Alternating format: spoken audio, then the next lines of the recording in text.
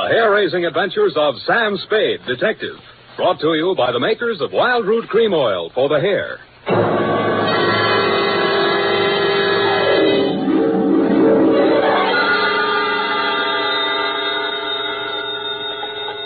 Sam Spade Detective Agency. It's me, Effie. Oh, Sam, I've been worried about you. Sid Weiss was just on the phone, and he says digging up a corpse without a permit is against the law. It's all right, Effie. I just dug him up to say hello and put him back again. Oh, Sam. I'll be down in a couple of minutes to dictate my report, sweetheart.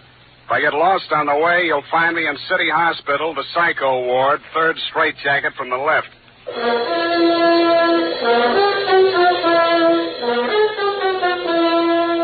Dashiell Hammett, America's leading detective fiction writer and creator of Sam Spade, the hard-boiled private eye, and William Spier, radio's outstanding producer-director of mystery and crime drama, join their talents to make your hair stand on end with the Adventures of Sam Spade. Presented each week by Wild Root Cream Oil, the non-alcoholic hair tonic that will put your hair back in place again, grooming it neatly, naturally, the way you want it. Fellows, if a girl can spend half an hour under a hot dryer in a beauty parlor to look her best for you, certainly you can spend half a minute sprucing up with Wild Root Cream Oil hair tonic to look your best for her. That's all it takes, and Wild Root Cream Oil grooms your hair neatly and naturally, the way girls like to see it. Besides, it relieves dryness and removes loose dandruff. There's not a drop of alcohol in Wild Root Cream Oil. It contains lanolin. So get the big economy-size bottle at your drug or toilet goods counter. And now, Wild Root brings to the air the greatest private detective of them all in The Adventures of Sam Spade.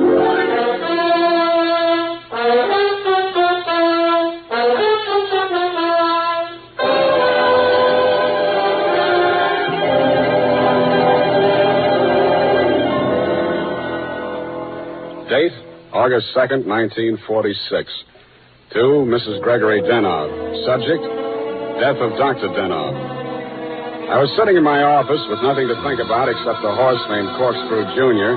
My secretary, Effie Perrine, came in and said there was someone outside. I didn't look up from the dope sheet, so she said it again. Someone outside, Sam. What's he look like? Blue double-breasted custom-made suit, Countess Mara tie, hand-tailored shirt, English shoes, hand-trimmed Van Dyke. Get me a blank check and send him in. Okay, Sam. Please come in. Mr. Spade will see you now, sir. Thank you.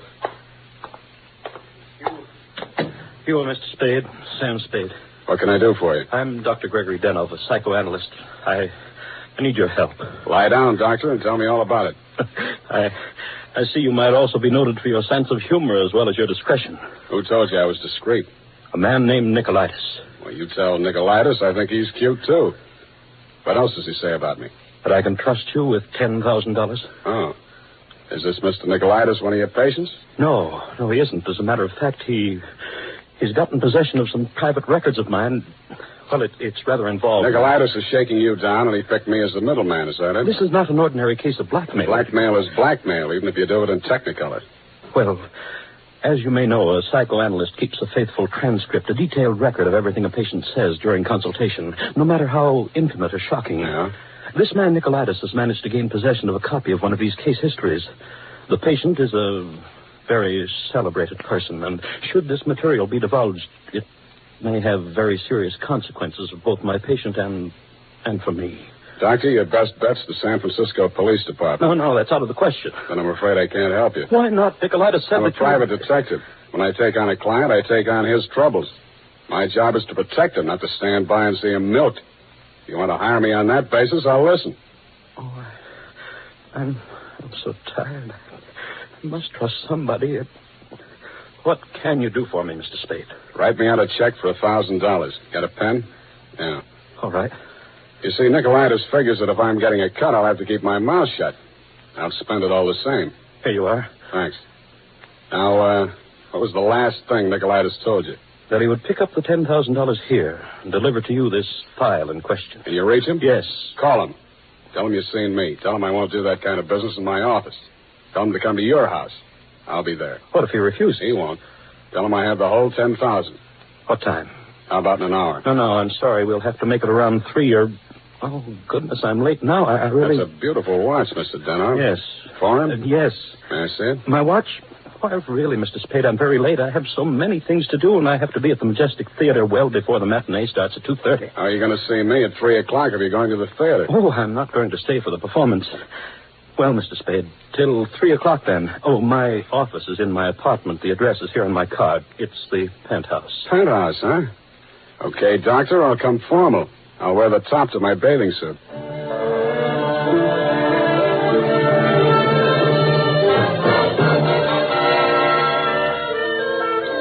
I left my office around 2:30 and started walking up Nob Hill. The Versailles Apartments, where Denov's place was, took up the whole 300 block, so I didn't have any trouble finding it. I stopped across the street for a minute to get my breath after the uphill climb, mopped my face, and started across. Just as I got to the middle of the street...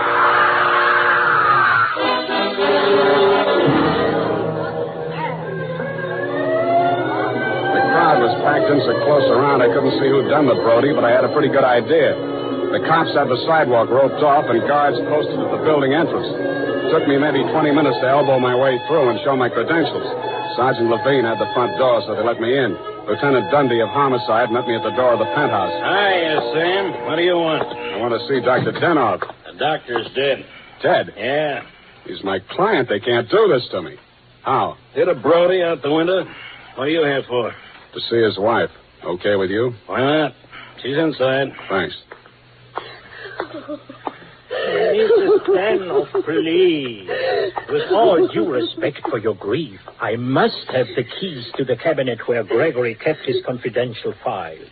You realize that you wished me to take charge of his patients and that I am responsible. All this police and so on. Oh, we must get those files out of here as soon as possible. Yes? My name is Spade. I am Dr. Zoya. I was poor Dr. Denoff's oldest friend. If there's anything I'd like to see you, Mrs. Denov, alone. But you police have already asked her so many questions. You see, she's not in the... I'm not with the police. I'm a private detective. I was working for Dr. Denov. A private detective? He was in trouble, you see. You see, Dr. Sawyer, the police won't believe me. Mr. Spade, you'll tell them. You'll tell them he didn't commit suicide. Well, Mrs. Denov, I guess that takes care of everything here. It's clearly suicide. Oh, idiot. Blind, stupid idiot. Suicide. My husband, he treated suicides. He would never... No, please. It will be all right, my dear. I'm sorry. She's hysterical. Yeah. If I had the time, I would... Tell them. Please, Mrs. Dano. The undertaker has been arranged for burial at 7 o'clock, Beit Israel Cemetery. Now, please, the key to Gregory's files. Here, take it and go. Go ahead, all of you. Okay, we'll call you now. Oh, I'm so sorry, gentlemen. This hysteria, a simple traumatic condition. If I only had the time. Who can I turn to? Who will help me? You think it's pleasant? You think my husband would rest if they said I committed suicide? What shall I do? What shall I do? What shall I do? Oh, you... Dr. Zoya didn't have the time, neither have I. Do you think it's murder? Who do you think killed your husband? To name someone? That's a very serious charge, Mr. Spade. Goodbye, Mrs. Denov. Constance Brent. You mean Constance Brent, the actress? Yes. Yes, she was his last patient this morning. She had threatened to kill him before. How do you know? My husband said so. Do you? Well, he'd written it down on his notes on her case. Once before, she'd almost pushed him from that same window. How about your husband and Miss Brent? Oh, I knew she was falling in love with my husband. That always happens. They call it a transference. But in this Your case... husband told me Miss Brent was acting in a play this afternoon over at the Majestic. Yes, Midsummer Night's Dream. But she was here. I know she was here. Miss Ray, the receptionist, was coming back from lunch when she heard voices arguing inside. And she was sure it was Miss Brent's voice. Show me the doctor's case history on Miss Brent. I can't. It's missing. As soon as it happened, I went to the files. I meant to show it to the police. Who could have taken it? Constance Brent was the last one in that room before he died. Yeah. When did you see Nicolaitis last? Nick, who? Skip it. Where can I reach you in case... For the next couple of hours, I'll be at the Majestic Theater. I want to see how good an actress this Constance Brent is.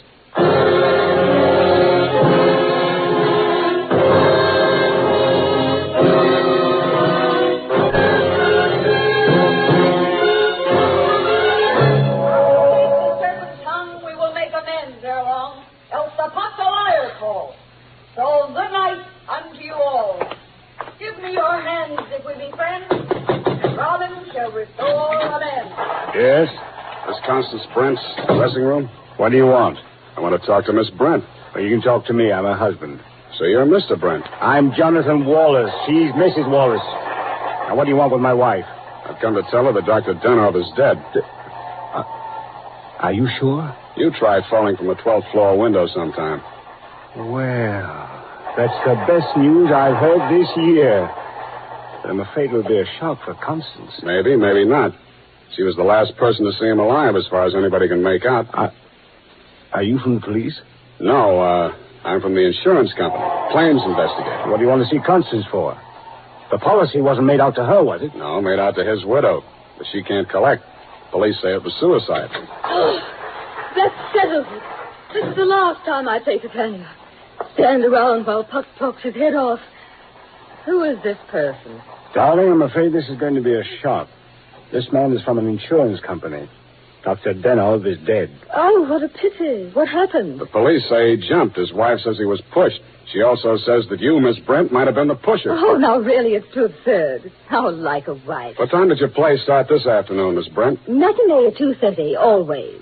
Always. And the late lamented Dr. Denov jumped at 3 o'clock. I didn't say he did. Doesn't this news, shock you? But of course. Do you think good psychoanalysts are easy to find? Looks like your next doctor will have to start from scratch. Your case history seems to be missing from Dr. Denov's files. Missing? No. What is it? Has a man named Nicolaitis been in touch with you? I've never heard of him. Chances are you will. Does he have Dr. Denov's notes on my case? Could be. This is frightful. Hot reading, huh? You seem to know this person, Nicolaitis. Get that file for me, and I'll pay you well for it. Just a minute, my lovely Titania. We don't know who this man really is.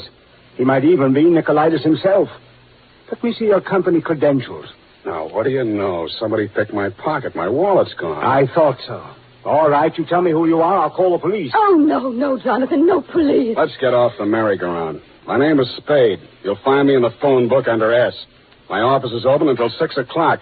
And if a man answers, don't hang up. It'll be me.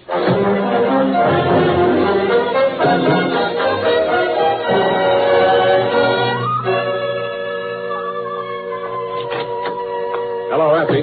You found a Nicolaitis yet? Not one. I even tried spelling it backwards. Nobody ever heard of a man named Nicolaitis. I'm beginning to think there ain't no such person. Pardon me, do I hear my name mentioned? I'm Nicolaitis. Sam, I still think you're right. Come all the way in, Mr. Nicolaitis. Sit down. Oh, thank you. If you need me, Sam, just scream. What can I do for you? Oh, I've come for my money. What money? Oh, the $10,000. You remember the $10,000? Refresh my memory. Oh, Dr. Denov, the gentleman who visited you this morning? Oh, that $10,000. Oh, you remember now. Yeah, it all comes back to me now. You were supposed to deliver something for the money.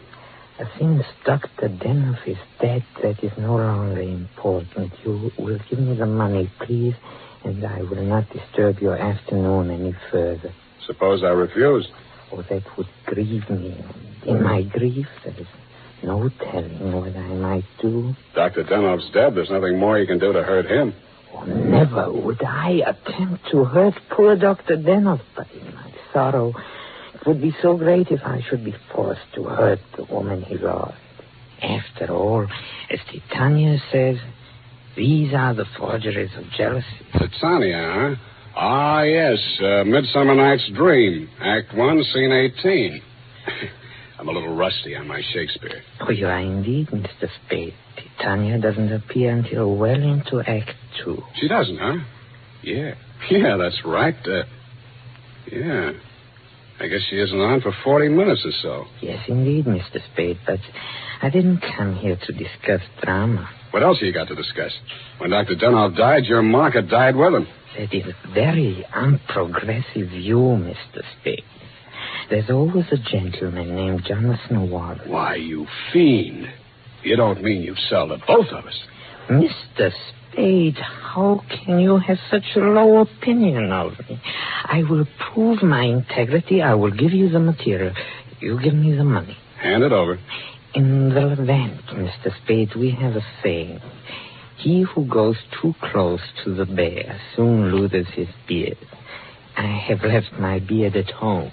Okay, I'll meet you anywhere you say, anytime you say. Excellent. At 7 in your apartment. Won't that be walking into the bear's cave?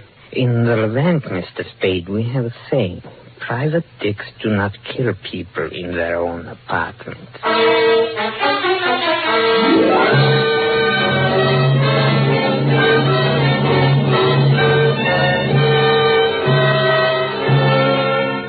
It was then 6 p.m. I called Effie for messages. She told me that you had been phoning frantically, Mrs. Denov. I still had maybe 30 minutes before Nicolaitis was due at my apartment, so I breezed on up to your place on the hill. We had a very interesting chat. Remember, Mrs. Denov? Looking back on it, that was probably the most interesting conversation we had. Funny, I can't remember much of anything you said, but it was so cozy there in your place. And what with your clock being about 20 minutes slow, it must have been something like 7:30 before I left you. I grabbed a cab and told the hacky to step on it. I hoped Nicolaitis was still waiting at my apartment. He was.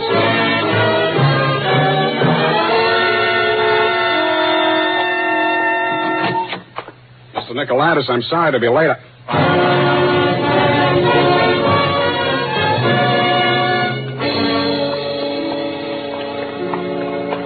He was lying on my bathroom floor.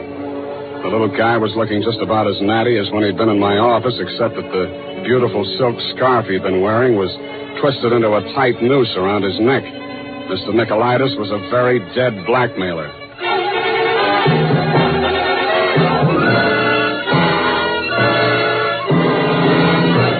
The makers of Wild Root Cream Oil are presenting the fourth in a new series of programs bringing to the air for the first time the adventures of Dashiell Hammett's famous private detective, Sam Spade.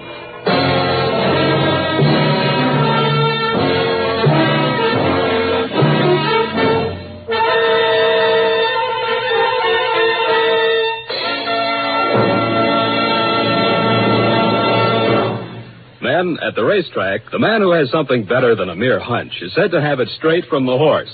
Of course, that's a humorous expression, but it shows how to get facts. Go straight to the real source of information.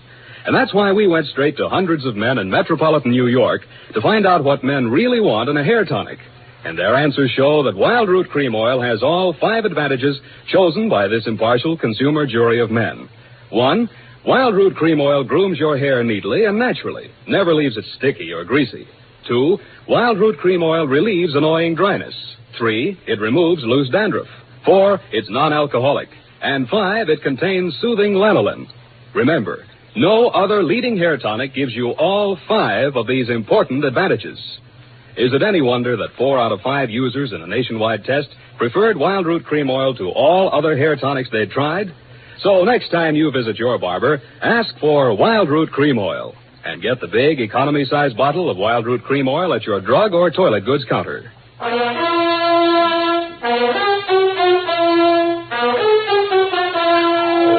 now back to Sam and Psyche.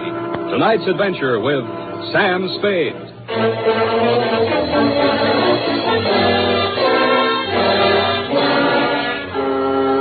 His eyes were open, and he seemed to be looking right at me as I bent over him. The finger marks in his throat were too blotchy to be of any use.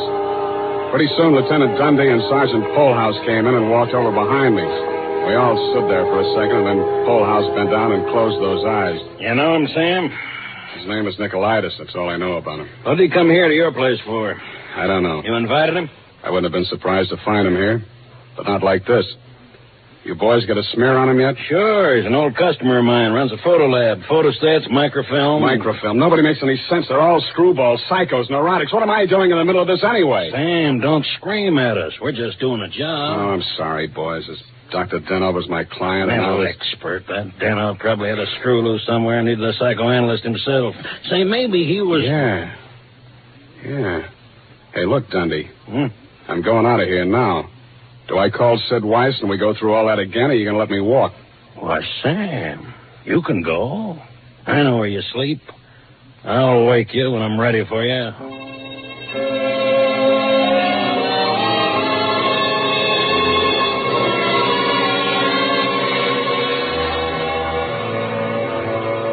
Well, Mr. Spade?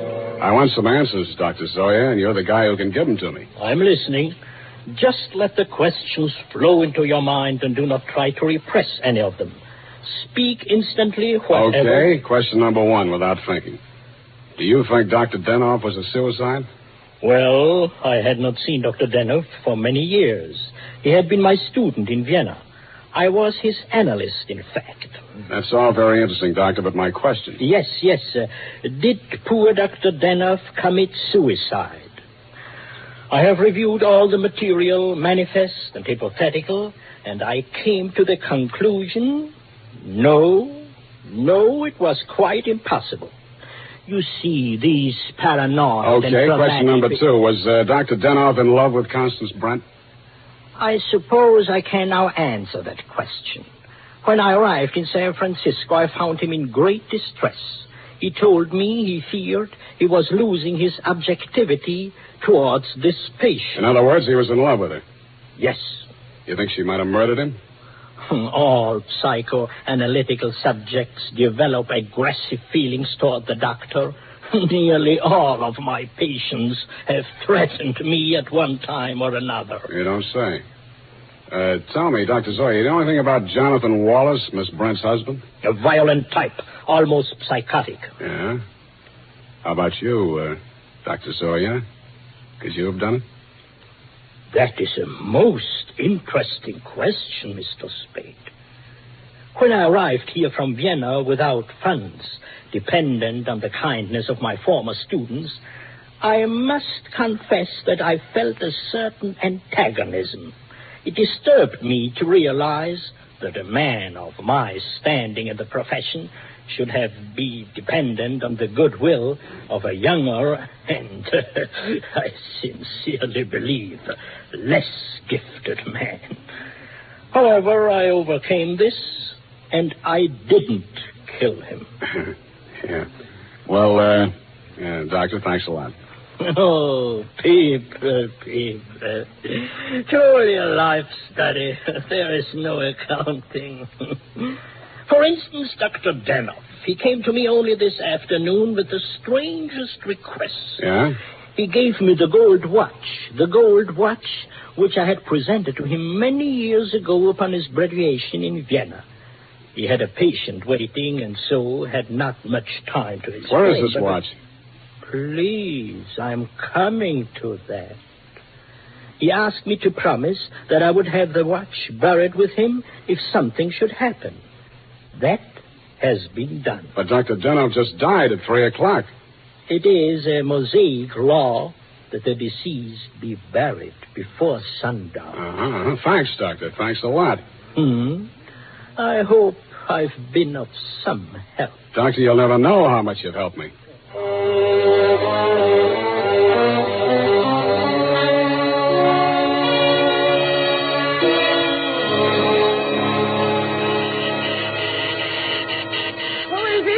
Spade. Oh, what's happened? I think I got the answers, Mrs. Denoff. That file on Constance Brent. Your husband knew that you'd been going through it. Mr. Spade. Shut up and listen to me. He took it out of the files, had it microfilmed for his own private records, and destroyed the original. Really? The man who did the microfilming was Nicolaitis. He delivered one print to your husband and kept another for himself.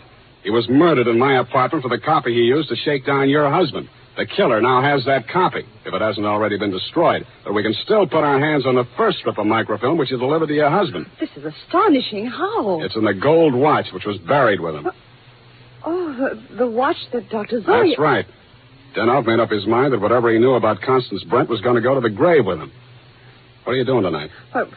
Nothing. And we got a date, sweetheart, you and I. I'll be back toward the wee hours. All paths lead to the grave. Ophelia, Act 6. Gregory's grave? But shouldn't we get a court order and have it done properly? The courts don't open until 10 in the morning, sweetheart, and Lieutenant Dundee's going to start asking me some questions about that stiff in my apartment before then. You see, baby, I can't wait.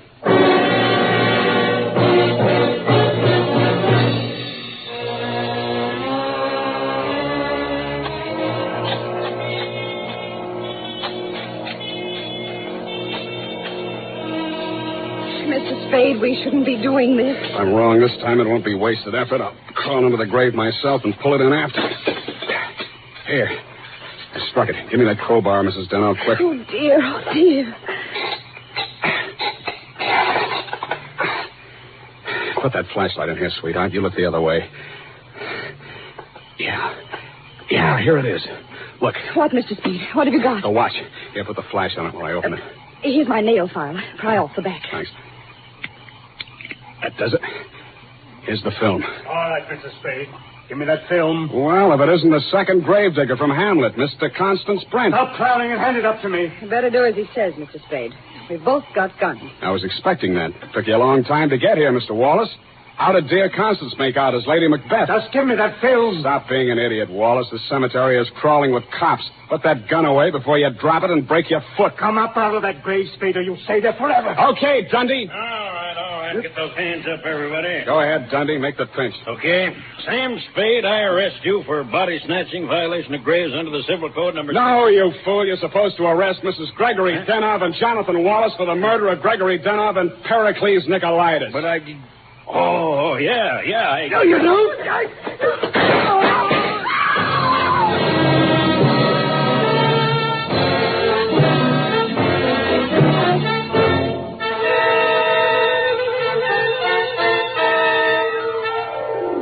It was smart of you, Mrs. Denov, to make me late for my appointment with Nicolaitis. You did that so that Wallace could nail him in my apartment for the microfilm. You thought you could use that film to pin Denov's murder on Constance Brent. But after your late husband caught you tampering with his files, he added a few well-chosen words to it so that the film put the finger on you and your boyfriend, Mr. Wallace, in case anything happened to the doctor. So Wallace had to kill Nicolaitis. You weren't smart to push your husband out the window. That looked like suicide. You might have gotten away with it, Mrs. Denov, if you'd bashed your husband's head in with a bottle. That reminds me, Effie, pour me a drink. That all? Sign it, put a special delivery on it, and send it care of the matron to Hatchapee Prison. Go on, have one yourself. Oh, thank you. Here's how. Oh. You'll get used to it. Good night, Sam. Good night, sweetheart.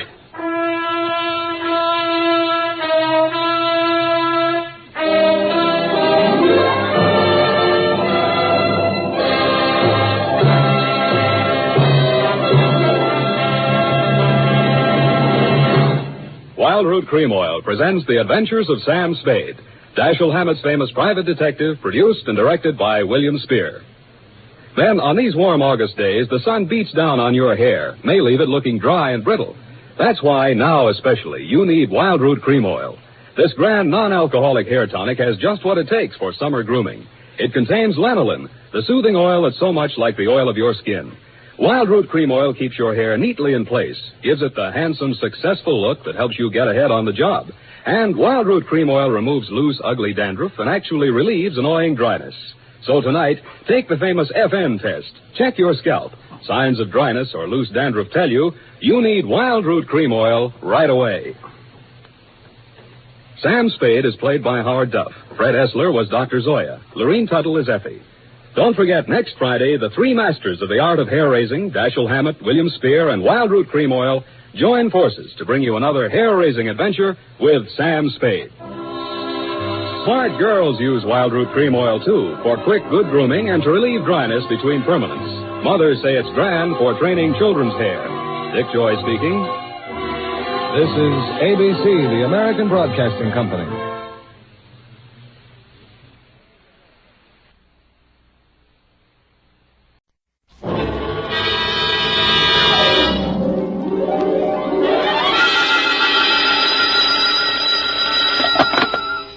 Detective Agency. Ahoy!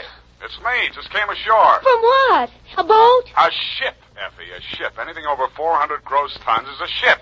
Anybody knows that. May I inquire what was your port of call? Calcutta. My, that was a quick trip. Well, Effie, I'll tell you, I got so homesick for you I couldn't stand it, so I assembled my gear and jumped ship. Why, Sam, how sweet. Fast there, gal. I'll be right down to dictate my report.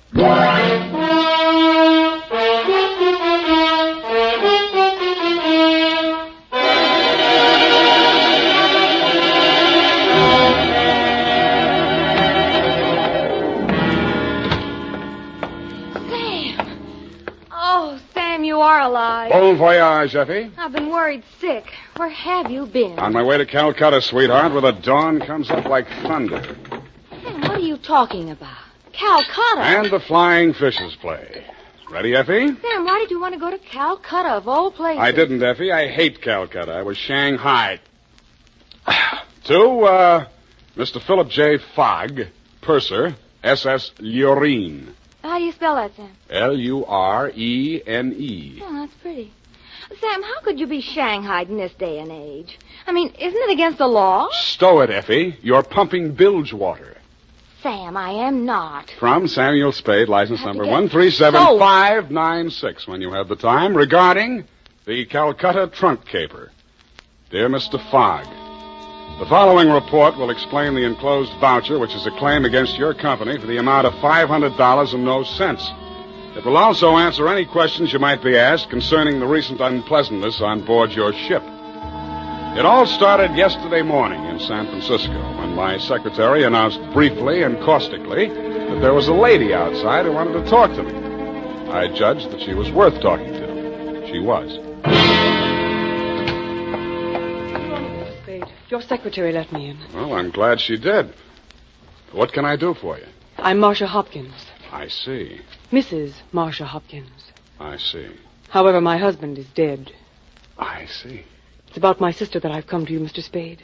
I'm dreadfully worried about her. Who's your sister? Miss Constance Pendleton. And she's become involved with a ne'er-do-well, a completely worthless scoundrel, and a real foreign bluebeard. All three? It's one man, Mr. Spade. A Bulgarian, Major Andrea Rodnik. They're going to be married this afternoon, and I'm positive that his only interest is in her money. I'm convinced that he's going to kill her soon after the ceremony. He's done it to other wives in Europe. I've warned Constance and pleaded with her, done everything I could to stop it. But she's completely infatuated with him and refuses to listen to me. Mm-hmm. What do you want me to do? Prevent the marriage if you can. Get the truth about Rodnik's background and face Constance with it. Oh, Mr. Spade, in some way you've got to make her realize the seriousness of the situation. He's a ruthless character. Well, I'll do what I can, Mrs. Hopkins. Oh, thank you, Mr. Spade. Oh, I've felt so alone and helpless until now. Oh, really? But you will do everything you can, won't you? We've got to save her life.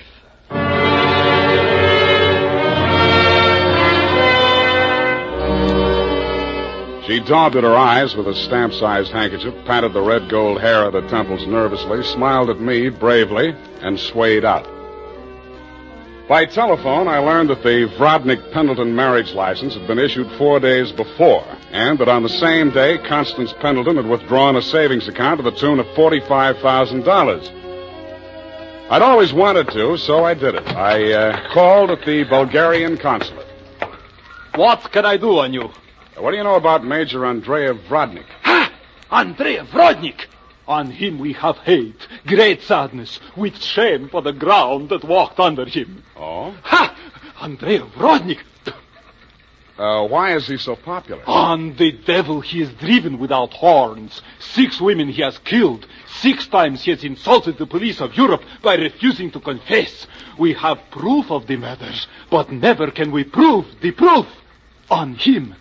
Yeah, sometimes it goes that way. Ha! Never do we find the bodies of the 6 women. Only their money in the name of Andrea Rodnik. My pardon. Well, think nothing of it. You're just upset on you. You're interested on him. Why? You go to Europe? No, Rodnik comes here. Ha! Here on San Francisco. He marries again. So I'm told. Ha! Oh, by all the means you must prevent it. Go to him, brave man. You do the world a service. Make violence on him. Even do you hang for it. Your name will live.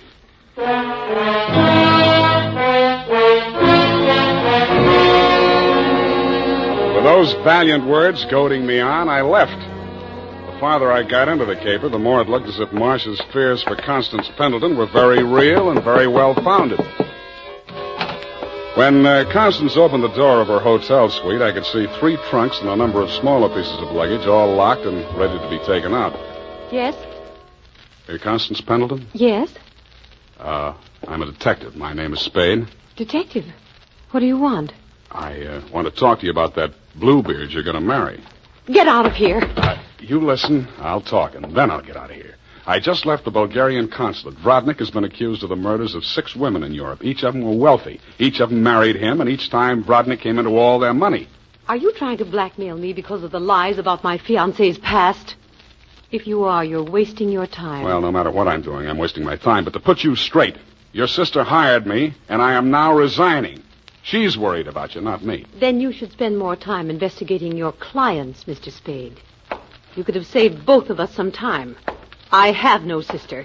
This is my wedding day. Goodbye, Mr. Spade.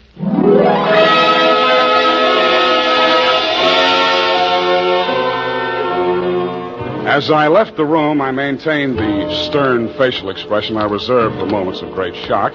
But once outside the door, I allowed myself to be carried on the wave of rage and embarrassment for just a minute, and I kicked over 2 potted palms.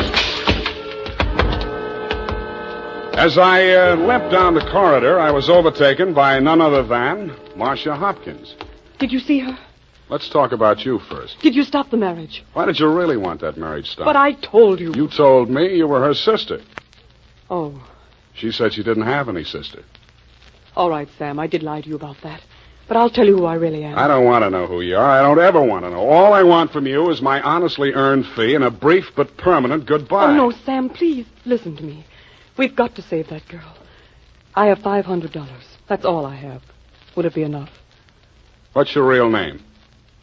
Marshal Rodnik. Yes, he's my husband. I've been married to him for 10 years. We've traveled all over Europe, and I never knew where the money was coming from. He left me at times for 2 weeks or a month, and then when he'd come back, there'd be more money. I just realized that that's when he must have been killing those poor women. And I know that's what he's going to do this time. I just can't stand it. You've got to protect her. That should be easy. We'll let him get married and meet him at the door with a bigamy warrant. Then you will see me through this. I might. Oh. In my bag, there's $500. Take it. If we can't stop the marriage, then don't let him out of your sight. Not even for a minute. He's a beast, Sam. A beast.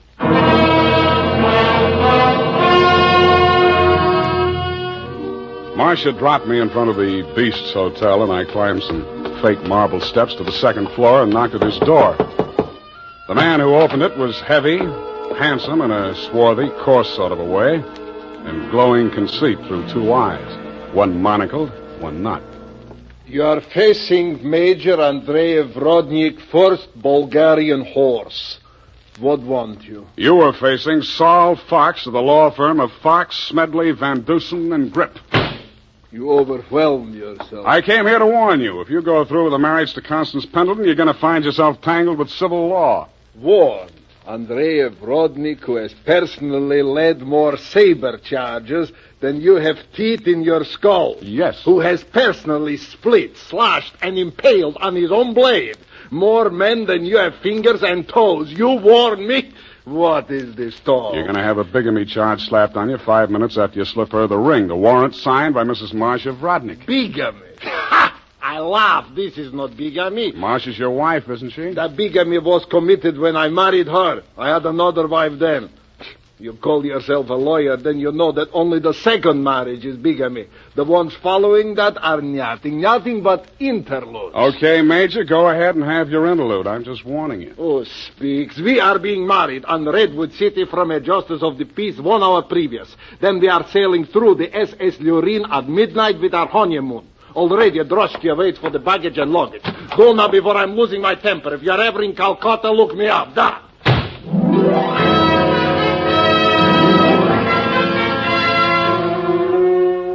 I could see the direct approach was getting me nowhere, so I decided to proceed by stealth. I waited outside the building, and when he left, I tailed him. He made 4 stops at a second-hand store, a hardware store, a surgical supply house, and an undertaker supply house. At these places, he purchased the following items: an oversized steamer trunk, black with brass fittings, a large ball of rope twine, 2 large lead sash weights, a set of surgical instruments, and at the 4th and final stop, the undertaking supply, he bought 2 items: a 20-foot length of rubber tubing and a pump. He returned to the second-hand store with his other purchases, put them inside the trunk, and ordered it sent up to Constance's hotel immediately, and thereupon betook himself to the same place. Marcia was waiting in the empty lobby when he went in. I crouched behind a pillar, turned up my hearing aid, and listened. Did you get the thing? Yeah. Now listen, my darling. We must work fast. As soon as the trunk arrives, before she has a chance to get to the telephone... Yes, Andre, but please, no cutting in the apartment. As you wish, my darling. Now, you know what you have to do. While I'm getting her into the trunk, you'll change her clothes, put on her traveling dress, the hat with the... What is it? What's the matter? Nothing. Come, we must make haste.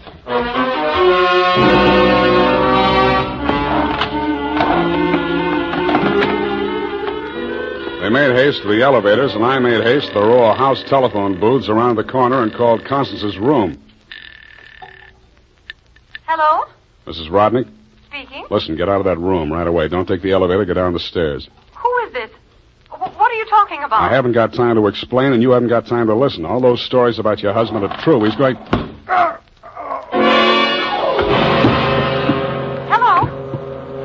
Hello?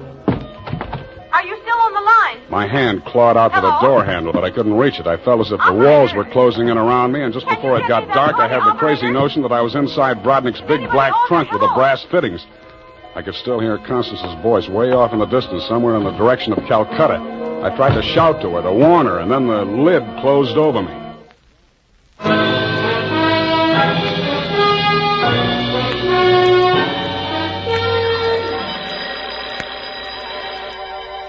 I shook my head trying to get the bells out of it. Then I remembered where I was and what had happened. I was still wedged into the bottom of the phone booth where I'd slumped when Rodnik sapped me.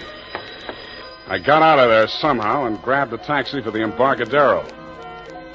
The time was 11:55. The SS Lurene was scheduled to sail at midnight.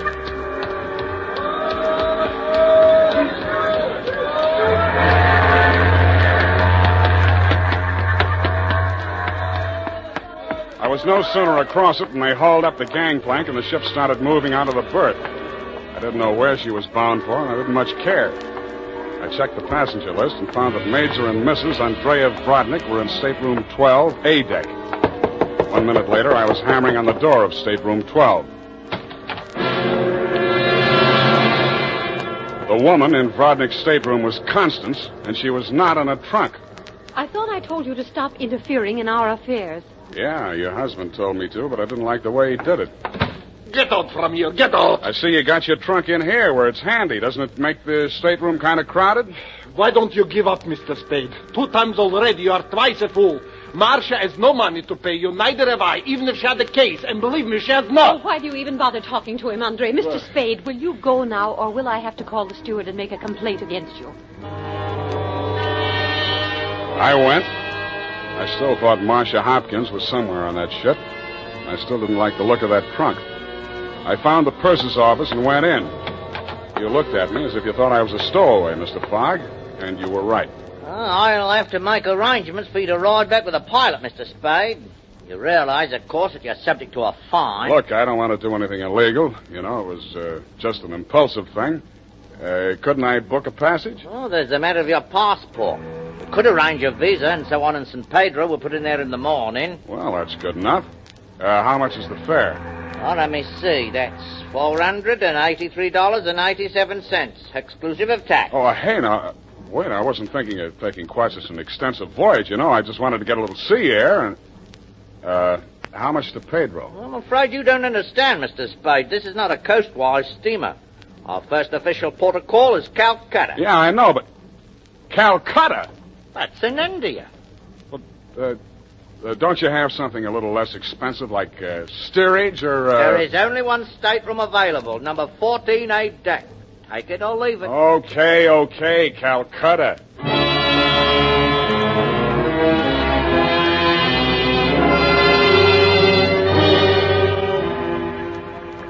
After buying my passage to Calcutta, I had exactly 12 cents left. This I gave to the steward who showed me to my stateroom. He thanked me, kicked me in the shins, and left. Out on deck, a tall, red-nosed old gentleman in knickerbockers and a yachting cap was taking a turn around the deck. With him was a face I'd seen in the morning lineup down at the Hall of Justice a dozen times. He was a hotel thief by profession, name of Norman Gorman. He knew me, too, but he didn't give me a tumble. I fell into step with him. Sea air. Nothing like it, am I right? Yeah, I guess it's okay, but there's so much of it. Brisk, bracing, salt spray. Nothing like it. Oh, hey, Norman, my lad. I hate it. I hate boats. Suppose there was a fire on board. Fire? Oh, ridiculous. This your first voyage to the Orient? Yeah. The inscrutable East. You've made this trip before? Oh, yes, indeed. I've worked this line. Yes, indeed. I make this voyage very often. Business interest out in India. Tea, you know. Runs in my family. Sturgis's Golden Orient in the little yellow package. Ever tried it? No, I never indulged. Huh? Don't drink tea. That's ridiculous. Commodore, I need a drink. I ain't happy. Suppose there was a fire on board here.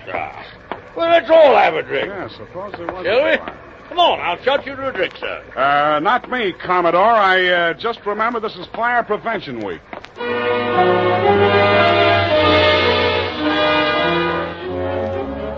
The nearest fire alarm to Rodnik's stateroom was on the companionway leading to the A-deck corridor. It was a glass-enclosed box with a small hammer hanging on a chain. I broke the glass and turned the key.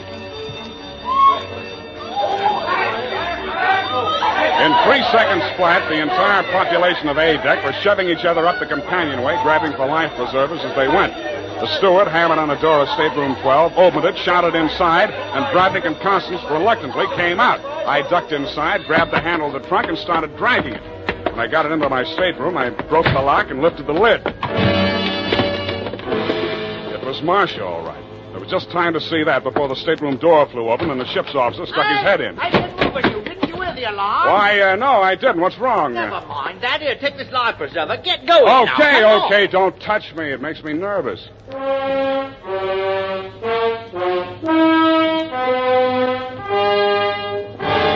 20 minutes later, the captain announced to the mob up on the deck that it was a false alarm, and the passengers drifted back to their cabins. I tried to look casual as I unlocked my stateroom door and walked in.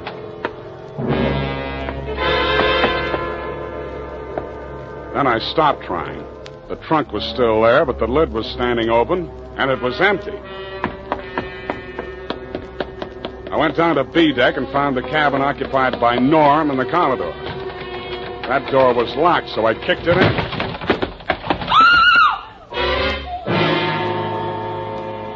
You could still see the marks on her wrists and ankles where the cord had been. It was the girl I had seen in the trunk.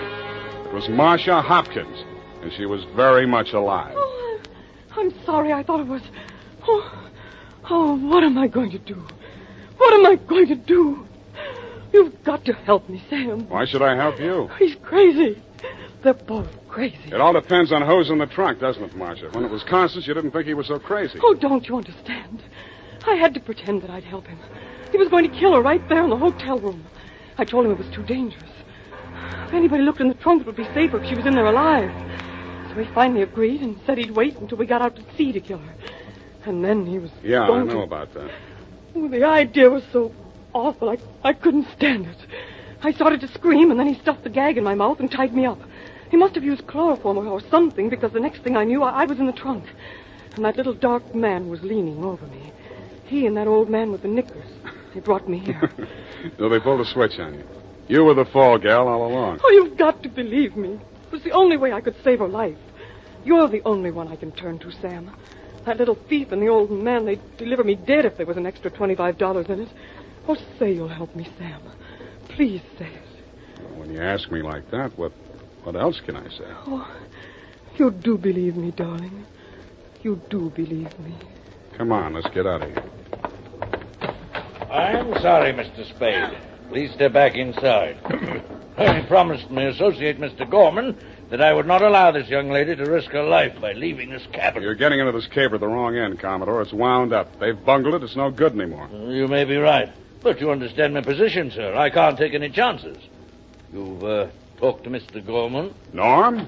Yeah, I talked to him. He took you into his confidence? Stop making with the pistol, Commodore. You don't know how to use it anyway. Well, heavens, Norm. You're as white as a sheet. What is it? Oh, he's sick. Go get a doctor. Yes, indeed. Right away. Listen, Spade. Take her with you. Get out of here. I don't want no part of this. You got it bad, Norm. I'm sick, I tell you. The way I had it sized, this was a clean caper, a snatch.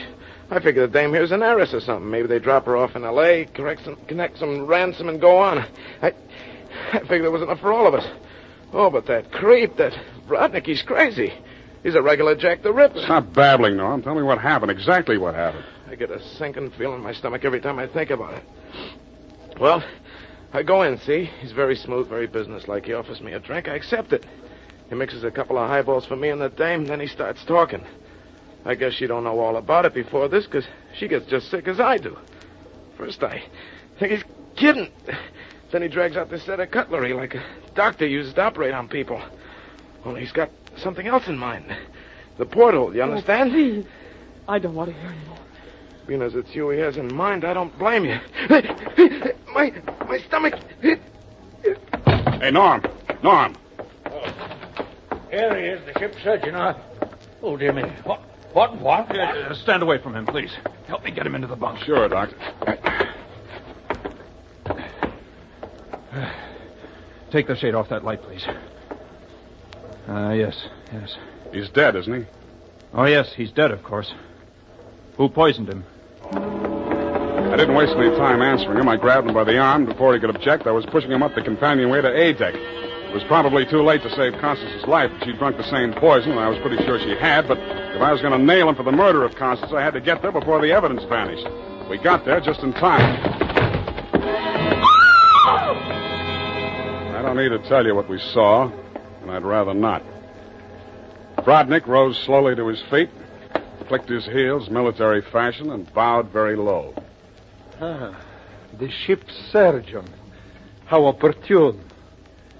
Perhaps you could advise me, Doctor. After all, I am, in all honesty, even still, a mere amateur at this sort of thing.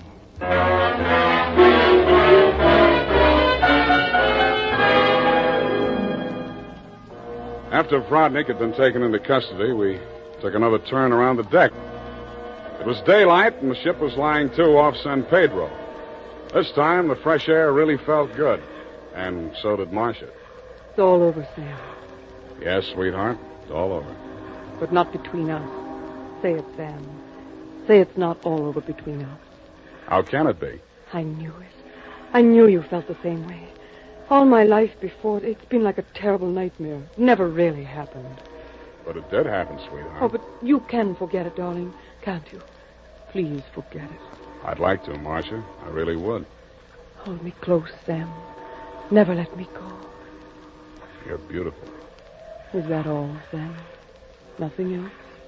Yeah, lots else. That's why I think we better say goodbye right now. Because when I feel like this, I get foolish. And if I get foolish with you, I'm likely to wake up in a trunk someplace.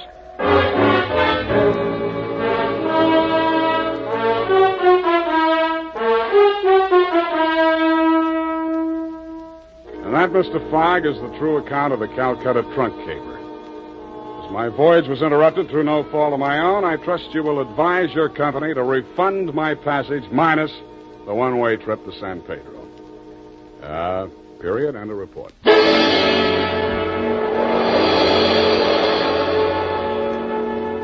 Sam Spade is played. The Adventures of Sam Spade, Detective. Brought to you by Wild Root Cream Oil Hair Tonic, the non-alcoholic hair tonic that contains lanolin.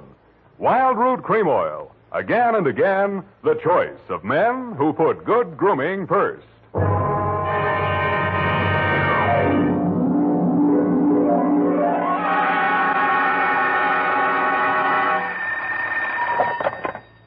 Office of Samuel Spade, Private Investigations. Good morning. Evening. Effie? Miss Perrine is on a vacation. Perhaps I may be of assistance, no doubt. I don't know. To whom am I speaking to? I am sorry. I cannot divulge that information to an entire stranger. May I take a message? Look, Miss whoever you are, I don't want to discommode you, but I am sorry, but I will have to ask you in no certain terms to resist from this line you are handing me. I am not the type secretary. Forget it. I'll just call Miss Perrine long distance and dictate my report over the phone. Oh, my stars and garter. How utterly gouch of me, Mr. Spade.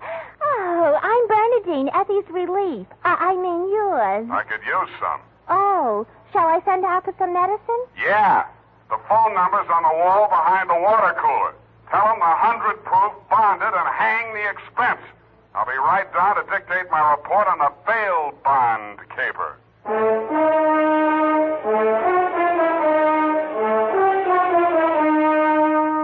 Dashiell Hammett, America's leading detective fiction writer and creator of Sam Spade, the hard-boiled private eye, and William Spier, radio's outstanding producer-director of mystery and crime drama, join their talents to make your hair stand on end with the adventures of Sam Spade. Presented by the makers of Wild Root Cream Oil for the hair. Only 3 days left, gals, and June, the month of weddings, will be over. But don't worry, there are still 187 days left in leap year, still time to snag the man of your dreams. You know, the one who uses Wild Root Cream Oil on his hair.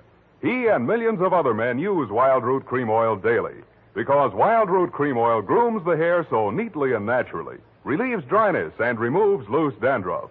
Any smart man who wants to look smart always insists on Wild Root Cream Oil Hair Tonic. Again and again, the choice of men who put good grooming first. And now, with Howard Duff starring as Spade, Wild Root brings to the air the greatest private detective of them all in the adventures of Sam Spade.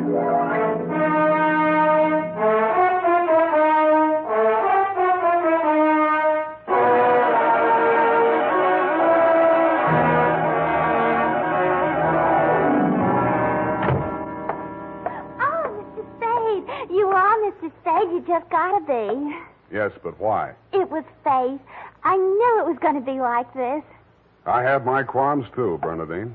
Oh, that's good. I sent the other back. The other what? I called that number, but it was euphonious. They said whiskey. Is something the matter? No, nothing at all. I'm perfectly calm. Well, I'm glad. My previous employer was very nervous, which is why I just happened to be tentatively at large when Effie reproached me about being a relief to her. Figures. Bernadine, now I'm not being fresh. Honestly, I'm not. But do you take shorthand? Yeah, but I don't speak it. What is that you speak? Don't answer. Ready? Rodney. I mean Roger. Date. I'll have to ask my mother. Down, Bernadine. Date, June 27, 1948, to Miss Effie Perrine, care of Perry's Lodge, Kanab, the Pearl of the West, Utah. What? Oh, wrong letter. I'll get to that later. Date, June 27, 1948, to Leo M. Scarlett, care of Leaf Branch, Root, Knox and Wood, attorneys at law, 333 Pine Street, San Francisco, from Samuel Spade, license number 137596. Subject, the bail bond caper. Dear Leo, I'm sorry things turned out the way they did, Leo, and I'd like you to know how I got into it. It wasn't for the reward. I don't take rewards. I'm not in love with your wife, no matter what she says, and I wasn't sore at you about anything. I was just sitting in my office, minding my own business, when the door opened, and Vivian walked in. She looked every bit as beautiful as she did when she lived under me in Ma Tuttle's boarding house in 41. In fact, I didn't recognize her until she slithered out of her mink. Hello, Sam. Surprised to see me? Yeah, but I'm trying not to show it. What's on your mind? Is that all you've got to say to me, Sam? Well, you're here on business, aren't you? All right, I don't blame you. It all happened pretty sudden, Leo and me. I should have written or phoned you, I suppose, but somehow... Forget it, Vivian. Now, what do you need a detective for? You, thinking of divorce already? Oh, please don't, Sam. If it was a mistake, I'm the one who has to live with it. And I made up my mind when I marry Leo, this time it's for keeps. No matter what. Mm-hmm. What's the what? He's in trouble, Sam. Well, that's nothing new. Well, this time I don't think it's his fault. When Leo went legit, he meant it. What's he say he's doing now? He's a bail bond broker. Judging from your new look, I'd say he's a success. Sam, a man called him on the phone today. I answered. He said his name was Holliday, but I recognized his voice. It was an old friend of Leo's, Charlie Rosenfoy. Charlie, huh? When did he get out? A couple weeks back. He was paroled. I don't know what he said over the phone, but Leo looked scared and sick. I don't wonder. The word around town was that Charlie took the rap for Leo. And I don't know anything about that. All I know is Leo's on the level now, and Charlie never will be. He did plenty on his own during that time he served. Well, I won't argue that, but from where I sit, it looks like Leo better start wearing a gun again. He has. That's what I'm so frantic about, Sam. You hear any of the conversation from Leo's end? He didn't say much. But I did hear him say, "All right, 10 tonight. I'll meet you there." That wasn't very smart of him. I know, but that's the way he is. It might be only for a payoff. I thought of that, too. But Leo hasn't got that kind of money. He's been dropping a lot at the racetracks lately. And even if he had it, he's not the type to pay blackmail. I don't like it. Why should I stick my neck out? Why did you have to come to me anyway? 'Cause I trust you, Sam. I know you were jealous of Leo. I was? Sam, if we ever meant anything... If you meant half the things you said to me when we... Stop it. That's blackmail. Oh, I feel so lost and alone. I don't know where to turn. Okay. I'll see what I can do. Oh, Sam. I'll make it up to you somehow. You see if I don't. Sure you will. And tell Leo to stop dropping his money at Tan Ferran. This is going to cost them plenty.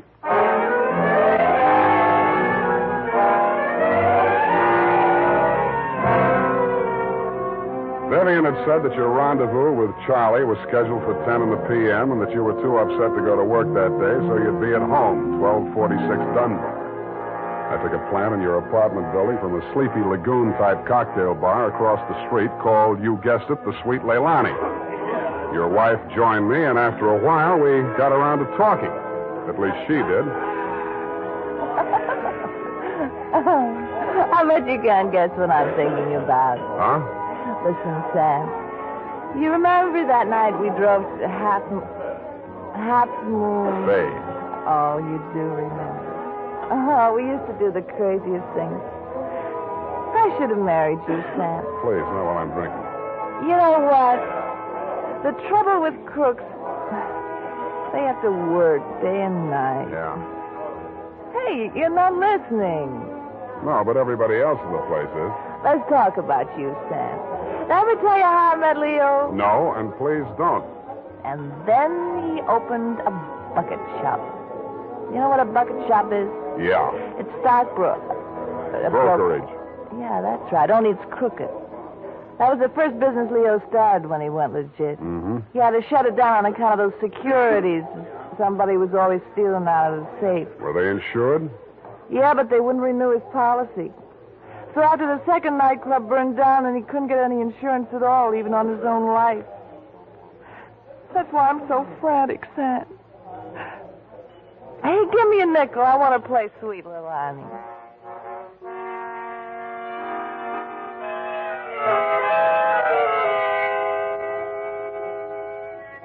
$50 nickels, and 2 hours later, Sweet Leilani broke under the strain, so we had Princess Papuli to leave a knot gave out, and we're starting on the Hawaiian war chant when she disappeared through a door marked Wahines, Hawaiian for powder room, and never came back.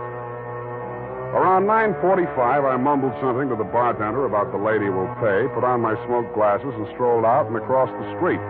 You came out of the building a couple of minutes later. You led me a zigzag course up Merchant Street to Salon, across Salon to Commercial, down Commercial to Drum, and made a lateral pass over Drum back to Dunbar. Your destination, I'd never have guessed it, was the Sweet Leilani. Happily, they were not playing Sweet Leilani. It was very, very quiet. The regular customers had taken a powder, and I didn't blame them. In the new crop at the bar, I counted 10 broken noses, at least 5 broken paroles, assorted knife scars, and 4 pairs of cauliflower ears, and 1 maverick. You slid into a booth at the end of the bar, took the gun out of your shoulder holster, and laid it down on the table in front of you. I walked over, turned it around so it was pointing at the jukebox instead of me, and sat down. Some other time, Spade. Some other time I drink with you. I'm waiting for a friend. Why the gun? You selling it to him? Maybe I give it to him. Go on, you drink at the bar. It's kind of crowded. Looks like Charlie Rosenfoy's old mob. Who are they gunning for? You or Charlie? Why don't you ask them? What are you drinking, Leo? I was with that bottle all day. Got a bad taste. Do me a favor, Spade. There's a bar 2 doors down the street. Go drink there. There's my friend coming in the door. Any friend of yours is a friend of mine, Leo. Look, Spade. Hello, Leo. What's the matter? You bring a bodyguard to meet your old friend Charlie? This shamus threw his weight in here. I didn't ask him. I don't need him. Huh.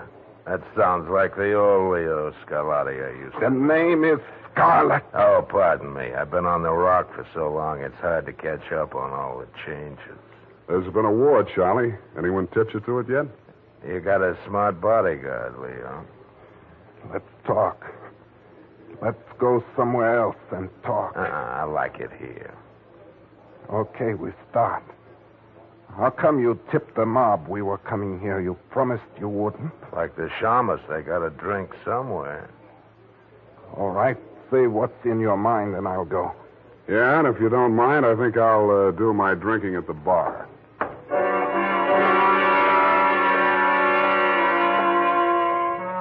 Both of your guns were on the table. It didn't look as though you were going to use them on one another, and I figured that neither of you was going to do much talking in front of me anyway, so I strolled back to the end of the bar to look at the television. The 10 o'clock news roundup was on, and the ticker tape that was moving across the screen said ... in Atlantic City today, period. I ordered a highball, and then the ticker tape started again. This time it said San Francisco, $1 million bail bond robbery. $1 million in negotiable bonds is tonight in the hands of a group of daring hold-up men who commandeered an armored truck at the very portals of the police department and the Hall of Justice.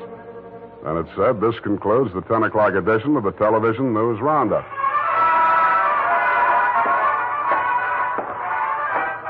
I had a slight hunch that if the television boys had had their cameras on the big bail bond robbery, that at least some of the characters would have been played by at least some of the bad actors that were foregathered in the Sweet Leilani. In fact, what you and Charlie were saying and doing when I walked back to your booth was almost too much to the point. You let me see the bulky portfolio Charlie shoved across the table at you. It looked like a carrying case for bonds, bank messenger type. But it was sealed with wax blobs bearing the imprint of the Great Seal of the state of California. I was impressed. Where'd you get this? You can read about it in the papers, and if I was you, I'd get this out of sight before them papers hit the street. And one thing more, don't try to clip none of them coupons. And one thing more in addition, don't open it at all. Sure. Spade? Yeah, Leon? I think I hire you after all.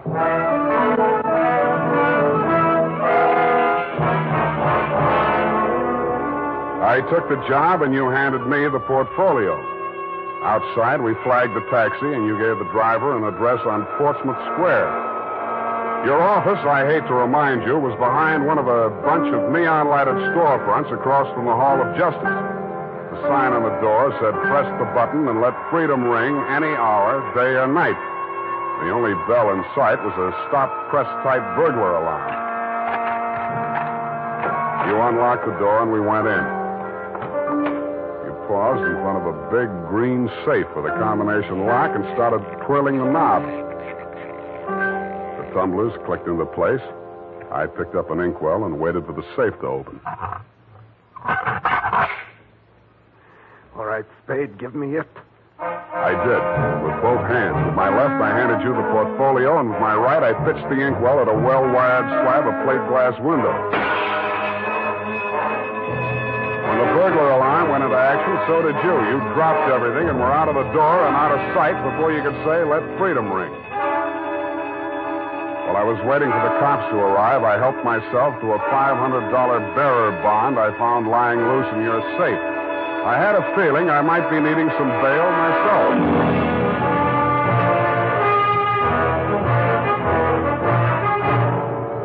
The makers of Wild Root Cream Oil are presenting the weekly Sunday adventure of Dashiell Hammett's famous private detective, Sam Spade.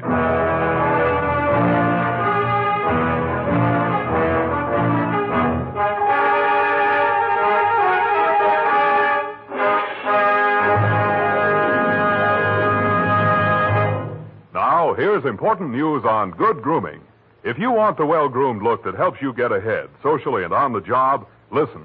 Recently, thousands of people from coast to coast who bought Wild Root Cream Oil for the first time were asked, how does Wild Root Cream Oil compare with the hair tonic you previously used? The results were amazing. Better than 4 out of 5 who replied said they preferred Wild Root Cream Oil. And no wonder. It gives you the advantages that men consider most important. Wild Root Cream Oil grooms your hair neatly and naturally, relieves annoying dryness, and removes loose dandruff. What's more, non-alcoholic Wild Root Cream Oil is the only leading hair tonic that contains soothing lanolin. That's like the oil of your skin. So ask for Wild Root Cream Oil Hair Tonic. Again and again, the choice of men who put good grooming first. By the way, smart girls use Wild Root Cream Oil, too. And mothers say it's grand for training children's hair.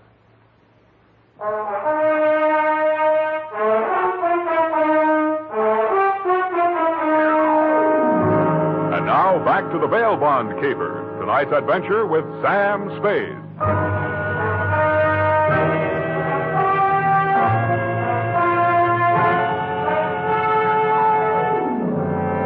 I had hoped, Leo, when I made my spectacular move in your bail bond office and set the bells to ringing, that I'd get the caper off my neck and onto the capable shoulders of the police, where it now belonged.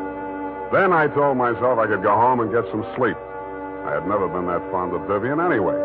I was holding the $1 million portfolio, complete with its big official seal still unbroken, ready to hand it over with a flourish to the first boy in blue that rushed in. But then I saw something that dashed my hopes. There was a strip of Scotch tape across the bottom of it. It wasn't up to me to tamper with important evidence, but I didn't have to. It was only a question of what magazine had been cut up to replace the $1 million in bearer bonds. That question was answered at headquarters 20 minutes later. It turned out to be the last 52 issues of Radio Life, which even Captain Walsh of the robbery detail admitted was no help. Neither was Captain Walsh. Now, Spade, in your statement here, you state, so-and-so, Sweet Leilani, and that Rosenfoy did hand portfolio exhibit in question to Leo M. Scarlett, alias Scarlatti, at approximately 10:20 p.m. this day. That's it, Captain. Now, you sure you want to stick with this? You don't want to change any part of the statement? No, I just want to go home and go to bed. I'm afraid you're going to stay with us for a while. Who, me? Statement of Jordan Joyce, M.D. Statements of Hilda Sackwriter, R.N. and Mildred DeVilbiss, R.N. Day and night nurses, respectfully. Who's sick? Rosenfoy. He's been quarantined in his home in Daly City since his release from Alcatraz 4 days ago. Chicken pox. Sorry, Sam, I'll have to book you. You sure you don't want to add anything to that statement? Only this. Kelsey Walsh, if you continue to do such brilliant police work, you will be waving a stop sign at a school crossing in time for the fall semester. You are a hangnail on the finger of justice.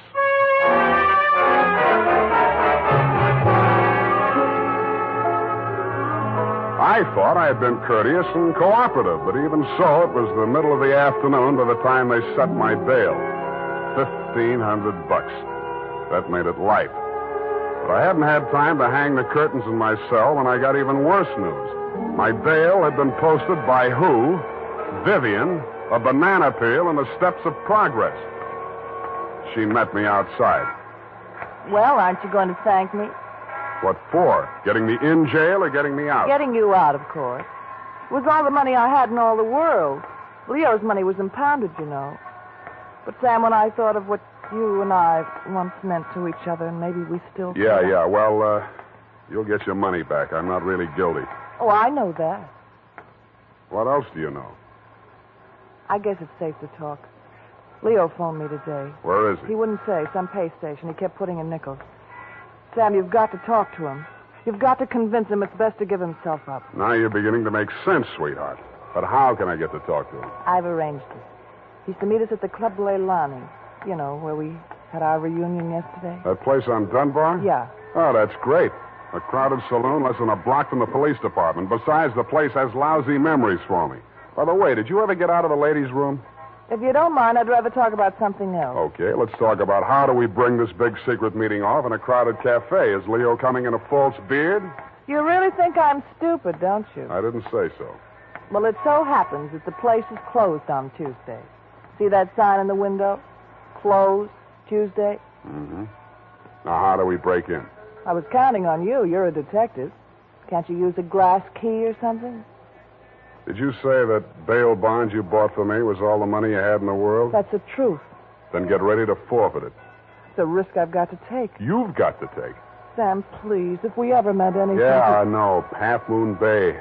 But sometimes I wish we hadn't been childhood sweethearts. Wait here. I'll case the alley.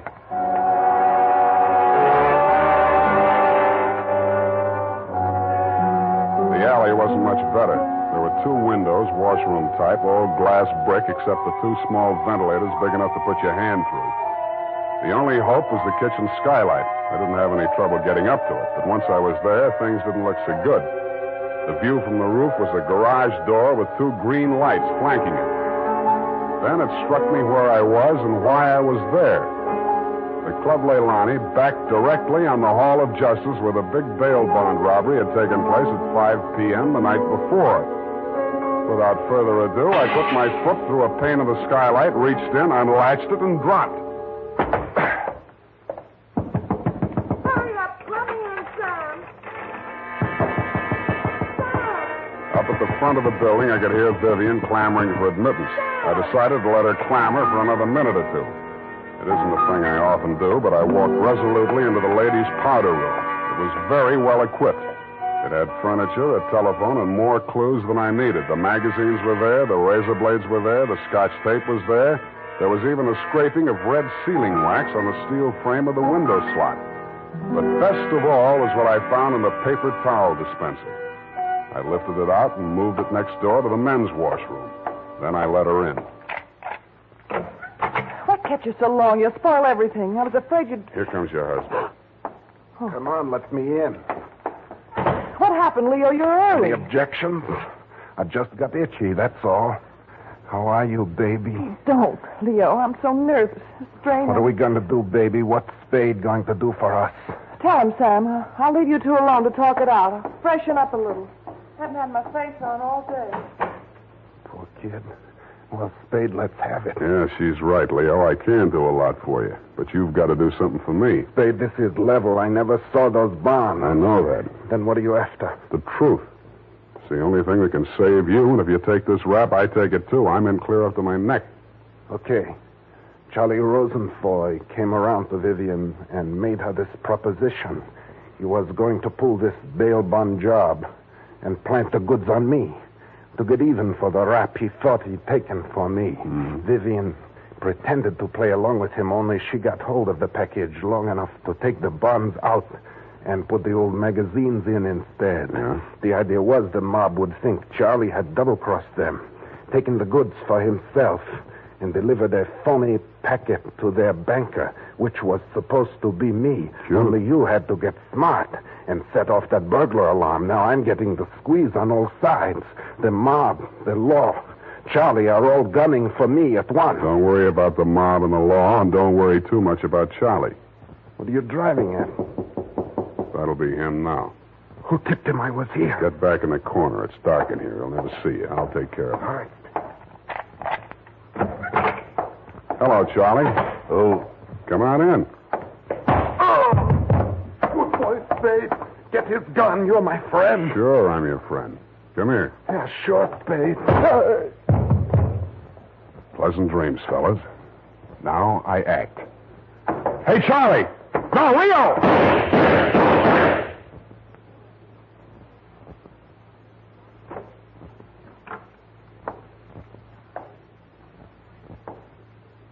Vivian? Sam? That you? Yeah. The last of your boyfriends. You mean Leo? Charlie? Yeah. They just knocked each other off. Oh, Sam. I can't see. Dark. Right here in front of the jukebox. You sure? Hope to die.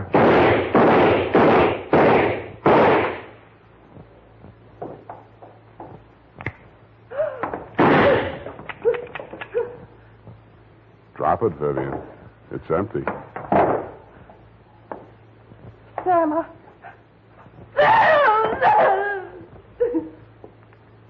Vivian, how could you? After Half Moon Bay.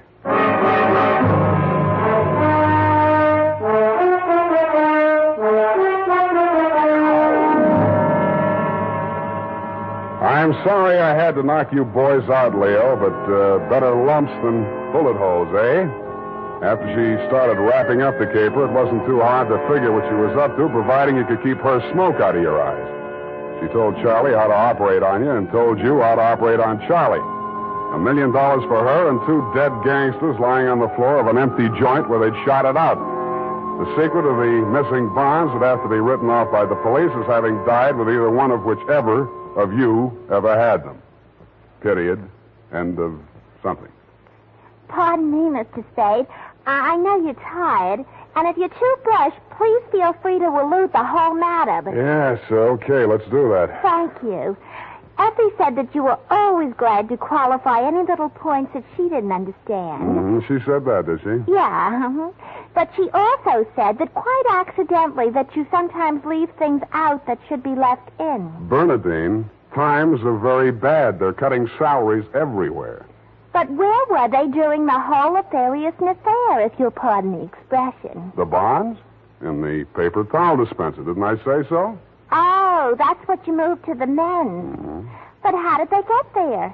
In the Walreenies, if you'll pardon the expression. Simple. When the thieves whizzed through the alley after the heist, Vivian had her well-manicured little lunch hook thrust through the window slot to receive them. Oh, that's how the red sailing wax got there. Bernadine, you're spectacular. Now go and type this up. You're making me nervous.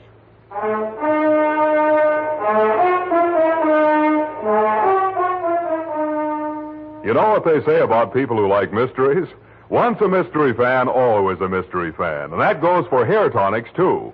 Once a Wild Root Cream Oil fan, always a Wild Root Cream Oil fan.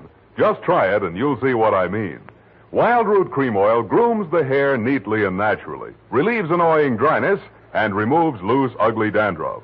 So tonight, or first thing tomorrow, step up to your drug or toilet goods counter and ask for Wild Root Cream Oil. Get the big economy bottle and the handy new tube that's easy to pack when you travel. Also, ask your barber for a professional application of Wild Root Cream Oil Hair Tonic. Again and again, the choice of men who put good grooming first. Well, here it is, Mr. Spade. I hope it's not too erroneous. Oh, I'm sure it's quite offensive. Don't you mean inoffensive, Mr. Spade? Have it your way. I don't want to sound imprudent, Mr. Spade, but I must say that your conduct through the whole thing was very brave and outrageous. Don't you mean courageous? Oh, now I've got you doing it.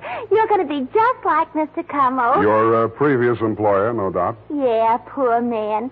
You know, he finally became completely erasable. They had to take him away. What were his symptoms? Well, when he ordered the puppy biscuits, I thought he was just being concentric. But after a while, he wouldn't answer to anything but Rover. I had to sprinkle his flea powder in the morning, you know? And then he had his little tricks.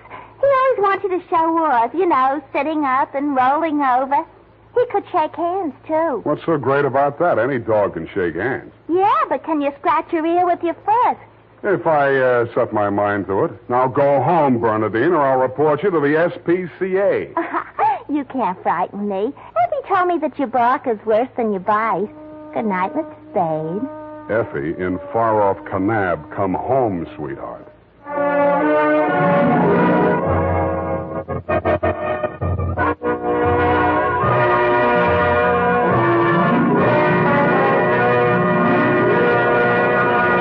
The Adventures of Sam Spade, Dashiell Hammett's famous private detective, are produced and directed by William Spier. Sam Spade is played by Howard Duff. The Adventures of Sam Spade are written for radio by Bob Tallman and Gil Dowd, with musical direction by Lud Gluskin. Gil Dowd directed tonight's broadcast in William Spier's absence. Join us again next Sunday for another adventure with Sam Spade, brought to you by Wild Root Cream Oil. Again and again, the choice of men who put good grooming first. This is Dick Joy reminding you to get Wild Root Cream Oil, Charlie. It keeps your hair in trim. You see, it's non-alcoholic, Charlie. It's made with soothing lanolin. You better get Wild Root Cream Oil, Charlie. Start using it today. You'll find that you will have a tough time, Charlie. Keeping all the gals away. Hiya, Baldy. Get Wild Root right away. This is CBS, the Columbia Broadcasting System.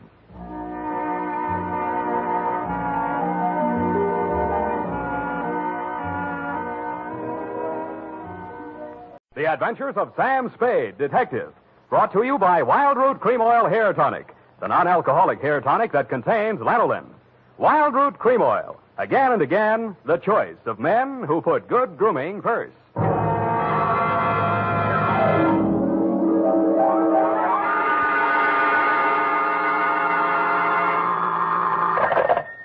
Sam Spade, Detective Agency. Good evening. That sounds funny in dialect. Good evening to you, and happy 4th of July, Bernadine Hemp. Oh, Mr. Spade. What was the caper? Don't you mean caper? No, the caper. The high point of the caper. The climax, the crescendo, the pinafore. Oh, that's better. For a minute, I was afraid you were learning English. Oh, no. I'm studying Spanish. Soy infeliz que inicia... Yeah. Mucho interesting. Gracias.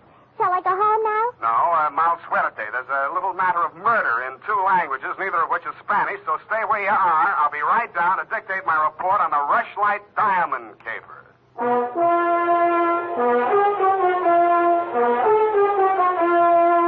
Dashiell Hammett, America's leading detective fiction writer and creator of Sam Spade, the hard-boiled private eye, and William Spier, radio's outstanding producer-director of mystery and crime drama, join their talents to make your hair stand on end with the Adventures of Sam Spade. Presented by the makers of Wild Root Cream Oil for the hair. Listen, men, to this holiday tip on good grooming. To help spark up your whole appearance, first be sure that your hair is well groomed. Be sure it's groomed with popular Wild Root Cream Oil Hair Tonic.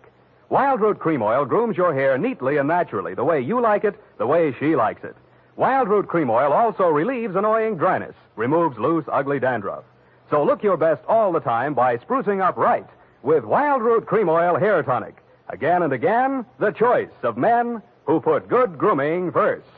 And now, with Howard Duff starring as Spade, Wild Root brings to the air the greatest private detective of them all in the Adventures of Sam Spade.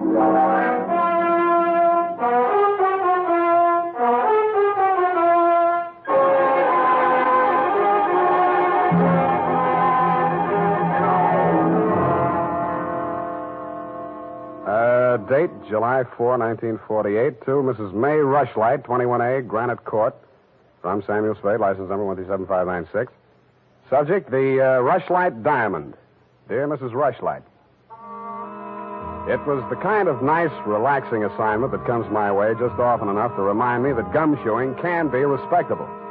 There was an air of quiet elegance about 21A, Granite Court, and about the butler who answered the door.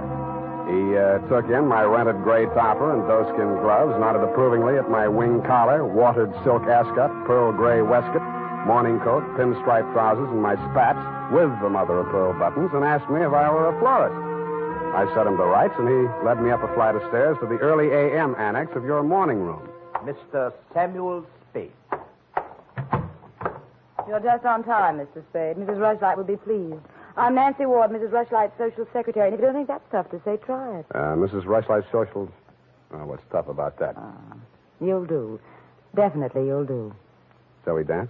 I will dance at her wedding. But don't get me wrong, I'm not secretly in love with Ralph Rushlight, and the bride is lovely. Just hate to see all that money going down the drain. Is there anything else you think I should know? You know what your job is. You're supposed to guard the wedding presents. That's simple because it's nothing but a lot of cheap silver. And stay away from the champagne. It's non-vintage. The food will be foul. The guests are the most dismal aggregation ever assembled. Sounds like a lovely party. I arranged the whole thing. I told you she's a lovely bride. What'd she ever do to you? I'd rather not say. I don't want to sound bitter. This way, Mr. Spade. The old hat. Mrs. Rushlight will see you now. Thank you, Florence Nightingale. Nancy? Oh. This is it, darling. Mr. Spade, come over here, young man, so I can get a better look at you. How's this? It's good. Turn around. Yes, you'll do. That'll be all, Nancy. Couldn't I be finishing up these place cards while you talk? Take them with you. Do them outside. Very well. Nosy girl. But nice. Nice nose. Oh, you too, eh? Well, I agree. That's why I'm marrying off my nephew to that wretched girl, Lotte Van Eyck. Have you ever seen Bugs Bunny, Mr. Spade? You don't mean the... They protrude. The ears? No, the teeth. Oh. As my late husband used to say of her mother, she could eat a tomato through a tennis racket. Oh. There's only one thing that'll prevent this wedding from being an utter disaster. She doesn't understand much English. Uh-huh. Well, what's the matter with your nephew? A great deal, but it doesn't show. Suffice it to say, he has criminal tendencies and the mentality of a snail. Mrs. Rushlight, I don't like to seem forward, but why are you telling me all this? Oh, you're supposed to mingle with the guests. You'll need some conversation. Now, as to your assignment. The bride, being what she is, the wedding presents are hardly worth guarding, except for one. Ironically enough, it's from me. What is it, a machine gun? Oh, that's good. Oh, excuse me, I must write that down. Then tear it up immediately. Oh, dear. No, Mr. Spade. But it's bad luck, the Rushlight Diamond. You've heard of it? Something about it in the American Weekly a while back, wasn't there? Yes. It's not as large as the Hope Diamond, but there's not a flaw in it. My late husband, Roy Rushlight, bought it for his first wife. She sank with the SS General Slocum in Hellgate, the East River, 1904, over 1,000 lives lost. Luckily, she was wearing a paste copy at the time. I was only a young girl when I married Mr. Rushlight, and fool that I was, I signed anything his lawyers asked me to sign. After his death, I discovered that the diamond was to be mine, only until the marriage of my husband's male heir, at which time it must go to his bride. Well, that's too bad. You say, though, that the Rushlight Diamond is bad luck. Oh, there's that, of course. I wonder if it's too much to hope. Well, I must go and help dress the bride. Go along downstairs, Miss Spade. Take this jewel case with you. Put it on the table with the other presents, and guard it well. So I took the old velvet-covered case you held out to me and checked the contents. It was an old-fashioned lavalier with a clear stone pendant only slightly smaller than an 8-ball. Didn't look like a diamond, but smooth-cut diamonds hardly ever do. It didn't look like bad luck either, but a mirror broke in the hall as I passed it, then I fell all the way down the stairs, and as I entered the ballroom, I knocked over a punch bowl. Nothing really terrible happened until just before dark when the guests began to arrive. In theory, a detective guarding wedding presents is supposed to make himself indistinguishable from the other guests. In practice, it never works out that way. He has to spend most of his time within sight of the booty, so he is very easily spotted. I don't believe it. He's too good looking. Oh, but he must be. He's not anybody we know. Well, ask him. It's leap year. Oh, here comes Colonel Bixby. He'll know. Well. Beauty gathered round the booty, eh? And much more beauty than booty, though. Say, when are they going to hang the diamond on that drip?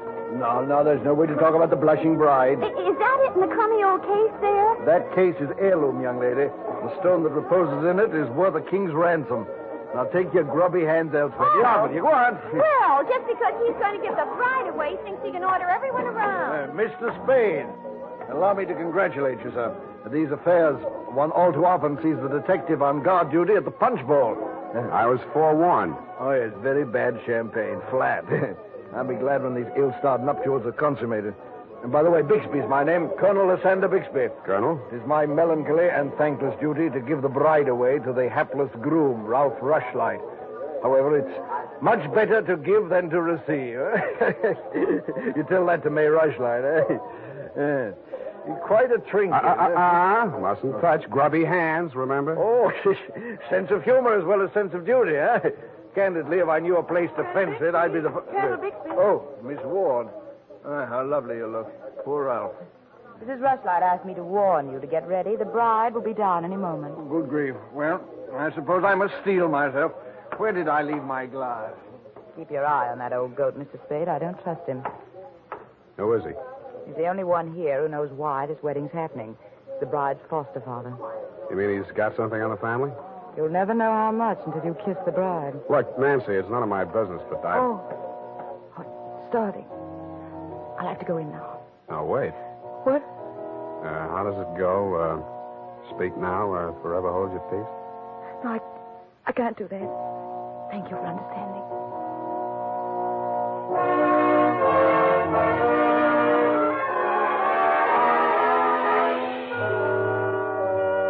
I didn't witness the ceremony, but judging from the mood of those who had, it was just as well I didn't. They shuffled back into the ballroom looking as if they'd witnessed an execution, and nobody seemed to be in a hurry to join the receiving line. After a few half-hearted handshakes, the groom left the bride standing alone, looking kind of bewildered, and came over to take inventory of the presents. Look at that junk.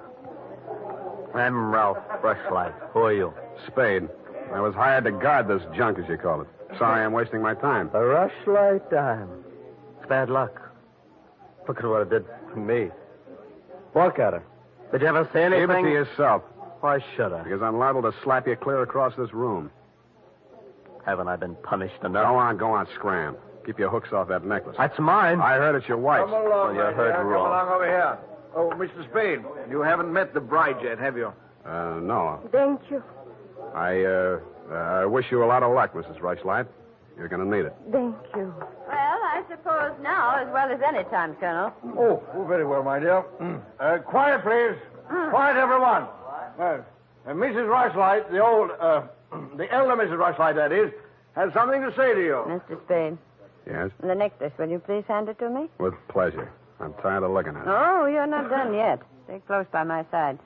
Dear friends, at this solemn moment, I want, first of all, to welcome this dear little girl into the Rushlight family. Thank you. Yes. And now, dear Lotta, I will place around your neck the gem which was my heritage when I became a Rushlight and which is now yours. Thank you. Well, what's wrong? Lotta, come back here. Lotta! I'll go out to the carport and hit her off. Oh, you leave her alone. I'll take care of her. Whose wife is she, anyhow? Lotta, come back here. Lotta, bring it back.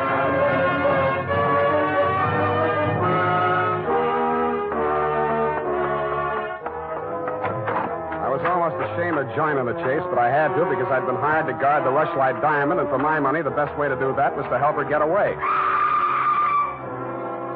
Somebody got to her before I did. A strip of wedding gown satin marked the spot. The body lay crumpled under a hedge, but it wasn't the bride's body. It was the groom. He'd been stabbed to death with a pair of garden shears, which made sense. But what didn't make sense was that the necklace she'd been wearing was still clutched in his hand.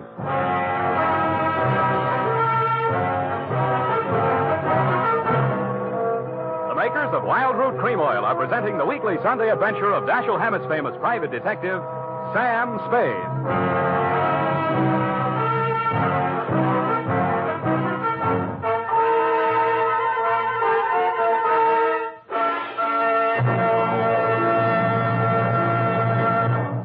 If you want the well-groomed look that helps you get ahead, socially and on the job, listen. Recently, thousands of people from coast to coast who bought Wild Root Cream Oil for the first time were asked, how does Wild Root Cream Oil compare with the hair tonic you previously used? Better than 4 out of 5 who replied said they preferred Wild Root Cream Oil. And no wonder. Wild Root Cream Oil grooms the hair neatly and naturally, relieves annoying dryness, and removes loose dandruff. What's more, non-alcoholic Wild Root Cream Oil is the only leading hair tonic that contains soothing lanolin. So ask for Wild Root Cream Oil Hair Tonic. Again and again, the choice of men who put good grooming first. By the way, smart girls use Wild Root Cream Oil, too, and mothers say it's grand for training children's hair.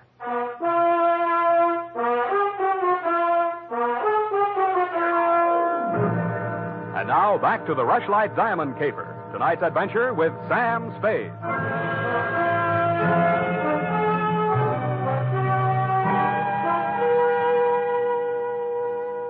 Number 21A Granite Court was teeming with motives and suspects. But the police were primarily interested in locating Lotta, the missing bride and widow of Ralph Rushlight. So was I. She looked like less work than the rest of you because if she had killed him, it was self-defense, if she knew enough English. By 10 in the a.m., when I checked in at my office, she was still successfully eluding the police dragnet. That was because nobody, including me, had thought of looking in my office. Wow. Good morning. Thank you. Is that all the English you know? Thank you. No. I want my necklace. The police have it. You go with me and tell them who I am. Okay, but first I have to know who you are. Where you came from, what your connection with Colonel Bixby is. I am in Macassar being born. In Macassar? Dutch colony. Uh-huh. My father there 7 years ago dying is. When I 13 years old have arrived. I see. Colonel Bixby in San Francisco, the financial representative from my father was. I am adopted to him, not for a father, but so he takes care of my monies, which coming of age am I a rich Dutch woman. Uh-huh. But legally, he's your foster father. Yeah. Also legally, I'm the wife of Rushlight. I want my necklace. You married him for the necklace? Yeah. Why did he marry you? For one half of necklace and resell. But all everything to take he wishes. You and Ralph were going to divvy the take from the Rushlight diamond, you thought. Yeah. And what was the colonel going to get? Money from Mrs. Rushlight. Oh, no, wait, that doesn't make sense. Mrs. Rushlight stood to lose a small fortune by that marriage. Why should she pay the colonel to promote it? You the detective are. You said that. Where my necklace are. That I say. Yeah, well, look, I'm not as sure as I was. Wait just a minute. I'll check on it. Homicide, Lieutenant Dundee. Spade, Dundee. Oh, yes, Sam. What's new on the Rushlight caper? Oh, you know I can't talk about the case, Sam. Oh? I got a line on that girl. Oh? Where is she? You know I can't talk about that, Dundee. Oh, you can't you? Well, let's see if this doesn't change your mind. The necklace we found on Rushlight's body was a phony, a paste copy. Uh-huh. Does that make her guiltier than she was before? Well, now she's got a motive. Throws all our previous theories into a cocked hat. Now, where's the girl? She's in my office, Lieutenant dear. Come and get her. Thank you.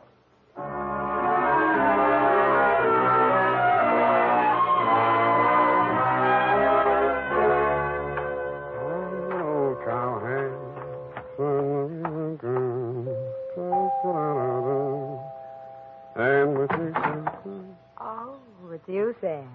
Back again? Yeah, do you mind? Well, that depends on who you came to see. You, sweetheart. Oh. But first, I'd like to talk to Mrs. Rushlight. Well, she can't see anyone. She's in a state of nervous collapse over Ralph's death. Oh, that's too bad. You seem to be holding up pretty well. Oh, I'm relieved. He's better off dead than married to that. Yeah. Rushlight Diamond's still unlucky, you know. What do you mean by that? I was just trying it on for size. Uh-huh. How does it fit? Yeah, but you and Mrs. Rushlight are about the same size. Her nerves getting any better? You're the doctor. If you want to see her, go ahead. She's up there. Thank you.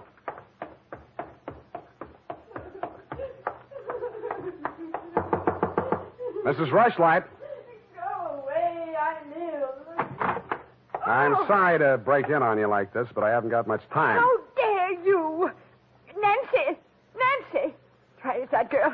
Mr. Spade, please, leave me alone with my grief. Funny thing. Yesterday, Nancy was carrying a torch for Ralph, and you were holding the torch to him. Today, it's different. Oh, good heavens. You don't think I'm grief-stricken over Ralph. Good. That's one less mystery. Mr. Spade, what do you want? Your nephew's killer. Oh, does it matter? It does to me. Somebody getting knocked off right under my nose is bad for private detectives everywhere. Oh. For a moment, I thought that... Say, wouldn't you rather make some more money? I refuse to marry Lotta. Oh, no, nothing like that. It's the necklace, Mr. Spade, the genuine. What is? I don't know. All I know is the other one isn't. Who told you that? Well, the police know. It's in the papers, isn't it? Not yet. Well, how else would I learn? The murderer's the only one who could have told you, unless you're the murderer. I see. Very well, Mr. Spade. I'll tell you what I know. I'm not as wealthy as you might think.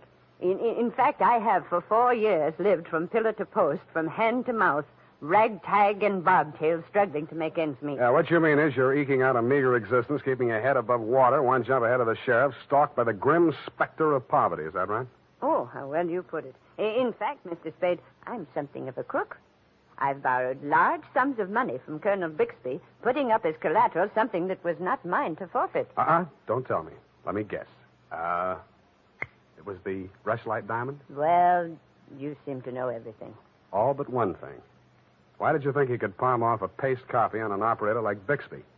He sent you here. I won't tell you another single thing. Well, then I'll tell you a few things. The only way the Rushlight diamond could be transferred legally into the hands of Colonel Bixby was by tricking Ralph into marriage with Lotta.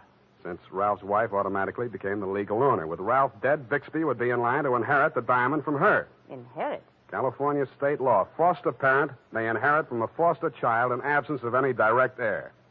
Well, then he planned. He'd kill her, too. Mr. Spade, we must stop him. She's safe for the time being. I had her thrown into the pokey. They can hold her 48 hours for questioning, but they can hold you longer. They can even hold you as an accessory before the fact. Why, I didn't know he was going to kill anyone. Lotta was just going to hand over $1 million diamond to Bixby out of the kindness of her heart? Oh, no.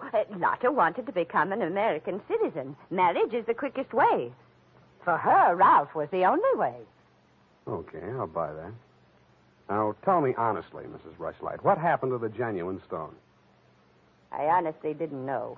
I wasn't sure. But now there can be only one answer. Nancy with the laughing face?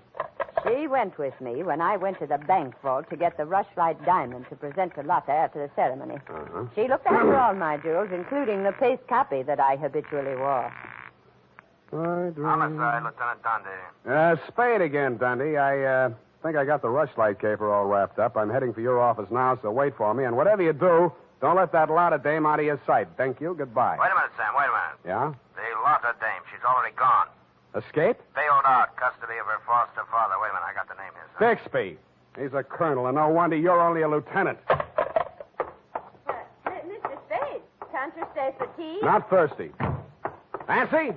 Nancy, where are you? Oh, here I am, Sam. I was waiting for you. You got the keys to that car out in front? Why, yes. Do you want to borrow it? Yes, with you in it. Why, Sam, wait till I put my face on. Let it go. It's as good as lost anyway.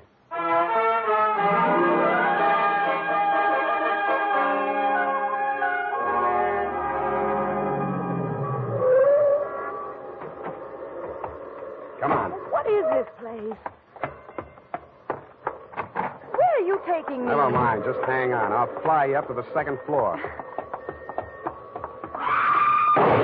Sam, that was a shot that sounded like Lotta. You stay here. Don't come in until I call you. Spade, what are you Get doing? back in there. Okay. Drop it. No. Drop it or I'll crack your elbow. That's better. Now sit down. I want to look this over. Looks real cute. Powder burns, gun beside the chair, and what's this? Well, a note in Dutch. It's a suicide note. She killed herself. I can almost believe that. You've handled this very well, considering the bad breaks you've had. Only one thing wrong. Do I scent a bargain? I don't have to bargain. I've got the diamond. All you've got is 2 murders rapping on your thick noggin. Don't be absurd. I know who has the real necklace. Then you better talk to her directly. You can come in now. Sam, was that...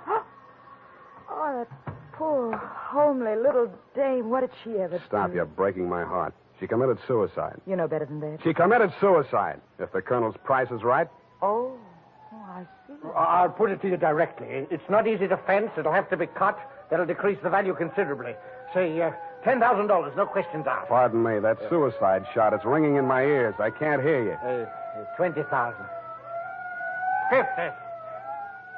All right, 100,000. Sam, don't be a fool. Take it. I'll give you a real break, Colonel. That's the cops coming after you. Anything, Spade. What do you want me to do? I want you to try and get out of here.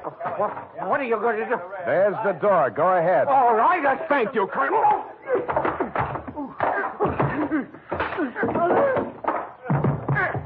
right, men, remember, he's desperate. Bixby, we're giving you a chance. Come down or we're coming up after you. Come on. Get up, Colonel. Here he comes. Careful, there may be a trick. Watch it, Dundee. Here he comes.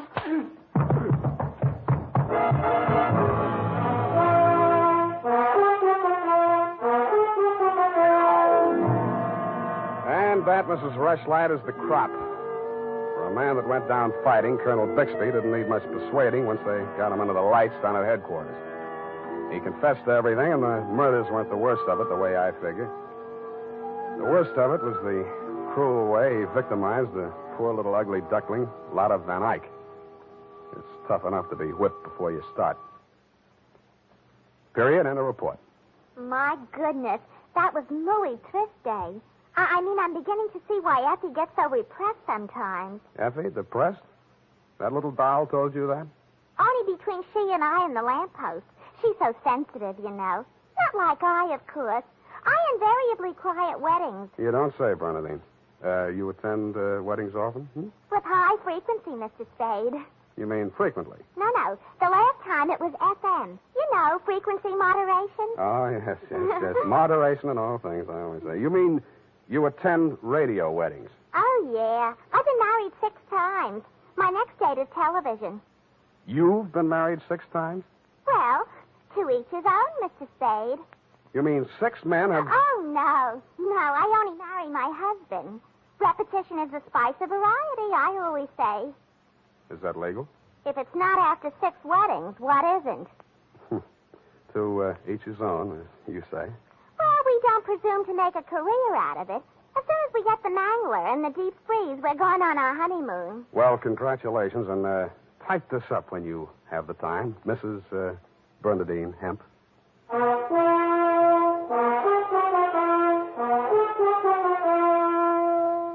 Every day, more and more men are turning to Wild Root Cream Oil for truly handsome hair. And that's not surprising, for what other leading hair tonic gives you these big advantages? It grooms the hair neatly and naturally, relieves dryness, removes loose dandruff. What's more, Wild Root Cream Oil is non-alcoholic and contains soothing lanolin. No wonder Wild Root Cream Oil is the favorite with so many millions of smart, particular men. Get Wild Root Cream Oil. Again and again, the choice of men who put good grooming first.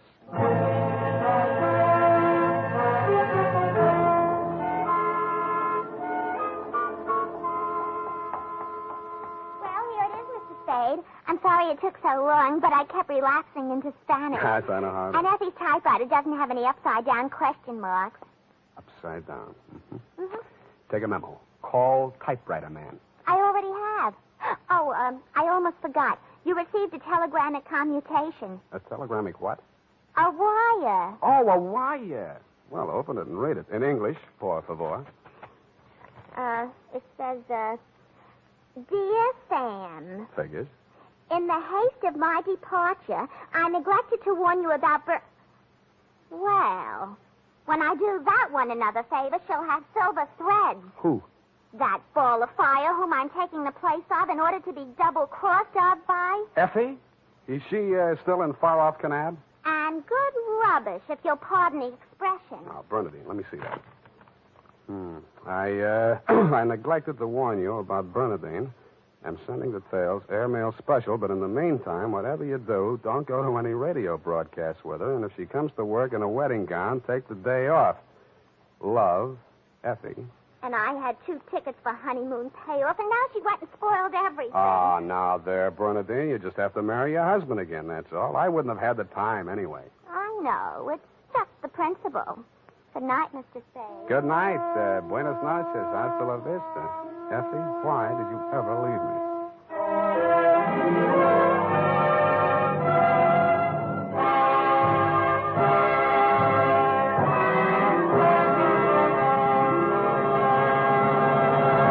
The Adventures of Sam Spade, Dashiell Hammett's famous private detective, are produced and directed by William Spier. Sam Spade is played by Howard Duff.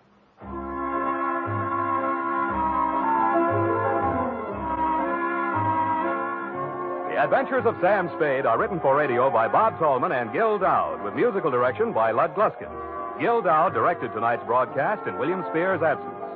Join us again next Sunday for another adventure with Sam Spade, brought to you by Wild Root Cream Oil. Again and again, the choice of men who put good grooming first. This is Dick Joy reminding you to get Wild Root Cream Oil, Charlie. It keeps your hair in trim. You see, it's non-alcoholic, Charlie. It's made with soothing lanolin. You better get Wild Root Cream Oil, Charlie. Start using it today. You'll find that you will have a tough time, Charlie. Keep on all the gals away. Hiya, Baldy. Get Wild Root right away.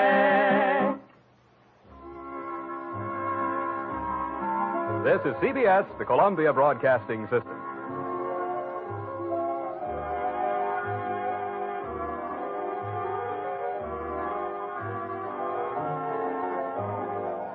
The Adventures of Sam Spade, Detective, brought to you by Wild Root Cream Oil Hair Tonic, the non-alcoholic hair tonic that contains lanolin.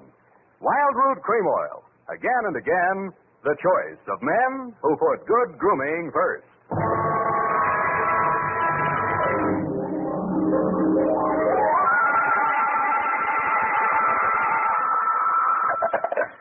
Sam Spade Detective Agency. Are you still there?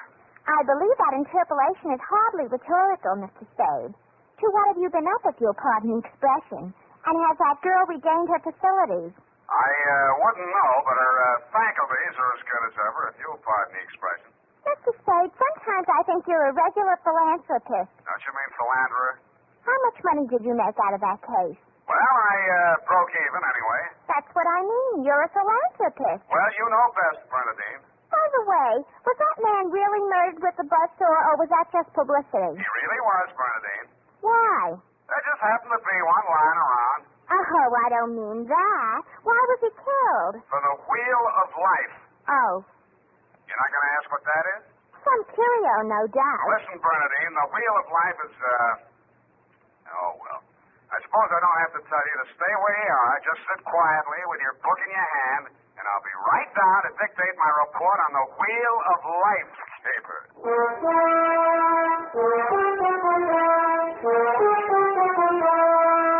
Dashiell Hammett, America's leading detective fiction writer and creator of Sam Spade, the hard-boiled private eye, and William Spier, radio's outstanding producer-director of mystery and crime drama, join their talents to make your hair stand on end with the Adventures of Sam Spade. Presented by the makers of Wild Root Cream Oil for the hair. Come on, mister. Give the gals a break. Treat them to a look-see at a really handsome head of hair. Neat, well-groomed hair, the way yours is going to look when you spruce up with Wild Root Cream Oil Hair Tonic. Famous Wild Root Cream Oil grooms your hair neatly and naturally, relieves annoying dryness, removes loose, ugly dandruff. So, how about it, men? Why hold off any longer when now's the time to get Wild Root Cream Oil Hair Tonic? Again and again, the choice of men who put good grooming first. And now, with Howard Duff starring as Spade, Wild Root brings to the air the greatest private detective of them all in the Adventures of Sam Spade.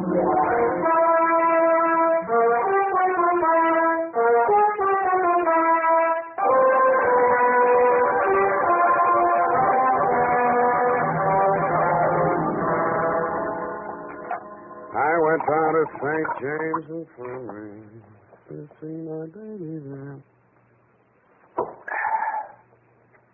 Ready, Bernadine, little flower? I'm way ahead of you. Keep it clean. No more than 3 erasures per page. Okie dokie? Doke. I mean date. Oh, I'd love to. July 11, 1948. To Detective Lieutenant Dundee, Homicide Detail, San Francisco Police. Subject, the Wheel of Life caper. Now, don't go away, Bernadine. I don't know why these things always have to happen to me. Under private detectives in the San Francisco Classified Directory, they're listed somewhere in the neighborhood of 60 agencies, several with large display ads. But somehow she managed to find me. It's all so strange, Mr. Spade. I hardly know where to begin. Well, the beginning is always a pretty good place to start, Miss O'Farrell. Yes, the beginning. It was like waking out of a nightmare you can't remember. Everything seemed out of proportion. Even the buildings along the street seemed to be leaning at a crazy angle. And then I realized I was traveling down a hill. I looked wildly around for something to help me get my bearings. There was a street sign, O'Farrell, stuck in my mind, so I gave it to your secretary when she asked for my name. Uh-huh. And what's your real name? I don't know. I don't know who I am, where I came from, or where I'm going. Mr. Spade, I'm so frightened. Now, wait a minute. A lot of people suffer from temporary loss of memory, and most of them recover. But amnesia is a sickness, and I am not a doctor. Oh. And you won't even try to help me? Well, I can give you the name of a good head doctor right here in the building. There's also missing persons. Oh, but I'm not a missing person. I'm right here. Yeah, I mean, where you aren't, somebody might be missing you, n'est-ce pas? But the police. Oh, I'd rather not. I might be wanted for some crime. How do I know? You sure you want to find out? Oh, yes, I do. It's terrible not knowing. But I want to find out for myself. Can't you understand that? What do you think I can do for you? It might save my life. From what? Well, I'll try to tell you exactly how it happened. First, I looked at my watch. It was 3 minutes past 10. The cable car stopped at the corner and a man got on. I couldn't remember ever having seen him before, but then I couldn't remember anything. He sat down beside me and he caught hold of my arm. I tried to pull away. Well, you can see the marks, Ray. Yeah. Well, who was he? He acted as if I was. I think I know what you mean. Did you find out who he was? No, I was too frightened to speak. What did he say? He sort of growled it out of the side of his mouth, but it sounded as if he said, Lathrop wants to see you. Mm-hmm. You remember anybody named Lathrop? I can't remember anything before 3 minutes past 10 this morning. Well, let's go on with since then. The guy grabbed you, said somebody named Lathrop wanted to see you, and then what? I went into a panic. I managed to jerk away from him, and I jumped off the moving car, and then I looked in the classified section, and I found you. Why me? I don't know. The name, I guess. A spade to dig up my past. Please, Miss O'Farrell. Do you think I'm very silly? No, I think you're very beautiful. I wish you could remember whether you're married or not. Oh, no. Well, at least I have no wedding ring. What have you got? I mean, besides what's visible. Well, I couldn't find much of anything. I went over my clothing. There don't seem to be any marks of any kind. Mm. Well, you got any money? A little over $300. Let's have it. The purse, too. All right. Lipstick, aspirin, bobby pins, Kleenex. Nothing here. They couldn't have been bought in any drugstore. Powder. Hey, what kind of powder is it? Then there was this in my coat pocket. Match folder. Sailor's Rest Bar, Hotel Calcutta, 1100 Embarcadero. Little number written inside. 120. What's that, a room number? I don't know. My purse, you have to destroy it. Here's $10 of your own money. Buy a new one. Wow. To find something? Coin, Chinese bit. Good luck piece, probably sewn in by whoever made it, maybe in China. That ring any bells? No. No, I'm afraid not. Shoe. What? Your right shoe. Let's see it. Take it off. You aren't going to tear it up the way you did the purse, are you? Dust. Plaster dust. Is that a clue? I don't know, is it? I'm not a detective. Well, you are in this case, baby. If it doesn't mean anything to you, it doesn't mean anything. Well, it doesn't. That's everything. What am I going to do? Well, let me see. First, we better give you a name. O'Farrell's all right. You look like, Lana would do, but no, that's in use. How about Poppy for forgetfulness? Poppy O'Farrell. That's a funny name. No, you think so? I think I like it. You do? I think I like you, too.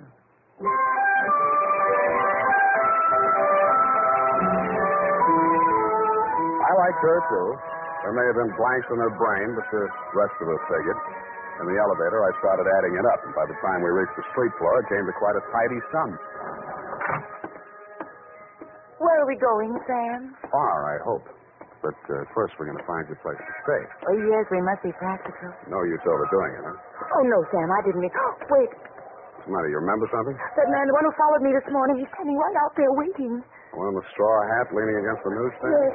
Where are you going, Sam? You stay here. I just remembered something I hoped I could forget. Hello, Shuggy. What brings you back to town? Do I know you? That doesn't matter. I know you. The name you were using when you blew this down was Shuggy Bellows. You wouldn't take the risk of showing your face here again unless the caper was worth it. You've got a big nose. Keep it clean. You've been trailing that girl all day. Why? Dame? What dame? Who's Lathrop? I don't remember. Okay, I'll give you a chance to think it over. Hey, officer! You dirty shaman yelling. No, you don't. What's going on here? Break it up. Oh, Mr. Spade. Is this fella giving you trouble now? Yeah, what kind of a beat are you piling here, Clancy? Letting a cheap grifter like this walk around with an armpit full of guns? Or are they handing out permits to characters like these this day? Well, no. How about that, son? Have you a permit now? And a goat copper. Oh, so one of them clever lads he is. Well, come along, me bucko. Where goes me captain? Give you your lumps now. Okay, I'm coming. Better now. What's your oblige, Mr. Spade? I'll pay you for this, Howard. And a goop to you, too.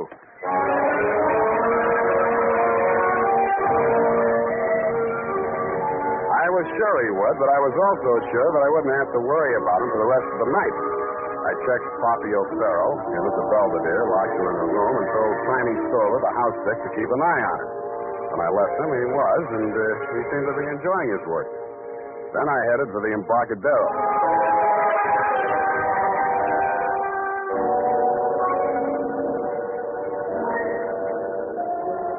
I found the Hotel Calcutta, but I couldn't find the lobby. There wasn't any. It had been squeezed out by the Sailor's Rest Bar.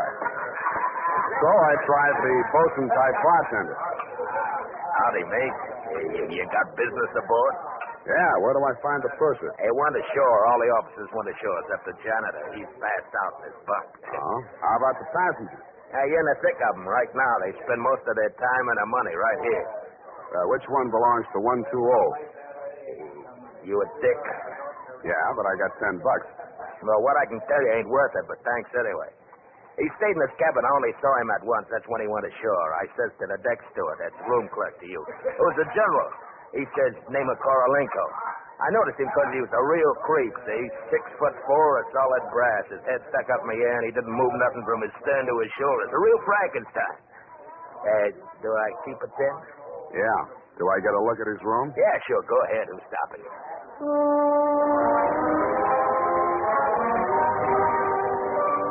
So I went.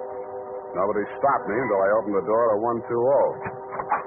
Then I stopped myself. It was an inside room with one small window and an air shaft. But it looked as if a flurry of snow had blown in. The floor and the rest of the flat surfaces were sprinkled with a fine, dirty white powder. It wasn't snow, it was dust, plaster dust, like the stuff I'd found in Poppy's handbag and on his shoes. I shook the place down, unexpecting to find anything. I didn't until I opened the wardrobe.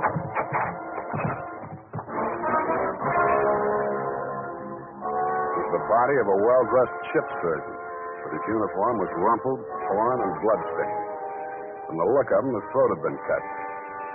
I wondered if Poppy would be able to jog her memory that far back. When I found the murder weapon, I hoped she couldn't. I really did. It was not a knife. It was not even a razor. It was an electric buzzsaw. That's for it.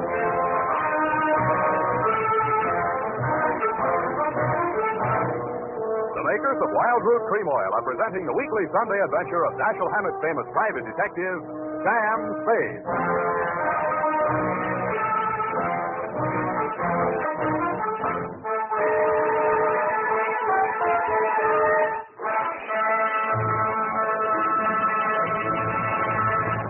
If you want the well-groomed look that helps you get ahead socially and on the job, listen. Recently, thousands of people from coast to coast who bought Wild Root Cream Oil for the first time were asked, how does Wild Root Cream Oil compare with the hair tonic you previously used? Better than 4 out of 5 who replied said they preferred Wild Root Cream Oil. And no wonder.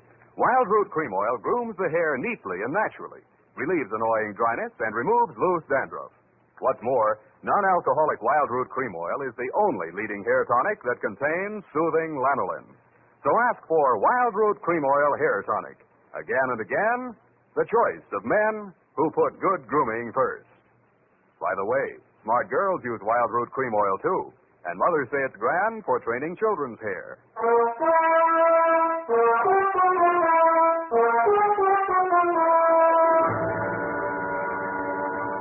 And now, back to the Wheel of Life capers. Tonight's adventure with Sam Spade.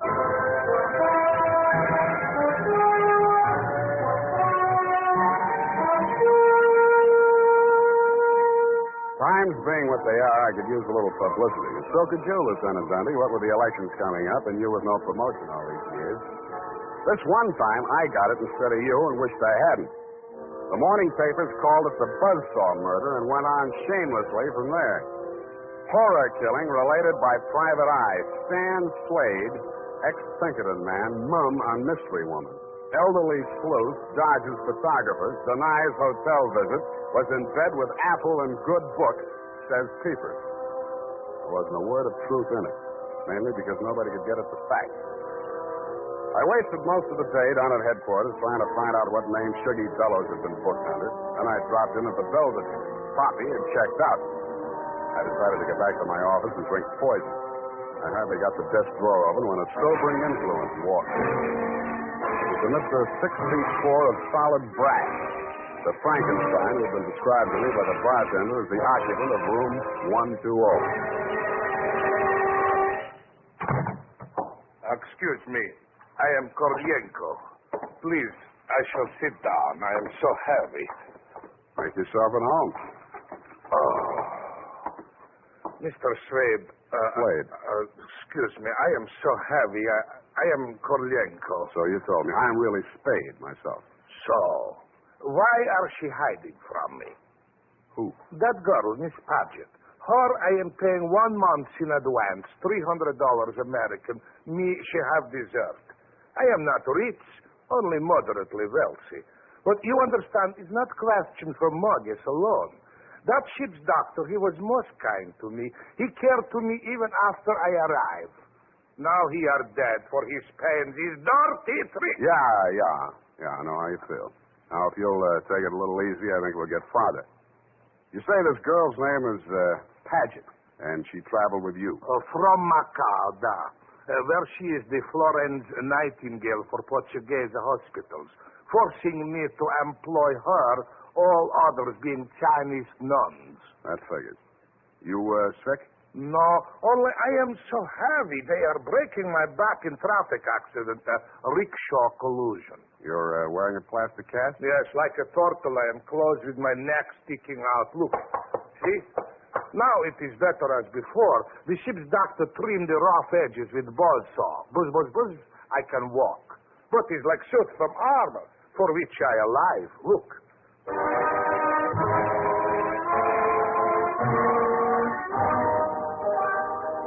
I looked again where he opened his shirt front, exposing the gray-white shell of plaster that surrounded his trunk from collarbone to hips. In a 6-inch circle over the left side of his chest, I counted 4 bullet gouges. I dug one of the slugs out and examined it. It was .32 caliber. The plastic cast, which was molded to the shape of his body, was no more than 1 inch thick. I didn't see how it had stopped the slugs, but it had. About then, the parts of Korolenko that were not held rigid in the cast began to tremble violently. Why are they doing this? Why? To a virtually helpless man. Why, Mr. Spade? Why? Where did you have that cast put on? Don't I said Macau? The Portuguese hospital there? The same. They are hanging me up with the neck and plastering me. Comes great pain, they put me to sleep from anesthetic. I are waking up in ambulance arriving at shipboard. Why you wish I should tell you my operation? More important things we should be discussing. I think so, too. I think Miss Paget and her friends had something they wanted to smuggle out of Macau and into San Francisco, and you're it. Oh, excuse me. I am not comprehensible. Look, I mean, while you were out with the anesthetic, they planted the goods, whatever they are, in or under your cast. Oh, that is why I am so heavy. The wheel. The what? The wheel. Look, I'll show you. He hauled a manila envelope out of his overcoat pocket and waved it in my face. I took it over to my desk and fished out the contents. It was a set of X-ray films. 3 of his spine, showing the fractures, 4 of the skull, 3 I couldn't figure out, and 1 of his rib cage, only something new had been added. In silhouette, it looked like the wheel off of a child's wagon. What is it, this wheel? What to do? 6 months I must remain in this straitjacket. If I remove it, I die. If I keep it on, they kill me to get their smuggle. Well, you look to me like the luckiest man alive. That wheel, or whatever it is, saved your life by stopping 4 slugs. But still, I shall die. How shall I die? When shall I die? Your best advices, please. Korolenko, I think you'd better die right now. Excuse me? It's the only safe place for you. The morgue.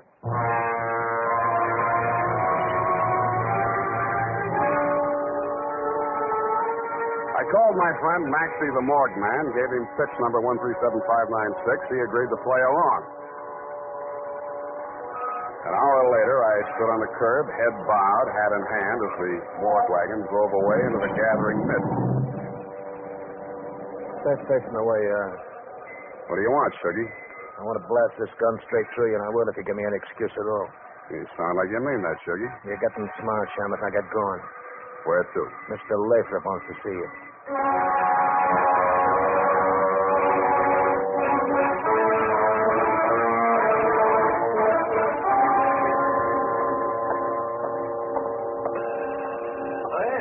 Yes, come in. Shuggy, dear boy, you've not failed me this time. This will be the fabled Mr. Spade, eh? Come in. Sit down, Mr. Spade. We'll talk. Tell your Gunzel to get that pistol out of my ribs. Oh, yes, indeed, Sugar. You mustn't overdo it. And get him out of here. I'm tired and nervous, and my price goes up $1,000 every minute he's in this room. When I get to 10,000, I kill him. Then the price jumps to 100 to take care of me on a murder rap. I should ought to plug you downstairs. Come, Sugar, don't be ungracious. You wait in the other room now. Okay, it's your party. I'll get mine later. Oh, dear. His bite's much worse than his bark, Mr. Spade. Don't start boring me so early in the evening. I came here to talk about the wheel. Oh, so you know about the wheel? I do better than that. I've got it. That may well be, but do you know what to do with it? I got two possibilities. I can turn it over to the cops and you with it, or I can sit on it until it hatches. A quaint conceit, sir. Round and round the little wheel goes, and where it shall stop, nobody knows. That's where you're wrong. It stops right here. So you better start placing your bets. Just what do you mean by that, sir? There's part of it. What is it? It's one of the slugs your Gunzel threw at Korolenko. I got 3 more just like it that I dug out of him before he was carried to the morgue. Well, an advantage, I'll admit. But hardly worth your while to take advantage of. Don't be too sure of that. Just how much do you know about the wheel? So far, it's been worth 2 human lives to you at the risk of your own. That tells me all I need to know. Oh, no, not quite. Men have been killed in holdups for a few paltry sovereigns, but the wheel is a horse of another color. Let's not change wheel horses in midstream, Mr. Lathrop. Yes. You must understand that the wheel has no absolute definitive value. Monetarily speaking, the British Museum might pay close on to £5,000, hot as it is for the privilege of returning it. Occidentals aren't the puka sahibs that they once were in the Orient. The theft of the wheel, if countenanced by the Western powers, would have most grave consequences. Most grave. Are you attending, sir? Wake me up when you get to the point. Well, the point, sir, is this. That little wheel of gold, is the wheel of life, which the Buddha himself is said to have received into his hands from paradise.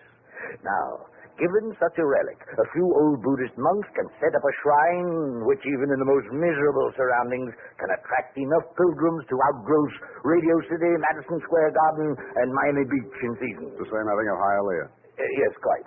In short, we propose to act as booking agents for the wheel on a royalty basis with a percentage of the house. Mm-hmm. Why did you bring it to San Francisco? But, good gad, sir. Were we to bargain in the Orient, we should be hacked to pieces in our beds. I'll settle for a lump sum and let you do the bargaining. Your price, sir? We can talk money later. First, I got to give the cops somebody for the doctor's murder and for Korolenko. Well, that ought not to be too difficult. When may I expect delivery? I'll check on it. I went out to St. James Infirmary. City morgue. Maxie, Sam Spade. Yeah, Sammy. Deal's okay. Send it up. The address is... Sam, wait. Yeah? Sam, he ain't here no more. What happened? Somebody claimed him. A girl. Said she's his daughter. What did he do? Went on playing dead like you told him to. Maxie, what did you send him? Avalon Mortuary, corner of Lynch and Haight. Okay, by the way... Yes, Sammy? Maxie, put some clean sheets in that morgue wagon, size 16. I may be your next passenger.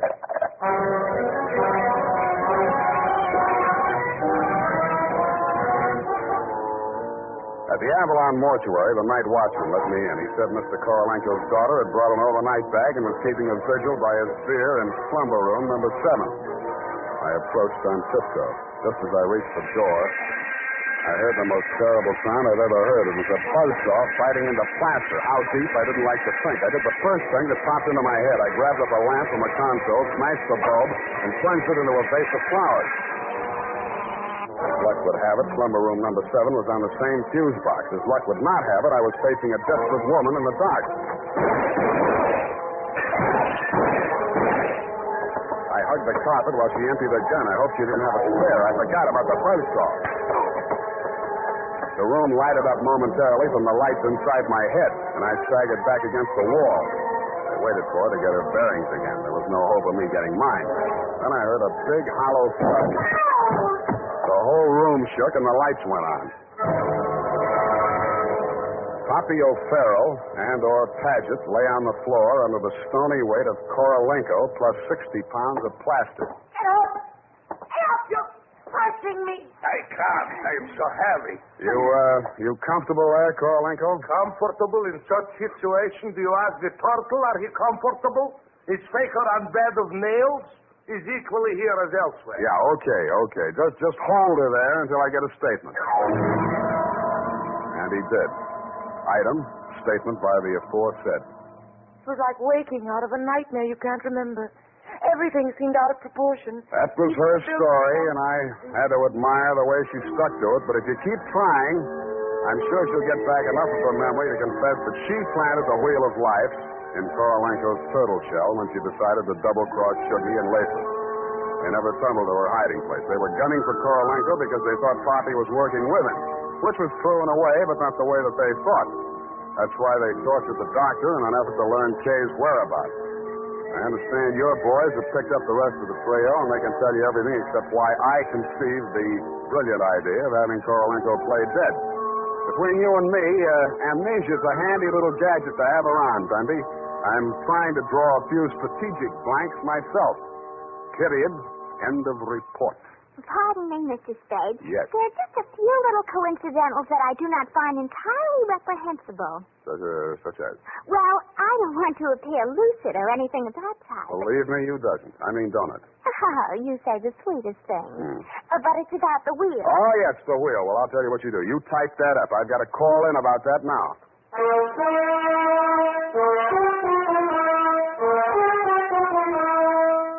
Tonight, when you're making out your must-do list for tomorrow, why not include a reminder to get Wild Root Cream Oil for the hair? Honestly, man, you'll be delighted with the neat, natural way Wild Root Cream Oil grooms your hair. The way it relieves that annoying dryness and removes loose, ugly dandruff. Just try it and see if I'm not giving you a good steer. Make a note right now to call at your drug or toilet goods counter for Wild Root Cream Oil.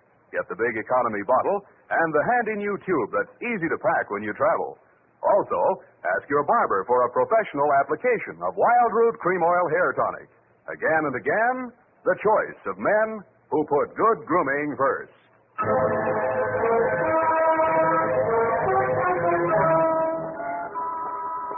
Did you assert the lowdown on the wheel of life? Oh, certainly didn't. No, we won't know about that for 6 months. Because definitively, I mean definitely, that plastic cast has to stay on him. Doctor's orders, you know. Oh, but I won't be here 6 months from now. You can say that again. But I won't be here 6 months from now. Stop repeating yourself.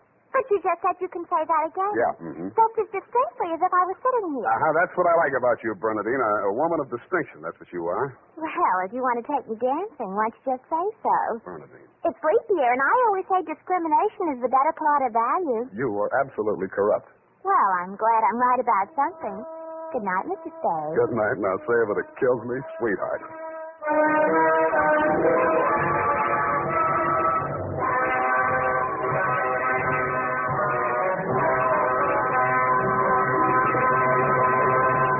The Adventures of Sam Spade, Dashiell Hammett's famous private detective, are produced and directed by William Spier. Sam Spade is played by Howard Duff.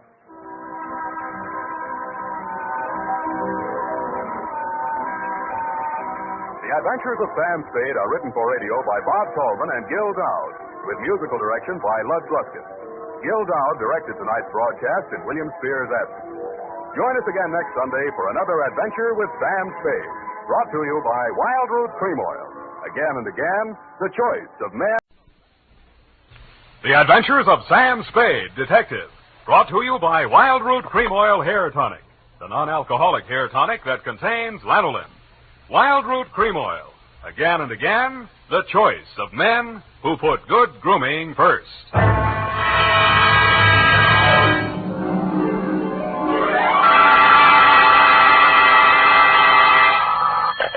Sam Spade Detective Agency. Bernadine, anything wrong? You sound almost human. It's not Bernadine, Sam. It's me, Effie. F. But I'll tell Bernadine about your compliment. How are things? Well, I've made out as best I could. I don't want you to think that I begrudged you a vacation. After all, you have worked hard. You did deserve it.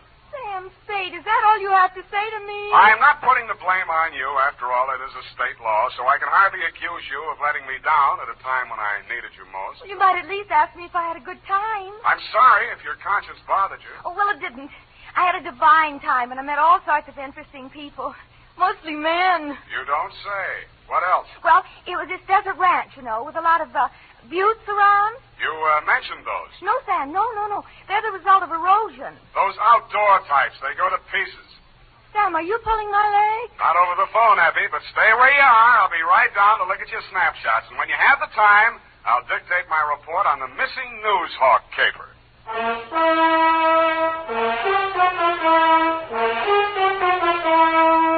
Dashiell Hammett, America's leading detective fiction writer and creator of Sam Spade, the hard-boiled private eye, and William Spier, radio's outstanding producer-director of mystery and crime drama, join their talents to make your hair stand on end with the Adventures of Sam Spade. Presented by the makers of Wild Root Cream Oil for the hair. Wild Root Cream Oil. That's the famous name to remember, men, next time you buy hair tonic. And look what Wild Root Cream Oil does for you. It grooms your hair neatly and naturally.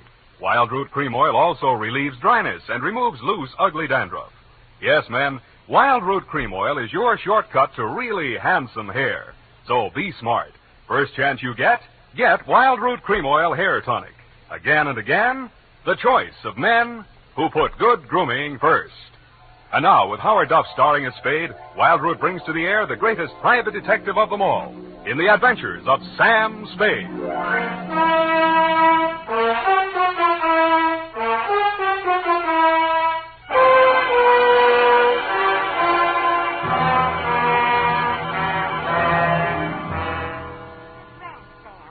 Outside of Kanab on Virgin River. Kanab, the Pearl of the West. Uh-huh. And did I mention the buttes?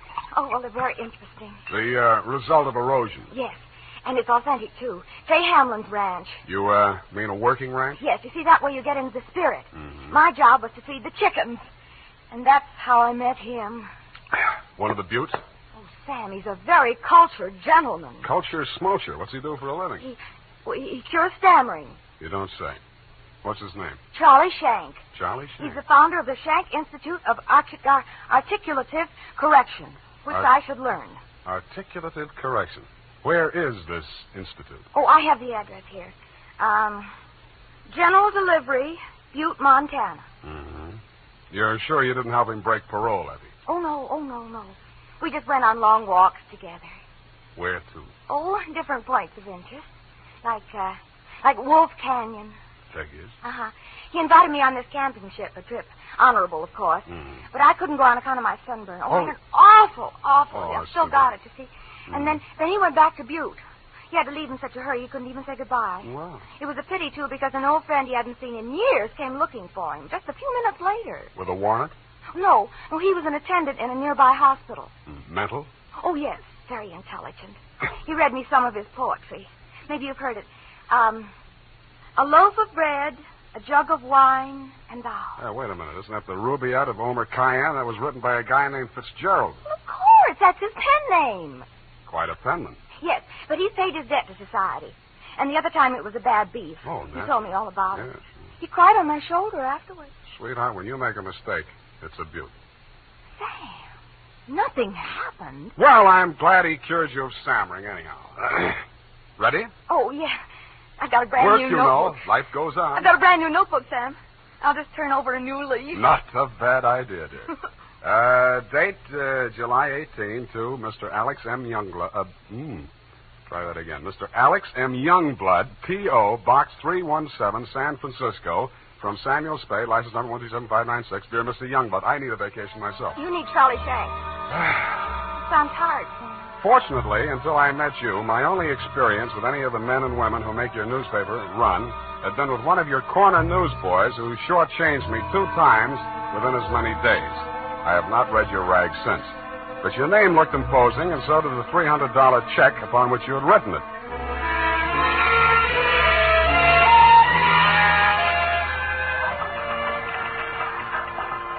Per your instructions, promptly at 4 p.m. on the 15th inst., I munched through the litter of your city room toward a door marked A.M. Youngblood, publisher, managing editor, and city editor. I wondered if you were ambitious, frugal, or three men. I did not know that you had good taste until I saw the trim, 20-ish, and toothsome secretary in your outer office. Hello. You're new here, aren't you? Well, I'm not exactly here. I'm just here to see Mr. Youngblood. Oh. The name is Spade. Samuel Spade? Sam, except for my most intimate friend. Well, my advice to you, Sam, is to beat a hasty retreat. He's in a foul mood. Oh? Why? Is he blind or older than he feels? I refer, of course, to your spectacular charm, Miss, if I may call you Miss. Please, this is neither the time nor the place. My name is Phyllis Watson, and my phone number is in the directory, if you're really interested. I could be. Thank you. And if a man answers, tell him you're my French teacher. Oui. You better go in now. If you're late to an appointment with him, you're through. Do you have any more words of wisdom? No, but I hope you can do something to improve his state of mind. He's been awful lately. Good luck, Sam. Thank you, Phyllis Watson. Come in. 1 minute past 4. You must be Mr. Spade. That's right. You're almost late. Sit down, Spade. Cigar? No, thanks. Well, don't expect me to offer a drink. You aren't a drinker, I hope. You don't listen to the radio, do you? Well, you'll not drink in this office.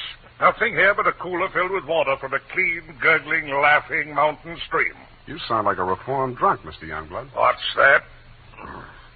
Well, it was a good many years ago.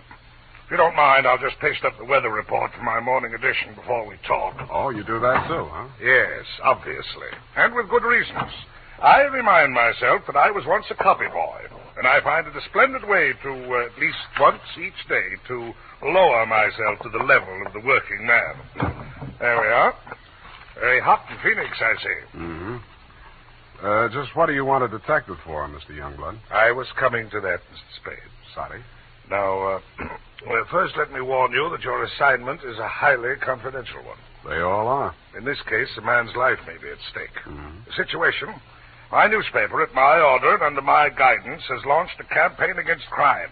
Not aimed at the petty criminal, but at the easy-living leeches at the controls of the rackets, the hoods and bankers' clothing, the mansion-housed parasites who direct the pickpockets, the second-story men, the housebreakers, who gamble away $500,000 a year and pay income tax. Don't go to pieces. Of that amount. Yes, I understand. You're after the boys on the safer side of the fences. Nicely put, Spade, yes. Thank you. Well, the long and short of it is this. The author of the expose series, Ray McCulley, my top crime reporter, has been missing for 2 days. I want you to find him. What makes you think he's still alive? Good heavens, Spade. Why must you suggest that he isn't? Because if I were a mansion-housed parasite in danger of being unhoused by a newshawk, I'd see said newshawk standing in a cement block in the bottom of the bay. I will accept that only when no stone has been left unturned. Every straw and every haystack has been searched. Every... nook and cranny? Yes.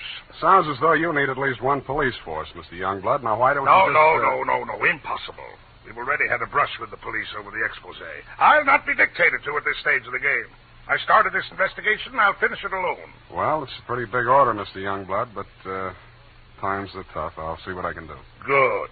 I hereby turn over to you all the resources and power of this, my newspaper. When one of my reporters is in trouble or danger, sir, I will spend every penny of my fortune, if necessary, to deliver aid and succor to his side.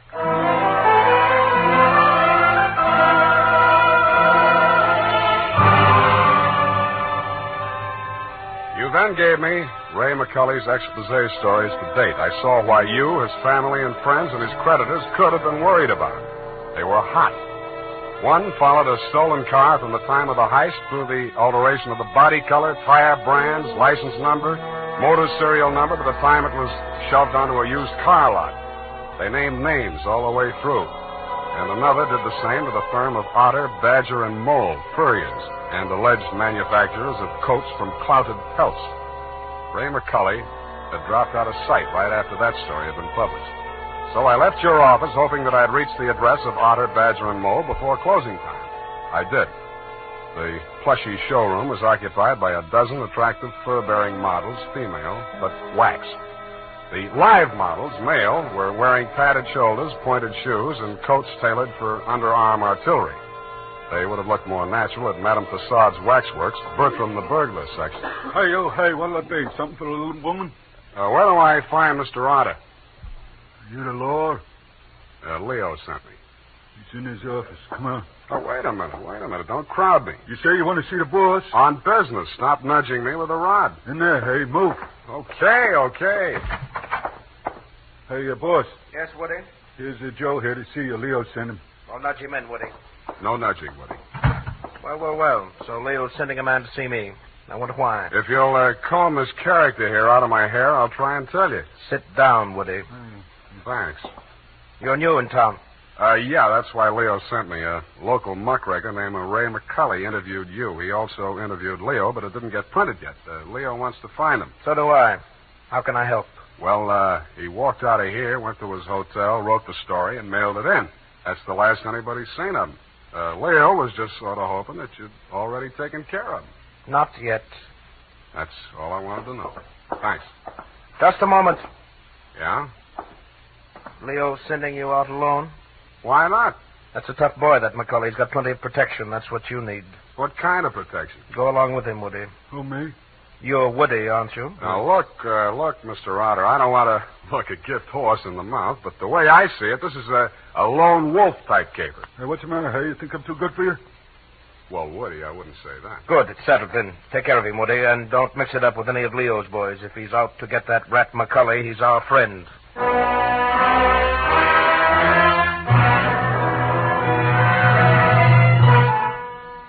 I was beginning to wonder who Leo was.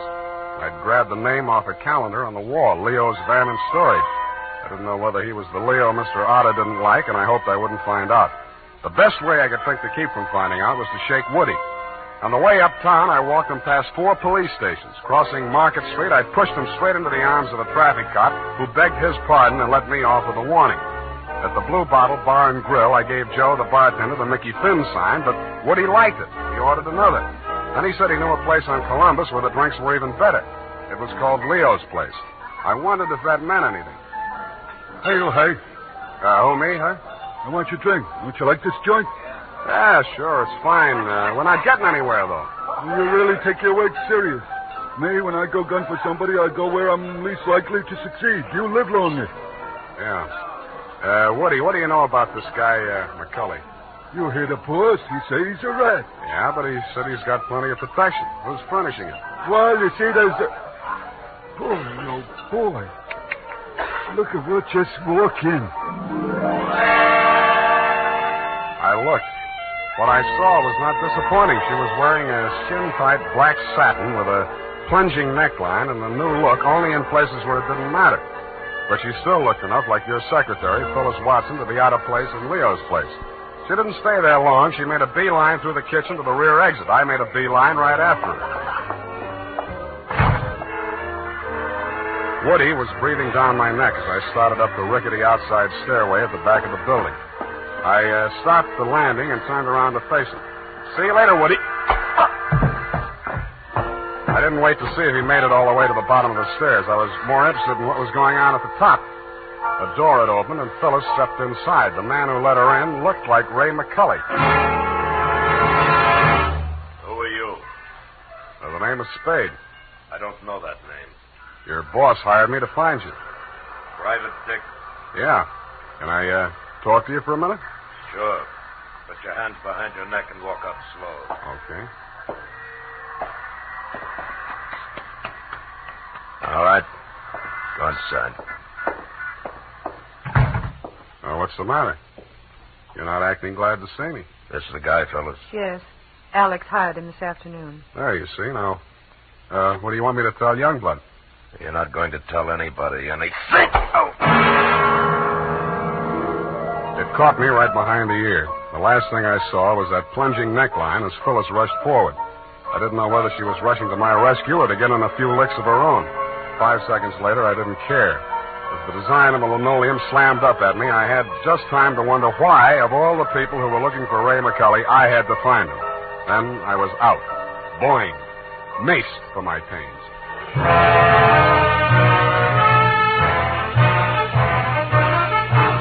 The makers of Wild Root Cream Oil are presenting the weekly Sunday adventure of Dashiell Hammett's famous private detective, Sam Spade.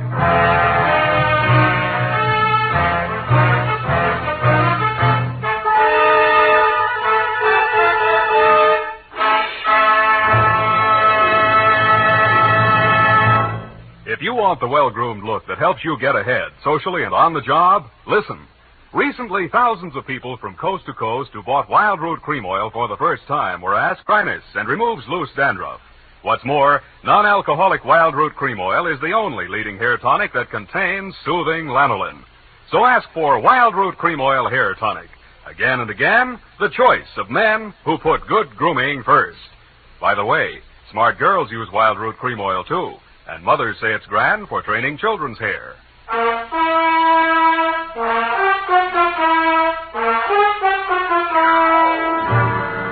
And now, back to the missing news hawk caper. Tonight's adventure with Sam Spade.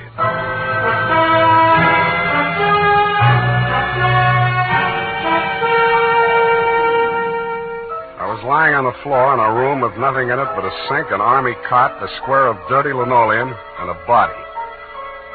I staggered to my feet, ran some cold water over my head, and took a closer look. It was Ray McCulley. He was a very dead crusading reporter. He'd been stabbed clean through with a long-bladed kitchen knife. It said on the handle, property of Leo's place. I went through his pockets. In his wallet, a press card, a police card, union card, and 10 genuine, crisp, new $1,000 bills. That gave me a line on the killer. He was crazy. So was I. I left it on him, too. Folded up in his vest pocket, I found 2 newspaper clippings, one from the Chronicle and one from your paper, both weather reports for the same date. It was very hot in Phoenix, according to both papers. But according to your weather report, the temperature in Needles, California was 135 degrees. That needled me. So did the slip of paper I found on his shoe. The number 9 and a date had been stamped on it with a rubber stamp. The date was the same as that of the weather reports. I turned it over. It said Ruthie's Booth, Manson Bowling Alley.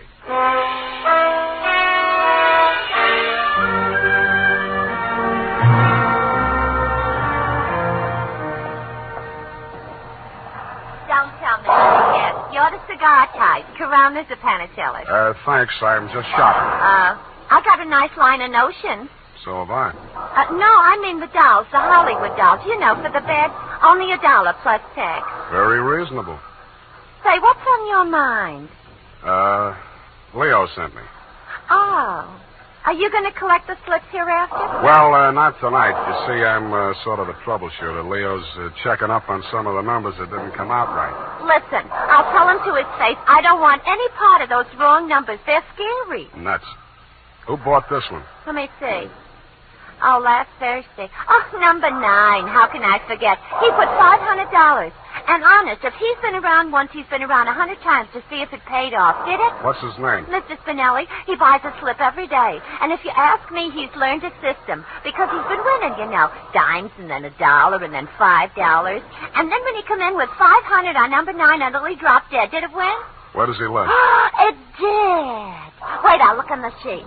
Hey, somebody else was in just this afternoon. Give me that address. Hurry up, will you? It's right around the corner on Manson, 810. Say, maybe that's his system, 8 and 1. Don't that add up to 9? Hey, what's the matter? Where are you going in such a rush?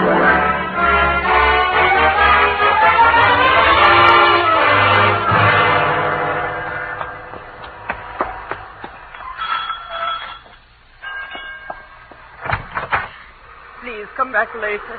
Tomorrow. Next week. Are you Mrs. Spinelli? Yes, please. I had so much trouble. Is your husband home? Oh, my poor man. They take him away. He's dead. Oh, I'm sorry. How did it happen? Who are you? I'm a detective. Maybe I can help you. May I come in? All right. Come on.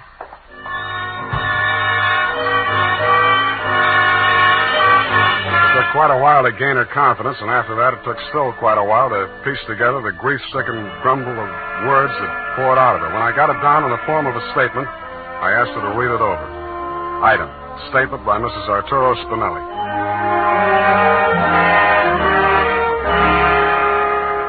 All the time he played those numbers. I told him they're just a bunch of gangsters. They don't let you win. Then he met this man McCulley, a writer for the newspaper. My husband says this man shows him how to win. He wins and wins. Then he goes to bank and takes out all our savings. I begged for him not to do it. But no, he was greedy. And this McCulley poisoned his mind. Sure, he won. He brought the money home in his hand. $10,000. I don't want it. I'm scared. I took it while he was sleeping with wine and gave it to the men. I tell him all I want is the 500. He tried to tell me we do good. We help catch the big gangsters. I say we don't want to do so good we get murdered in our beds. So he says, okay. But if I change mine, here is address. I don't change my mind. Because already my husband, he is dead. At home. Stabbed. No, I don't change my mind.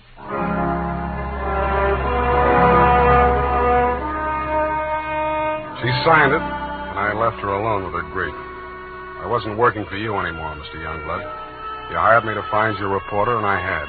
And I wished I hadn't. The rest of it I did for myself. You weren't in your office when I got there, but Phyllis was. I found her behind the city desk in the act of dropping tomorrow morning's weather report into the slot. I grabbed her out of her hand. What? Oh, it's you. Where's your boss? At home, I guess. We'll talk in his office. Come on. Sam, I can explain how I have You're going to explain plenty before I'm finished with you. Sit down. Oh, you... I have to be so rough. What's the matter with you? Plenty. I'm stupid. I was stupid to take this job, and I was stupid to play it cagey with you. I should have beaten the story out of you before the trouble started. It's a little late in the day now, but not too late to send you up for McCulley's murder. Oh, you're insane. Ray McCulley was... I'm the only one who ever tried to help And you. I'm the only one who can place you in that room, not 10 minutes before the murder. I told you I can explain Stop trying to save your own skin. Spinelli was only one of a 500,000 poor dumb yucks that lose their nickels and dimes and dollars every day in the policy racket. Only he had the bad luck to win. There won't be any more lucky dead people like him if I have to make a patsy out of you to stop it. It won't stop it. Nothing will. Ray talked big and brave like you. Now he's dead. Yeah, with $10,000 dirty money in his wallet. I won't let you say things like that. Ray was an honest reporter, too honest. He thought Youngblood meant what he said about that cleanup campaign. Yeah, he did. He wanted to run this town by himself, clean up his competition. When Ray started collecting material on the numbers racket, he still thought Youngblood was on the level.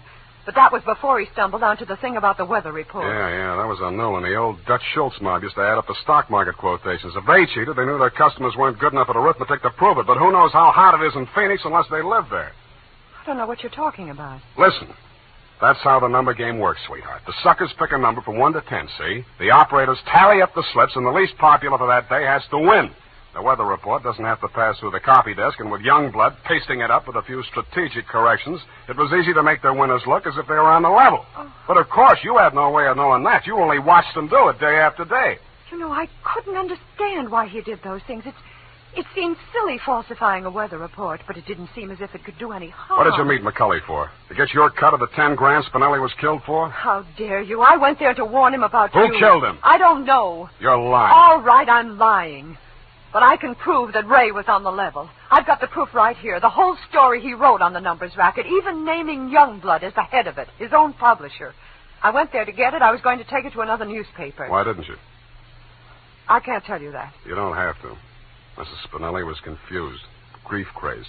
She had to put the blame on somebody, and when she did, she got her revenge the only way she thought she could. She may have been right about that, but she killed the wrong man. Why didn't you tell me you knew who killed Ray? I wanted to give you a chance to tell me yourself. I'm glad you didn't.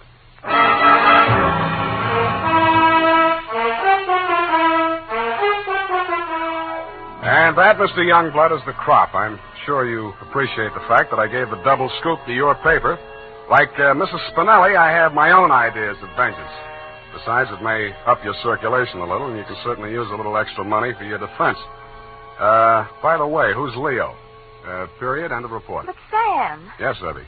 I thought Mrs. Spinelli killed Ray McCulley. The vacation helped. You were absolutely correct. Mrs. Spinelli killed Mr. McCulley, if you'll pardon the expression. But why did she kill her husband? I was wrong. The vacation didn't help. You mean she didn't? She killed McCulley to avenge the murder of her husband. You mean Mr. McCulley killed Mr. Spinelli? Effie, stop. I'll go mad. Oh, you need a vacation, Sam. Look, type that up. The clatter of the keys may stimulate you to further cerebral activity. I beg your pardon, Sam? Brain work. Now, shoot. Oh, brain work. Oh, well, you know best. Tonight, men, or first thing tomorrow, get Wild Root Cream Oil and see what wonders it does for your hair. Notice how easy it is to apply. Notice what a neat, natural job it does of grooming your hair. Notice, too, how effectively Wild Root Cream Oil relieves annoying dryness and removes loose, ugly dandruff. No getting around it. Once you try it, you'll never be without it. So tonight, or first thing tomorrow, call at your drug or toilet goods counter for Wild Root Cream Oil. Get the big economy bottle and the handy new tube that's easy to pack when you travel. Also, ask your barber for a professional application of Wild Root Cream Oil Hair Tonic. Again and again, the choice of men who put good grooming first. Well, here it is, Sam. And you were absolutely right. The typing cleared my mind. It's all clear now except for one thing. Well, let's clear that up right away. Why did Mrs. Spinelli kill her husband? She did not kill her husband. Oh, I'm sorry. I meant, why did Mr. McCulley kill Mr. Spinelli? Kelly did not kill Spinelli. Who's Kelly? McCulley. McCulley's real name was Kelly? Now, let's start all over again. Disregard everything we said up until now. Make your mind a complete blank. All right, Sam. In the first place, McCulley did not kill Spinelli. That's what I said. It was his wife, wasn't it? Now, wasn't it, Sam? Oh, stop teasing me. Hey, why do you look at me like that? Effie, Mr. Spinelli was killed by one of the policy racket hoods to get back the $10,000 he won on the numbers game. Then how did the money get into Kelly's pocket? McCulley's. Why do you insist on using his alias, Sam? Effie, that was a tip of the tongue. I mean, look, Mrs. Spinelli took it to him because she was afraid her husband might be killed for Then it. why didn't they take the money when they killed him? Because Mrs. Spinelli had already taken it. Then she did kill him. Go home, Effie. All right, Sam. I'm sorry I'm so irritable to you, but I thought it... Well, it's been so long since I've been here, you know, Sam, Angel, you're just tired. Vacations have a habit of doing that to you. After a week or two in the office, you'll be all rested up again. I'll take it easy. You act as though you thought my mind were affected. Come here. Sam, now don't, my sunburn. Yeah. Oh, it hurts. It's nice to have you back. You look good, too. All tanned and healthy. Your roof. It's great. I think my nose is peeling. Well, don't pick at it. Good night, Sam. Good night, sweetheart.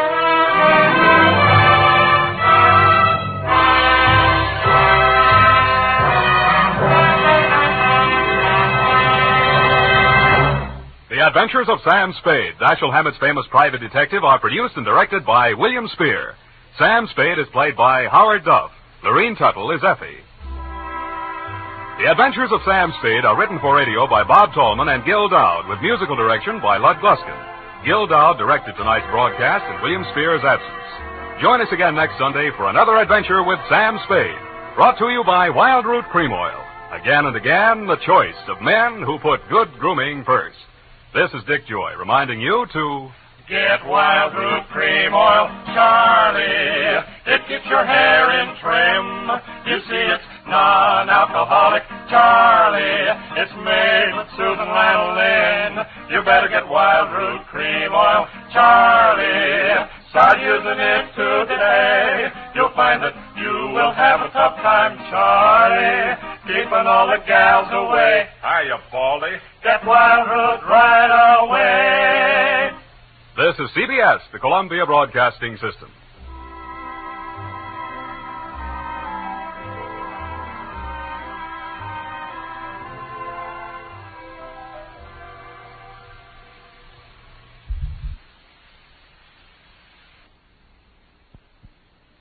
Sam Spade, Detective. Brought to you by Wild Root Cream Oil Hair Tonic. The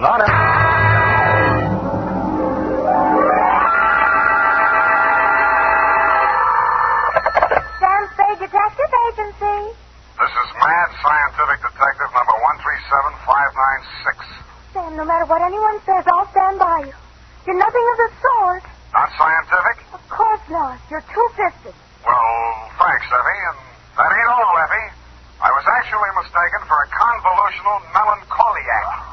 Oh, Sam, are you all right now? Wrong diagnosis, Angel. It turned out to be melancholia catatonica. Oh, you poor darling. What is that? Well, it's a thing where you lie motionless and silent with fixed eyes and indifference to surroundings. Unquote. Sam, what happened to you? What hospital are you in? Can I bring you anything? No, Effie, I am now at large. Pull down the blinds, check the corridors for men in little white coats, and set a bottle in the window if the coast is clear. Oh. I'll be right down to dictate my report on the mad scientist caper.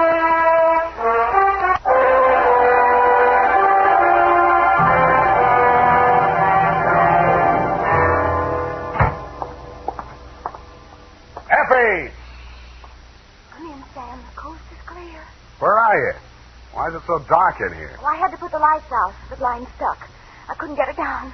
The heat's off, Effie. Let there be light. Oh, I'm so glad.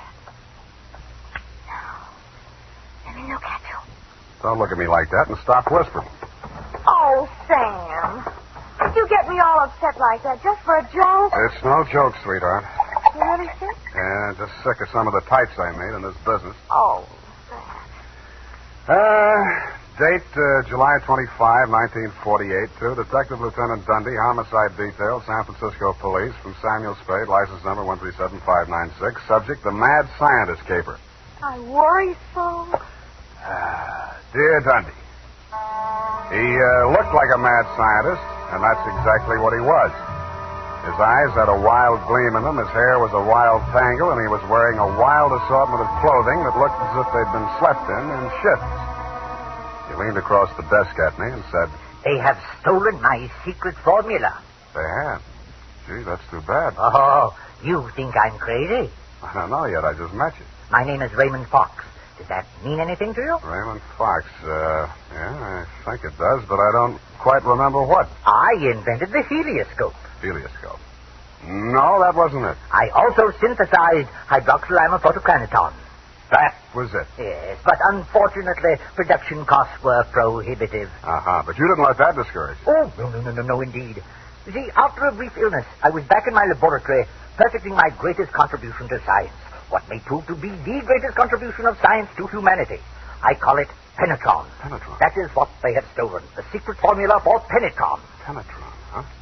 Now, what exactly is penetron, Mr. Fox, and who are they? Well, penetron is a plastic with a molecular structure which repels atomic radiation more efficiently than lead, yet weighs less than aluminium. Oh, that. Do you realize the significance of this? Well, And imagine a motor no larger than a cigar box, with a power potential that even I don't believe, but they do. Who's they? Grierson Enterprises. Now, how do I know this? When I applied to the patent office to protect my discovery, I received this letter. Here, come on, read it for yourself. Commissioner of Patents, Washington, D.C. Dear Mr. Fox, your application for patent on formula designated under the trade name Penetron is hereby rejected. You see. Both formula and trade name, together with descriptive material identical to yours, have been registered by Mr. Albert Grierson, Grierson Enterprises, San Francisco. Very truly yours, George Sherman, Acting Deputy Assistant Commissioner. There. You see?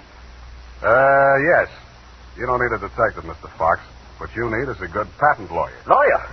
I have one. A legal ball of fire named Roscoe Manning. You know this scoundrel? Yeah? He's got an okay reputation. And I am paying for it. $3,000 in retainers.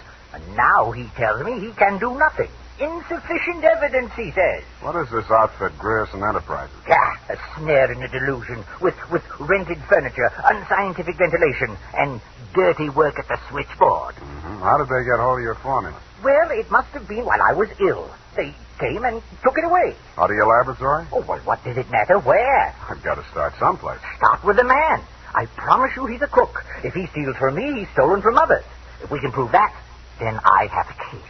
Well, I can't promise you anything, Mr. Fox, but I'll see what I can do. Will $100 be enough for your retainer? Too much. 25 now, and the balance if I can do anything for you.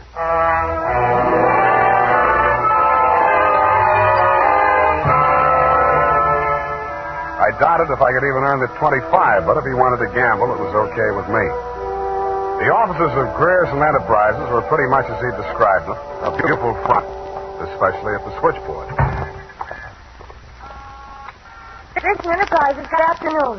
No, Mr. Grissom's out of town. No, I don't know when to expect it. I'll be right with you. That's good news. Grissom Enterprises? No, he is not. No, I do not, and he doesn't want to talk to you in any case, Mr. Manning. Oh, if it would just stop. Can't you shut it off? I might as well. Nobody seems to believe me anyway. You weren't looking for him, too, I hope. Oh, please, just tell me you're selling a magazine or collecting salvage or just anything. My card. Oh, detective. Mr. Grissom hasn't done anything, has he? That's what I want to find out. My client says he swiped the secret formula. Oh, not that maniac. You don't look the type. You know he's mad, don't you? Maybe yes, I know. Certainly, I'm crazy about money. Mad money, pin money, or dirty money. Your employer didn't happen to leave any lying around, did he? No, but I tried to come to the bar downstairs in the building when it's nearly 5 o'clock. Could you cross-examine me there? I thanked her as gallantly as I could under the circumstances. She said, wait here, I won't be a minute. And while she was gone, I made a quick frisk of the office. The file cabinet was empty.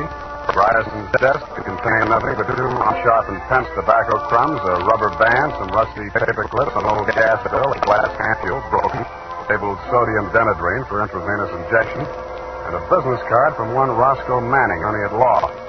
I stuck the card in my pocket, went back to the switchboard, and in less time than it takes to tell, I was calling her Lois, and she was calling me Sam over cocktails for 2. That's all I know about it. I didn't think anything about him taking his correspondence out of files. He often come with it. Mm-hmm. When was the last time you saw him? Oh, it's been nearly 6 weeks. You haven't heard from him in all that time?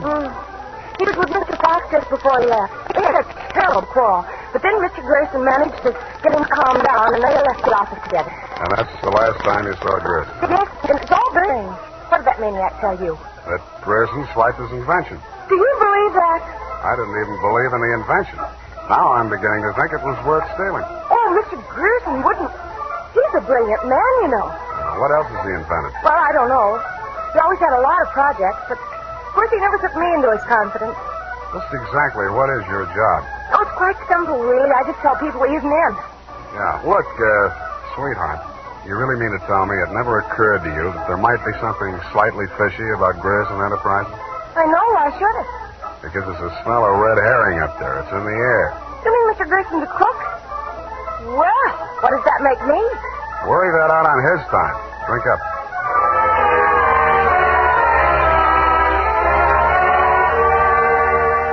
She looked as if she were telling the truth. Though with women, especially blue-eyed women, that doesn't always mean anything. If she had anything more to tell, she obviously wasn't ready yet to tell it. I asked her to come up and listen to my Herb Jeffries records. She said my apartment needed a woman's touch. I handed her a broom. She hit me on the head with it and left. And so to bed. Up the Times and phoned my client. He wasn't in. Then I phoned a guy I know who sometimes knows about things and asked him what sodium denadrine was. He said it was a sedative and or a truth serum, a mental-type drug. I wondered what Grierson had been using it for during office hours. I also wondered what else he'd been spending money for. I phoned another guy who knows about other things, and he called me back with the name of Grierson's Bank, Golden Gate Trust. An hour later, to my surprise, I actually had something to go on. Because in the past 6 weeks, checks totaling $50,000 had been deposited at Grierson's account, all drawn on the Citrus Exchange Bank of San Anselmo, and all bearing the signature of one Carl Birdwell, M.D. He wasn't hard to find. It was a big place on the outskirts, and the sign on the gate said Mary F. Hotchkiss Hospital for the Mentally Deranged. Dr. Birdwell's cottage was one of 5 without bars on the window. He was spraying his roses. That cystectomy of Dr. Kobler's. How are those convulsions? Coordination all right? Can't complain. Got the use of your fingers back? Good. Pick up those shears. I want all those ragged edges. Cut off the hedges. Well, why don't you hire a gardener? Or did those checks to Grierson use up all your ready cash? Eh? Oh, I thought you were the cystectomy. Good Lord, you're that convolutional melancholiac. You're not allowed out on the grounds. Guard! Guard! Now, wait a minute, Doctor. This one acting up. Take him back. I sent for the cystectomy. This is the wrong man. You're crazy. Come on. Let go of me. I'm not a patient here. I'm a detective. Yeah, and I'm Sherlock Holmes. Come on, now, back to the violent war. Come on, lay off. I got an office in San Francisco. I can prove it. 137596. Okay, Dr. Watson, but come on, come on.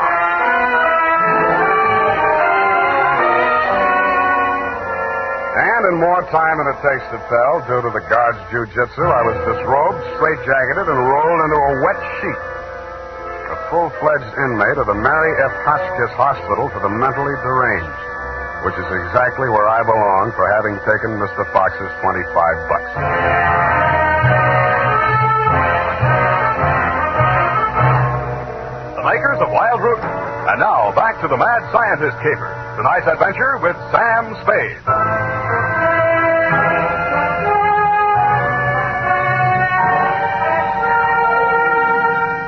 I have been shot, stabbed, slashed, pistol whipped, and sapped into unconsciousness. But until you have spent a night rolled up in a wet sheet, Dundee, you don't know what punishment is. You feel hot and cold at the same time, too miserable to sleep, too exhausted to stay awake. And after 4 hours of it, you just give up and join the crazies pushing up the daisies. There's only one thing I can say in favor of the Mary F. Hotchkiss Hospital for the Mentally Deranged. They get the patients up early. By 6:30 in the a.m., I had been rolled out of the sheet. By 6:45, I had thawed out enough to be taken out of the straitjacket by an orderly.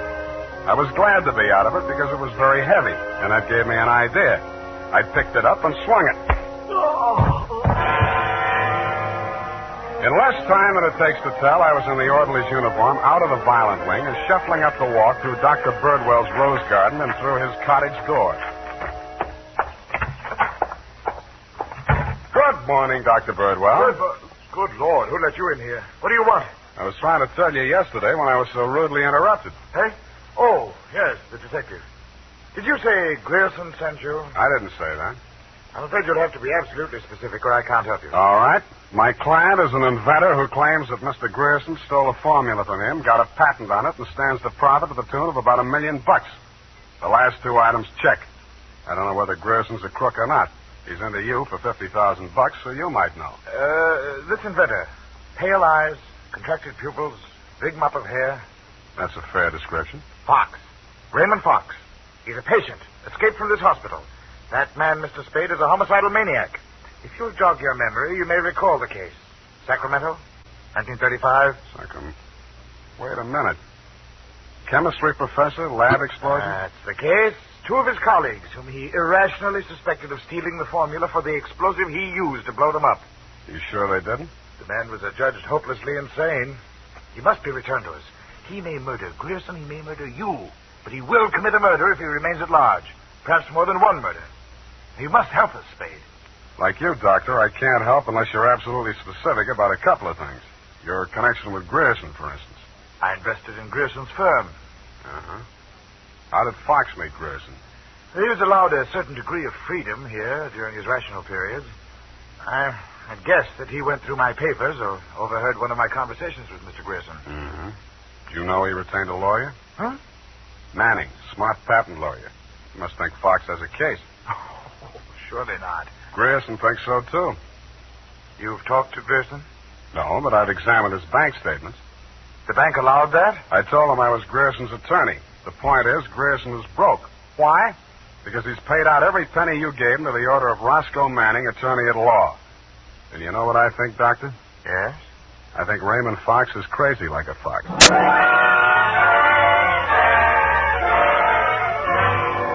I had the same idea about Dr. Birdwell, but I didn't say so. I didn't feel up to spending another night in a wet sheet. I also didn't feel up to the interview that was awaiting me outside the gates. A limousine, only a little longer than a hearse, was standing at the curb. A round pink head with a gray Homburg on it bobbed out at me from the driver's seat and said, Mr. Spade? Yeah? Roscoe Manning. How'd you do? About $49,975 less than you've done in the caper so far. The law is a lucrative profession, my boy. Get in. I'll drive you back to town. No charge? I'll even give you some free advice. Sans retainer. Well, sir, you are an elusive chap. I've had the devil's own time catching up with you. How did you? I won't ask why. And I am not without resources. Now, as to our mutual client, Mr. Fox, obviously you've learned a good deal about him. Dr. Birdwell says he's cuckoo, and it's only a toss-up which one of us he's going to blow up first. Just about what you'd expect from a medical man. If you'd listened to as much conflicting medical testimony in court as I have, you'd take them all with a grain of salt. Or should I say soda mint? Or sodium denadrine? That's a mysterious remark. I was just trying it on for size. It didn't fit. Well, sir, here is my proposition. As to Fox's sanity, it's of no importance. He has money, and I think he has a case. We can always get a doctor to say he's back in his right mind. Where do I fit into your scheme? You just keep looking for Grierson. And watch that secretary of his. I don't trust her. Anything else? Oh, I almost forgot. Here's $500, and here's your ticket to Chicago.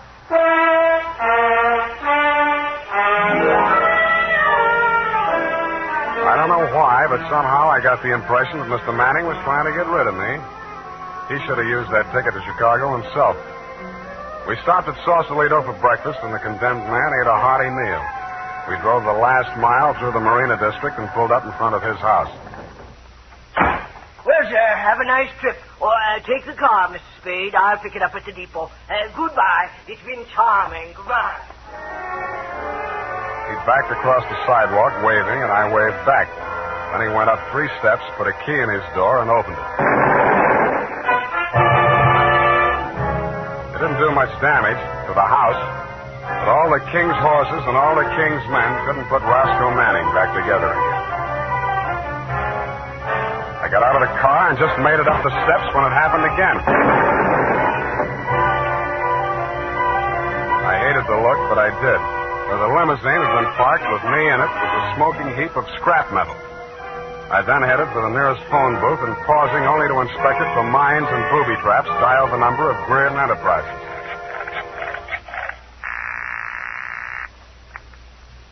Greer Enterprises? Lois, Sam Spade. Sam, darling, thank you for the present. What present? I haven't had a chance to open it yet, but I think I can guess what it is. A traveling clock. You mean a package arrived and it ticks? Oh, darling, don't be such a tease. Now, Lois, listen. Oh, all right, I'll open it now. Throw it out the window. No, don't do that. Pedestrians, innocent bystanders. Have you got a metal wastebasket there? I think so, yes. Well, fill it up with water and throw the package into it. And ruin my lovely clock? It is not a lovely clock. It's a lovely booby trap. Oh, go on. I'm serious. Manning just got one of them, and what's left of him is on the way to the morgue. Oh, I think I'm going to faint. Lois! Lois! Wake up! Pour some water on yourself. Hello!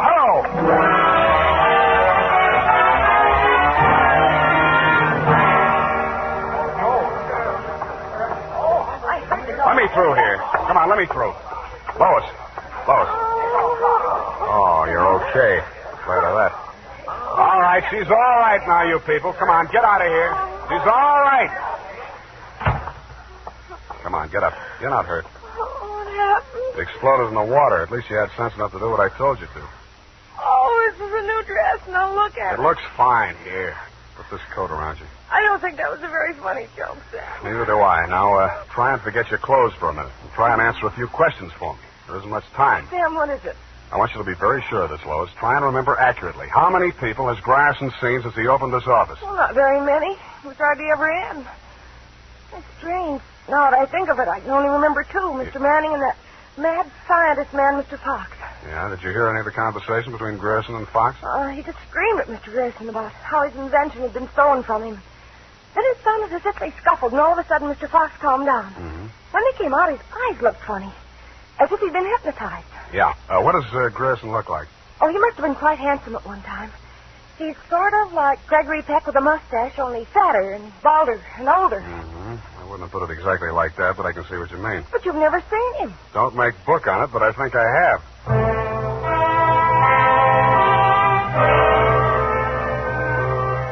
I made 3 phone calls. One to a crime reporter I don't like very well, giving him a false story on the death of Lois, Grierson's secretary. Another to my client, the mad scientist, alias Raymond Fox, and one to Dr. Birdwell. Then I went to my apartment and waited. My client arrived 5 minutes before the doctor. When Birdwell came in, my client said, Aha! That's he.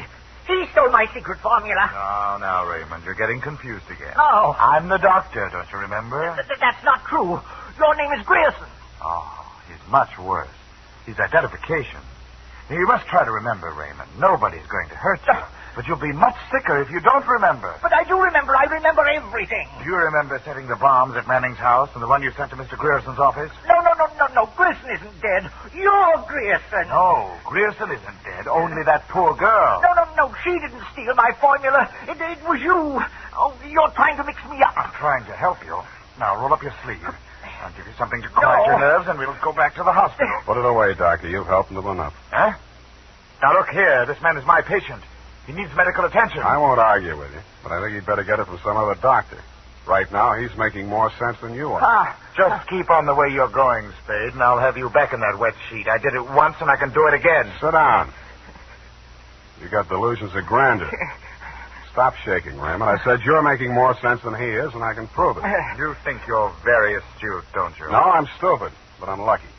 I should have tumbled to the whole caper when I found that you'd invested 50,000 smackers in Grierson Enterprises. When I found out that Raymond was an escaped patient, I should have tumbled to what that Denadrine file was doing in Grierson's desk. I should have known then that you and Grierson were one and the same person. I told you. When I discovered that you'd paid Manning all that shakedown money, I should have known you were planning to knock him off and everybody else who could identify you. But it didn't work out that way. I got out of the car before it blew up. Some luck. And you can identify me as Grierson? I don't have to. Oh, God. Surely you're not counting on Raymond's sanity to that extent. He can't even remember that I was his doctor. Can you, Raymond? You're trying to mix me up. You stole my formula. I didn't kill them, did I, Mr. Spade? Now, lie down on the couch and relax, Raymond. Don't worry about a thing. Well, Doctor, what now? You relax, too. Okay, come on in. What? Joyce! Why, Mr. Grierson, have you been sick? How dare you? How dare you ruin all my plans like this? You stupid girl! Okay, that's enough. Come on, get back there. Get back. Sorry, sweetheart. I didn't mean to let him get that close to you. What were you trying to do? It was an experiment, just to see what would happen. It did. So that's the way you scientific detectives work. For a hard-boiled chap, you have the vaguest way of doing things I ever heard of. Well, plans are all right sometimes, Doctor, and sometimes just stirring things up is all right if you're tough enough to survive and keep your eyes open so you see what you want when it comes to the top or something. Spade, Dundee. I'm at home. I've got two homicidal characters here, one sane and one insane. Now, if you can tell the difference, I'll let you give the story to the papers.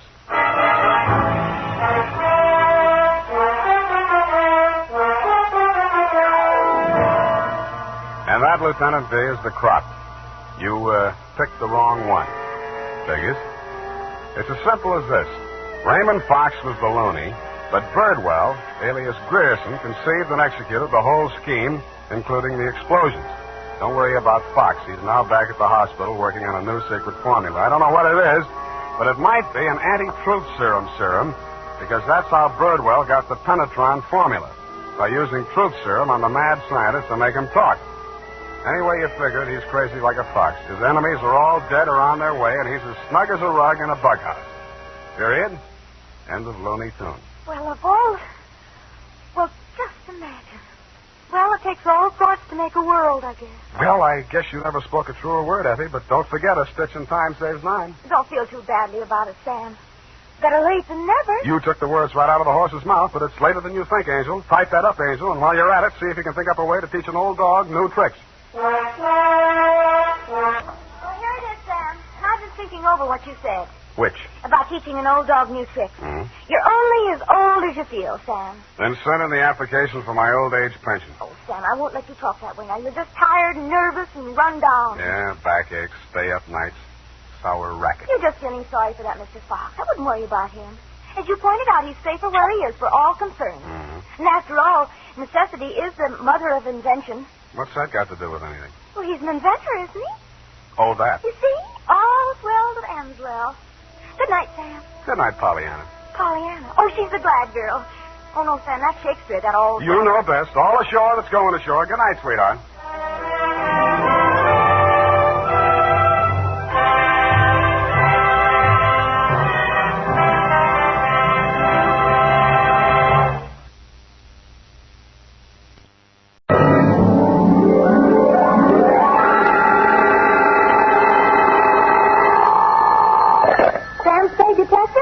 Me, sweetheart. Sam, how did it go? It was the end, Effie, but the end. Oh, Sam. Not another one of those society things. Depends on what you mean by society. Well, you know, Sam. Cafe society.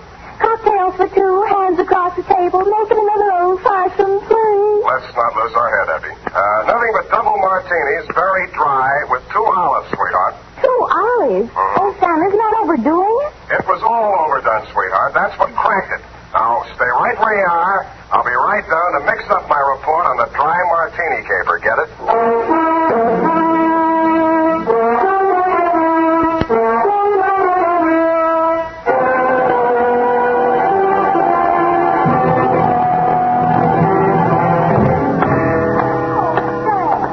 You look sober as an owl. Wise as an owl, sober as a judge, F. Oh. Well, the way you talked on the phone, I thought you drowned the shamrock, kissed the Black Betty, spliced the Ming brace, decorated the mahogany, made a Dutch bargain, or, in a word, gone to give a Chinaman a music lesson. Effie, I wish you'd spend more time with Harper's Bazaar while I'm gone and less with the thesaurus of slang. Didn't know I could say that. Are you sober?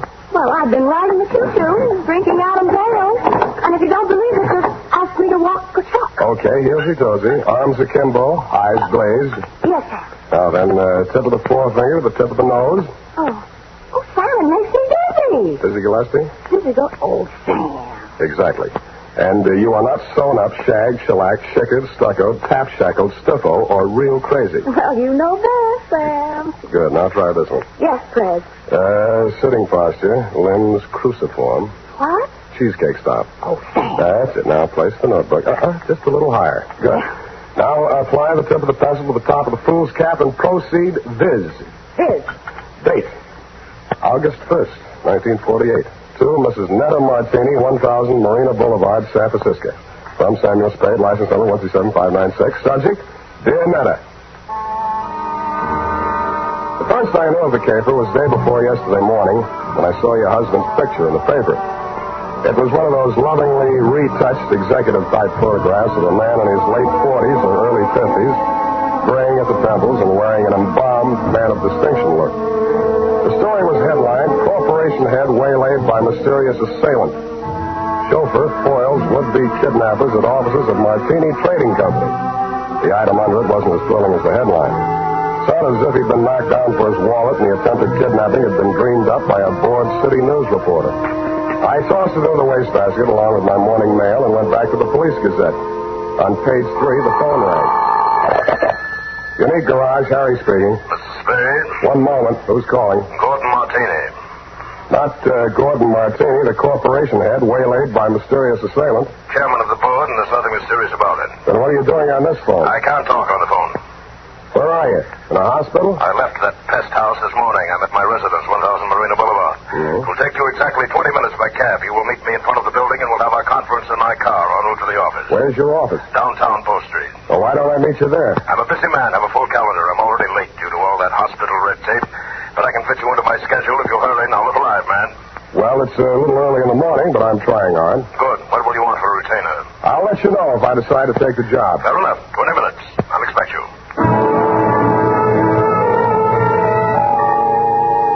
I should have looked more alive. It took me 2 minutes to get out of the street, 1 minute to flag down a cab, and 18 minutes to reach your address, Netta. A total of 21 minutes. As my taxi drew up to the curb in front of the canopied entrance to the corner apartment house at 1000 Marina, I saw your husband pacing indignantly up and down in front of the entrance, pausing only to glare at the outsized chronometer on his left wrist. His gray Homburg was perched atop an outsized turban of gauze bandage that decorated his head. You're Spade. You're exactly 1 minute and 22 seconds late. Hours are made of minutes, minutes are made of seconds. In killing this seemingly negligible interval of time, you have wounded an hour. Oh, I have? Well, I'm sorry. The traffic's pretty heavy out here this hour of the morning, you know. You should have started 1 minute and 22 seconds earlier. I'm sorry there was a bore on the telephone, kept talking about how valuable his time was. Yeah, well, don't apologize. Only waste more time. Now, here's your check, $100. My car's just around the corner. I paid that chauffeur a large salary, but mustn't keep him waiting. In the meantime, you may as well start earning your fee. I've been earning it for the past 22 minutes and 22 seconds. Wait. I suspected as much. You drive a car? Yeah, you mean one man drives all that? I see him, that rascally chauffeur of mine. Sleep in the back seat. All right, come out of there, you. Hey, what?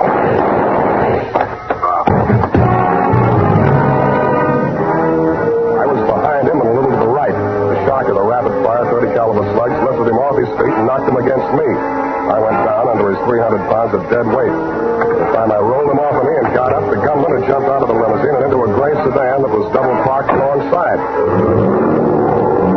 In the welter of traffic on the boulevard, I didn't dare risk throwing a shot after him, but I did get the first 3 numbers of the license plate before it buried itself in the heavy stream of AM commuters. That's when the air changed from exhaust fumes to something out of a Persian garden. I turned and looked for the first time into your Nile green eyes, Netta, and saw you twisting a handkerchief in your pale hands I might have loved beside the Shalimar, but on Marina Boulevard they looked like hysterics dead ahead. Who did it? You saw him. Don't lie to me. Why don't they come with me? Why are all those people standing around there staring at me? Make them go away. Take away. I can't stand it. Stop it, will you? That's better. Now, come on over here. Who are you, his wife? Yes. And it was all my fault. This is the end. I called Ernie out the window and asked him to come upstairs. I wanted him to return some lingerie. They sent the wrong color, Pete. Yeah. Who's Ernie? He's our chauffeur. I was looking for the exchange slip when we heard the shots. Is he dead this time? Yeah. Don't go to pieces. Poor Gordon. He had so many enemies. He didn't drink well, you know. People dropped us like flies. Well, they certainly dropped your husband. Are you a policeman? No, but I'll do until the real thing comes along, which is right now. If I were you, lady, I'd go back upstairs and relax. They'll get to you soon enough. Yes, I suppose you're right. Poor Gordon, he looks so natural stretched out on the pavement. Yeah. I keep thinking he'll get up and stagger on into the elevator. He didn't drink at all well. Go on, will you? All right, I'm going. Oh, Ernie, where did you go? Down at the garage. I heard a car driving. Poor Mr. Martini. It's all my fault. No, Ernie, it's mine. If I hadn't mislaid that exchange slip. What? You know, when I called you out the window to come and get that package. Oh, that. What do we got here? Who's the witness? Me. Oh, Spade. Lost another client, huh? Not quite. I hadn't cashed the check yet. Well, they got him anyway. All right, pull a space in there. Let him through that stretcher. Step over here out of the crowd, Sam. I want to get this statement. Yeah. Okay, Jerry, take it down. Got a pencil? Yeah, and I want it back. Let's have it. This guy is Gordon Martini. He headed up a local firm, the Martini Trading Company. Last night he was working late at his office. Got poinged. Phoned me this morning. Didn't know why. Thought maybe he wanted a bodyguard. Anyway, he needed one. Gunman was crouched in the back seat of the limousine, shoved the carbine out when Martini opened the door. Carbine, huh? Didn't get a good look at him. You could see why, the way it's closed in, no side windows. Foreign car, isn't it? Stop drooling. You can't afford one. You getting all this? What about the getaway? Martini fell on top of me. I saw the getaway car on the back of his head. Yeah. The car was a gray sedan. The back of his head was a standard make, too. Only got the first 3 digits of license plate, 5D9. 5D9. Anything else? Yeah, give me back my pencil. The homicide boys want some help. They know my thief. Mr. Spade. This is Martini. Why aren't you and Ernie upstairs getting your alibis shaped up? Oh, please, I can't face the questions just yet. Would it be legal if I just avoided them till I can collect myself? I don't know about legal, but it might be smart. Where can we talk? What do you suggest? Well, there's a little cocktail lounge up on Lombard where Ernie and I it's just around the corner. Very handy. Let's go.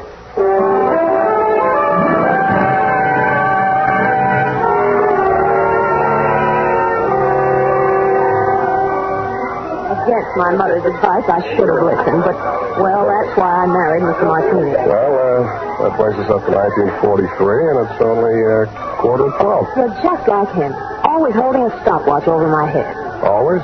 Well, he drinks, you know. You told me that. But it's much more important than you think. He often fell down and bumped his head. You mean that mysterious assailant that waylaid him last night in his office was a double Martini? 2 pitchers full before dinner. Ernie had to carry him up to his office. Well, what did he go up there for? Oh, we had an appointment with the vice president of the firm, Mr. Nesbitt. Something had come up, and he wanted Gordon to sign some papers. I don't know what. It wasn't the first time. I waited outside in the car. After Ernie had taken him upstairs, he came back to the car, and we talked. Ernie has alibis upstairs, downstairs, and all around the house. Well, then when the others came out and Gordon didn't, Ernie went upstairs to see why. Others? Mr. Nesbitt, and who else? Mary Callahan. Secretary? No, she's an attorney. And if you think everything was legal between those two, well, but after all, who am I to call the kettle black? Now, what are you trying to tell me? That you got him drunk so they could make him sign some papers? That he got himself drunk so he couldn't write his name? Or that he just got drunk and fell down? Between you and me, I think she pushed him down a flight of stairs. In his condition, he never remembered. Why are you putting a finger on the Callahan dame? Well, what would you think? He was the last one out of the building. Why didn't you want to tell all this to the police? Well, I didn't want to talk about his drinking. Things were bad enough already. That would have been the end. Well, that's as good an answer as any. What do you want me to do for you? Prove that she did it and Ernie didn't. I'll let you take care of Ernie. Oh, no. I don't want to alibi him unless I have to. He might get the wrong idea. You mean I've got the wrong idea? He might think it meant I still care for him, and I don't. I can't stand him anymore. The way he chews those toothpicks. And besides, if his alibi's too good, I might have trouble about that carbine in the backseat of my car. Pardon me, it sounded as if you said you might have trouble about a carbine in the backseat of your car. That's what I said. Where is your car? In the garage. But somebody had it out this morning. They scraped the fender coming back in, and they ran into the wall. They must have been in an awful hurry. Tell me, this car of yours, it wouldn't be a gray sedan? Yes. License number? Oh, wait a minute. It's on my keyring. Here, 5D9. That's enough. Why didn't you tell me this before? Well, I couldn't get up the nerve. After I heard you tell that policeman the gun that killed Gordon was a carbine, and the gray sedan and all that, well, it's the end.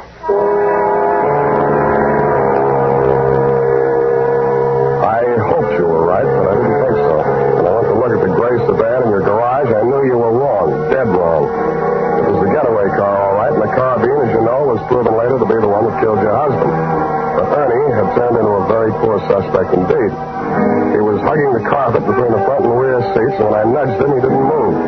He'd been shot at closer range than Gordon Martini, and the killer had used only one slug. It was planted in the base of his brain, which made him not only a very poor suspect, but a very dead one.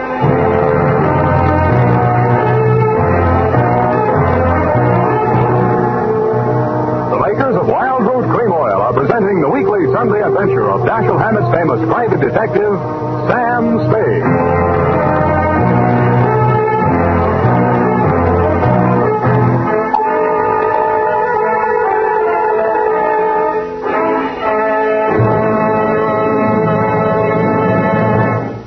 If you want the well-groomed look that helps you get ahead socially and on the job, listen. Recently, thousands of people from coast to coast who bought Wild Root Cream Oil for the first time were asked, how does Wild Root Cream Oil compare with the hair tonic you previously used? Better than 4 out of 5 who replied said they preferred Wild Root Cream Oil. And no wonder. Wild Root Cream Oil grooms the hair neatly and naturally, relieves annoying dryness, and removes loose dandruff. What's more, non-alcoholic Wild Root Cream Oil is the only leading hair tonic that contains soothing lanolin. So ask for Wild Root Cream Oil Hair Tonic. Again and again, the choice of men who put good grooming first. By the way, smart girls use Wild Root Cream Oil too, and mothers say it's grand for training children's hair.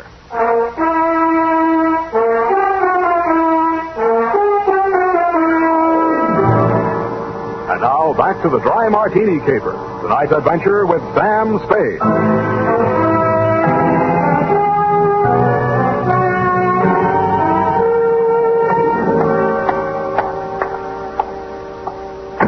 Martini Trading Company, good afternoon. I'm sorry, Mr. Nesbitt is in conference. I'll see that he gets your message. Well, what can I do for you? I would like to see Miss Callahan. Miss Callahan is in conference with Mr. Nesbitt. Good. I would like to see them both. But I have orders not to disturb them. You do not have to. I will. Just a minute. You can't go breaking in like that. Yes, and I'll tell you something else. You won't ever get away with it. Why, everyone in this town knows about your underworld connection. Why, you doddering old fool, when I get through with you, if you don't go to the gas chamber for Gordon Martini's murder, you'll wish you had. If I go to the gas chamber, it'll be for killing you, not Gordon. Oh, you said it all. Why didn't I have witnesses here? Miss Callahan? Did you hear that? You weren't talking loud enough. I didn't hear a thing. Well, come on in here and I'll tell you a thing or two. Close that door. Now, sit down. Thanks. I listen better on my feet. Oh, so you're the detective Netta Martini employed, eh?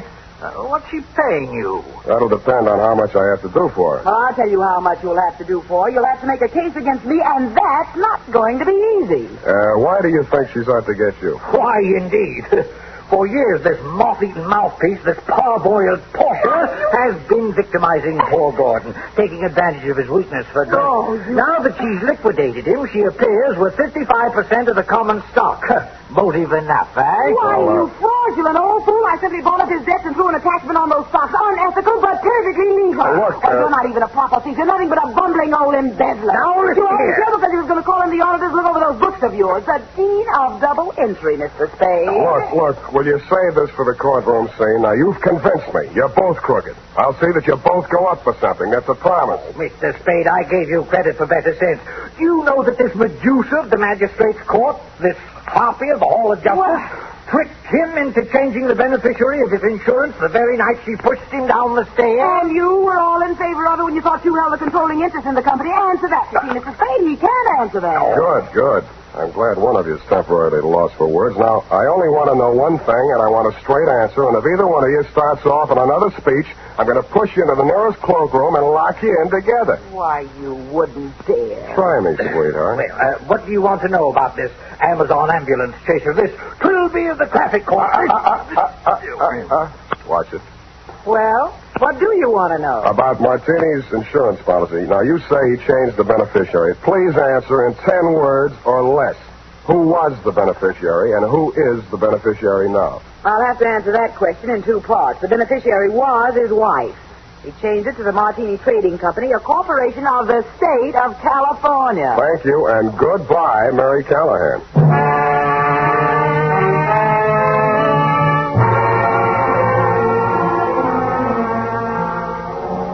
And that matter took the heat off of you for the time being, which made things tough for me. Because Callahan and Nesbitt were so horrible, I never wanted to see them again, even to testify against them in court. I was sure of one thing. None of you had pulled the trigger of that carbine.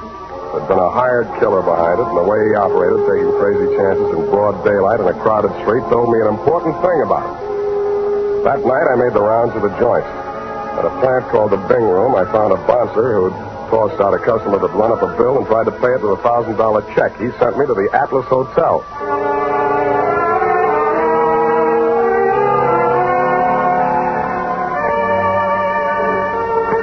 The Atlas Hotel is off of 3rd Street down near the railroad yard. Not even a flea bag. The fleas sickened and died a long time ago. They couldn't take it.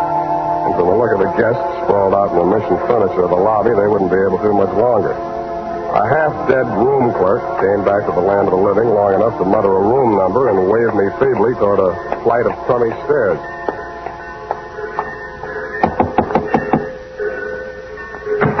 Yeah, what do you want? You, Hack Hartman? Hey, got anything for me, huh? Yeah, I got news for you. Get back in the room. I'll tell you all about it. Yeah. Well, come on in. Drop the shiv. Yeah, I'll drop it. I'll fix you. I'll cut you good. I'll cut you. I'm glad you did that. You make it easy for me. Now get over there. Leave me alone. Leave me alone. I'm not feeling so good. You can feel a lot worse. Who hired you to put the burn on Martini? You don't get nothing out of me. Who gave you that check? Oh, leave me alone. I got all night, Hack, and I feel better than you do. Now, what did you do with that check? Now, shake it if your teeth come out with it. Come on. Oh, all right. Stop it. I don't feel so good. Okay. Where? Pocket. My shirt. Don't reach. I'll get it. All right. It was a company check, which is what I'd expected. It was for $1,000 drawn on the Golden Gate Trust and Loan. But I wasn't expecting to find the signature on the bottom line. It was signed in a bold, firm hand, Gordon Martini. Who was the penman on this? He wrote it himself, right in front of me. What was it supposed to be for? He wanted I should knock off his brother. You get mixed up? Oh, he's dead, ain't he? That's what I mean. Gordon Martini's dead. The papers got it wrong. That was his brother, his twin brother. And that other guy, that chauffeur, kept hanging around the garage so I couldn't get out. I had I had to burn him, too. You know what you're saying? Yeah. I'm making sense.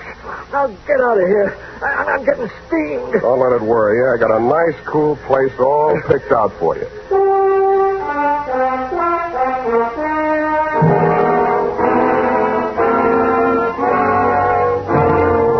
After I turned Hank over to the cops, I did what checking I could on my own at that time of night. As nearly as I could learn, Gordon Martini could never have had a brother, twin or otherwise. He was a first child. His mother died in childbirth, and his father died 1 month later.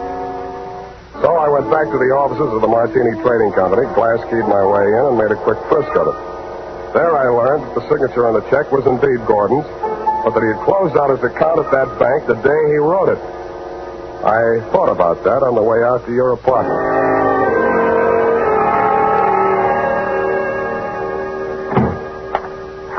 Sam, I've been calling and calling, trying to reach you. I've been so worried. It's the end. This time you might be right. Fix me a drink. Well, there's nothing in the house but those prepared martinis Gordon used to drink. Is that all right? No, but fix me one anyway. Never mind the ice. It's not morning yet, but I hate myself already. Why don't you just relax and let me get it for you? I'll relax. You get the martini. What happened? What'd you think of Mary Callahan? Isn't she the end? She's cute. You're all cute. All of me? How nice. I put ice in anyway. It's nasty without. It's nasty anyway. I hope it doesn't make you fall down the way it did poor Gordon. Thanks. What's the matter? Too dry? You open this bottle fresh? Why, yes. What's the matter? Where are they? The rest of the bottles. Oh, yeah. More of the same. Is this all your husband ever drank? Yes, gallons of it. It's a special brand. He even took it with him to bars and people's houses. He'd sit and drink them right out of the bottle like a little child. Then he'd be falling down drunk, of course. And that's how we lost so many friends. They dropped us like... Like flies. Yeah, it was the end. Who's your phone? City morgue. Maxie, Sam Spade. Sammy, what can I do on you? On Martini, Maxie. They got around the autopsy yet? Yeah, they rushed him through. Got the report handy? Right in front of me. Funny thing, Sam. The doc said they should have saved themselves the trouble. He'd have been dead in a week or two without no help. What from? Brain tumor. Malignant, it says here. Any alcohol in them? None from drinking, Sammy. What about the head wounds? Accidental fall due to periodic fainting spells. Part of his condition. Thanks, Maxie. Well, what is it, Sam? Was the martinis poison? No, sweetheart. The martinis were colored water. Why, they couldn't. Well, what made him get so drunk? He didn't. He was sick. But, Sam, who killed him? Killed himself. But he couldn't have. He hired a gunman to do it. He planned his own murder. But that... Well, why didn't he leave a note or something? He could have ruined us all. Come here, sweetheart. Put your little head on Uncle Sam's shoulder. Why, Sam... That's, just what he wanted you to do. He wanted to ruin you. He let Mary Callahan fleece him out of his interest in the company. He let Nesbitt juggle the books. He let you go your way with Ernie. He let all three of you fix yourselves up with as nice a set of motives for murder as a jury could ask for. Couldn't have... The real joker was the check he used to pay off the man he hired to kill him. It bounced. It also proved he'd planned his own murder. But he still has his revenge. Because the insurance that would have kept the corporation from going broke won't be paid off on account of the self-liquidating cause. Oh, Sam, darling, what's going to become of us all? Well, Callahan and Nesbitt will probably sue each other to death. You might have to go to work and earn a living. Well, I have $500. I might invest it in something. You already have. Here's my bill.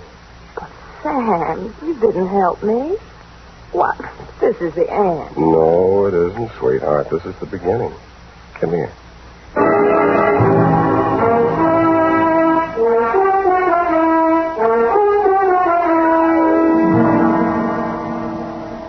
Period.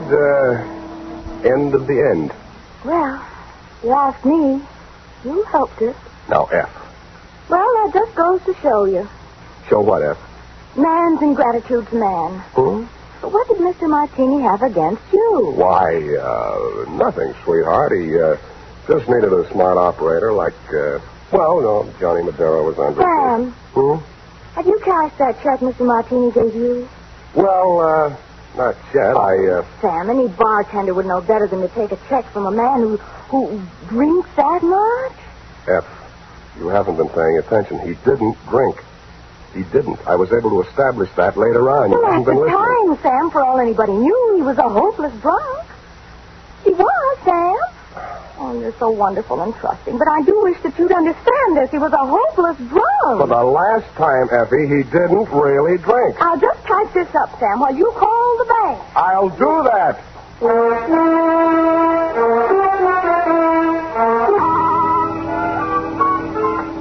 I hope it was worth the price of the paper and carbon.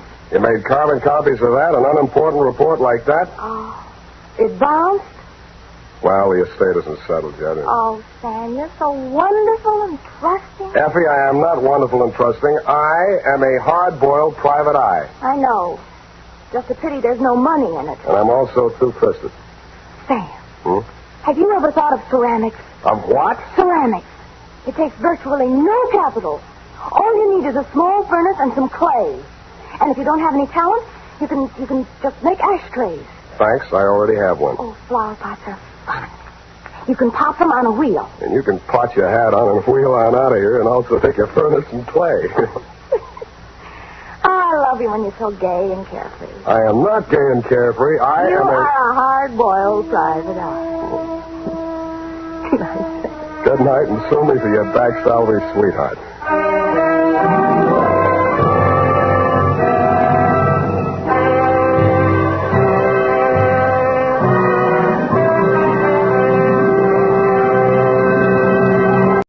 The Adventures of Sam Spade, Detective, brought to you by Wild Root Cream Oil Hair Tonic, the non-alcoholic hair tonic that contains lanolin. Wild Root Cream Oil, again and again, the choice of men who put good grooming first.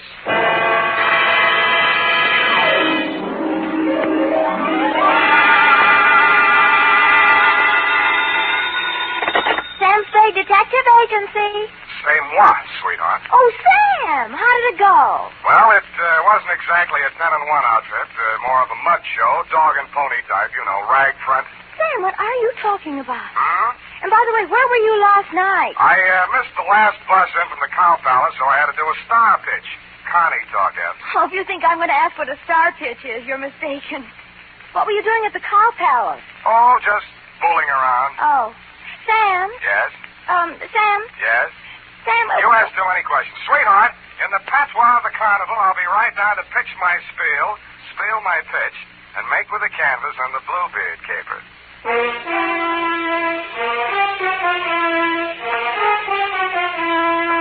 Dashiell Hammett, America's leading detective fiction writer and creator of Sam Spade, the hard-boiled private eye, and William Spier, radio's outstanding producer-director of mystery and crime drama, join their talent to make your hair stand on end with the Adventures of Sam Spade.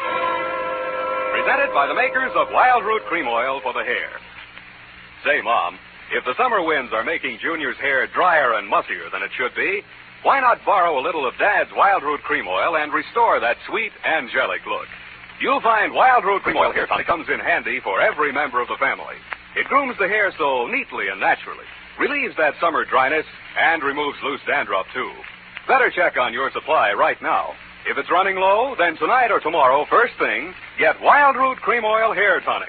Again and again, the choice of men who put good grooming first.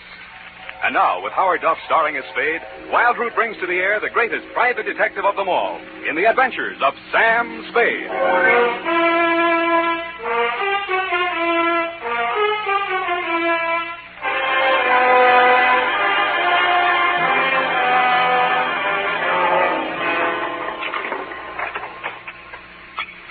Ready, Effie? Yes, Sam. By the way, what is a star pitch? Oh, your clothes. You look as if you slept on the ground. That's what it is.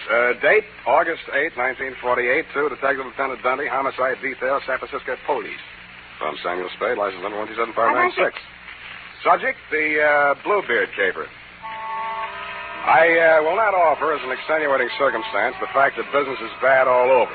But it is true that I've been sitting in my office for 4 hours and the phone had not rung once. This one didn't phone. From the looks of him, he didn't have the required nickel. But the hangover he was wearing under his eyes had cost someone a pretty penny, so I figured his credit might be good somewhere. Mr. Spade? Yeah? Oh, my head. Here. Try this. Oh. Want it mixed? Oh, no soda. Couldn't stand the noise. Where'd you wake up? In these same clothes. Figures. It all started at my sister's engagement party. Mint juleps. But they must have been full of flukum. Flukum? You don't happen to have an ice bag? It's customary for my clients to bring their own. Oh. Well, now here's a spiel. Did I tell you my name? The name you gave my secretary was Ned Towers. You want to stick with that? Yeah, Ned. Ned Towers, yeah. It's about my sister. She's... Her name? Sylvia. Sylvia Towers. Sylvia Towers, but it's not about her, really. It's about that Bluebird. Bluebird she's married. Jefferson Davis Calhoun. What about him? Oh, that marriage has got to be stopped. I found out that his name's not Calhoun at all. That he's been married 3 times under 3 different names. And that all his wives died mysteriously. And that he collected their insurance. And now he's talked my sister into insuring herself for $100,000 in his favor. When did you learn all this? In a barber shop yesterday. Oh? I went in to get a manicure, and I picked up this old detective magazine. Here's his picture. Look at it. I had heard of the case. In its heyday, the papers had called him the Mint Julep Romeo. And any name he happened to be using at the time had Colonel in front of it. None of his 3 wives had survived the honeymoon. Wife number 1, an aviatrix, bailed out at 10,000 feet over Mount Hood along with her husband. His parachute opened, hers didn't. They found the body the following spring. Wife number 2, a snake dancer, died of snake bite when she squared off with a full-fanged diamondback instead of her usual non-poisonous partner. Cause of death was never officially proven because the body was embalmed by mistake, it said there, before the coroner arrived. And finally, number 3, a professional stunt woman, disappeared over Niagara Falls in a beer keg instead of her specially designed barrel and was never seen again. Well, Mr. Spade? Yeah, but are you sure your sister's fiancé, this Calhoun, is the same guy? Well, here's a picture of them together. Their engagement photograph. What do you think? Brunette? My sister? Redhead. That's him on the left. Redhead? Well, Mr. Towers, are we going to sit idly by and see another poor girl go to her death? How much money you got? About $100. I'll take 50 now. You are going to help her. How much does she already know? I tried to tell her. She's beautiful. She wouldn't even listen. I thought she might listen to you. I pray she will, Ned. I pray she will.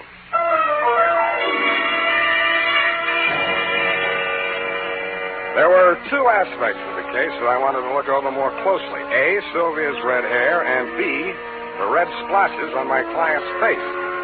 I had a hunch she might be suffering from more than a hangover.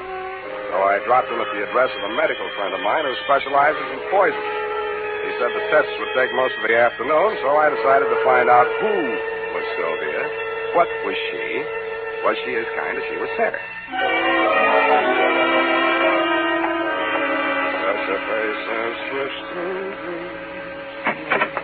Yes? Yes. I beg your pardon? Miss Towers? Yes, I'm Sylvia Towers. Are you the florist? You were expecting maybe a detective? Come in. Thanks, I will. Well, as a matter of fact, I wasn't expecting a florist or anyone else. But I'm glad to see you. I really am. Huh? Sit down here. Oh, just relaxing. Oh, no, over here. Oh. Well, why not? There. Isn't this more cozy? Take your hat off. Oh. You'll have me believing you really are a detective. What do I look like? Well, I'll have to mull it over. Now, don't tell me. Let me dream. Look, Sylvia, Miss Powers, I mean. Oh, Sylvia. I like the way you dress. Nice and casual. Oh, you do? But, you really should wear a handkerchief. Hey. You ticklish. Well, look, if you want to frisk me, get it over with. It's your apartment. You got a right to. Well, isn't this way nice? Sure, it's fine. It's just that, I just didn't expect. Just didn't expect. Well, what do you want, a butterfly act? No, it's just that my feelings have hurt you. Haven't asked me who I am, or what I'm doing here, anything. Oh, I don't care.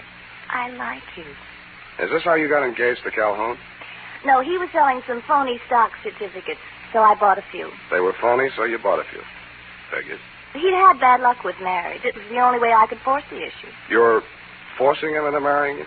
Darling, don't be so critical. I did it very nicely. I'm sure you did, but why? Oh, I don't know. He's so courtly. A real Southern gentleman. How real? Hand me that cushion, darling. Oh. Oh, no, here, behind my head. Oh, that's better. Oh, don't go away. Why do you want to be number 4 on the Bluebeard parade? Oh, do you really think he did kill him? Oh, that's one of 2 theories.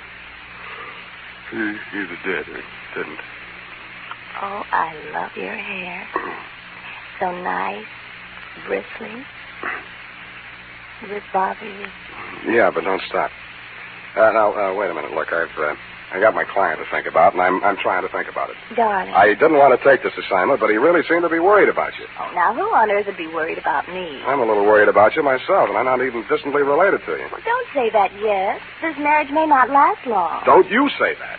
Oh, I know his marital life has been full of tragedy.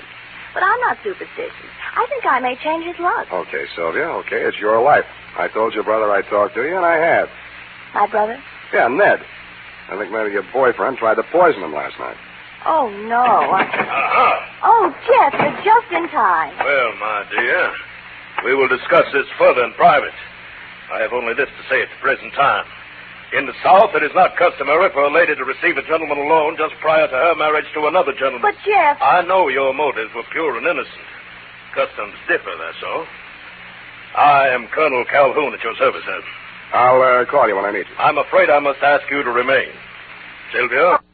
To tell you, it was just a flirtation. Yeah, that's I didn't all. think it... You mean she didn't think? He made certain proposals? Well, what could I do? What could she do? He said there were things in your past, Jeff. Yeah, that's what I said. Things that... Oh, well, there, my dear. It was blackmail. That's all it was. I did it for you, Jeff. Go to your chambers, Sylvia. I will deal with this adventurer. If this were the South, there would be better ways, but never fear. Where there's a Calhoun there, too, you will find Southern chivalry. Please. No, Jeff. Phone the police. Sylvia, I must insist that you do as I say. Very well, Jeff. You know best. Well, son, how about you and me putting our heads together over little old Miss Judith, huh? Thanks, I'm not thirsty. What's the fetch, Colonel? How come your girlfriend yelled, "Hey, Rube," just now? What is your asking price, sir? What's your bid? $5,000 now, $5,000 after she's buried, $20,000 after the insurance people pays off. No dice. Caper's worth $100,000. 50 for me, 50 for you. That is out of the question, sir. Okay, from here I go to the cot. Now, son, let's not be hasty about this. It will require a slight change of plan, but I reckon I can swing it. All right, 50-50. When are you going to knock her off? You want her to fly the coop? Is there another way out of here? Well, not that I know of, but she's crafty. She's crafty. Well, come on, let's get it over. Yes, you're right. Maybe now or never. That's right. Sylvia? Wait a minute. Huh? Come here. What is it? How are you going to do it? Well, hit her with this and then out the window. Let me see that. It's got quite a heft to it. Where'd you get this set? Souvenir at Niagara Falls. Know where you're going to get it? Well, you Yankee!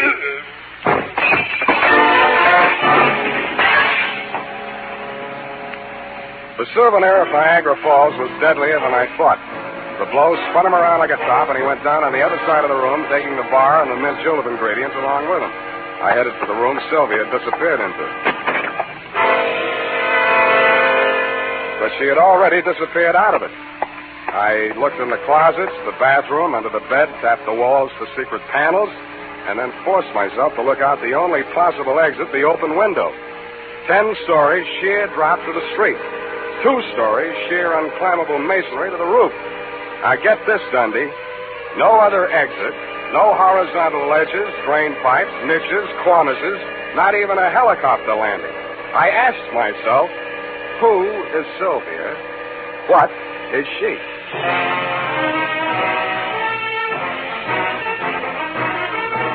The makers of Wild Root Cream Oil are presenting the weekly Sunday adventure of Dashiell Sam Spade.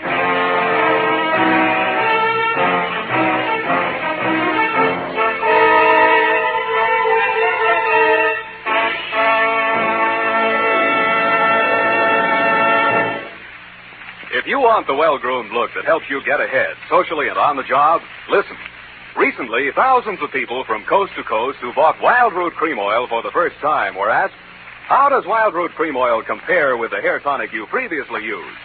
Better than 4 out of 5 who replied said they preferred Wild Root Cream Oil. And no wonder. Wild Root Cream Oil grooms the hair neatly and naturally, relieves annoying dryness, and removes loose dandruff. What's more, non-alcoholic Wild Root Cream Oil is the only leading hair tonic that contains soothing lanolin. So ask for Wild Root Cream Oil Hair Tonic. Again and again, the choice of men who put good grooming first. By the way, smart girls use Wild Root Cream Oil, too. And mothers say it's grand for training children's hair.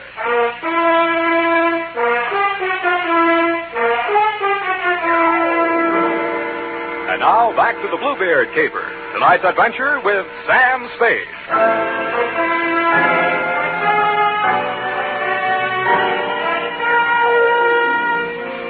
There was no use wasting any time trying to figure out how Sylvia had done whatever she had done to escape from that escape-proof room. There was nothing of interest in it but a diving helmet, deep sea type, and the current issue of Billboard, a magazine which records the movements of show people. Under carnivals and French shows, an item was circled.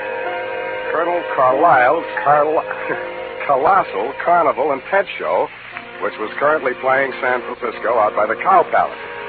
That reminded me of the Colonel in the next room. I went in to hit him again, but somehow his not being there didn't surprise me a bit. What I found on the roof did surprise me a little. It was a rope and grappling hook, human fly type, which fitted with the circusy aspect the caper was beginning to take on. But I'd never have taken Sylvia for a stunt woman. I did a deep knee bend to get in condition for what lay ahead, slid down the banister to the top floor, somersaulted into an elevator, and rode it down to the lobby, no hand. Pausing only to acknowledge the applause of the scrub woman, I skated on over to the phone booth. Soldier's hands like the night. Dr. Mandel's office. Bernie, Sam Spade. Oh, say, I'm glad you called, Sam. That patient you brought in here, Ned Coward? Yeah, what about him? Well, your hunch was right.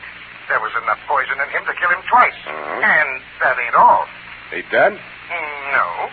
Then what's all? Well, his stomach had enough foreign objects in it to keep all the newspapers in town in Monday morning feature stories for the rest of the year. What type foreign objects? Oh, glassware, spoons, hunting knives. Well, nothing valuable. Where'd you send him? Oh, he wasn't a hospital case, Sam. Enough poison to kill him twice, glassware, spoons, hunting knives, and not a hospital case, huh? The poison, he's developed an immunity. The other stuff, it's harmless. Harmless. Do you want me to send you the complete report? No. Forget it, Bernie. You've given me enough. Thanks.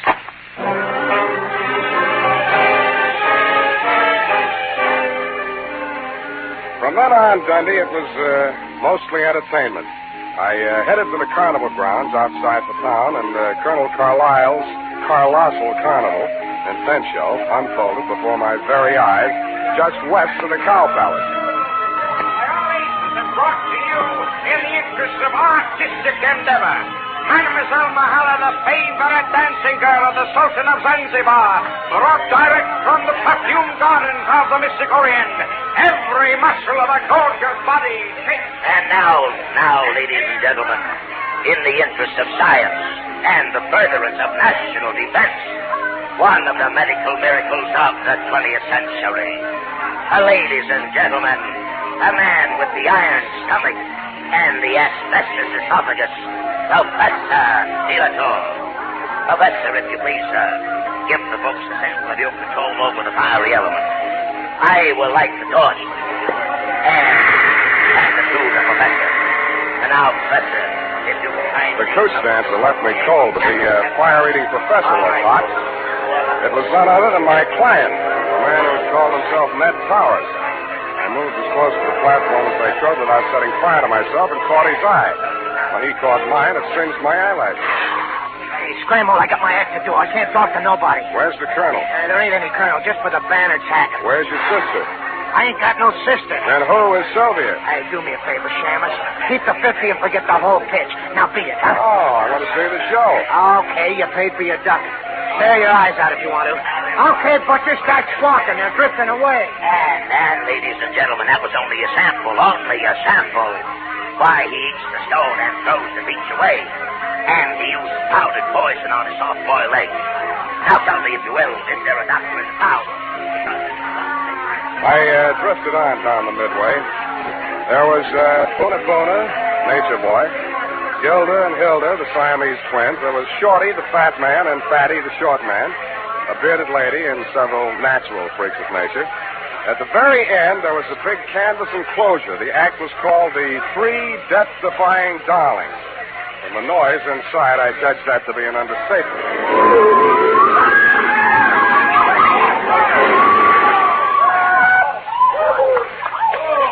I bought a ticket and got inside just in time to see a trim, energetic blonde in tailored coveralls crawl out of the twisted wreckage of the car she'd just driven point blank into a concrete wall at an advertised speed of 80 miles an hour. She took a bow, tripped lightly out of the ring, and a brunette about the same size and shape, but wearing a costume consisting mainly of 3 live rattlesnakes passed her coming in. I swear she did. I also swear that she danced so well I didn't even notice the snakes after I got used to them. Before the lead snake had taken its final bow and wriggled out of sight, a redhead in green coveralls appeared at the top of a 60-foot tower.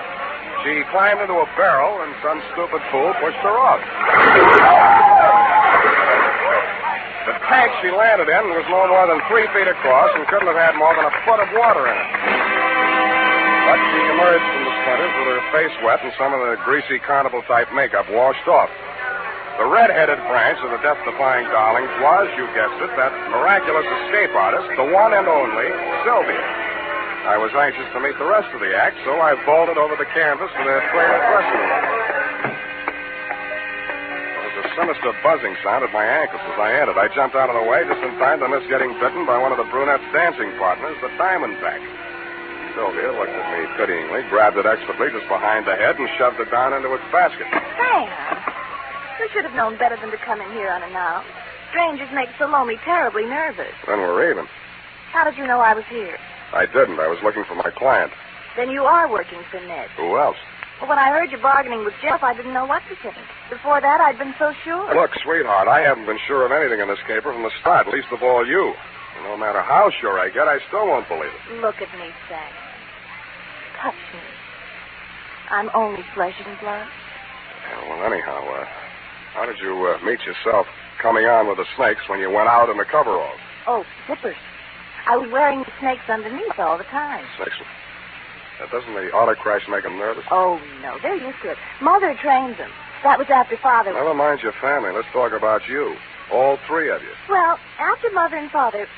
Well, the act was a threesome, you see, and they wouldn't keep me on as a single. Yeah. So Jeff Calhoun worked out a routine so only one of me would be on at one time. That figures. How often do you come out of it alive? You mustn't say things like that, even in joking. I'm terribly out of condition. I haven't had a real workout since... Since you went over Niagara Falls in that beer keg? And by the way, how did you manage that? Simple. Relaxation. Secret of everything. I could teach you that, Sam, darling. Jeff could never learn it. How long do you think we'd get away with it, sweetheart? Aren't you taking rather a lot for granted? Maybe not enough. So far as I know, you've only been killed and resurrected 3 times. Darling, if it frightens you, I promise I'll never do it again. How did you drop 10,000 feet without a parachute? Oh, that Mount Hood stunt? I crash-landed the plane, set fire to it. There were witnesses. Something dropped. Oh, nothing but a weighted flight suit. Whose body was that they found? There are always bodies when the snow melts. By the time they get to them, they could be anybody. Oh, that's a relief. Now, what about that other body? Which other one, darling? When you were embalmed after the snake bite. Oh. Well, Jeff just claimed somebody from the morgue that nobody else wanted. Don't be so critical, darling. We didn't hurt anybody. Better not try to tell that to those insurance companies. Well, they should be happy. Jeff says it helps them with their taxes. Does it make you happy? Dying and being dug up every year or so? Well, it's better than doing it every night. But I couldn't go back to Jeff. He lost his nerve after Ned found out. You see, Ned's the only one left who knew me in the old days. If I were dead, he couldn't prove anything. Jeff really meant to kill me this time. What was Ned after? Blackmail? Oh, no, he wanted me back with the show. He hired you to frighten Jeff into letting me go. After all, I am the best threesome in the business. Well, anyway, the stunt field. Did you see my review in Billboard? I saw for myself. You know something? I was thinking. With all you know about crime... Don't say it. Darling, it's so easy, and we could have a honeymoon every time I came back and we got married again. Thanks for the offer, but if I get married, I want my wife to stay alive every night. But I wouldn't really be dead. Only legally, for the insurance. Only wait till he's Sam. Come here. Sam, darling. Look, sweetheart, let's not relax. You're not safe. Not as long as that insurance policy's floating around with Jeff's name on it as beneficiary. He'd never think of looking for me here. Well, the same. You better take that policy into town in the morning and make some changes. Where is it? Oh, it's in my safe. You got a safe here in this trailer? Well, it's just a secret safe. I only call it a safe. But it is safe. Yeah, I thought I'd find you here. But I hardly expected to see Mr. Spade. You don't surprise me a bit, Bluebeard. Hello, Jeff. Sit down and stop waving that revolver. What do you want? That policy. I heard every word you two have been saying. Not that piece of paper means anything. You won't even be around when the bank's open. But having the original policy in my hand will save a lot of delay, red tape. Of course, Jeff. Where is it? Oh, what's the use? It's in the basket, right by the side of your chair. Wait a minute. Don't move, Spade. If you do, I'll blast you. Listen to me. Don't raise that lid. lid. You're safe. Still a child, aren't you, Sylvia? Don't do it, Calhoun. Don't do it.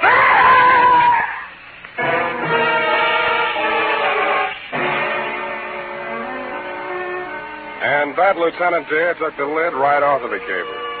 Due to my Boy Scout training, my split-second timing, and the fact that Salome's fang missed an artery by a 30th of an inch, I understand Calhoun will live long enough, which, as far as I'm concerned, is any length of time you care to name. About Sylvia, I really don't know how to advise you there, but if you're planning on charging her with attempted homicide, you'll find that there are 3 Darling sisters listed as U.S. citizens and residents of California. It might be hard to figure out which one of her to indict. Period. End of Nightmare Alley, Bluebeard Division. Any questions, F? Oh, just one, Sam. A grammatical error, but I'll correct it. And just whom do you think you are to be correcting my grammar? Who, Sam? Nominative case. Nominal. Nominative, Sam. The most frequently used cases in English are nominative, accusative, and possessive. Now, I'm referring to your sentence which reads, it might be hard to figure out which one of her to indict. Yeah. Of course, you meant them, since there are 3 Darling sisters. Her being singular. Indeed, her was singular, Effie. Oh, Sam, you made a joke. It's a very small one. Now, type that up and leave my grammar as is. It's colorful. Oh, very well, Sam. I'll just fix the syntax as I go along. Syntax? In California?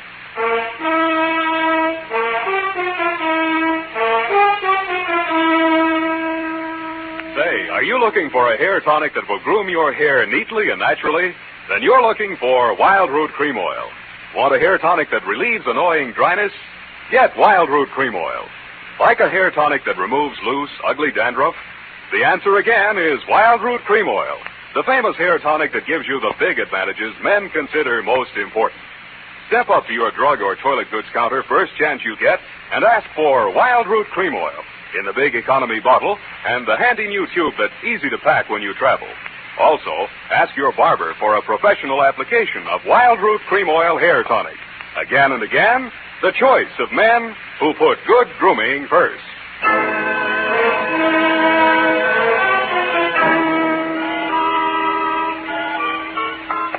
Here it is, Sam. You were quite right. She was only one girl, so I left it to her and made the correction back farther. Back where, The Twinkle sentence Toes? says prior. Hmm? Twinkle Toes. You know, where you said 3 Darling sisters, I changed it to 1. That's impossible. It takes 2 to make a sister. That is not funny, Sam. Who's laughing? It's no laughing matter, Sam. After all, that Sylvia, or the Darling sister, whatever she... And I don't care if she can go over Niagara Falls in a barrel. Let's get it right. A beer keg. In fact, the only funny thing is you being taken in. After all, snake charmers of that type are a dime a dozen. Here's 20 cents. Phone up that place. What place? Where you get the red-headed snake charmers, 12 for 10 cents. Dime a dozen, Sam. It's a figment of speech. You can say that again, sweetheart. Pretending to be 3 people, all with different hair, and wearing snakes under a coverall. Oh, that's it. No normal girl would do that, Sam. I don't know. Women do all kinds of work. Oh, Sam. Why can't I be an adventuress like some girls are? I wouldn't trade you for 30 cents worth of snake charmers. Oh, that's the nicest thing you ever said. Well, next to the nicest. Good night. Good night, Salome. Twinkle toes.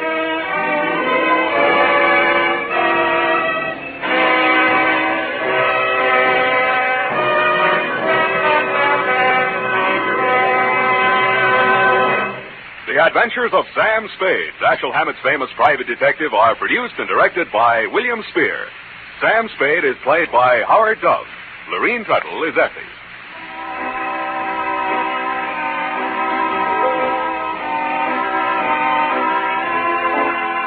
The Adventures of Sam Spade are written for radio by Bob Tallman and Gil Dowd, with musical direction by Lud Gluskin. Join us again next Sunday when author Dashiell Hammett and producer William Spier join forces for another adventure with Sam Spade. Brought to you by Wild Root Cream Oil. Again and again, the choice of men who put good grooming first. This is Dick Joy reminding you to get Wild Root Cream Oil, Charlie dear. It keeps your hair in trim. You see, it's non-alcoholic, Charlie. It's made with soothing lanolin. You better get Wild Root Cream Oil, Charlie. Start using it today. You'll find that you will have a tough time, Charlie. Keep on all the gals away. Hiya, Baldy. Get Wild Root right away.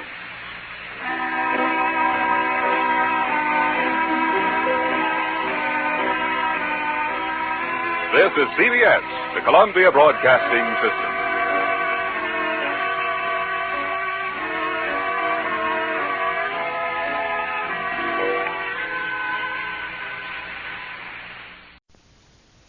The Adventures of Sam Spade, Detective.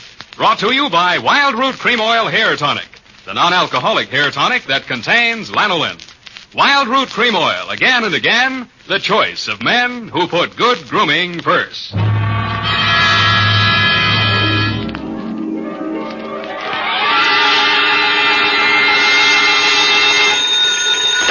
Sam Spade, Detective Agency. It's only me from over the sea. Oh, Sam, how was it at the beach? Same as always, foggy. Did you go in? Well, I was up to my neck from the first rumble. If you mean did I go in the water, I did. Was it cold? I didn't notice. I was too busy landing a corpse. Oh, Sam, what a coincidence. I was just reading my new library book. Yeah? And it's all about a body in the water, pushed over a cliff. And there's the strangest girl in it with a strange mother. Figures. And she drinks, the girl, and runs away with a chauffeur. They're rich people. They can't do that. They're stealing my material. Oh, no, Sam, no. It's by Owen Fitzstephen. He's very well thought of. Mother always understands his plot. Not tonight, she won't. Stay where you are, Angel. I'll be right down to dictate my report on the critical author caper.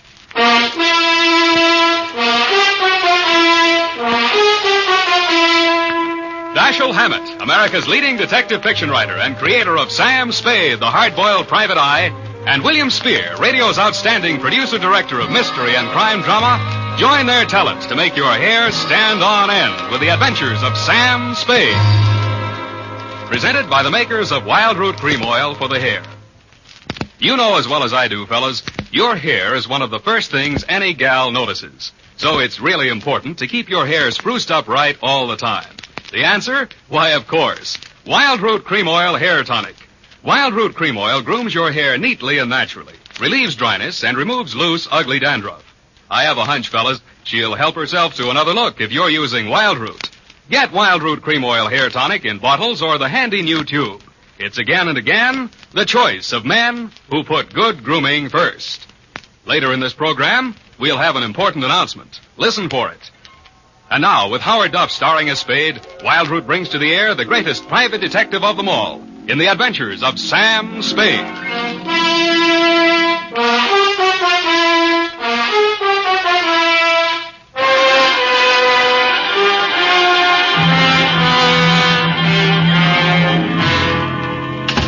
I'm looking over the phone.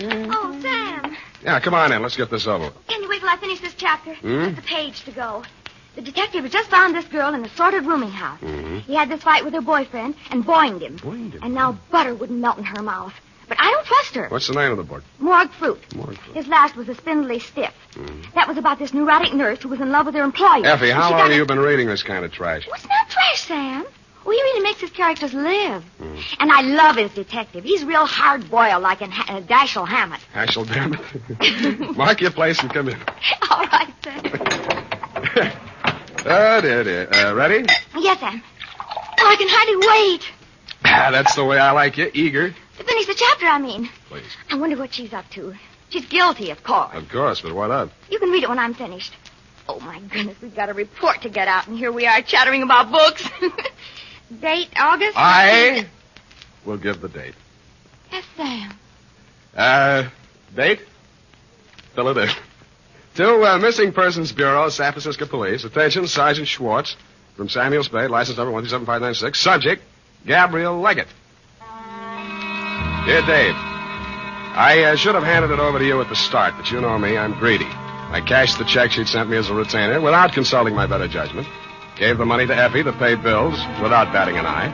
Borrowed a dime car fare from the corner newsboy without collateral. And arrived in front of the Leggett Mansion on Nob Hill without the foggiest notion of what I had been retained for.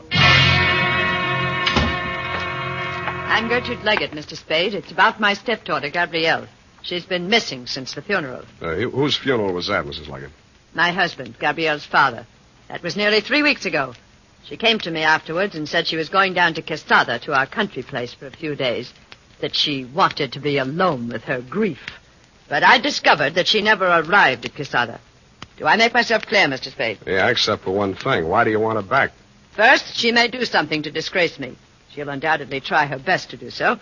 Secondly, unless I get her signature to some papers, in accordance with her father's will, I can't go on living in this house. Furthermore... That's okay. You've convinced me. Now, when she left, what did she take with her? Just one piece of light luggage, and her liquor case, of course. She drinks, you know. Well, it's not my place to disapprove. I merely thought it might help you to know. Well, we could case all the bars in town, but it'd take a lot of time and a lot of money. Besides, I'm on the wagon. Well, you might talk to Eric, my chauffeur. He drove her to the station, or says he did. Where do I find him? Let's see. 10 o'clock. He'll be loitering down the hall somewhere in the neighborhood of the linen closet, helping the upstairs maid fold the sheets. I'd knock first if I were you and avoid embarrassment. Thanks for the tip. Oh, mind if I have a look at your stepdaughter's room? Eric will give you the key. I'm not allowed one. Figures.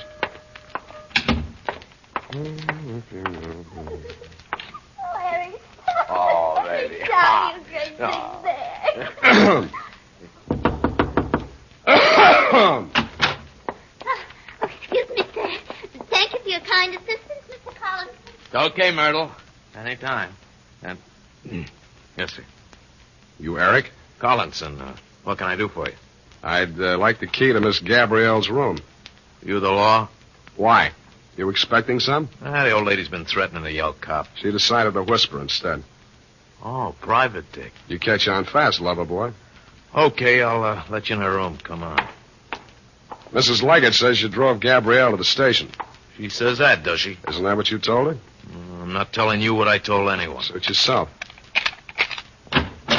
After you. Mm-mm. What's eating you? Nothing at all. Just want some privacy. Oh, now, wait a minute. I'm responsible. Go help Myrtle. Give me those keys. Oh, listen, you keep... Hello. Hey, let me in.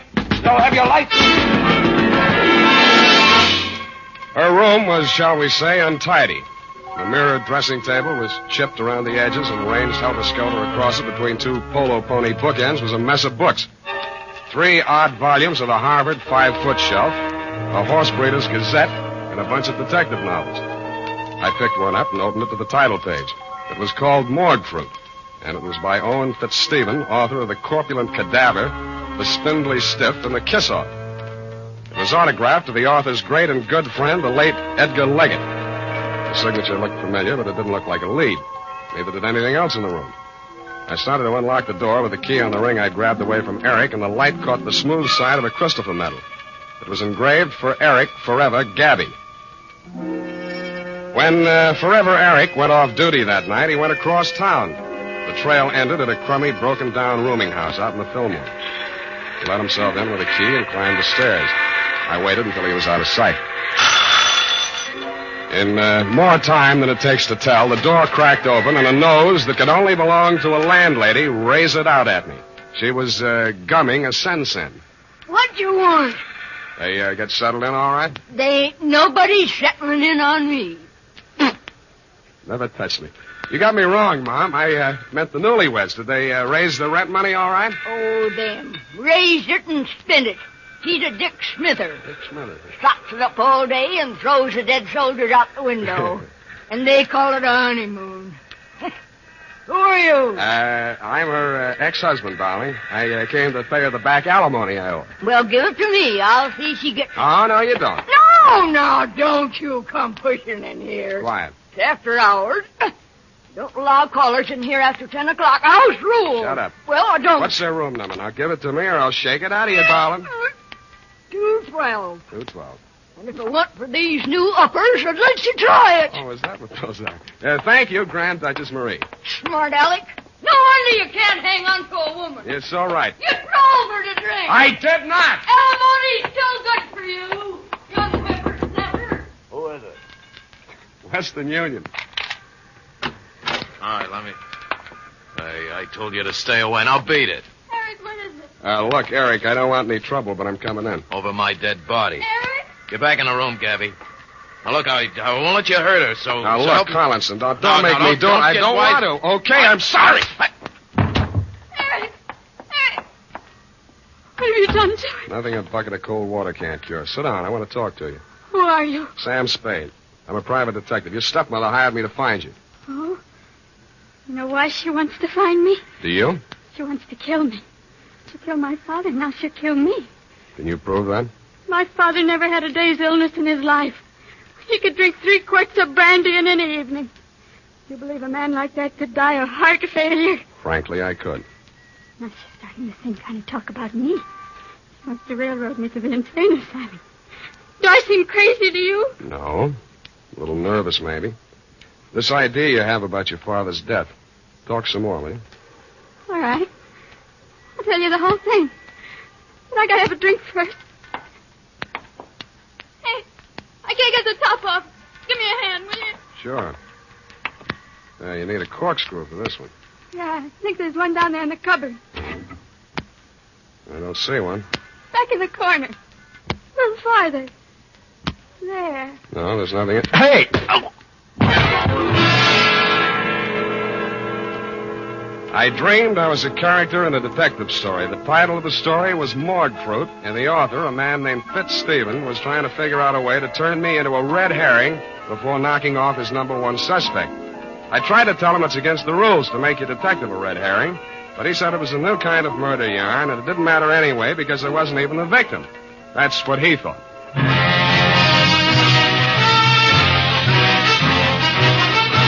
The makers of Wild Root Cream Oil are presenting the weekly Sunday adventure of Dashiell Hammett's famous private detective, Sam Spade.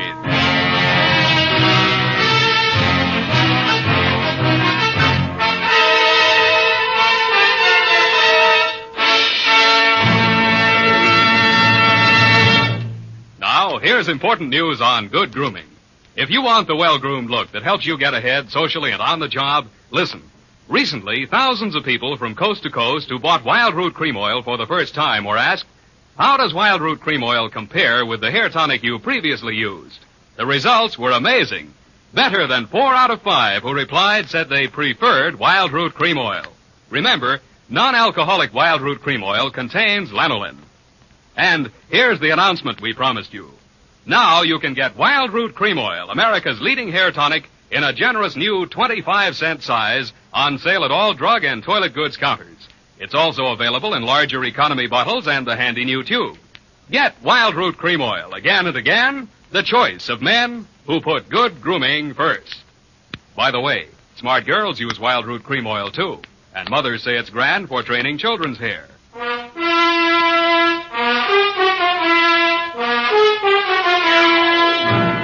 And now, back to the critical author caper. Tonight's adventure with Sam Spade.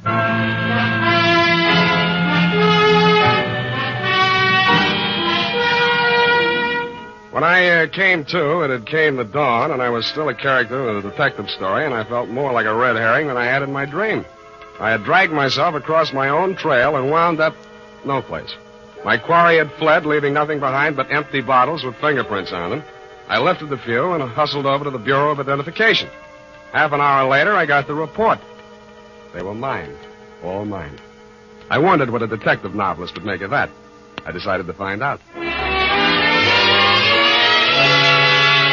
I had met Owen Fitzstephen several years back in Seattle when I was digging dirt on a chain of fake mediums. He was plowing the same field for literary material, and we pooled forces. I got more out of the combination than he did since he knew the spook racket inside out. I cleaned up my job in a couple of weeks, and we parted friends. His San Francisco apartment was on the 6th floor of the St. Mark. He was standing at its door, holding out a lean hand to greet me when I got there. Well, you're looking fit, Sam. Little red in the face. Yeah, it's the red herring I ate last night. How's the literary grip go? You haven't been reading me? No, where'd you get that funny idea? Oh, there was something in your tone, as in the voice of one who has bought an author for a couple of dollars. I suppose you're still hounding the unfortunate evildoer? Yeah, that's how I happened to look you up. You autographed a book for Edgar Leggett. Oh, yes. Morgue fruit. Distressingly prophetic. What do you know about that family? Oh, what have they been up to now? How well you know the girl, Gabrielle? Quite well, since she's a duplicate of her father. She has brains, but there's something black in her. Something she doesn't want to think about but can't forget. She's a neurotic who keeps her body sensitive and ready. I don't know what for. While she drugs her mind with drink and lunatic notions. Yet she's cold and she's sane. If I had something I wanted to forget, I'd anesthetize my mind directly, leave my body stay strong and ready. I hope you don't think any of this stuff means anything to me. Oh, yes. I remember you now. You were always like that. Tell me what's up while I try to find one-syllable words for you. You know the fella that drives for him? Eric? Mm-hmm. Well, he was released from Folsom and Leggett's custody when he was 18 years old. Murdered his father. Nice kid. What about him? Mrs. Leggett hired me to find Gabrielle. I found her with Eric in a rooming house out in the Fillmore. She begged me to save her from her stepmother's murderous schemes, then she knocked me cold. Well, that's trivial, dull. I've been thinking of the Leggett family in terms of Dumas, and you bring me a piece of Jim Crackery out of O. Henry. If I were writing this, Gabrielle would kill her stepmother, or dupe Eric into doing it for her. No, that won't do. Not sufficient motive.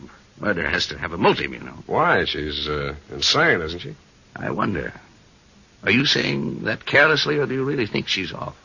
Well, I don't know. She's got a kind of a wild look about her. Her eyes shift from green to brown and back without ever settling on one color. How much have you turned up on her in your snooping around, Owen?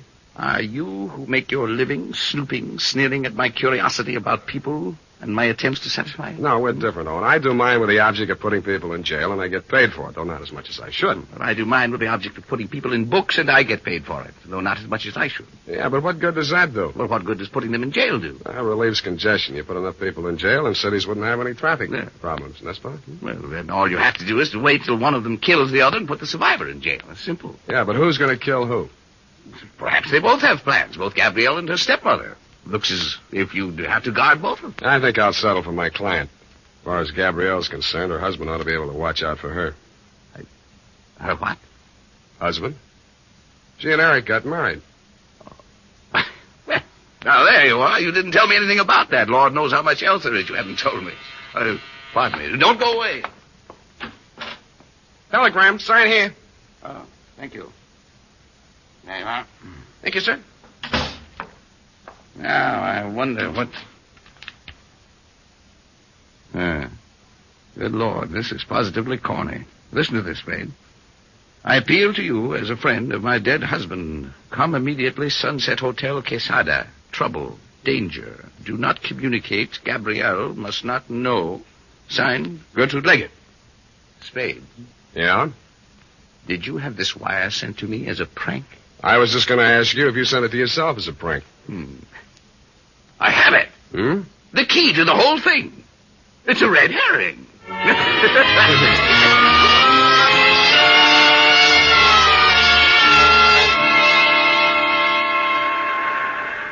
I didn't think Fitzstephen would be able to hold out very long against his professional curiosity, and I didn't imagine he thought I would. I caught the next bus for Quesada.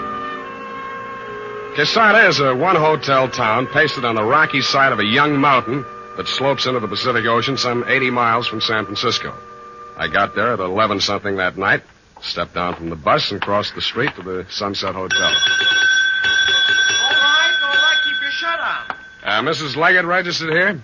What's your name? Owen Fitzstephen. Oh, she left a message for you. Said for you to wait right here and don't leave till she gets back. Yeah, she say where she was going? Oh, it's probably over visiting with her daughter and new son-in-law, new over to the cove. How do you get there? Well, you'll never be able to find it at night. unless you went all the way around by the East Road. Not then, I'm sure, unless you knew the country. Well, how do you get there in the daytime? Well, you go down this street. You take the fork on the ocean side and follow that up along the cliff.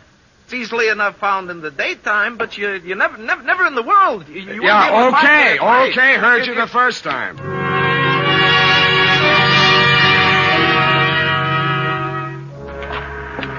So I waited until morning. Stupid me. I found the road out to the point, but it had never really been a road. The side of the ledge became steeper and steeper until the path was simply a narrow shelf on the face of the cliff. The cliff that sheared off 150 feet or more to ravel out into the ocean. A breeze from the general direction of China was pushing fog over the top of the cliff, making a noisy lather of seawater at the bottom. Rounding a corner where the cliff was steepest, I chucked my cigarette over the edge and watched it spin downwards. And that's when I saw it.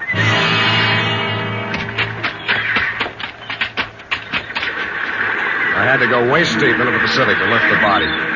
I got my hands under the armpits, found solid ground for my feet, and dragged it up beyond the high tide mark. It was Gertrude Leggett. Somebody came staggering down the beach to meet us. She dead? Yeah, Gabrielle, she's dead. Oh, the witch is dead. Hey, take me back to town, will you? Buy me a drink, huh? Sit down there. Sit down. What's the big idea? Don't you know I'm sick? Somehow I don't think you're that sick. I think you could make some sense. Sense? That's a laugh. You don't know me. I've never been able to think clearly the way other people do. No matter what I try to think about, there's a fog that tries to get between me and it. You understand how horrible I can become? Going through life like Nuts. that? Nobody thinks clearly, no matter what they pretend. Thinking's a dizzy business. A matter of catching as many of those foggy glimpses as you can and fitting them together the best you can. Trouble with you is you've been enjoying your misery. You've been so busy trying to prove that you're nuts, it's a wonder you haven't really driven yourself nuts. How do you know I haven't? Because you're too anxious to admit it. All right, I'm sane if you want it that way. I'm just evil. There's something black inside me. What was that again? Something black. Everybody knows that about my family. My father, too. Who told you that? I always knew it. They say my real mother killed herself. But I know better. I know how to open the drawer where she keeps the gun. Every day Gertrude lies on Mother's bed, and we play Killing the Witch. Yeah? And she comes in the nights and bends over my crib. And she's changed herself so she looks like Mother instead of the witch. But I know better, and I hold up the gun with both hands. It's very hard to pull with both hands. It's very hard to pull the trigger. But I must do it or the witch will eat me up. And then there's a big noise and red all over. And I can't get out. I can't get out.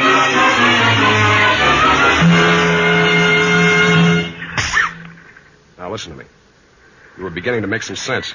Now don't run away from it. Gertrude was lying on your mother's bed. That's your stepmother? Yeah. She was my nurse. She married Father. Not so fast. How old were you when your mother died? 4 and a half. Did your father know about the game with the gun? No, I don't think so. Did anybody? Gertrude said I must never tell anyone, because they'd send me away. And I never did. Not till I grew up. I was with Owen Fitzstephen. Yeah. I had a lot to drink. I told him. After that, he began seeing Gertrude. When finally my father died. But it didn't do her any good, because Owen really loved me. Now, watch it. Now, let's get this straight. You'll have to straighten it out again later on with a doctor to help you. This is to help me. When you were a little child, Gertrude taught you that killing the witch game to use you as a murder weapon against your mother.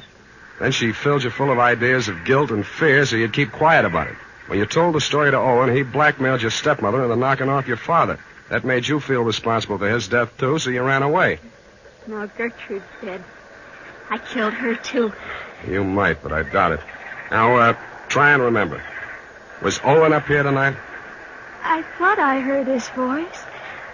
But I hear voices sometimes. I'm hearing it again. Listen. Did you hear anything?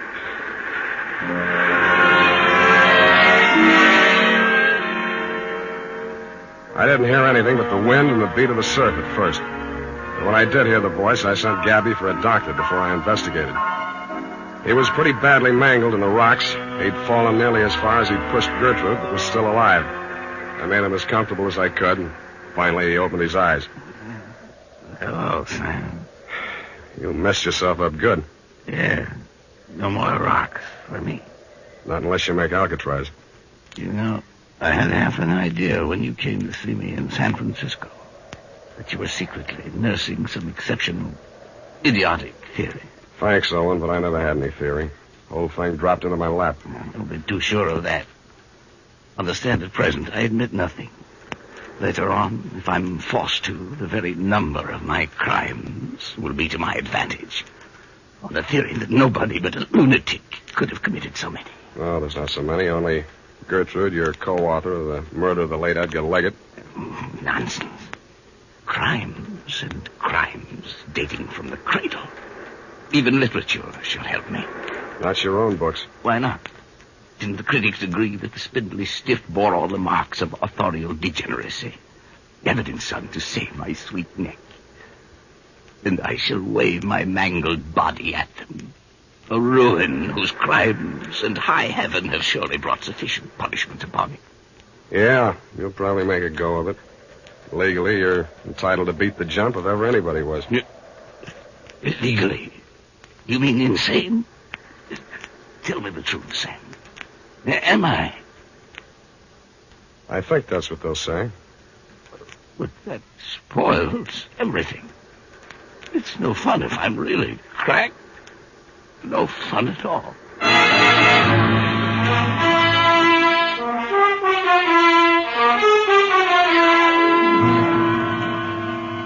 Period and a report. Well, it just goes to show, doesn't it? Now, there you go again, Effie. I mean, if anything like that happened in real life, you wouldn't believe it. You mean if anything like that happened in fiction? Oh, no, the author is never the guilty party. Well, this author was. But that's not fair. The author is never supposed to be guilty of... You're right. You're right, Effie. He shouldn't be even a suspect. Maybe a red herring, but... Type that up, Effie. Oh, all right, Sam. Anything else, Sam? Yeah, phone the drugstore and order some red herring. I mean some aspirin.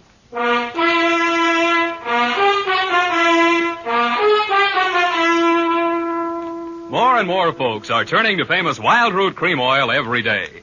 Wild Root Cream Oil gives you all you ever dreamed of in a hair tonic. It grooms your hair neatly and naturally the way you like it, the way other people like it. What's more, Wild Root Cream Oil relieves dryness and removes loose, ugly dandruff. So join the millions with handsome hair. Tonight, or first thing tomorrow, ask at your drug or toilet goods counter for Wild Root Cream Oil. Also, ask your barber for a professional application. If you've never tried it before, get the generous new 25-cent bottle just introduced. It's Wild Root Cream Oil's Get Acquainted size, and once you've made the acquaintance of Wild Root Cream Oil, you'll find you've made a lifelong friend. Come on in, Twinkletoes. Well, here it is, Sam. And I like it even better than morgue fruit. You did. I mean, it's not so realistic. Mm-hmm. I like a romantic type story myself. You Lots do. of atmosphere and psychology in those. Oh, you've got to have those. You really should be a writer, Sam. You think so? Of course, detective stories don't pay much. No, that's But true. if you write enough of them, and look at all the material you've got. No good. Never do for fiction. But, Sam, there's already that radio series, The Adventures of You-Know-Who, Sunday night. That's what I mean. I don't make a penny out of it. Well, it's your own fault. Sam, I don't want to seem critical, but if you played your cards right, you could have owned a piece of that show. What? And follow Blondie? Go home, Effie. I think I will, Sam, and just curl up with a good book. All right. I wonder who killed who. Well, when you find out, don't let me know. Oh, you know you can't wait. No, I can't. Good night, Sam. Good night, sweetheart.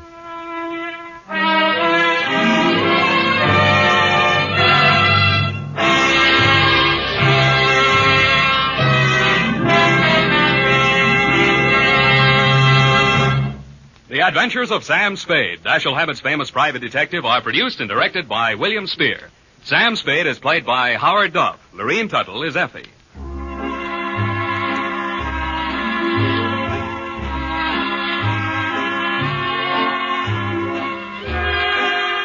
The Adventures of Sam Spade are written for radio by Bob Tallman and Gil Dow. Musical direction is by Lud Gluskin, with score composed by Rene Garrigan. Join us again next Sunday when author Dashiell Hammett and producer William Spier join forces for another adventure with Sam Spade, brought to you by Wild Root Cream Oil. Again and again, the choice of men who put good grooming first. This is Dick Joy reminding you to get Wild Root Cream Oil, Charlie. It keeps your hair in trim. You see, it's non-alcoholic, Charlie. It's made with soothing lanolin. You better get Wild Root Cream Oil, Charlie. Start using it today. You'll find that you will have a tough time, Charlie, keeping all the gals away. Hiya, Baldy. Get Wild Root right away.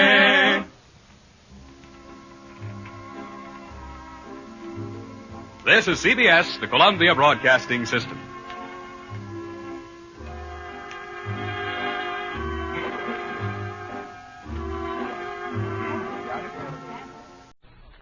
The Adventures of Sam Spade, Detective. Brought to you by Wild Root Cream Oil Hair Tonic, the non-alcoholic hair tonic that contains lanolin. Wild Root Cream Oil. Again and again, the choice of men who put good grooming first.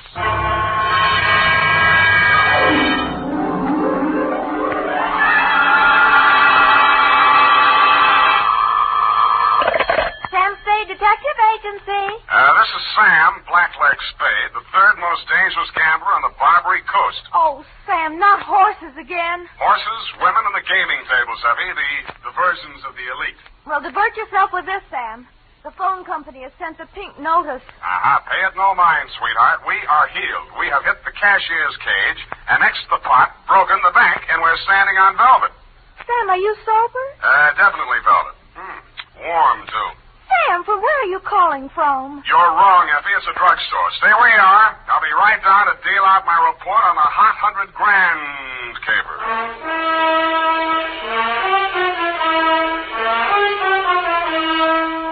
Dashiell Hammett, America's leading detective fiction writer and creator of Sam Spade, the hard-boiled private eye, and William Spier, radio's outstanding producer-director of mystery and crime drama, join their talents to make your hair stand on end with the Adventures of Sam Spade. Presented by the makers of Wild Root Cream Oil for the hair. It's smart to buy things the whole family can use, isn't it? That's why I say it's smart to buy Wild Root Cream Oil Hair Tonic. To Mom, to Dad, to the children, Wild Root Cream Oil is really a friend indeed. Non-alcoholic Wild Root Cream Oil with lanolin grooms the hair neatly and naturally, relieves dryness, removes loose, ugly dandruff. I hope you have a big family-sized bottle of Wild Root Cream Oil in your home. Get Wild Root Cream Oil Hair Tonic. Again and again, the choice of men who put good grooming first. And now, with Howard Duff starring as Spade, Wild Root brings to the air the greatest private detective of them all in the Adventures of Sam Spade.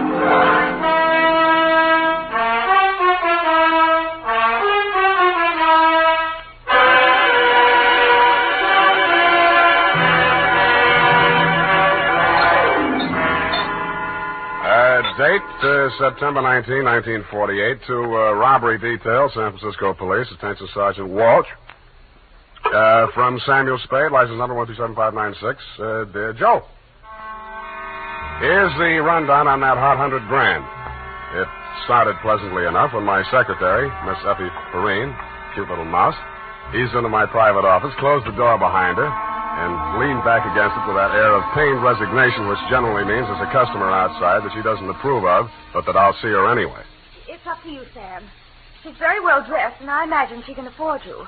How do you deduce that? Well, she dropped her purse. I didn't get time to count it all, but there was a $100 bill on top. Well, sure, in, Effie. Sam. Go ahead, say it. Oh, I don't know, Sam. Sometimes, well, there's just money. No, that's one of the reasons I hire you. What's the matter with it? Nothing. That's just it, Sam. She's very good-looking, cultivated, and very kind and considerate. And she seems sincerely troubled. You mean her act is a little too good? I felt that too, Sam. Thanks, Angel. I'll keep that in mind. Tell her to come in. All right, Sam. Mr. Spade will see you, Mrs. Kilcoyne. Thank you. Thank you for seeing me, Mr. Spade. My pleasure. Won't you sit down? Oh, thank you. I'm Lurene Kilcourse, Mr. Spade. It's about my husband, Leonard Kilcourse. Husband? Oh. We've only been married a short time. It was a quiet ceremony at the San Isidro Mission. Leonard didn't want to subject me to any publicity. The difference in our ages, you know? You mean you want me to keep it a secret? Oh, no. No, except for the newspapers, of course. Naturally, all of Leonard's friends know. No, he doesn't have many from what I've heard. I thought it strange, too, that such a prominent man should have such a small circle of acquaintances. I met him only a short time before I married him. He's been very kind and absolutely devoted to me, and I suppose I should feel ashamed of myself for coming to you. But there are so many things about him that are mysterious that sometimes I can't seem to find my handkerchief. Here. Kleenex. Oh, I'm sorry. Thank you. I take it you're not a San Francisco girl. No. No, I met him at a dude ranch. Well, maybe I can clear up some of your mysteries for free. The reason your husband doesn't have many friends is because they keep dropping dead. I don't understand you. Forget it. He's a big public servant. He's built a lot of sidewalks. The streets of this city are paved with his good intentions. His name is on 1,000 manhole covers. If the names of his former business associates land on headstones, it's nothing to me. I got my own racket. Well, what? I think my husband is paying blackmail to someone. Uh-huh. And upon what do you base your suspicions, Mrs. Kay? It started about a month ago. He began withdrawing large sums from our joint account. First it was 10,000, then 20,000, and last week 50,000. And this morning he closed out the balance of the account, $100,000. Well, he's got it to spend, Mrs. Kilcourse. Well, I won't pretend the money doesn't interest me, but what's behind it, Mr. Spade? Each time he withdraws these cash sums, he leaves the house without a word to me. And sometimes doesn't return until dawn. My husband is not fond of nightlife, Mr. Spade. Only a desperate situation could induce him to leave the house after dark. Yeah, so I've heard. They say that's how he kept his health as long as he has. All right, you want me to trail him, find out what he does with the money. Just one question. Why'd you pick me for the job? Why, your reputation... That's local. You say you're new in San Francisco. Well, I do read the local papers. Your picture was in only 2 weeks ago. Yeah, well, that caper didn't help my reputation. I like your looks. A nice, honest face. A man I could trust. Well, don't buy that. And I'm sentimental, too. Your picture reminded me of someone who was very dear to me. My brother. Of course, you're nothing like him, really, but you do look alike. I suppose that sounds like a silly woman's reason for... Yeah. What's your address? Well, I have a little place of my own out on Divisadero. The Balboa Apartments near Normandy Terrace. Mm-hmm. You'd better keep in touch with me there. I don't want Leonard to know. The Kilcourse mansion is at 1316 Clarendon. 1316. Mm-hmm. He returns from his office around 6 in the evening. Do you have a car? No.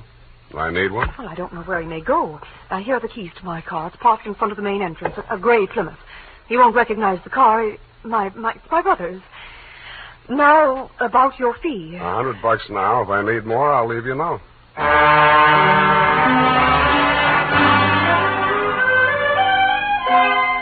I had an uneasy feeling I would need more. The last detective that tried to follow Leonard Kilcourse had hospital insurance. I don't. But I'm a gambler at heart, so I parked Lorene's Plymouth across the street from the Kilcourse mansion and waited. At 9 p.m., Mr. Kilcourse, much too old for her, came out the front door and flagged down a taxi. I made an illegal U-turn and followed.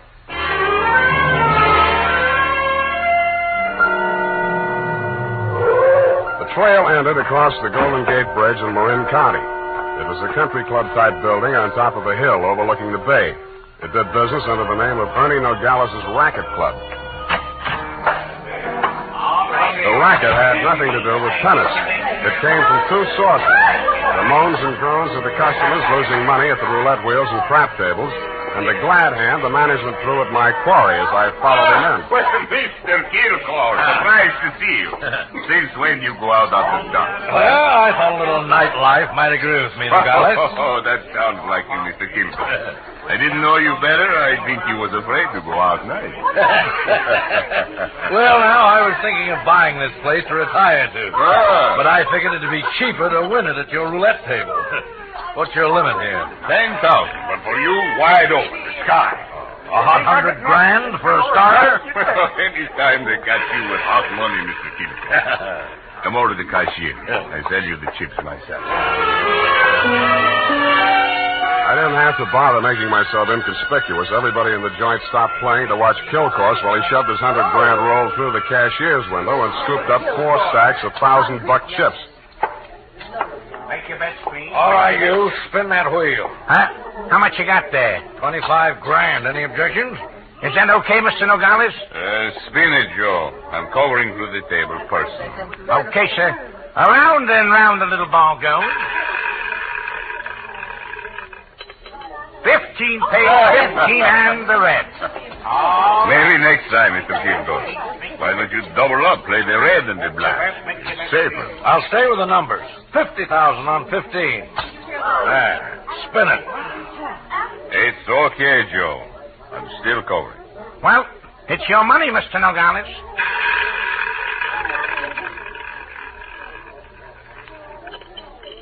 Number 4 pays. Number 4 and the red again. Well, 25 grand more on 15.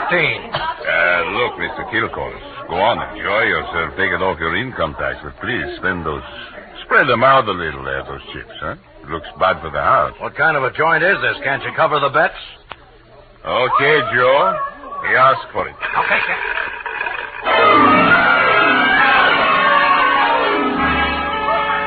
I didn't wait to see where the little ball went on the last spin of the wheel. I would have made a side bet with any taker that Kilcourse wanted to lose that $100 grand. I would also have made book he knew I was following him.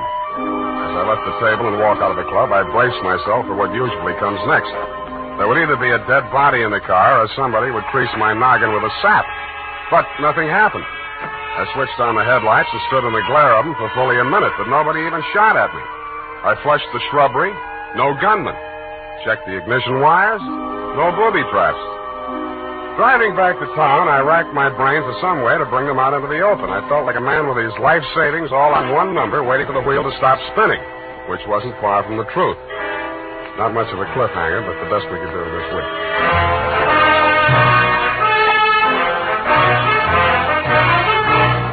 The makers of Wild Root Cream Oil are presenting the weekly Sunday adventure of Dashiell Hammett's famous private detective, Sam Spade.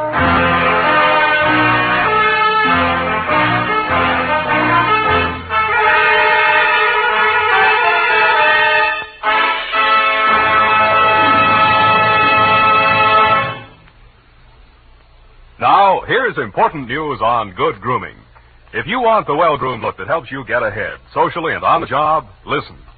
Recently, thousands of people from coast to coast who bought Wild Root Cream Oil for the first time were asked, how does Wild Root Cream Oil compare with the hair tonic you previously used? The results were amazing. Better than 4 out of 5 who replied said they preferred Wild Root Cream Oil. Remember, non-alcoholic Wild Root Cream Oil contains lanolin. It grooms the hair naturally, relieves dryness, and removes loose, ugly dandruff. So if you want your hair to be more attractive than ever before, get the generous new 25-cent size of Wild Root Cream Oil, America's leading hair tonic, on sale at all drug and toilet goods counters. It's also available in larger economy bottles and the handy new tube. Get Wild Root Cream Oil, again and again, the choice of men who put good grooming first. By the way, smart girls use Wild Root Cream Oil, too. And mothers say it's grand for training children's hair.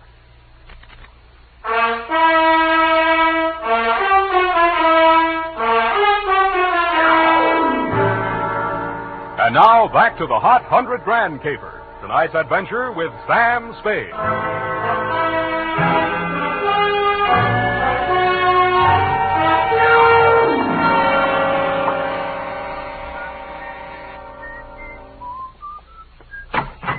Yeah? This Mrs. Kilcourse's apartment? Yeah. She here? Yeah. Well, can I come in? Yeah.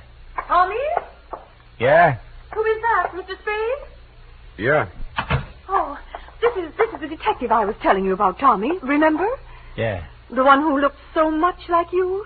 Yeah. No. Oh, excuse me. This is my brother, Tommy Lane. Yeah. I mean, Tommy, won't you run down to the corner and buy me some cigarettes for about 20 minutes? I have something to talk over with Mr. Spade. Yeah.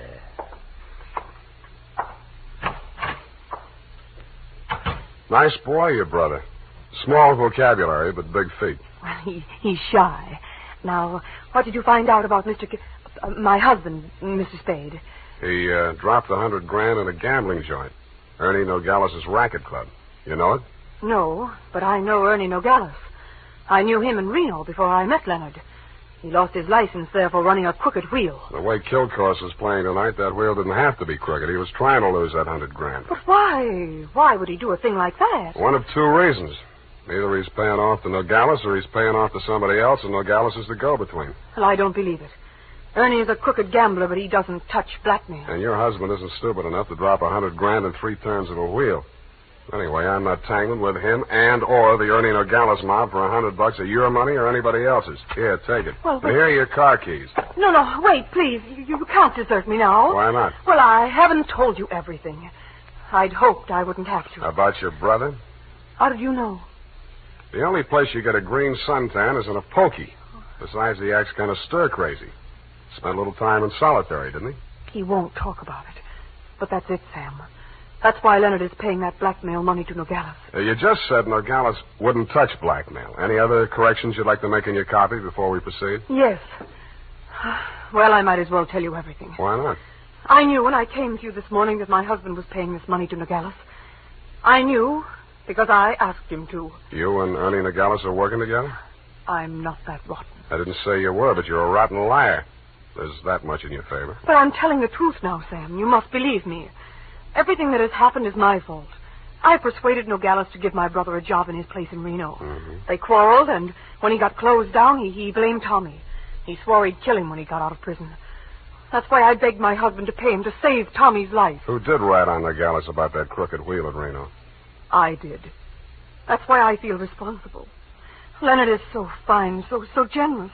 But I can't let him go on paying for my mistake. Yeah, like you said, he's going to run out of money. Look at me, Sam. Do I look like the kind of a woman to whom money means everything in the world? No, but you're looking at me, not at Kilcourse. You're laughing at me. Oh, I know what you think. Perhaps I did make a mistake in marrying Leonard, but he was so kind, so considerate, like my father. Everybody reminds you of your relatives. You don't believe my story? Well, since you asked. Well, all right, then, here's the truth.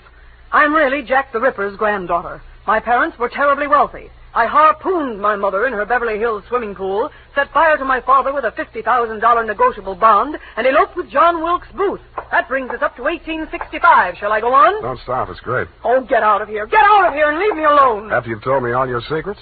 I'm not that rotten. You won't help me. You never intended to. Why go on torturing? Oh, now, stop that. Please. I believe you. I believe all your stories. Now, what is my next smart move? Sam, the only way to stop Ernie Nogales is to prove that he's running a crooked wheel. And then he'd pay back all that blackmail money, and he wouldn't dare lay a hand on Tommy. Well, it's going to be hard to prove and expensive. I'll have to lose a little on that wheel before I can figure the way it's rigged. How much can you invest? Well, I have about $1,000 of my own. With you? Yes. Here. You take it. Smells nice. Sam. Yeah? Sam, after all this is over, and after I've put things to right with Leonard, I should have told him before this, but I owed him so much. Oh, Sam, I'm so glad it's you. Yeah. Me too, Angel. Go now, darling, before I beg you not to. What time does that joint close? Well, it runs all night, I think. Good. Let's stay up late and raid the icebox.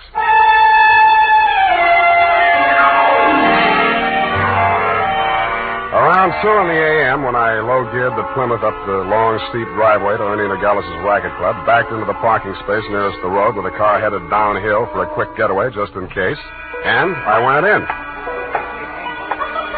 The joint was still going full blast.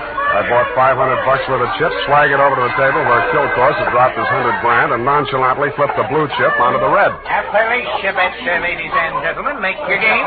Okay, that's all. Around and round the little ball goes. I didn't look to see where the little ball went. Most of the money was on red, so it was bound to turn up black. A red pays. What? Number 15. Place your bets, please. Make your game, ladies and gentlemen. Around and round it goes. The chips were spread around more the next turn, so I stacked 100 at the bottom of the 1 to 34 column. With a crooked wheel, my 100 made it the best bet to lose. And 19, and the red wins again. Hey! I plunked $500 down on number 5 and raked in $17,500. I left my original bet on the table. When the little ball fell into the pocket, I was $35,000 to the good from my point of view, but not from my clients. I doubled my bet and looked apprehensively around. There were no surly characters edging up behind me. In fact, the only surly character in sight was Ernie Nogales, and he looked happy. That didn't make much sense. When my bankroll got to $105,000, I played a hunch.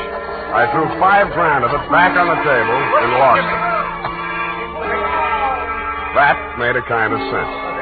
I cashed in the rest of my chips and squeezed the $100,000 U.S. currency into my inside pocket. If anybody aimed for my heart, it was thick enough to stop the slug, which was some comfort. But what I saw when I walked out to the parking lot was no comfort at all. I'd gotten just a glimpse of it through some trees. The sedan backed into a driveway halfway down the hill. It was blacked out except for 5 glowing cigar ends that showed through the windows. I could think of only one reason for 5 cigar smokers to be parked in that particular spot at that particular moment. The Plymouth was where I had parked it, pointing straight down the hill. I slammed the door but didn't get in. And I listened. The car down the hill was getting ready, too. I cracked the door of the Plymouth wide enough to get my arm inside and pressed the starter with the heel of my hand.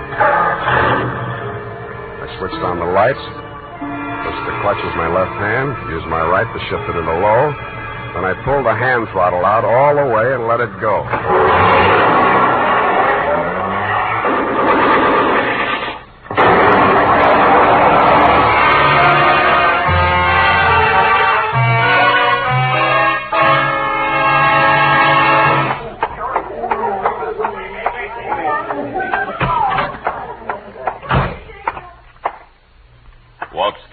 Idea busting into my office. We're going to have a talk, Nogales.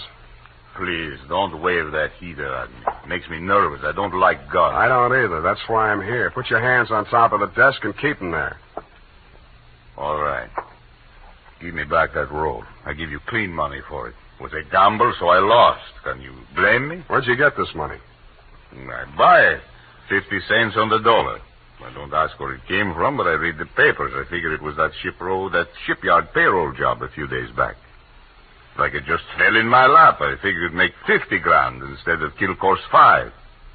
I guess that was dirty trick you just out of stir, Tommy, huh? I got news for you, Nogales. I didn't know this money was hot, and I am not Tommy Lane. No? Then what? Private Dick. Tommy's sister hired me to take the fall for him. Look, I've got most of the caper. Kilcourse wanted to pay Tommy $100,000. You rigged the wheel so Kilcourse would lose it one night and Tommy would win it back the next night. Now, what was Kilcourse paying him off for? No caper, legitimate.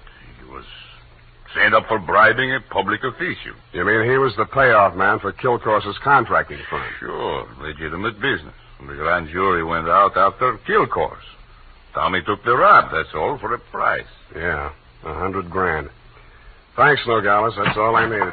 Oh, Sam, I was afraid I might be too late. You are, sweetheart. Oh, I have so many things to explain. Where can you talk? Right in here. But who's this man? Why, that's your old sweetie from Reno, Ernie Nogales, remember? What's the matter with you two? You crazy? Oh, Sam, I should have told you the truth from the beginning. Check.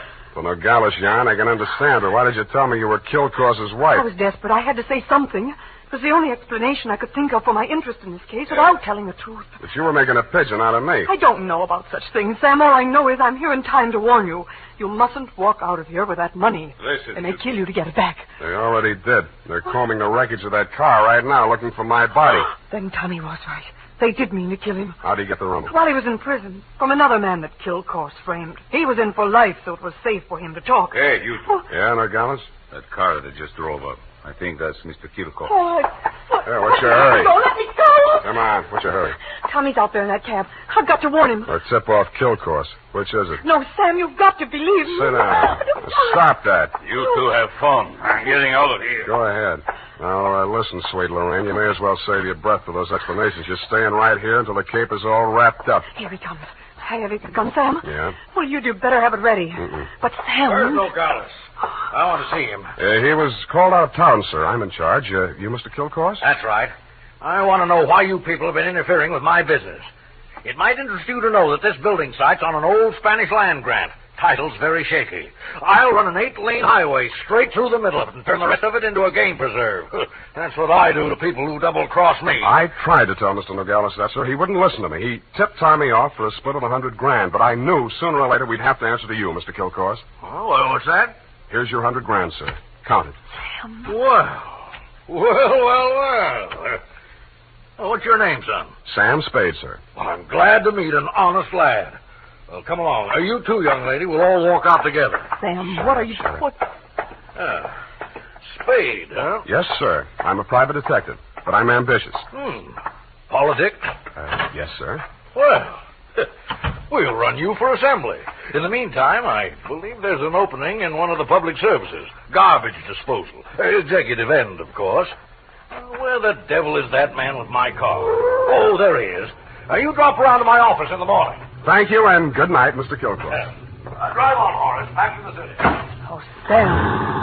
How could you? All those lies and just handing over the money like that.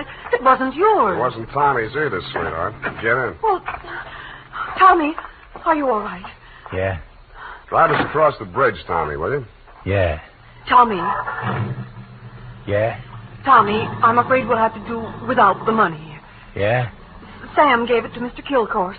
Yeah. Now, don't get excited, Tommy. I'm sure Sam had a reason. Didn't you, Sam? Yeah. I mean, that was marked money from a payroll job. Oh, then it won't do him any good. It'll send him up for a good long stretch if the eyewitness story that goes along with it is good enough. And you're just the girl to tell it, sweetheart. Am I right, Tommy? Yeah.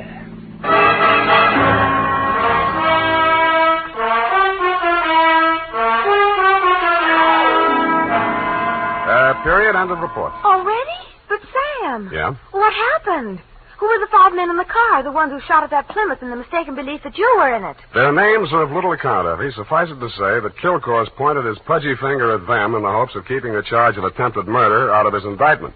But I was too clever. I identified them. But Sam, you didn't see anything but their cigars glowing in the darkness. Have you never heard of Sherlock Holmes' monograph on the 49 varieties of tobacco ash, you fool? But Sam, Sherlock Holmes is only the segment of someone's imagination. He's a fictional detective. Well? You mean... Oh, Sam, you're tired. Yes, I am. It's affected your mind, winning all that money. Now, you just sit here and rest. What? Think of the snowy mountaintops and blue skies. Mm-hmm. I'll just go and type this up. Snowy mountaintops. Winter sports yet. And now, listen to this. If you haven't yet tried Wild Root Cream Oil, the famous hair tonic that grooms your hair neatly and naturally, relieves dryness, and removes loose dandruff, then here's a wonderful way to get acquainted. Buy Wild Root Cream Oil in the new 25-cent size bottle at your drug or toilet goods counter. Also, ask your barber for a professional application of Wild Root Cream Oil hair tonic. Again and again, the choice of men who put good grooming first.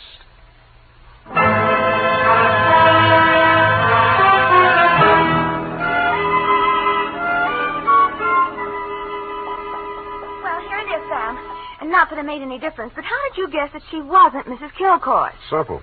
Kilcourse didn't recognize it. But, Sam, that was after you denounced her. I did no such thing. From the report, Sam, in black and white. Quote, why did you tell me you were Kilcourse's wife? Unquote. At that point, you assumed that she was not Mrs. Leonard Kilcourse. I did not. I merely wondered why she had told me. Well, Well, with all the lies she told, you might have assumed anything she said was totally devoid of truth. And I did, sweetheart. I did. Oh, well, that's a relief. I was afraid for a while she'd taken you in.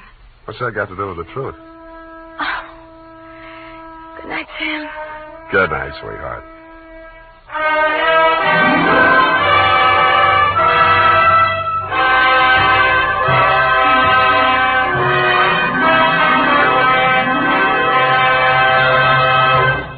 The Adventures of Sam Spade, Dashiell Hammett's famous private detective, are produced and directed by William Spier. Sam Spade is played by Howard Duff. Lurene Tuttle is Effie. Sadie Thompson appeared as Lorraine Kilcourse. The Adventures of Sam Spade are written for radio by Bob Tallman and Gil Dowd. Musical direction by Lud Gluskin. Score composed by Renee Garrigan. Join us again next Sunday when author Dashiell Hammett and producer William Spier join forces for another adventure with Sam Spade. Brought to you by Wild Root Cream Oil. Again and again, the choice of men who put good grooming first. This is Dick Joy reminding you to get Wild Root Cream Oil, Charlie. It keeps your hair in trim. You see, it's non-alcoholic, Charlie. It's made with silver lanolin. You better get Wild Root Cream Oil, Charlie. Start using it today. You'll find that you will have a tough time, Charlie. Keeping all the gals away. Hiya, Baldy. Get Wild Root right away. This is CBS, the Columbia Broadcasting System.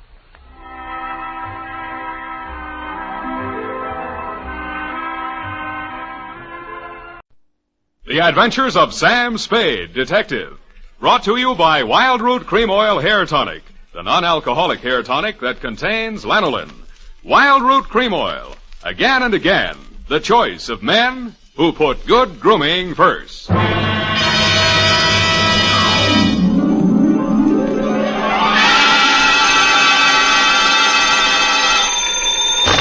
Sam Spade Detective Agency. They offered me a cool $1.5 million, but I couldn't be bought. Oh, Sam, all the time fooling. Straight goods, Effie. Oh, really, Sam? Why didn't you take it?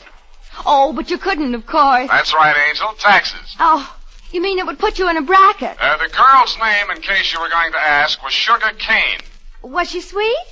Oh, Effie, you made a joke. Oh, not much of one, though. That is true. But even though you do seem to be, as you would say, in a jugular vein, I shall be right down, serious and frowning, to dictate a chronicle steeped in the bitter tea of general confusion, brewed in a witch's cauldron of murder, greed, and avarice. That's what gives it that nutty flavor. What, Sam? Silly girl, I refer to the sugar cane caper, on which I will forthwith my report be down to dictate on, goodbye.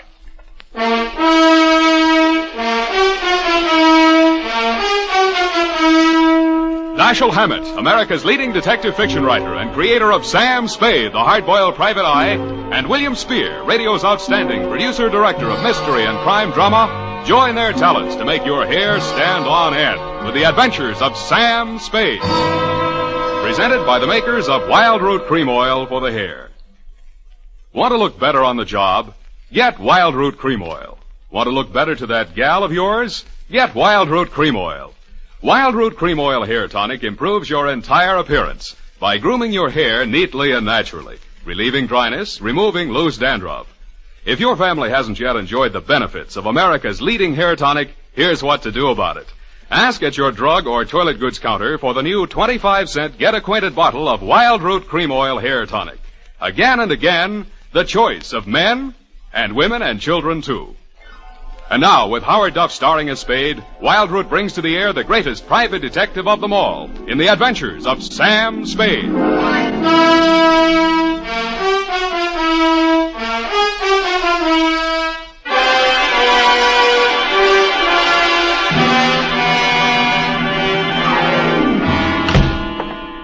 Hello, Sam. How are you, Sam? You were so lugubrious over the phone. Sometimes you're so bucolic, but tonight... What am I? When? Lugubrious tonight. Just bubbling over. Do you possibly mean I'm being lush with my verbiage? There, you see? Well, that's because I've been at work in the environs of Snob Hill, where they never use one word if 12 will do. Are you ready for the dictation, I guess it is? I plan to be most amusing tonight. Already I am yet. Look, I haven't even started. Oh. Really, I haven't. All right. Now, pencil. Date. Alan should have such an audience. Date. October 3rd, 1948, to Clifton Cavanaugh, Esquire. Down, Effie. From Samuel Spade, license number 137596. Subject, the sugar cane caper. On Thursday last, at 11 a.m., as I waited for the traffic signal so that I might legally cross Powell Street in order to board a cable car, a cat rubbed up against my leg. I leaned over to stroke it and noticed that it had 6 toes. I wondered if that meant anything. It didn't. Most Nob Hill addresses don't mean much anymore, but yours still does. The house was big, hideous, and reassuring. Oh. Are you from Peppersnow? No, I'm in business for myself. Mr. Cavanaugh in? Oh. Well, come on in. I can't understand what happened to that boy from Peppersnow. Oh, pardon me if I seem a little hungover. Gladly, but can you ever forgive yourself? I like you. You got a sense of humor. You'll need it. You trying to tell me you don't approve of Mr. Cavanaugh? That perfume pothead. What did he do to you? He married my mother. Oh. Stepfather? Yeah. Oh, I'm Fred Blair. Spade's my name. Where do I find him? Detective? Check. I'll give you a clue. Look behind you. I did. I turned and found myself looking straight into your handsome face. You looked several years younger than your stepson, with regular aquiline features, dark, widely spaced eyes, and blue-black hair.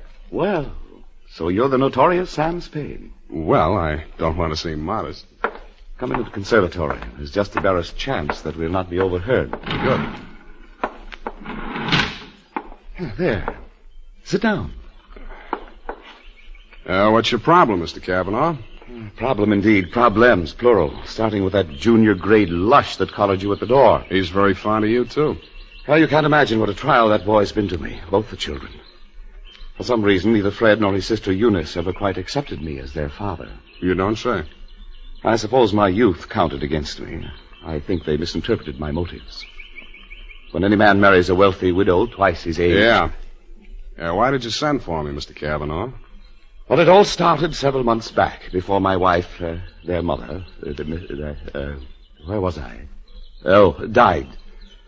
The scandal quite literally killed her. You're sure that's what did the trick? Fred, who, among other talents, was a positive genius for knowing the wrong sort of people, struck up an acquaintance with a hoodlum named Johnny Verona. Nice, clean-cut gangster type, runs a joint on Pacific Street. Precisely. With the positively hysterical name of the Subtropico. Mm-hmm. Well, there was a sordid brawl of some sort. A man shot. Obviously, this Johnny Verona shot him.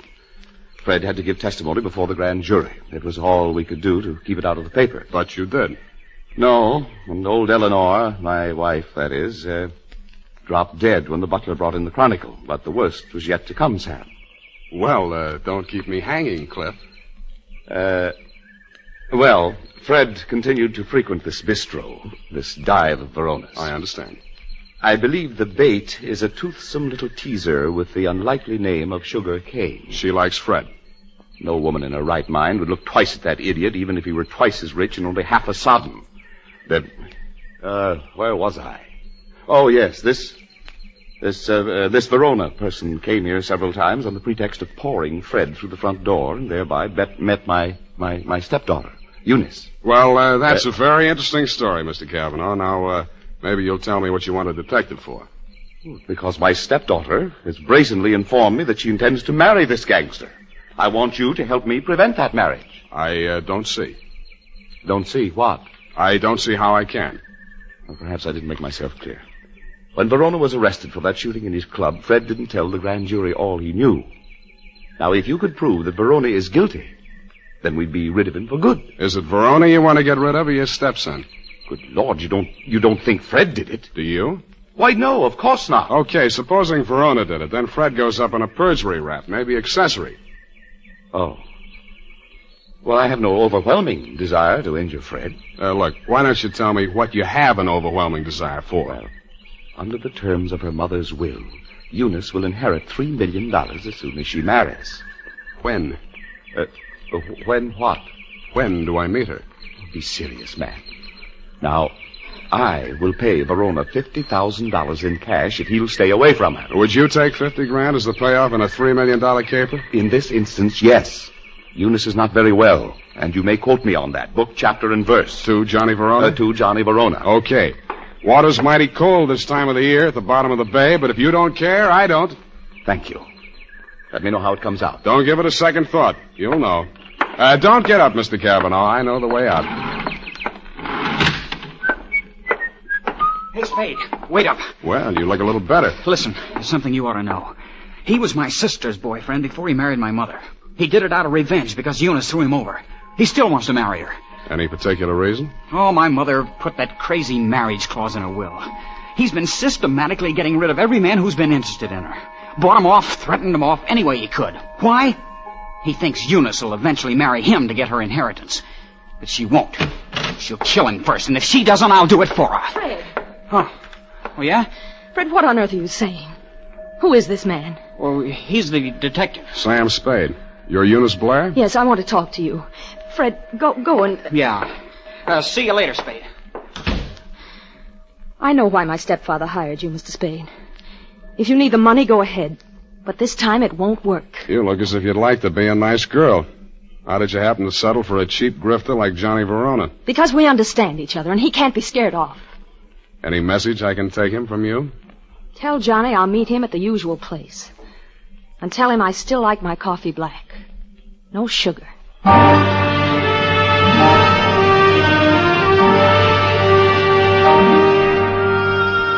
I didn't ask her what kind of sugar she didn't want any of. I thought I knew.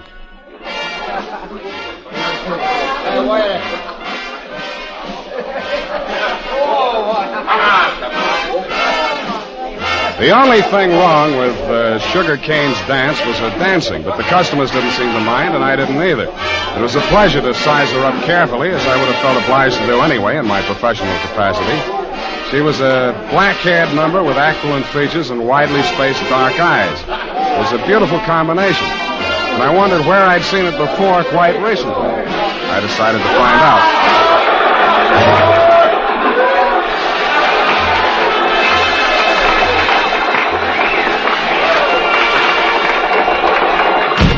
Hey, what's the idea of barging in here after me? Can't you see the sign on the door?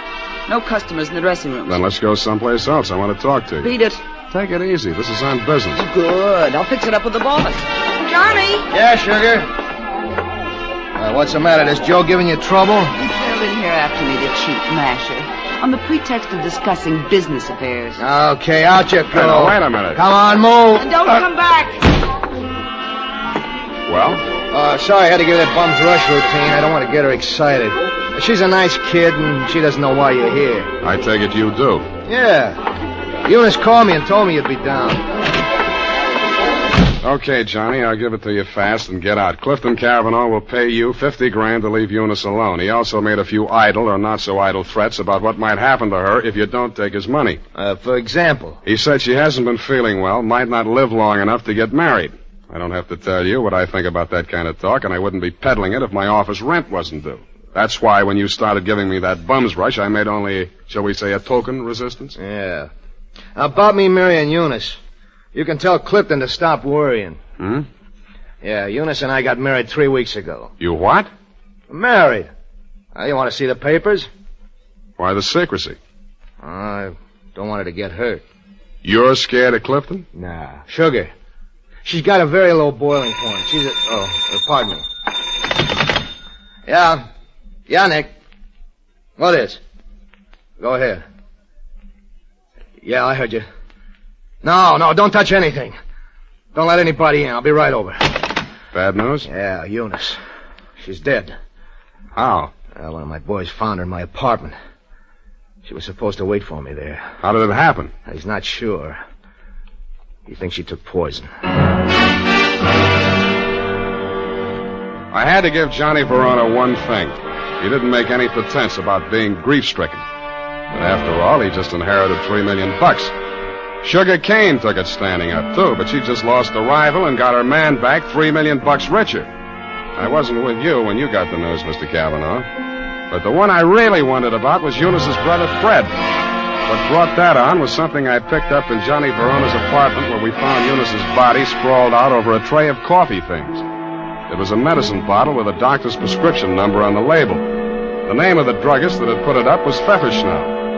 I remembered what Fred had said to me when he admitted me to your house that afternoon. Quote, "Are you the man from Pfefferschnell's?" I wondered if I'd answered yes, would Eunice still be alive?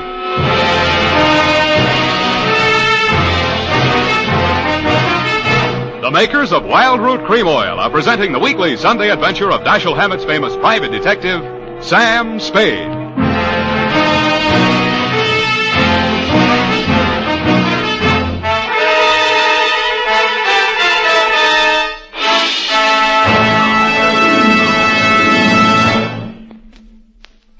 Now, here's important news on good grooming. If you want the well-groomed look that helps you get ahead, socially and on the job, listen. Recently, thousands of people from coast to coast who bought Wild Root Cream Oil for the first time were asked, how does Wild Root Cream Oil compare with the hair tonic you previously used? The results were amazing. Better than 4 out of 5 who replied said they preferred Wild Root Cream Oil. Remember, non-alcoholic Wild Root Cream Oil contains lanolin. It grooms the hair naturally, relieves dryness, and removes loose, ugly dandruff. So if you want your hair to be more attractive than ever before, get the generous new 25-cent size of Wild Root Cream Oil, America's leading hair tonic, on sale at all drug and toilet goods counters. It's also available in larger economy bottles and the handy new tube. Get Wild Root Cream Oil. Again and again, the choice of men who put good grooming first. By the way, smart girls use Wild Root Cream Oil, too, and mothers say it's grand for training children's hair.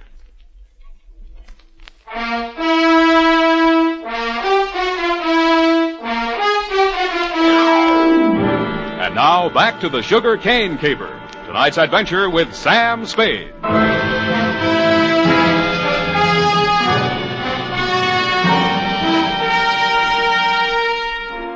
The morning papers didn't carry anything new on Eunice's death. Cause was put down to an overdose of a toxic drug. The doctor who prescribed it said she'd requested it for migraine headaches, which he suggested might have driven her to suicide. He did not explain why she had taken 4 doses in capsule form and dissolved the rest of it in a decanter of coffee. I thought somebody else had dosed the coffee, and so did you, Mr. Cavanaugh. Verona did it, of course.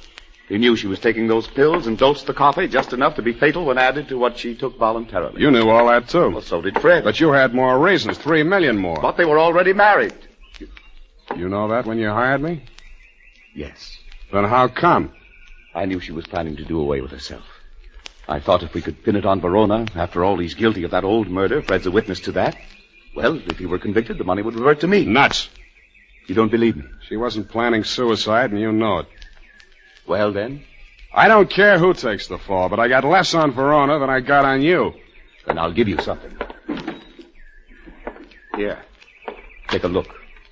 Verona's lawyer sent this around before her body was cold. A claim for $3 million, notarized yesterday while Eunice was still alive. Well, Mr. Spade? Pardon me while I drop dead. You did and waited hopefully, but I managed to stay on my feet. I even managed to make it down the hall to the bar where I found your stepson ambushed behind a row of empty bottles. Fine detective you turn out to be. I warned you. Stand up like a man. That's all right. I'll take on both of you. Come on, sober up. Makes sense. Where's my drink? Who took my glass? Here it is. Give me it. Sure.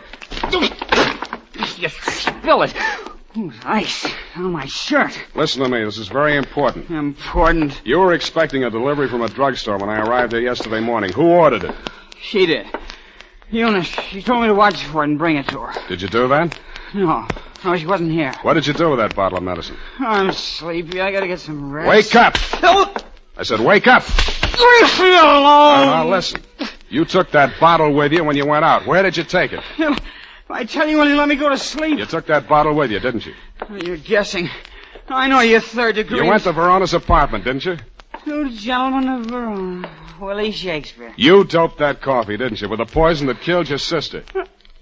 I didn't mean it for her. I didn't know she was going there. Go on talking. I want a lawyer. I know my rights. Listen, I'm not a cop. I'm not taking a statement. You're too drunk for it to hold anyway, so you can tell me. Okay. Here's how it happened. She took her 4 pills and went to bed. Yeah? I sneaked a bottle out of the medicine chest and I went over to his place. His boy Nick was there making coffee for the boss, he said, when he got home. I hung around talking for a while and I slipped some of the stuff in the percolator while he was getting out the cups. And that's all. Why did you want to kill Johnny Verona? So Eunice wouldn't have to marry him. What do you mean, have to? Well, she was doing it for me, so he'd keep quiet. About that brawl in the club, that old killing they tried to nail Johnny for? Yeah, that's it. The gun that did it. He got rid of it before the cops arrived. That was my gun. Fred, straighten up. Look. Yeah. Johnny dictated the story you told the grand jury. How do I know he didn't dictate the one you're telling me now? Who are you covering for? I didn't say anything. I didn't tell you anything. Get out of here! What's the matter with you? Get out the window! The revolver barrel that crashed through the darkened window pane behind the bar spoke twice. I answered it. I looked out into the darkness, making myself a good enough target to draw some fire. I fired back at the flashes. I was depending more on luck than aim, and luck was what I wasn't having much of. I went back to the place where Fred had fallen. The shots that had dropped him were luckier. He'd been dead before he hit the floor. What is it? What's happened here? See for yourself. Who? Shot through the window, couldn't see anything but the gun muzzle. Looked like a .45. Johnny Verona, he packs a .45. Who told you that? It came out of that investigation. One of the reasons they couldn't indict for that old shooting. There were a lot of reasons they couldn't get that indictment. What are you driving at? Neither one of the leading suspects was guilty. I don't follow you. Sugar Cane did that job. Well, that's wild. What if I told you Fred made a statement to that effect before he was shot? You're lying. He confessed. Did I tell you that? Well, he must have. He always talked about it when he was drunk. All right. I was bluffing. Why? Just a crazy hunch. I thought there might be something between you and Sugar. Now I'm sure there isn't. Of course not. Should have spotted it before. You're too much the same type. Even look alike. I can't make you out. Well, don't try. It's not worth it. You better call homicide about Fred here. Tell Lieutenant Dundee if he wants my statement, I'll be at my apartment.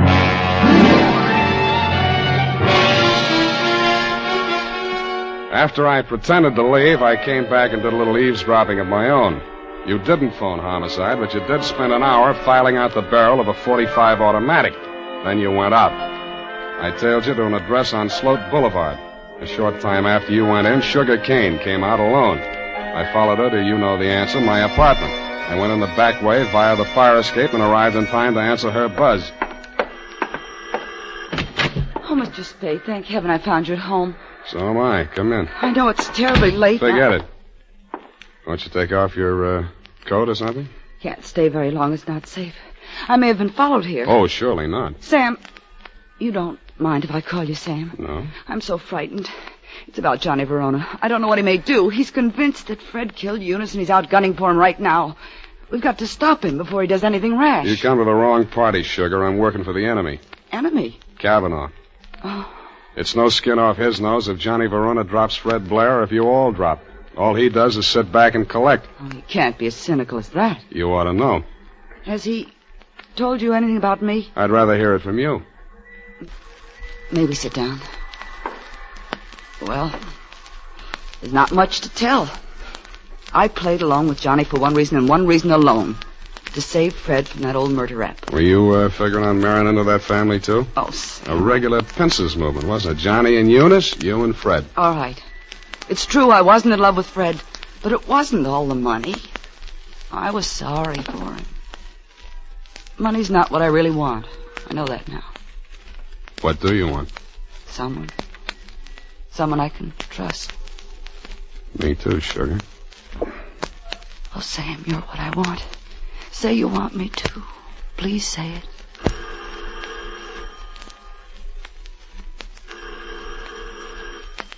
Don't answer it, Sam. Why not? Johnny may have followed me here. He's insanely jealous. Well, I gotta face it out with him sooner or later. Might as well be now. Sam, be careful. Stand out of the way, sugar. No, Sam. No, please. Don't reach, Johnny. I'm not gunning for you, Spade. In that case, come on in. Well, sugar. I didn't believe him that you were coming here. I had to, Johnny. He got some crazy confession out of Fred while he was drunk. I had to stall him till you and Cliff could talk to him. To save Fred, I mean. Oh, stop horsing around. We all know that we all know Fred is dead, and we all know that we all know who killed him. Then Cliff was leveling. You are trying to pin that on me. I don't need it, but if you want it, you can have it. There's $3 million in my part of it. I'll split down the middle with you. If you throw in with them, it's a three-way split. There's no split at all if you take the rap for Eunice's killing, and you will if you throw in with me. It's their word against mine. 2 witnesses against 1, and all I've got is a confession by a drunk who is now dead. Sam. Oh, Sam, I was sure for a moment you... Get away from me. Sam, Go on. Go to work on him. I should have given you a little more time. That wasn't fair, was it, Sugar? I hate you. I hate you both. I never want to see you again. Get back in that room, Sugar. What happened, Sugar? Why were you running away? Johnny double-crossed us. Now Sam knows everything. What does he know? The whole caper. Part of it I wasn't quite sure of until I saw you and Sugar standing side by side. That blue-black hair, the same eyes, plus the fact that the bell on Sugar's apartment on Sloat Boulevard reads Kane, parenthesis, Kavanaugh. You took a crazy chance when you knocked off Fred with me right there in the room. The kind of a crazy chance a brother would take to keep his sister clear. I could have told you that. It would have helped a lot, Johnny, but you didn't. When a man lets his sister go on dancing in a joint like yours after he's in the chips and she goes on liking it, you can be sure they're both playing for big stakes and for nobody but themselves. Where do you think you were supposed to wind up, Johnny? I'll tell you. Drinking that poison coffee that Eunice got hold of by mistake. That isn't true, Johnny. I never told Fred a thing. He thought you really loved Eunice. I don't know how he found out you were forcing her into that marriage. Did you also neglect to tell him that he was innocent? That you pulled the trigger in that old killing and shoved a gun into his hand when he was too drunk to know what he was doing? I've heard enough. Watch it, Johnny. No!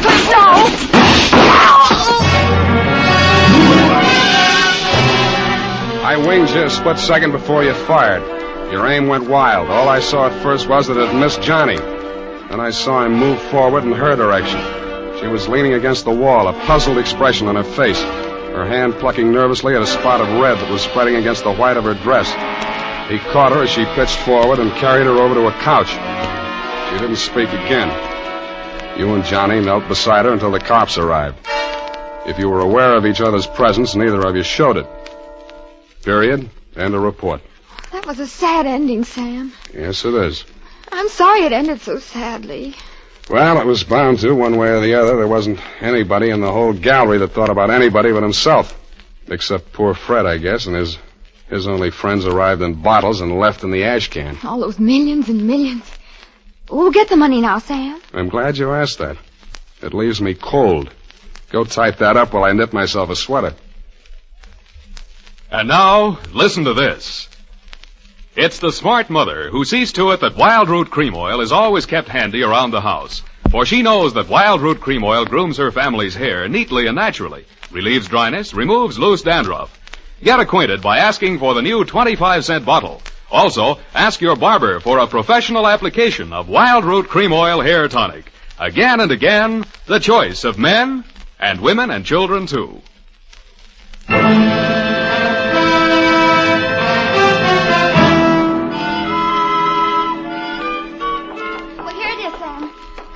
Terrible group of unfortunates.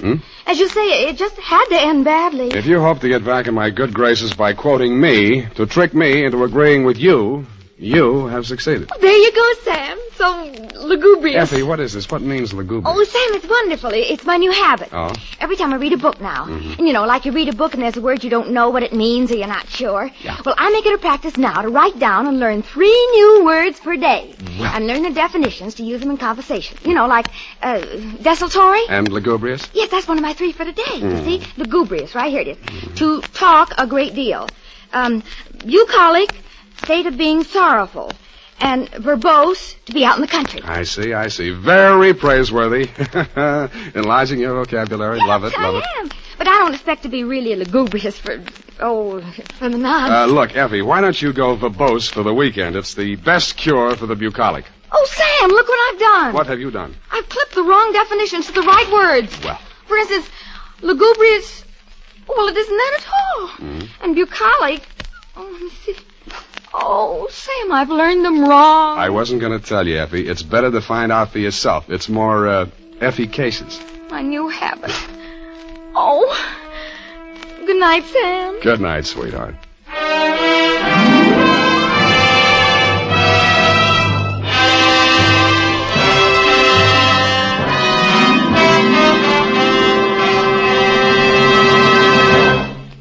The Adventures of Sam Spade, Dashiell Hammett's famous private detective, are produced and directed by William Spier.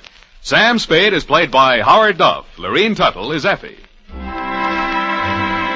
The Adventures of Sam Spade are written for radio by Bob Tallman and Gil Dowd. Musical direction by Lud Gluskin with score composed by Rene Garrigan. Join us again next Sunday when author Dashiell Hammett and producer William Spier join forces for another adventure with Sam Spade. Brought to you by Wild Root Cream Oil. Again and again, the choice of men who put good grooming first. This is Dick Joy reminding you to get Wild Root Cream Oil, Charlie. It keeps your hair in trim. You see, it's non-alcoholic, Charlie. It's made with soothing lanolin. You better get Wild Root Cream Oil, Charlie. Start using it today. You'll find that you will have a tough time, Charlie, keeping all the gals away. Are you baldy? Get Wild Root right away.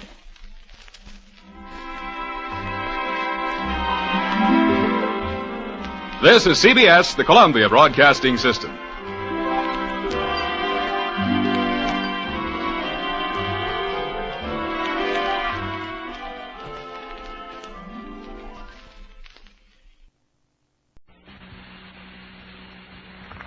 The Adventures of Sam Spade, Detective. Brought to you by Wild Root Cream Oil Hair Tonic, the non-alcoholic hair tonic that contains lanolin. Wild Root Cream Oil. Again and again. The choice of men and women and children, too. Sam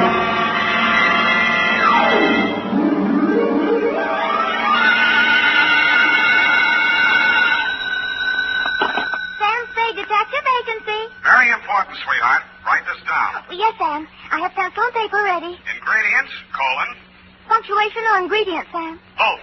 Well, what is it, Sam? A recipe. 1 pound of fennel. Oh, that's liquid measure, Sam. You put that in later. Cross out funnel? Not funnel, fennel. It is not liquid. It grows at Fairley Pines. It's fairly what, Sam? 1 root of St. John's wort. Whose wart? Not wart, wart. Oh, what? Don't interrupt.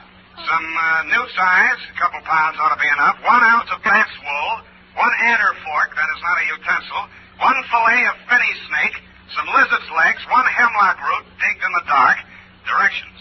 In the poisoned entrails throw toad that under cold stone days and nights hast 31. And if anyone drops in for trick-or-treat, Effie, leave him have it. Oh, Sam, now I get it. Halloween. It's a witch's brew. You were only fooling. That's what you think, sweetheart. Get out your cauldron, your poison pen, and your book of malefactions. I'll be right down to dictate my report on the Fairly Bright caper, or I should have stood in bed and ducked for apples.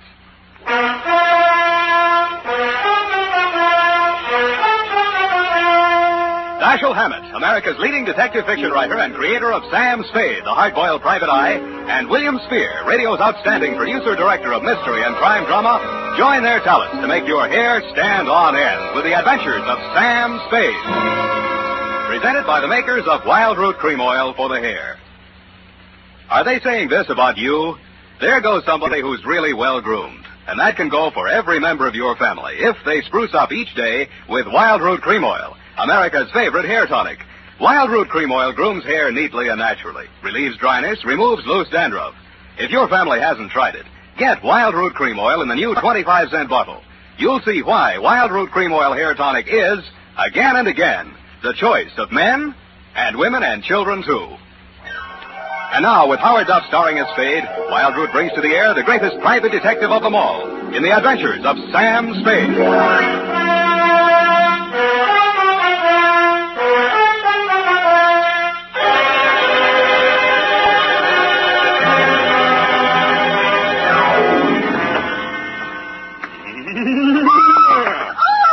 Is that the wind dying? Oh, no, it's only 2 devils that blow through a murderer's bones to and fro in the ghost's moonshine. Sam, take off that ridiculous mask. You look about as much like a demon. As a demon, check. Fly your broom into the adjoining office, sister, and we'll weave a few spells. Date, Effie. Yes, Sam. What is this thing on my desk? Looks like a pumpkin. It is a pumpkin. I made it this afternoon. Here, I'll light it. Well, isn't that cute? Isn't that cute? Eyes and nose and mouth. Looks like Lieutenant Dundee of Homicide. Oh, thank you, Sam. Thank you. Well, I guess everyone knows it's Halloween, even if they don't listen to the radio. Shall we? We shall. Date, All Hallows Eve, 1948, to Hillary Bright, Esquire, number 13, Black Place, City. From Samuel Spade, license number 137596. Subject, the Fairly Bright Caper. It was a fairly bright afternoon for the fog-bound Bay Area. There was no frost upon the pumpkin. In fact, as yet, no pumpkin. But I did see a black cat and several attractive wolf girls in broomstick skirts during the bus ride down the peninsula to your client's ancestral estate, Fairley Pines. A bat flew out of a hollow tree as I mushed up a road through some pine woods to the house. In the gathering dusk, I also observed the toad, a lizard, and a hooty owl, which, if memory serves, are staple ingredients for a witch's brew. Then I observed, hobbling out of the forest, an authentic hag. She was wearing a dusty black robe, a peaked black hat, and her matted gray hair coiled serpent-like around her evil countenance.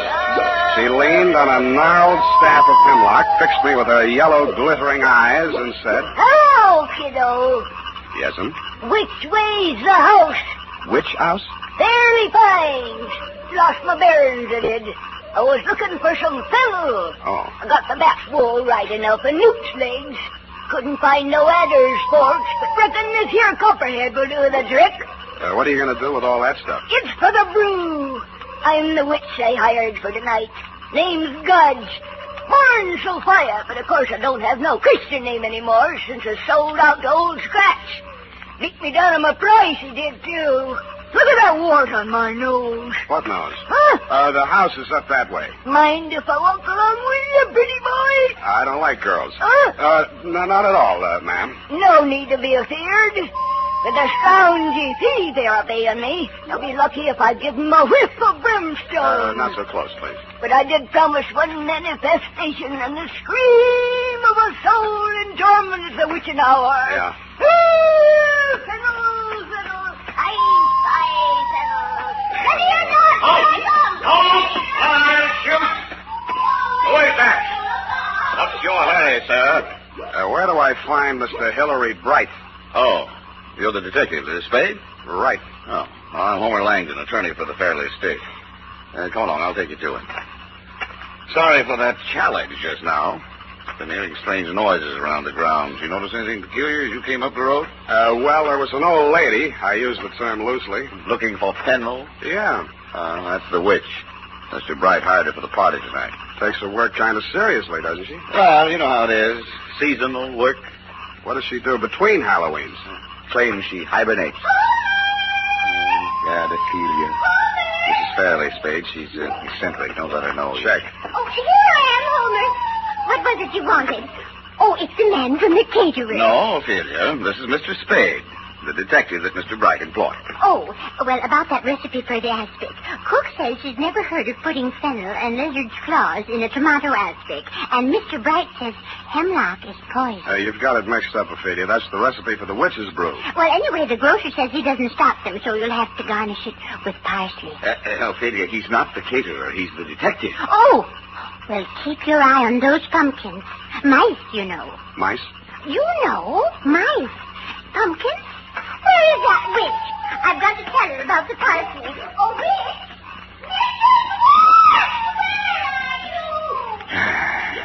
Sad case, but harmless.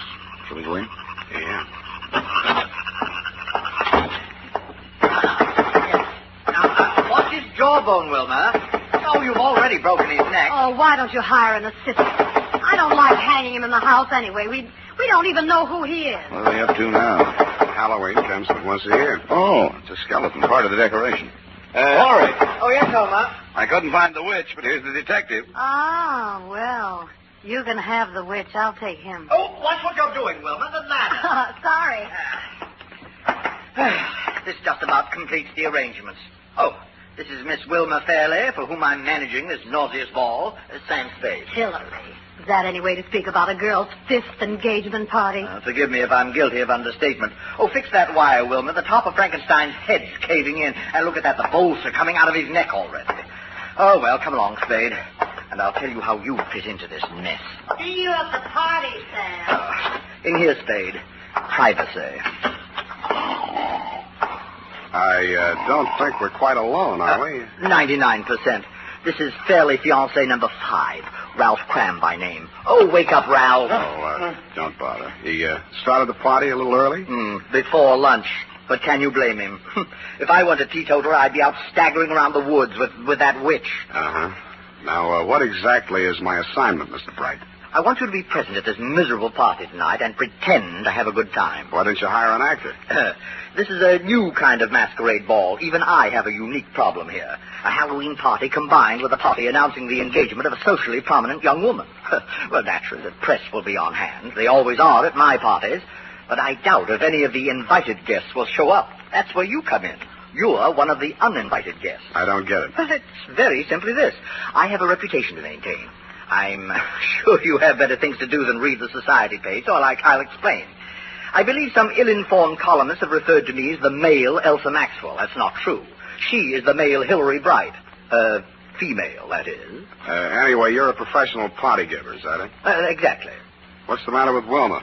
Why won't anybody come to her party? Because everyone on the guest list is either a relative or a friend of some poor swain she has jilted on the very steps of the altar. Oh, now I get it. Exactly. Now, as to the party. Masquerade. Natch. What else can you have on Halloween? Figures. Yes. If anyone came, they'd probably be dressed as witches or pumpkins, which is dull enough in itself. But the Fairleys and their immediate circle will undoubtedly trot out their moth-eaten Beaux-Arts costumes. Old Langdon is Louis XIV. Wilma and her mother trying to look like Greek goddesses and some old drapes from a Fanchon and Marco idea. What about the boyfriend here? Well, you can see how hideous it's all going to be. And Life magazine has promised to cover it. Well, I simply had to do something. What about the boyfriend? I think it's the party idea of the year. 20 uninvited guests who will come as themselves. Who's my date, the witch? Oh, isn't she priceless? You know, I thought of burning her at the stake as the grand climax of the evening. I've got matches. No, I decided against it. It's too messy. Well, it sounds like loads of fun, Mr. Bright, but I'm afraid you called the wrong detective. Now, wait a minute, please. Hear me out. Now, there's method in my madness. I believe I mentioned 20 uninvited guests. Who are coming as themselves, yes. Exactly. Well, I've gone to a great deal of trouble and expense getting together a really colorful group. All authentic types. A gangster, a shrimp fisherman, a swami, 3 bubble dancers, a gypsy, a paroled axe murderer, a sandhog.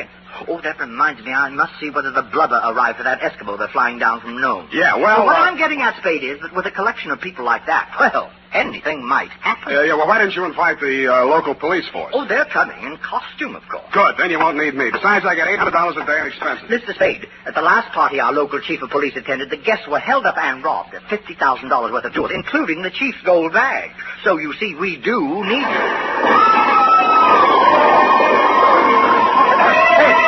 What's that? Oh, go back to sleep, Ralph. It's only the guests arriving. I get $1,000 a day.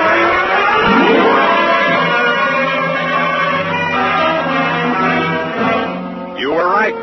You did need a detective. In fact, you could have used several others. First, the pickpocket you'd invited lifted the police chief's wallet. The axe murderer chased the witch up a tree. And the gangster and the cowboy tried to shoot it out over one of the bubble dances. After I'd foiled the safecracker in the act of blowing the vault in the library, things quieted down, and everybody formed a circle around a bonfire. All right, quiet, please. Quiet, everyone. Quiet. Mrs. Fairley has a very important announcement to make. Ophelia?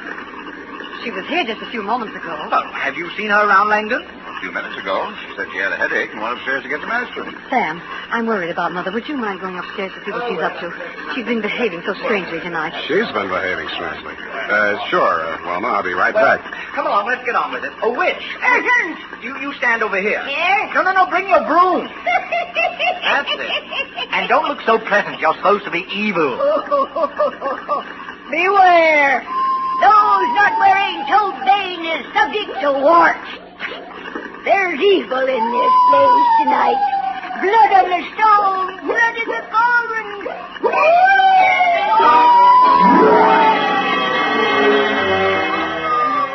I hated to miss the manifestation, and I hoped I'd get back in time for the scream of the soul in torment, the which had found us earlier in the evening. I cased the rooms on the second floor. Wilma's fiancé, Ralph Cram, was in one of them, asleep. Ophelia wasn't in any of them. But in one of the bedrooms, I found something that puzzled me. A rope made out of bed sheets dangled out of the window, but the window was closed. I walked over and opened it. The witch was still at it. I couldn't see the merry little group around the bonfire, but where the firelight glowed against the tree trunks at the edge of the woods, I saw a white-robed figure crouching in the shadows. Then I heard it.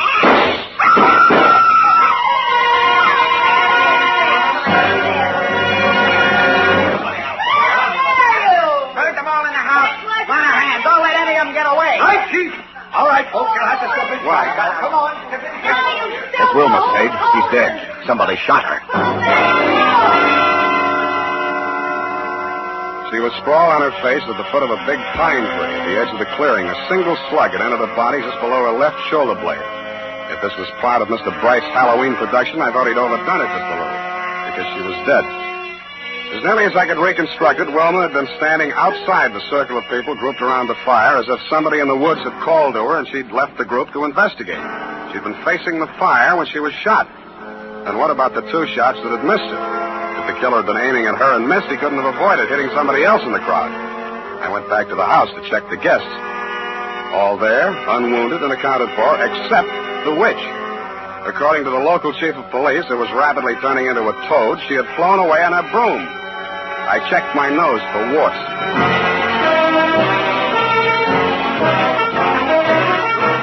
The makers of Wild Root Cream Oil are presenting the weekly Sunday adventure of Dashiell Hammett's famous private detective, Sam Spade.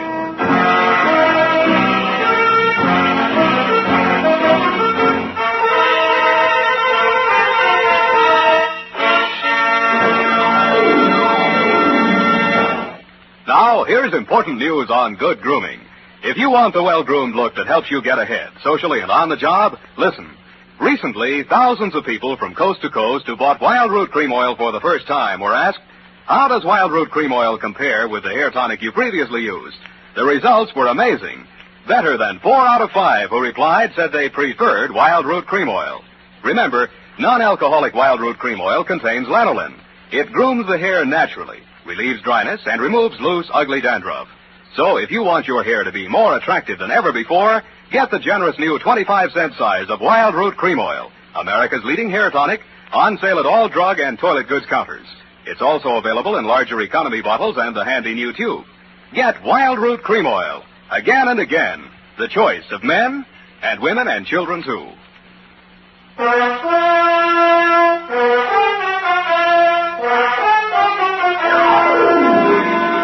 And now, back to the Fairly Bright Caper. Tonight's adventure with Sam Spade.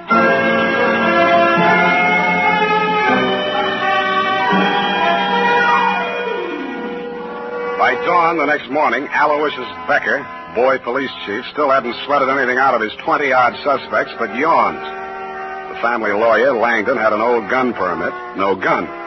Then he canvassed the town for Wilma's 18 jilted suitors. They were all alibied by their wives and children, which knocked that angle out.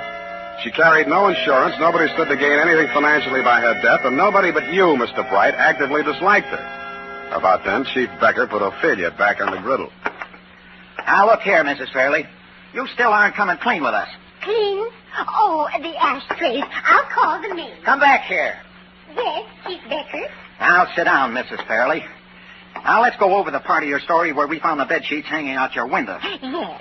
Why did you tie the bed sheets together and hang them out the window? For a rope. So, you admit that you used that rope to sneak out. I did no such thing. I always go out that way at night. And you admit that... Oh, I give up. Mrs. Fairley. Oh, it's you, Mr. Spade.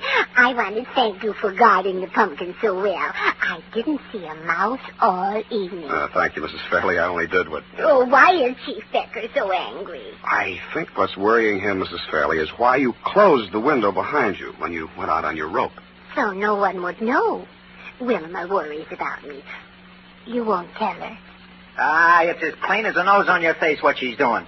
Working up to an insanity plea. Ingenious theory, Chief, but look, can I talk to you a minute outside? Yeah, could use a little air. Keep them all here, Monahan. Look, Chief, why don't you lay off that poor old dame? She's too vague, disorganized. It took a marksman. The way the wound was, no point of exit, just puncture the wall of the heart and stop. The low velocity impact. Sure. A what? It had been fired from about the maximum range of the .38 pistol. You'd have to figure on the drop in trajectory as the bullet slowed down. It was either a trick shot or one that just connected accidentally. By the way, we only have your word for it that you were upstairs in the house when those shots were fired. You carry a .38, don't you, Spade? What kind of gun do you carry, Chief? Yes. Well, we'd better wait till ballistics sends back the report on the slug. Gosh, if we could only figure out where she hid the gun. Don't look now, Chief, but that witch is back again. What? Pretty boy, where have you been? I've been looking all over for you mortals. You're going to have a good deal of explaining to do, lady. Why did you fly away like that last night? I had to see to my cauldron. A good thing I did, too. Look what I found in it. No wonder my manifestation didn't work. Base metal in my brew. 38 caliber, too. 3 bullets fired. Gee, that settles it. You're under arrest. Who, me? Yes. No, her. Oh, no, you don't. I'll put a star on you, I will. I'll turn you into a toad. Look, Chief, where's that gun permit you took out of Langdon's room? Oh, I forgot about that. Here, it's in my pocket. Let's see that serial number. Well? They match. It's Langdon's gun. Boy, oh boy, then it's settled. That's what you think, boy, oh boy. Don't forget, he's a lawyer.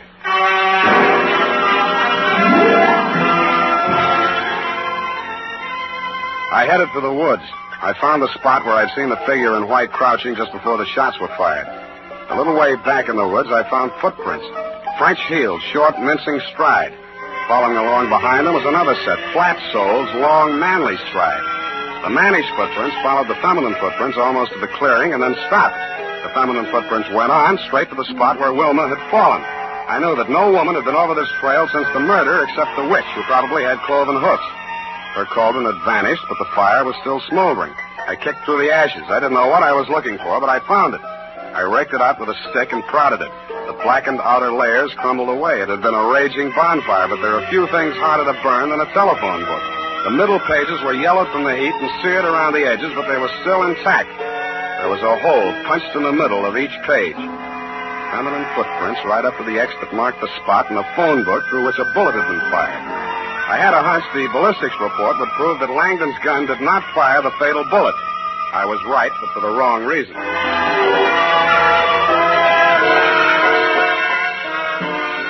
Yeah, you can't get around it, Chief. Ballistics don't lie. You can see here. You don't even need a magnifying glass. Take a look there. Don't have my glasses. Well, you ought to be able to feel it. 2 big ridges on the test slug. The other one's almost smooth. Rust pits wouldn't make a ridge like that, would they? No, we figure they must have used a faulty cutter at the factory when they rifled the barrel. Well, that settles it. That and those women's footprints and that phone book all point to Mrs. Fairley. What's about a phone book? Whoever shot her fired the slug through a phone book to make it look like a long-range job. It was a low-velocity hit, all right, but it was tearing through that phone book that slowed it down. That proves the killer didn't have to be a marksman. Stood right next to her. What's so funny? This picture in the morning paper, you and those bubble dancers, Chief. Let me see that. Why, that's libelous. It's more than that. Huh? There in the background, Langdon and Mrs. Fairley. What about them? Their shoes. Langdon's dressed as Louis XIV, French heels.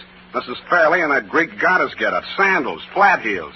It's Langdon's gun, then it's not Langdon's gun. It's a long-range shot, then it's through a seed catalog. Phone book. Now it's a man in woman's shoes. An attorney at that. Monahan, get me some fingerprints, something I can work with.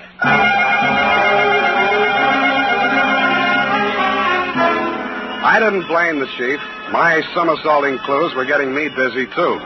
So far, Langdon, like the good lawyer he was, had kept his mouth shut, which meant nothing one way or the other. That was smart.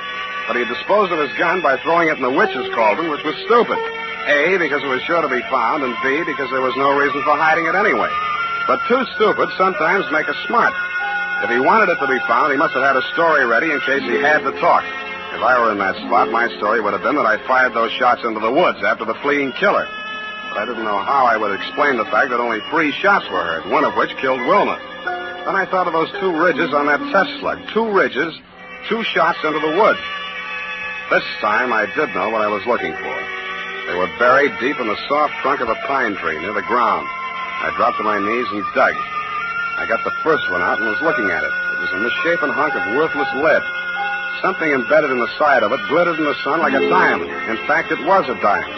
And it stopped glittering. Something behind me had come between it and the sun. I flopped on my side and rolled over. I grabbed his legs and tripped him. Then I saw his face. It was Langdon. I was halfway to my feet when his foot caught me where it hurt and my legs doubled up. I tried to keep moving and get my gun out at the same time. He was on his feet again before I was, so I fired without aiming from flat on my back. He only scorched his coat, but it stopped in a second. He swung his gun up, and I got ready to jump him. But I didn't have to. A pointed black hat rose up out of the brush behind him. Something flashed in the sun, and he collapsed. Put a spell on him, I did. With this here magic wand. Done instrument to you, sonny. Thank you, Mrs. Wicks.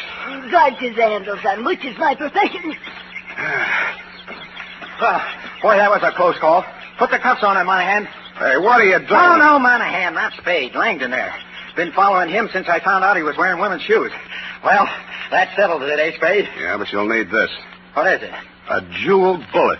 A slug with a diamond set in it. Come on, here. It's the master clue of this caper. Oh, yeah, the master clue. You better come along, too, lady, for questioning. Huh? We'll book her for vagrancy if we need it. Oh, no, you don't. I'll turn you into a toad. You don't believe me, do you? Hoppy toad, warty and green. Feel anything?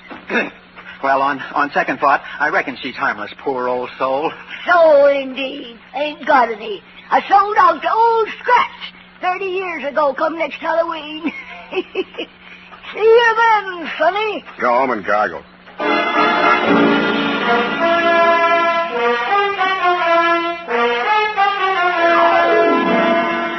Period. End of report. But, Sam, what was the significance of the jeweled bullet? Oh. Well, after he shot Wilma, Langdon fired 2 shots into the woods, remember? Yes. Those 2 bullets had diamond insets so placed that they would gouge the inside of the gun barrel. All bullets fired from the gun thereafter would have markings different from the one fired into Wilma's body. Oh. Well, he was wrong, of course, but it was noble of him to want to cover up for poor Mrs. Fairley. What for, Effie? Well, she killed her daughter, of course, because she was just out of patience with her, getting engaged and unengaged all the time till they hadn't a friend in the world. That's so. That was the motive, wasn't it, Sam? That's fairly bright, sweetheart, except that Mrs. Fairley did not kill her daughter. Langdon did. You mean she was his daughter, too, by a previous marriage? Go tight that up, sweetheart, before I turn you into a toad.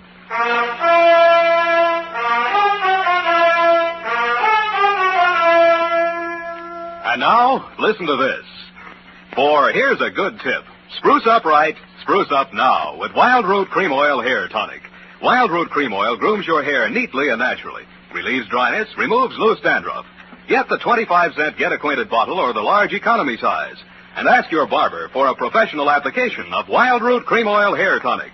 Again and again, the choice of men and women and children, too. Well, here it is, Sam. Of course, you know best, but Mrs. Fairley was the only one with a motive. And that Mr. Bright was secretly in love with her and wanted to marry her himself. So he killed her. That was fairly bright. Oh, her fiancé. What happened to him? He woke up and went home. Oh, well, I guess he didn't have a motive. Pay attention, sweetheart.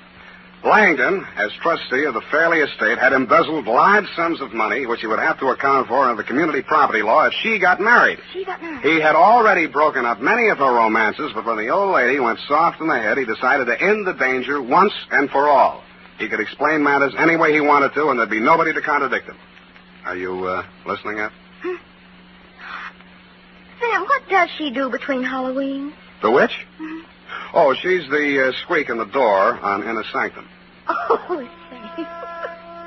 You made the joke too small. Well, good night, Sam. Good night, sweetheart.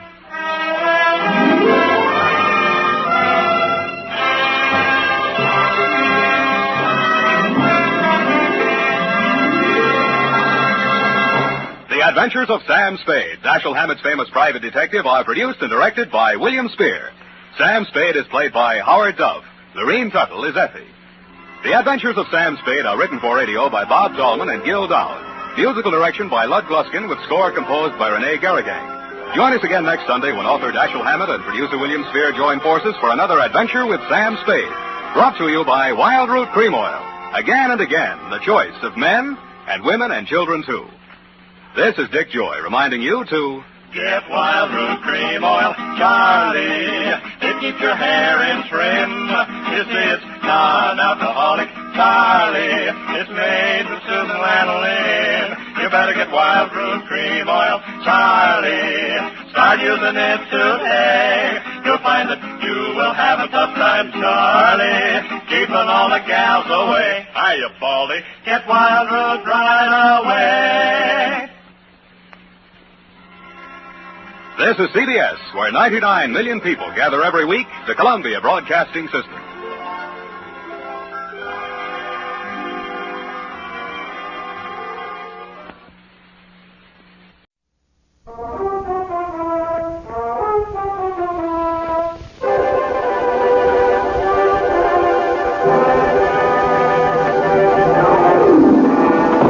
I'm looking over a four-way... I touched up the broken glass, but there's something terribly wrong with my typewriter. Looks okay to me. Those old models stand up, Eph. They don't make them like that nowadays. Well, I should hope they don't. Somebody shot it. SQP again. No, the alphabet is all right, Sam. It's just the one key. One missing? No, but it's bent. This one right here, Sam. Look at the at and Sam. That makes sense. You won't need it for this one. Come on in. Oh, Sam, wasn't I smart? I got the answer right away. The answer to what? That to which you referred to, Sam, is the whole ghastly riddle. SQP, to be exact. Well, I was tired. Of course you were. And besides, I was right here where I can see it right out the window. See, the neon sign, Sam, over the nifty drugstore. See? That's it. Stability, quality, purity. And a blink. Safe. Wasn't I smart, Sam? Wasn't I? Yeah, of course you were. But that isn't quite the answer. Well, then what is that? To Detective Lieutenant Dundee, Homicide Detail, San Francisco Police, from S. Spade, Life Na, 137596. Subject, the SQP caper. The minute she walked into my office, I smelled trouble. But it also smelled like $50 an ounce. She was small and brunette. Her eyes were large, appealing, and moist. But her pitch was disappointing. And now I realize that what he really came to San Francisco for was to be with her. This isn't the first time, Mr. Spade. There have been others. I don't know who this woman is, and I don't care. This time I intend to do something about it. They're registered at the Belvedere Hotel, and I want you to go with me. And... Just a moment, Mrs. Pierce. Yes? I think I know what you're leading up to. You want a detective to go with you and be a witness so you'll have grounds for divorce. Is that it? Yes. I can't go on any longer with a man I can't trust. Oh, it's so humiliating. Now, Mrs. Pierce, please, I do sympathize with you. Honest, I do, but I can't take the job. After I poured out my heart to you, exposed myself. Oh, now, please, it's not as bad as that. It happens every day. It's just that I don't take divorce cases. But I do know a detective who might help you. You'll be much better off with him. But I'm sure I'd feel much better with you. Maybe after your divorce, Mrs. Patricia. My friends call me Pat. All right, Pat. I'll see what I can do.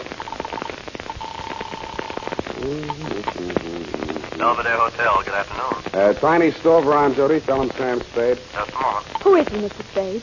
Friend of mine. House detective at the Belvedere, but he likes to pick up an extra fee now and then. Sam? Tiny? Sam? Tiny? Sam? Roger. Who? Look, Tiny, I'll stop if you will. Oh, Sam. Yes! What's with you? Yeah, about a guest in your register. Pierce, Donald, Mr. and Mrs. Oh, yeah, sure. Clerk gave me the high sign on him. Pierce, yeah. Checked in alone, but registered for both, Sam. Said the wife would be along later, but it's okay. She finally got here. Yeah? Well, his wife is in my office now. Huh? She wants to crash the party. Oh, I get it. Want the job? Well, Sam, I can't take it for a private fee. It's against the house rules, you know. Oh, too bad. Oh, wait, Sam. I go off duty in half an hour. Maybe I could do it incommunicado, huh? Send her around, Sam. Okay, Tiny, will do. Will he help me, Mr. Spade? Yeah. Ask at the desk for Tiny side, but don't let that put you off. He's an all right guy. Oh, thank you, Mr. Spade. You've been very kind. Goodbye. Good luck. Sam, what happened?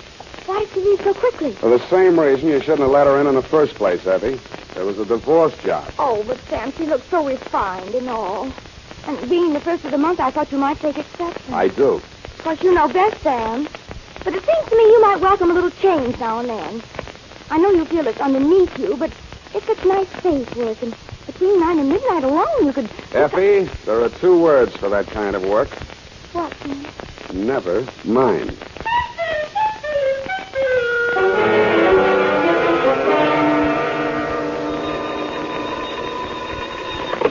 Sam Spade Detective Agency. Oh, just a moment, Mr. Stover. Tiny Stover, Sam. What does he want? I don't know. I think he's crying. I'll take it. Tiny? Sam? Yeah. What's up, Tiny? That dame you sent over here, listen, I better not take time telling you. Get over here. Room 418. Come in the side entrance and walk up. What happened? I cannot tell you over the phone. Just get over here, Sam, and hurry.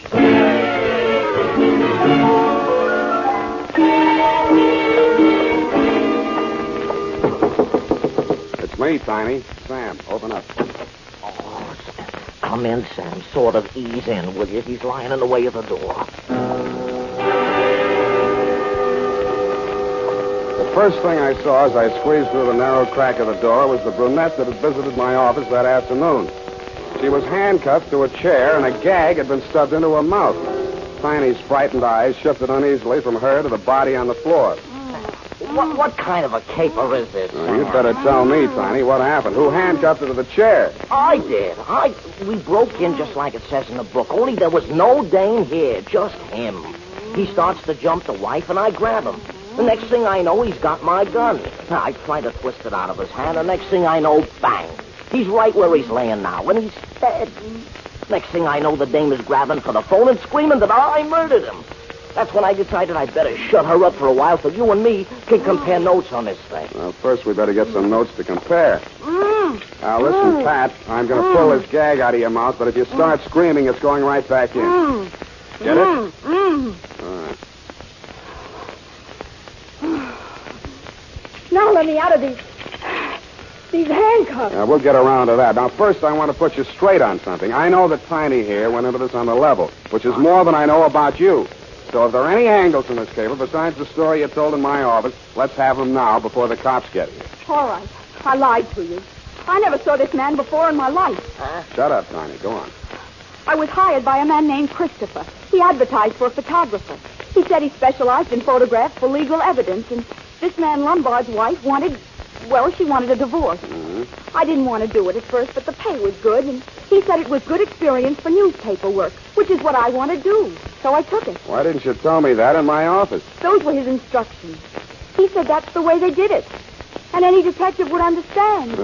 And I was sure you did when you wouldn't take the job. Hey, wait a minute. I don't get it, Sam. Is she some nut or something, or is she just dumb? I guess I'm just dumb. No comment. Let's get some facts. Your name? Patricia Vane. My friends call me Pat. That part of my story was true. I studied photography at Berkeley. And... Yeah. Now, this guy that hired you. Well, he has an office in the Fidelity Building, where all the divorce lawyers are. Full name? Calvin Christopher. It says on his office door, Public Relations Counsel. That's room 842 in the back. You ain't swallowed this yarn, are you, Spade? Tiny, go sit down. I didn't say nothing. Check. Now, Pat, is this your story? You and Tiny came in here together. Lombard jumped you. Tiny grabbed him. There was a scuffle, and a gun went off. Yes. I just opened my purse to take my camera out. Where's the camera? I don't know. In the excitement. Oh, that looks like it over there. Over there by the phone. Be careful, there's some exposed film in it. It might have a clue. What did you shoot? Oh, some fishing boats. And one I sneaked of Mr. Christopher himself. And some action shots of what just happened here. Do you think the police will confiscate my camera? No, I will. I saw it first. Hey, Sam, where you going? I'm going to do some fishing. Sam, you can't leave me holding the bag. You got me into this. You want to get out, don't you? Yeah, but... Okay, keep me in the clear. You'll have somebody working for you. I felt like a cad, Dundee, but there was nothing I could tell you that they couldn't tell better as eyewitnesses, so I left them there to face you and your homicide boys alone. My first stop after leaving the Belvedere was Ludkin's Lightning Photo Finishes, where I left Pat's camera and film. Then I mushed across town to the Fidelity Building. It said on the door, sure enough, room 842, Calvin Christopher, Public Relations Counsel. Well, sir, what can I do for you? You, Calvin Christopher? I am. I'd like to ask you some questions. Detective? You hired a girl named Patricia Vane to take some pictures in the Belvedere Hotel, right? Why, no. I advertised for a photographer, but so far no applicants. What do you need a photographer for, Mr. Christopher? Well, that, sir, with all due respect, is none of your business. There's nothing illegal in advertising for a photographer. And if I had employed one, I would tell you so. That's a straight answer. Then your story is that you did not employ Miss Vane and that you have no knowledge of her. That is my story. The girl's story is that she was here in this office and even snapped a picture of you. That film is being developed now. Still want to stick with that statement? Look, friend, you do not have to be acquainted with a person in order to have your picture taken by her. Or her, as the case may be. I know that, but if your picture shows in that film, I'll know you're lying. Mind if I use your phone? Thanks.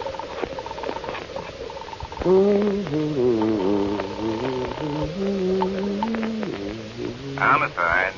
Lieutenant Dundee. Dundee, Sam Spade. That girl you're holding in the Pierce death, Hotel Belvedere? What girl, Sam? Who's Pierce? Tiny Stover gave you the rumble. He did, didn't he? Not yet, Sam. Well, you're getting it now, stiff in room 418. Gunshot. I'll meet you there.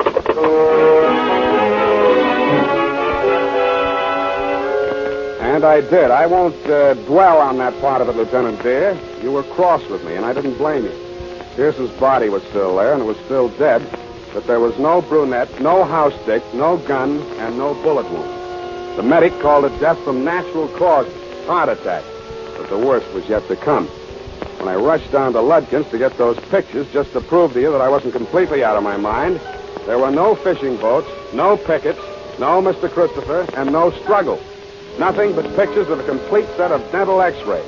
There was a date on them, 7/14/48, and some initials. SQT.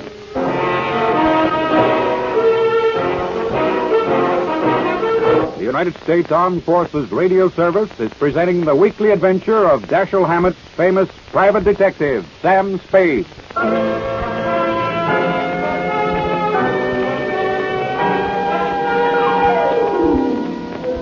SQP. Seemed very familiar somehow. Society of Quail Prevention? Too neat. After you and your boys had cleared out, Dundee, I went back to room 418. I wondered who had fired the shot that both Tiny and the brunette believed had killed Mr. Pierce. I didn't find out, but I did find a .38 slug in the floor under the rug pad. The fibrous material had been scuffed by somebody's foot to hide the bullet hole. Tiny had been reaching for the phone as I left. According to the operator, there'd been no flash on her board from 418. That meant that whoever had stopped them had done so in a matter of seconds.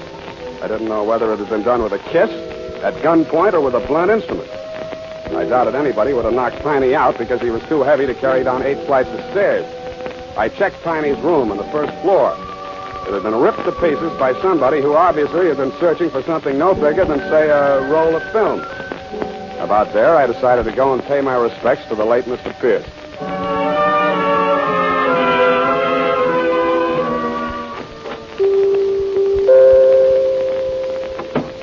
Good evening, sir. I'm controversies. You never remember me, do you? Was it in connection with the columbarium? No, we decided against it. Oh? Which was your dear departed? Pierce. Donald Pierce. Late afternoon pickup at the Belvedere. Oh, dear, he's still on the flat. He's not quite ready to be viewed. Would you like to see the floral tributes? They're truly lovely. Who made the arrangement? Mrs. P. A truly lovely tribute. Small but perfect. A heart-shaped wreath with their initials intertwined. DP from SP. P.S., that isn't SQP. No, sir. The middle initial is usually omitted. That is, if desired, in the 3250 figures. Of course, I'll Joseph. By Jove, I do remember you. The detective, Mr. Spade. Good heavens. Foul play in regard to our Mr. P? I'm not sure, Mr. Etheridge, but maybe you can help. These x-rays. Could you check and see if they're his? Why, surely. Oh, dental x-rays. Needn't spend the time. No use? No teeth. A completely dentured subject. For a good 10 years, I would say. Oh, pardon me. Something, madam. I'm Sandra Pierce. I've come to Oh, see about yes, the if you'll arrangement. just wait. Do you know Mr. Spade? Oh, they told me at the hotel. Very fortunate that you're here, Mr. Spade. Well, I'll go and see how things are backstage. I'll see you later. Oh, these awful things that people must go through when death comes. No, it's not pleasant. Were you married long? 2 years. We were married in prison, you know. What? I suppose it shouldn't be a surprise to me. We both knew it could happen at any time. You mean he'd been sick quite a while? Yes, coronary effusion. Heart trouble, huh? Then you agree that's what killed him? I agree that... Do you have any reason to think otherwise, Mr. Spade? Well, I think you know more about it than I do.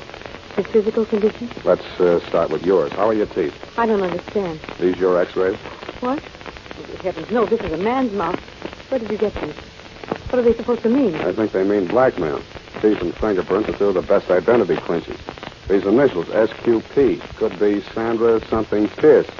They yours? No.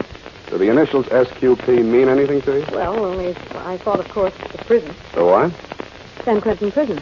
San Quentin. Oh, I've been stupid. That's what you meant, married in prison. Of course, I thought you knew. Donald was head of the prison dental laboratory there for 11 years.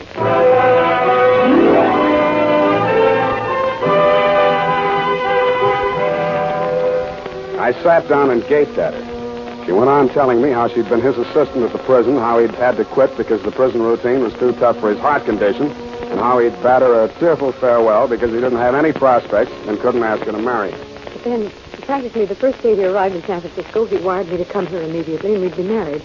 A relative had died and left him $20,000 and more was coming in. He wouldn't even have to work anymore. He could retire. And that was wonderful because he really wasn't well enough to work. You're not listening to me. What are you thinking about? $20,000 from a relative. Never explained it any better than that, huh? No. The man came, the lawyer, I guess it was. I suppose he brought the money because Donald took it to the bank next morning. Where were you? Donald sent me out of the room, but I was afraid to go too far away. He was so excited, and he was feeling these angina pains. I just stayed outside in the hall, listening. Mm-hmm. I couldn't hear anything they said, but then the door opened, and the man stood there and said, Don, I had no idea your ticker was so bad. Someday somebody's going to say boo to you, and you'll drop dead. That's what I figured, Mrs. Pierce. I think your husband was murdered. He was literally frightened to death.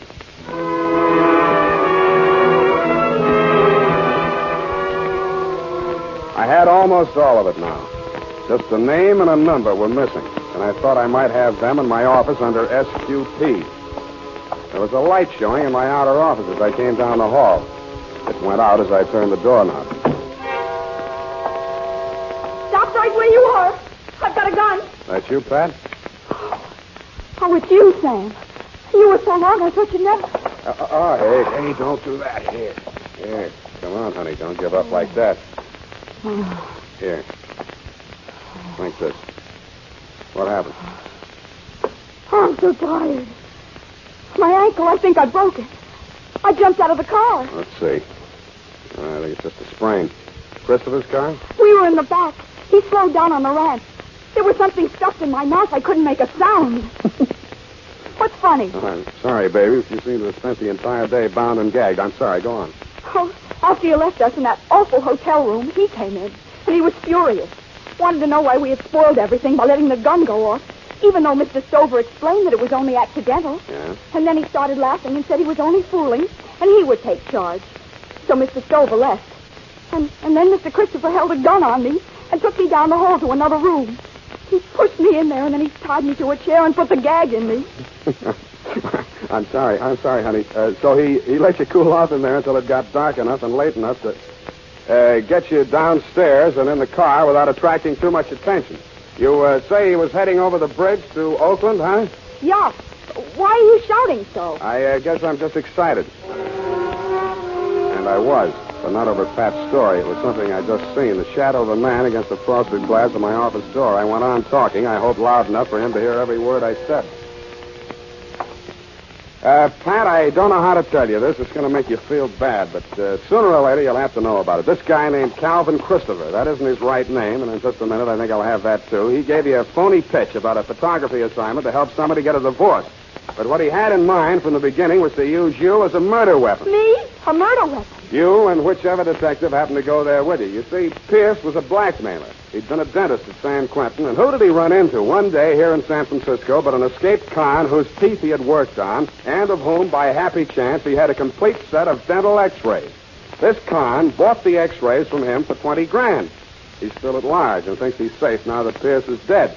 But what he doesn't know is that Pierce took snapshots of the x-rays before he turned the originals over. The cameras got switched, and I have the x-rays right here. Look at him, sweetheart. What are you... Get down, lie flat.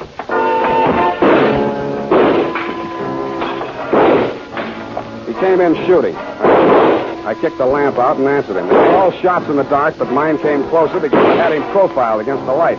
My third shot was the lucky one. It knocked the gun out of his hand, just like in the Westerns, but I was too tired to feel proud.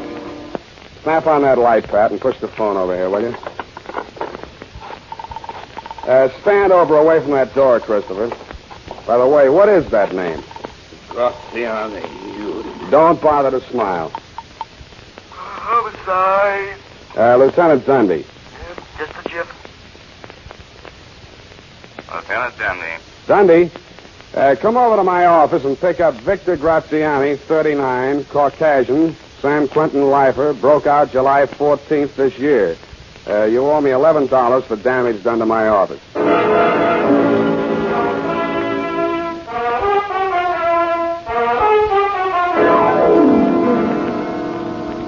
Period. End of escapade. Oh. Sam Spade Detective Agency. Oh, yes, just a minute. He's right here. It's Mr. Tiny Silver, Sam. Hello. Sam? Tiny? Sam. Who? Tiny. No Tiny here. Can I call you back? Sam. Ain't you interested in what happened to me? I got a clue, Sam. What were those initials again? SQP. That's it, SQP. I'm here now. Where? Seymour Kelly's pool room. Seymour Kelly's pool room? Yeah. Look, Tiny, don't even you realize that Kelly isn't spelled with a Q? Since when, Sam? Kelly is without a Q. Oh, no, Sam. I think you must be wrong. He's chalking up now. His shot's coming up. Good night, Tiny. Sam? Tiny, I'd like to go around again with you, but this airtime costs plenty. As you'll know if you ever get your own radio show, which, if you did, would be sponsored by the makers of SP Stupid Pills. Hey, Sam, you should have seen it. Seymour just made a 3-cushion shot with the handcuffs on. You should have seen it. Sam? Good night, honestly, Tiny. Anything for me, Sam? Just go type that up, sweetheart, and have it back in exactly 34 seconds. I'm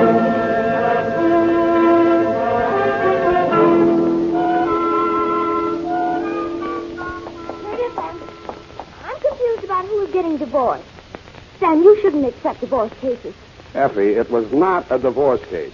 You actually mean we require the usual partial recap? Partial recap? Oh, yes. The dental x-rays would have shown that, wouldn't they? Effie, you're not happy here. What? You have no one to talk properly to. Have you ever thought about maybe Tiny Stover? Oh, thanks. A lonely man, Effie. All these evenings free. Forced to pool rooms for diversion. Sweetheart, you could take him away from all that snooker. Oh, Sam. I could fix it up for you with Tiny. Sam. Come here, sweetheart. Has anyone ever told you how lovely you are? You know what always happens when you get me mixed up. I just... Sam, no. My earrings. Cotton rings, please. Well. Say, I'll let you stay out another week. Quite, Sam. Thanks for everything. Forget it. Good night, Sam. Good night, sweetheart.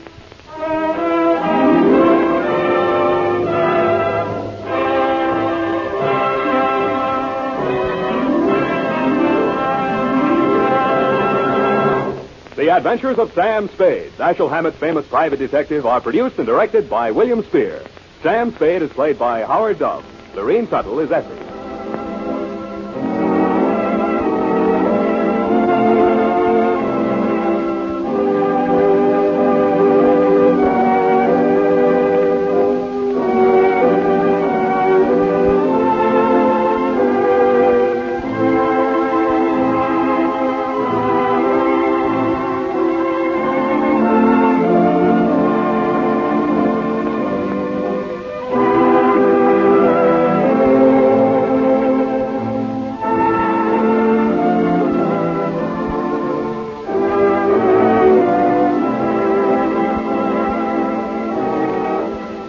The Adventures of Sam Spade, Private Detective, is a presentation of the United States Armed Forces Radio Service, the voice of information and education.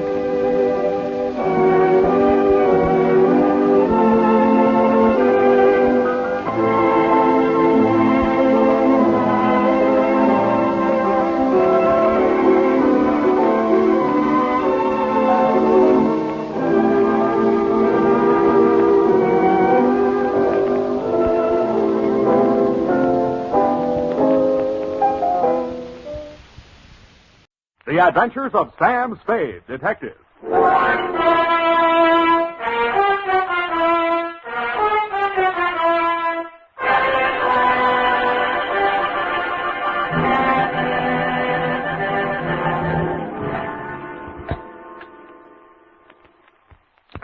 To Thelma Darling. Last name, Sam. Roger. Thelma Roger. Darling. I only asked, Sam. Let's get on with it. Yes, Sam, I'm sorry. From Samuel Spade, license number 1375596. Subject? Subject, the Quarter Eagle caper. Dear Thelma Darling. Sam, Yes, F? isn't that redundant? Again? The salutation, Sam. Shouldn't it be Dear Thelma or Thelma Darling? But not both? Now, get this, F. It's real deep. Her name is Thelma Darling. I have that, dear. Thelma Roger. Darling, it's a name. Her father was a darling before her. Oh, really, Sam? Can't you take a joke? On the egg type, you should paste a label, grade AA, fresh. Dear Thelma Darling. I'm stubborn.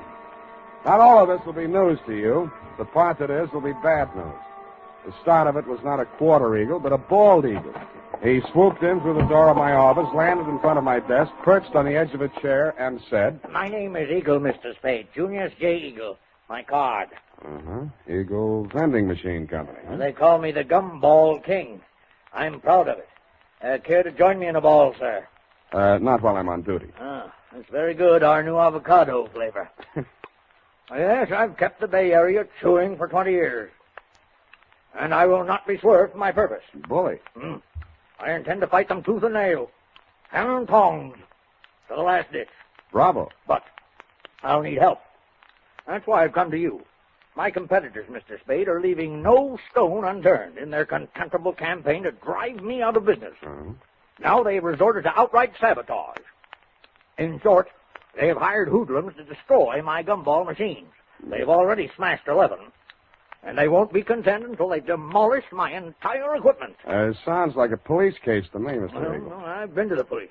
No, they don't understand my problem. Gave me a lot of double talk about juvenile delinquents. Ha, my foot. Cutthroat competition. You're sure of that? Well, what would you think? If theft were their motive, they most certainly would steal the pennies from the machines, but what do they take? My gumballs. And why do they do that? I'll buy it. Oh, well, by all means. Oh, here, try this. It's our bestseller in Chinatown. We call it Subgum. Better not. I have to drive later. Now, I had the foresight to buy up a 3-year supply of chewing gum at non-inflation prices. So I see. Well, you can see with what thoroughness they encompass my ruination. They are not only smashing my machines, they're making off with my gum. And you want me to try and stop them? No, I do not. No. I want you to catch them in the act and find out who is paying them. Well, okay, Mr. Eagle. I'll see what I can do. Good. Good. Now, in this envelope is a list of my machines and their exact locations, together with a check for your retainer. Thank you, Mr. Eagle. I'll keep in touch with you. Mr. Eagle, I meant to ask you, how many of these gum machines do you operate here in town? 300. Mm-hmm. And guard them well. 300? 300 nuts. 300 nuts, Sam?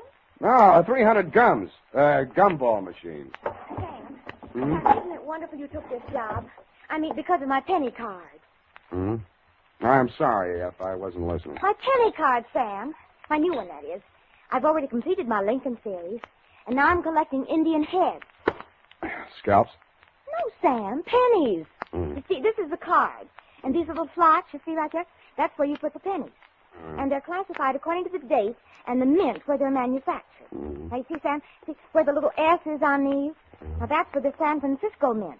And the D, that's for Denver. Figures. And the ones with nothing, that's for Washington, D.C. Yeah, well, it's a very nice hobby.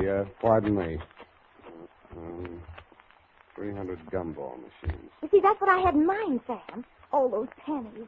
Indian head pennies are scarce, Sam. You have to go through a lot of pennies to find even one. Honestly, sometimes when I go past one of those penny machines, that's all I can do. Oh. F, this is all right between you and me, but don't ever mention your hobby to Mr. Eagle. No, I won't. Riddle me this, sweetheart. How does one detective guard 300 gumball machines scattered all over the city? Well, if they're going to smash all of them, you could just pick out one in the middle and somewhere and wait. No good. If it's an organized plan of sabotage, there might be some pattern.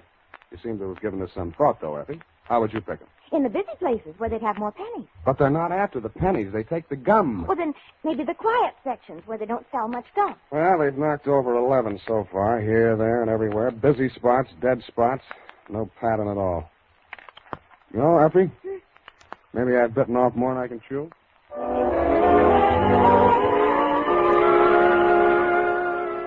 I wasn't sold on Mr. Eagle's theory that the caper was organized sabotage, but I decided to test it out anyway. I learned the operation did follow a pattern, unless it was coincidence that the 11 machines knocked over the previous night were the same 11 machines that had been refilled that afternoon. I checked with the Eagle Company's maintenance man and learned that only 5 had been refilled today. I picked the one that looked like the easiest to knock over. It was the one in the doorway of a darkened loft building near the Seamen's Hiring Hall on Drum Street. At 9 p.m., I strolled down there. The block was deserted. I took a plant in the adjacent doorway and talked to myself until just before midnight. Then I shut up. My heart skipped a beat as she passed under the light. Red hair. My secretary? Then I noticed how she was dressed. Not on the salary I paid her.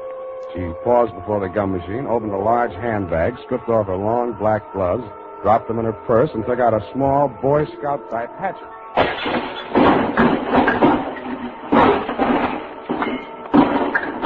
She went at it with the enthusiasm of Perry Nation busting up a saloon. I edged around the doorway as she bent over the mess of pennies and gumballs at her feet. When she reached out her hand, I took one more step, and that was all. She was up on her feet facing me, and I saw that hatchet sailing through the air straight at me. Hey!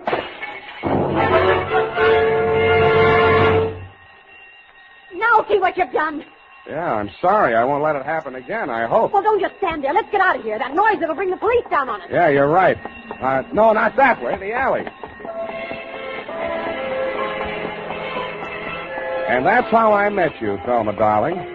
Pausing only to pick up an Indian head penny for luck, I escorted you through the alley to Washington, up Washington to Salon, jogged through Front Street, and followed back to Market, where we entered the Happy Hour Bar and Grill by way of the kitchen. You proceeded unfalteringly to the darkest booth. We sat down and caught our breath. You ordered a pirate's dream. By the way, I did get that recipe. Lime juice, grenadine, passion fruit, a sprig of mint, and 6 jiggers of rum.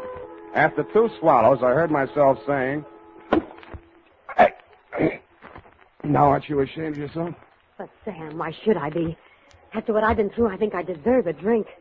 I didn't mean that. I meant throwing that hatchet at me. I thought you were Merle. Who's Merle? Why, he works for Mr. Chiselhurst. Yeah, that figures. Now tell me who Mr. Chiselhurst is. Not who he works for, just who he is. He was acting as my agent for the sale of the pearl. Well, Natch. Look, please, don't make me say what pearl. It's called the Black Pearl of Galila Bay. My brother brought it back from the South Pacific when he was in the war. Oh, yes. When he went to prison, he gave it to me to keep for him. Uh-huh. So you decided to sell it? I had no choice. I needed the money desperately to finance his appeal. It comes up next week. Mm-hmm. If I don't get that pearl back, I don't know what I'll do. You've got to help me. Well, what makes you think it's in a gumball machine? Mr. Chiselhurst took the pearl to show to a man named Junius Eagle, and that's when it disappeared. Mr. Eagle decided not to buy. And when Mr. Chiselhurst returned to the hotel... Eagle had found the pearl and substituted a ball of blackjack gum. Then what? Mr. Chiselhurst had Merle follow him. Nothing happened the first 2 days. But day before yesterday, he followed him to his warehouse and saw him drop a single ball of gum into a barrel of them that was waiting to be loaded onto a truck. The pearl must have been hidden in it. Why else would he do a thing like that? Uh-huh. He would put a valuable pearl in a machine where anybody could buy it for a penny. I suppose it'd be safe for a few days. I don't know how these machines work. Well, now you know why I had to break those machines. No. You don't believe me? Mm-mm. Well, what are you going to do?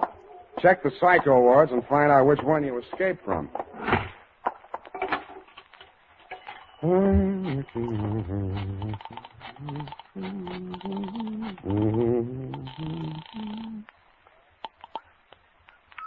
Hello? Mr. Eagle? Speaking. Spade. Oh, yeah, I just got in. I've been out making my monthly collection. Mm-hmm. Hey, I want to talk to you. You're falling down on my job. Another of my machines. Yeah, I know. Drum Street. I nailed the hoodlum. Ah.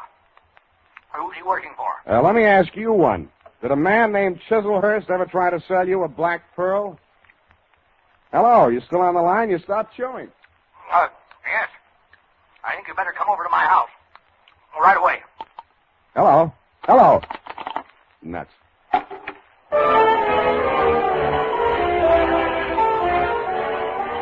When I came out of the phone booth, I wasn't surprised to find that you had flown the coop, darling, if I may call you by your last name.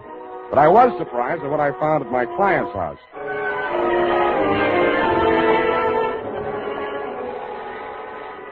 I rang the front doorbell and waited. Nothing happened. Then, through the glass door, I saw a man rush out on the landing at the top of the stairs. He half ran, half stumbled down the long flight to the entrance hall, yanked open the door, and tried to shove past me. I grabbed him. Hey, get out of my way. Wait a minute. Let go. I got to get a doctor. You're bleeding. No, not me. I've got to get a doctor. Why don't you phone? They've ripped the wires out now. Let go, or it'll be your fault if he dies. I memorized his mug, lifted his wallet as we unclinched, and let him go.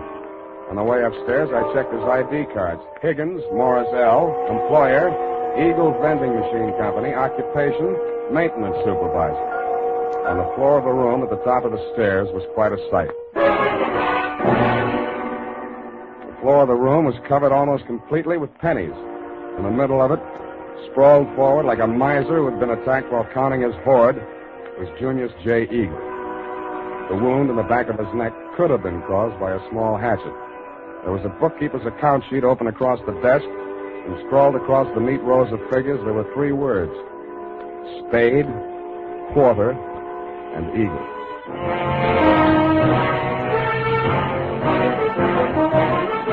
The United States Armed Forces Radio Service is presenting the weekly adventure of Dashiell Hammett's famous private detective, Sam Spade.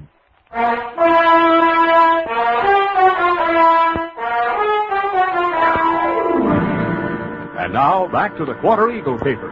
Tonight's adventure with Sam Spade.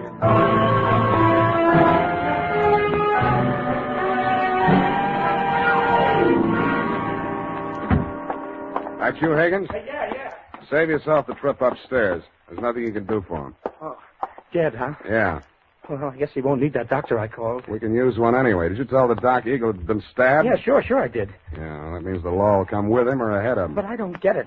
He must have been killed for the money, but why didn't they take the pennies? They should have. It'd look better for you if they had. You're that detective he hired, huh? That's right. Now, look, Higgins, we haven't got much time. If you want to find out who killed your boss, spill everything you know to me now, before the cops get here. Because they're going to hold you, and they'll hold me, too, if they find me here. But I don't know a thing, Spade. I just found him like that. How did you get in the house? I have a key. He gave me one, so when I came here to pick up the pennies, he wouldn't have to come all the way down to let me in. For now, tell the cops the door was open. Did he always collect the pennies from the machines himself? Yeah. He was a coin collector as a hobby. He liked to go through them and save out the odd ones. You always pick up the money at 1 in the a.m.? Oh, no. No, he called me tonight a little past midnight, and he asked me to come right over. Hey, look, you got to believe that. I do. He said the same thing to me. What do you know about a man named Chiselhurst? Hey, wait a minute. That's the name of the guy that ran into my truck yesterday coming down the California incline near Grant. He slammed right into the rear of my truck. I tangled with his chauffeur, some punk kid. Named Merle? Yes, that's what they called him. And there was a dame in the car, too, a redhead. Any report on the accident? No, the cop took it down on the beat there. There wasn't no damage. Sounds like we haven't got much more time here. Oh. What exactly happened the night the first gum machine on your route was smashed up? Come on. Well, first off, I went to a bowling alley on Church Street and removed our machine there. It was discontinued. Wait a minute. Where did you take it? Back to the shop? Oh, wait a second. I got it here in my book. Come on. All right, I'm hurrying. Here it is, 11864. Mm-hmm. No, I exchanged it for an out of order down on Drum Street. Did you leave the pennies in it? Oh, sure. They only get collected once a month. How much gum was in it? About half full. I didn't refill it until today. Yeah. What's your system on the refill operation? Well, I carry about 4 extra machines in the truck. When I go to fill a machine, I take one of the extras already filled out of the truck and trade for the empty. Yeah. Then I fill the empty one in the truck, and that saves me from carrying the bag around. Now, is there anything else I can tell you? Yeah. Huh? Does Quarter Eagle mean anything to you? No. Okay, now where's the back door?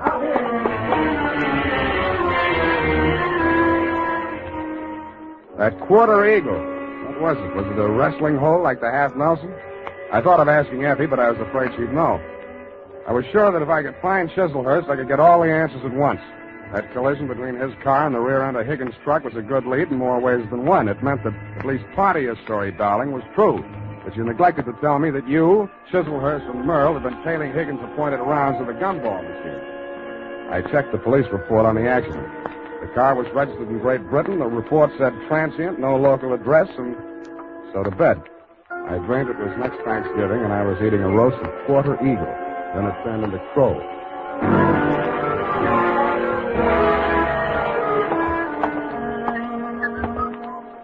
Good morning, sir. Do you wish to place a classified ad? Good morning to you, madam. Indeed, I do. Kindly write it on this blank. Kindly read it off this blank. Well, Quarter Eagle. Interested parties apply Sam Spade. Sutter 37596. That's right. That's 9 words, sir. I'll have to charge you for 3 lines anyway. Is there anything you'd like to add? Yes, but it's not fit to print.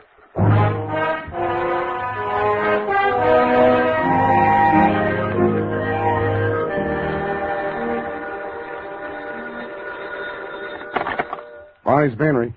Mr. Spade? Yeah. You got it for sale at Quarter Eagle? Who's speaking? I am speaking. Sergei Zacharias. Zacharias. You are numismatist? No, this is Mr. Spade himself. Look, I'd like to talk to you personally. Where can I reach you? Oh, I am by my shop, 2 doors from Belvedere Coffee Shop on O'Farrell Street. Okay, Mr. Zacharias, I'll be right over.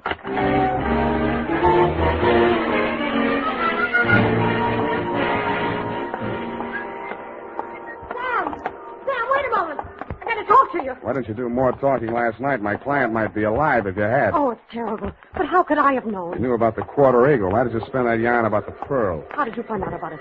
Dead men sometimes do tell tales. Surely you don't think that I had anything to do with that. He was only hacked to death with a hatchet like the one you threw at me. That makes you look fine. All right, I killed him, if that'll make you listen to me.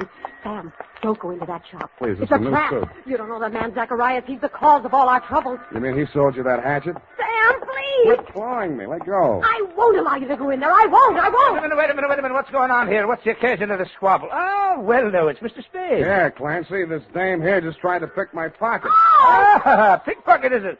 Glory be, and such a pretty one, too. Never mind that, Clancy. Just have it locked up. I'll be down later to prefer charges.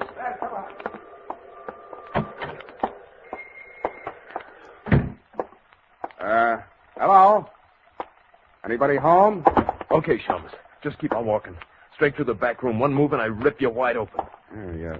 Better not, Merle. Your boss might not like that. Smart guy. Knows everybody's name.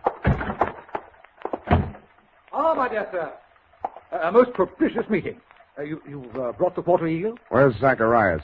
He's resting at the moment in yonder closet. Oh, no, not dead. Merely under restraint. Bound and gagged. A necessary precaution. Well, shall we talk turkey, or rather, eagle?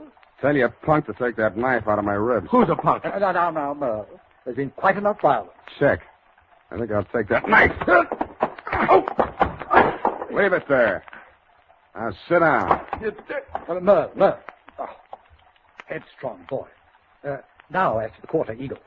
I'm willing to pay a reasonable reward for its recovery. But first I must tell you that Miss Darling, for whom I'm acting as agent for the sale of the coin, is indeed the legal owner, despite anything Mr. Zacharias may have told you to the contrary. What would you say to $500? I would say no dice. 1,000? I would say I'm still listening. Sir, you seem to exaggerate the value of that tiny gold piece. It was worth one human life to somebody. That sounds like more than $1,000 to me. You may find the market valuation of that particular mintage of the Quarter Eagle in my coin catalog, $10,000. But, sir, that valuation is based upon the mistaken belief that there were only 2 in existence. It was while rummaging in her grandmother's attic that Miss Darling came upon a third. When she brought it to me, I could scarcely credit it. It was a matter of official record that 2 specimens had been stamped out when the die broke. And then it came to me. There must have been a third. Namely, the coin which was in that rude stamping press when the die broke. Closer examination of the Quarter Eagle, now in your possession, revealed certain markings. Yeah. Some defective feathers in the war bonnet on the obverse. And a cleavage in the numeral 4 of the date, 1841. Yeah, all right. So how much is it worth? Well, as I say, the price last paid was $10,000. I think we may safely assume it will bring several times that amount in today's market. But only, mind you, if but 2 specimens, not 3, are in existence. So you decided it would be more profitable to clam up about it and see what the owners of the other 2 coins would pay to keep this one off the market. Precisely, sir. How did it get in that gum machine? Therein lies the tale. Keep it short, will you? I'm getting hungry. Well, sir, I brought the quarter eagle for Mr. Zacharias. Yeah. Who was acting as agent for the owner of the other 2 coins. An Australian sheep herder, I believe. Retired now. Yes, I'm glad. Well, not to put too fine a point on it, Mr. Zacharias' offer was so poor that I took umbrage. Oh, you didn't? I gave him a caning and left the premises. Really? But I'd gone no farther than half a league up Turk Street when I became aware that 2 ruffians were skulking at my heels. No. Sent, I have no doubt, by Mr. Zacharias to rob me of the quarter eagle. Egad, sir. Precisely. Knowing full well that they would not dare to strike in a populous, well-lighted resort, Yes. I entered a bowling alley at the corner of Hyde Street. No pun intended. Thank you for that, sir. But there upon the wall, I spied a penny vending machine, and the word eagle caught my eye. Association of ideas, no doubt. No doubt. But that, sir, is how I came to put the quarter eagle into Mr. Eagle's gum machine. Yes, I think I can take it from there. When you went back, the machine had been taken out by the Eagle Company's maintenance man, right? Not quite. I caught him in the very act of removing the machine and followed him out of the building. Yeah, but then you lost track of the machine. I found out why. Never mind that now. What I want to know is who followed Mr. Eagle home the night he was killed. I'd rather not say. Then all bids are off. One moment, Mr. Spade. Yeah? Am I to infer that your price for the quarter eagle necessarily includes bringing the murderer to justice? Just that, Mr. Chislehurst. Well, I suppose there's nothing for it but to make the supreme sacrifice. Merle. Me? You double-crossing pig? Now, Merle, you know perfectly well you did away with poor Mr. Eagle. Shut up. I'll cut you to pieces. Gross insubordination. You deliberately exceeded your instructions. I wanted you to apply only sufficient violence to recover the coin. Instead, you seized the opportunity to satisfy your nauseating bloodlust. Really, Merle? Cut you to pieces. I'll cut you to pieces. All right, ow! Drop the shiv, Merle. Knock that, you punk. Egad, that was a near thing, sir. The base ingratitude of that boy. Oh, well, what's done is done. When may I expect delivery of the quarter eagle?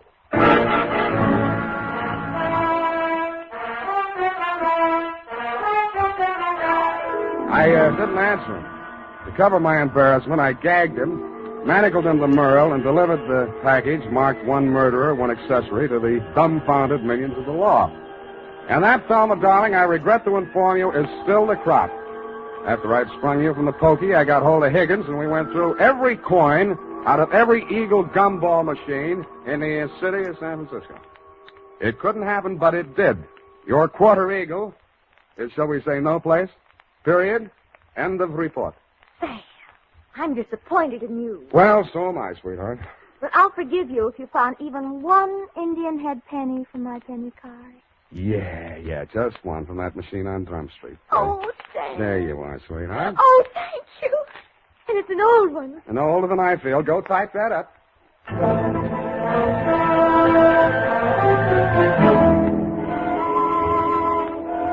Sam, this money is counterfeit. Are you sure? It's joke money. It says $2.50. Hmm? You see where it should say 1 cent? $2.50. Let me see that. $2.50. If an eagle is a $10 gold piece, what is a $2.50 gold piece? Now, let me see. $5 would be half. Sam. Right. A quarter eagle. Yeah, that's just dirt on it, see? It's gold, really. Oh, look at it shine. Like the stars in your eyes, sweetheart. Oh, you darling. Mm. Good night, Sam. Good night, sweetheart.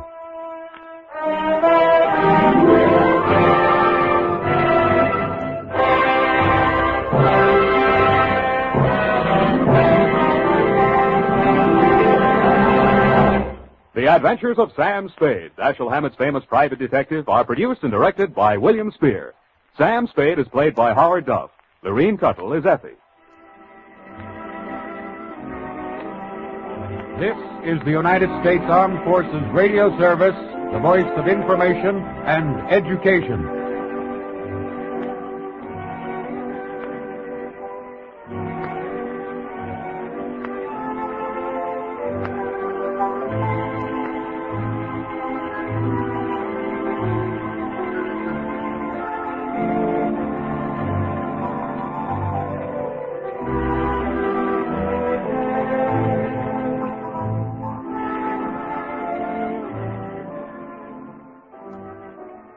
The Adventures of Sam Spade, Detective.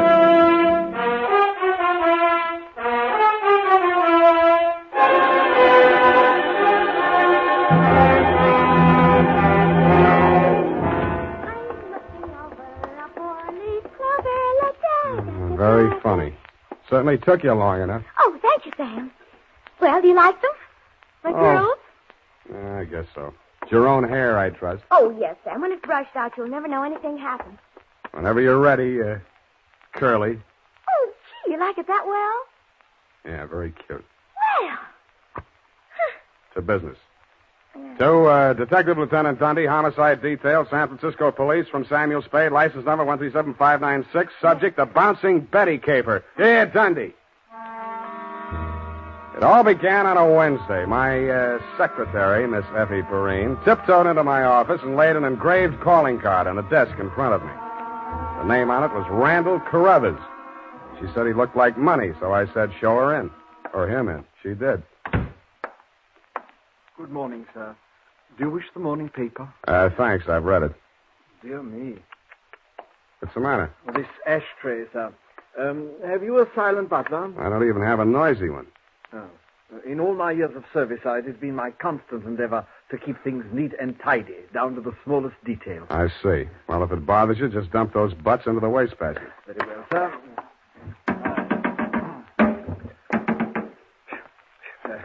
If you will pardon the presumption, sir, you could use a well-trained servant in this establishment. Wastepaper baskets clean and empty at all times, never allow refuse to accumulate. That's not refuse, that's this month's bills. So I noticed, sir. I also noticed that you have not opened them. From this I conclude that your services are immediately available.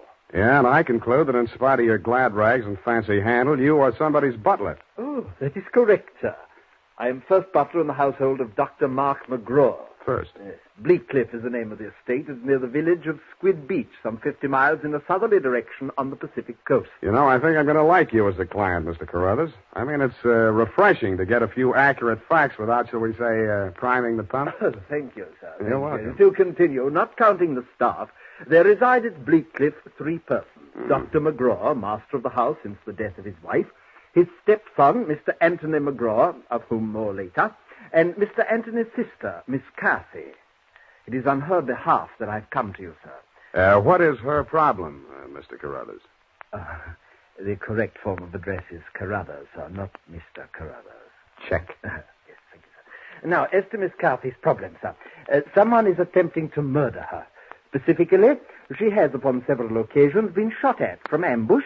Twice she has awakened in the night to feel the hands of an assailant closing about her throat. And only yesterday, she narrowly escaped death when her motor car went out of control owing to some blackguard tampering with the steering mechanism. And upon numerous other occasions... That's enough. You have convinced me that she indeed has a problem.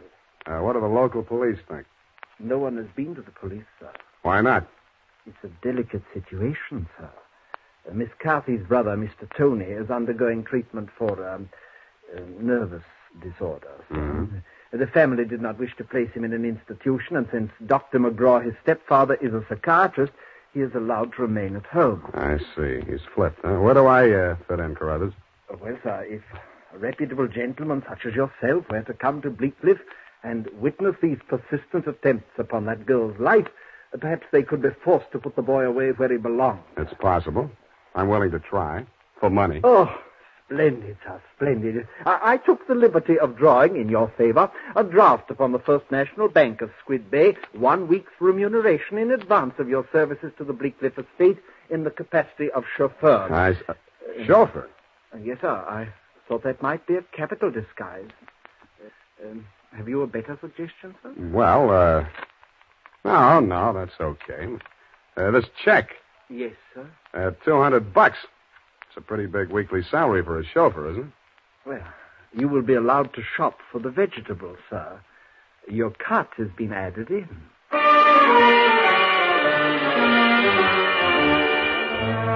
I told them I didn't know one vegetable from another, that I was a lousy driver, and in more time than it takes to tell, I was installed at Bleakcliff in a room above the garage and told to wait there until summoned.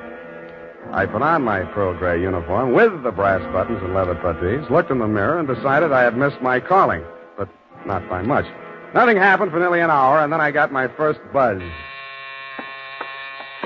Yeah, garage. Phillips, the car, quickly. The main entrance. Keep your motor running. I have him locked in the living room, but he's breaking out. Okay. Yes, miss.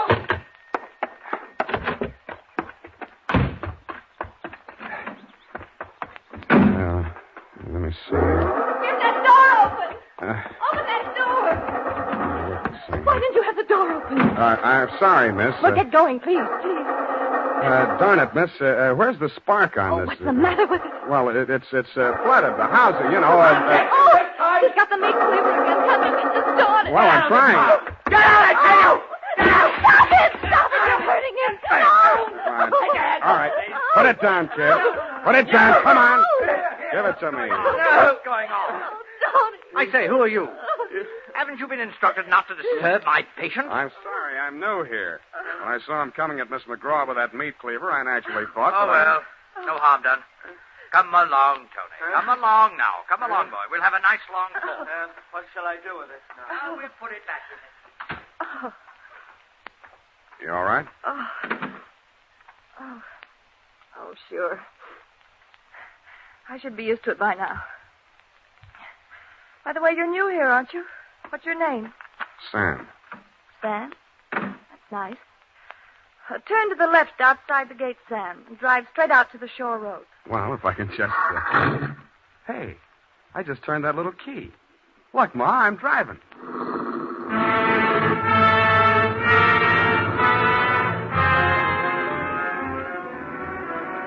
I adjusted the rear view mirror so that it showed more of her and less of the rear view.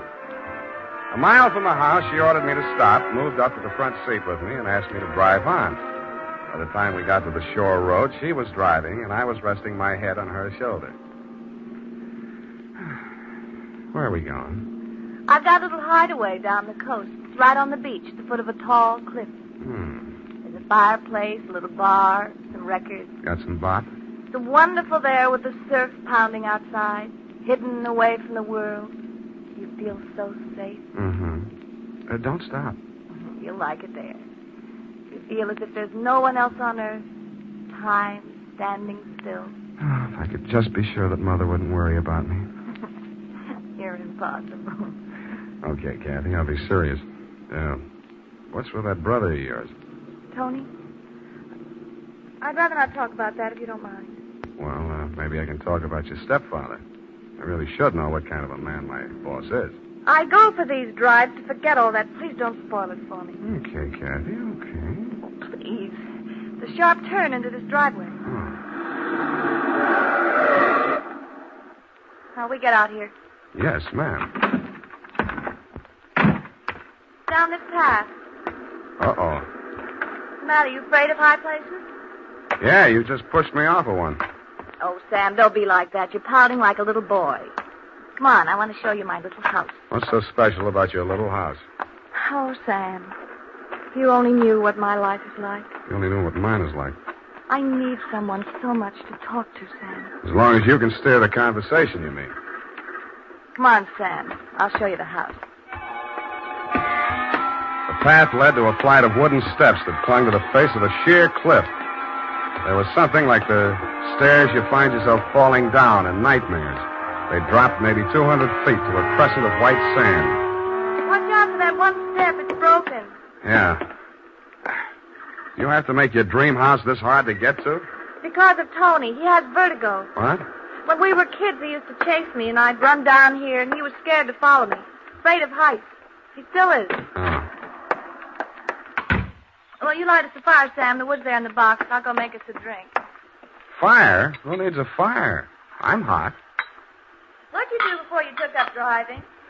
Oh, I was a private eye for a while. Oh, how exciting. Nah, it's a sour racket. Tell me about it. Nah. Let's talk about you. Here's your drink. Thanks. Well, what do you want to know about me? Who, me? Come here.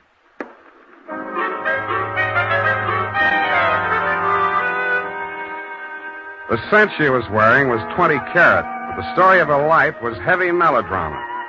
It seemed that Dr. McGraw, a handsome fortune hunter, was a folly of her mother's middle years. But she had come to her senses shortly before she died and cut him out of her will. But that was not the end of it. When Kathy's brother had been faced with the alternative of entering an institution or remaining at home under his stepfather's care, she had begged the doctor to remain in spite of his warnings that her brother might take a notion to kill her. But get this, Dundee, it's real deep. In spite of visible evidence to the contrary, she was convinced that her brother was not out to kill her, but that the doctor was. I couldn't sell myself on that part of the yarn, but she looked so awfully pretty while she was telling it. And suddenly, she didn't look so pretty. An expression of terror was on her face. No! Get down! I rolled her onto the floor and kicked the lamp out. By the glow of the embers in the fireplace, I could still see the gleam of the gun barrel shoved in through the broken window. I hoped he couldn't see so much. I knocked over a chair to give him something to shoot at. He was already halfway up the face of the cliff on those rickety wooden stairs. At the top, he turned and looked back. Who was it? It was Mark, wasn't it? The doctor? You know better than that. It was Tony. I thought you told me he was afraid of heights, couldn't come down those stairs. He never did before. Don't you believe me? Yeah, Kathy. I may wind up believing the rest of your story.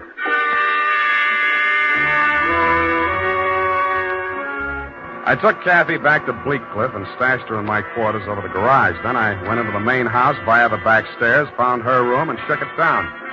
In a cabinet, a bunch of war souvenirs, German helmets, grenades, rifles, and other lethal gadgets. In a desk drawer, I found a letter headed U.S. Army, Office of the Surgeon General. It certified that one Anthony McGraw was unfit for military service. Vertigo. Origin, childhood injury to middle ear. Downstairs in the library, I found a shelf of medical books. Vertigo. Vertigo was almost incurable, and there was certainly no quick cure. But some patients had lost their symptoms temporarily under hypnotism. Then it said, see narcosynthesis. I did.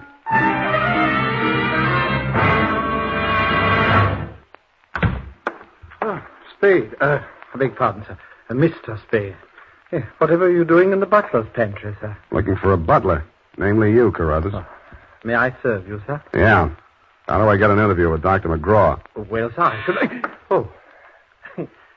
Strange, after all my years of service, I still start as a master summary. Hey. You did it again. Well, I'm sorry, sir.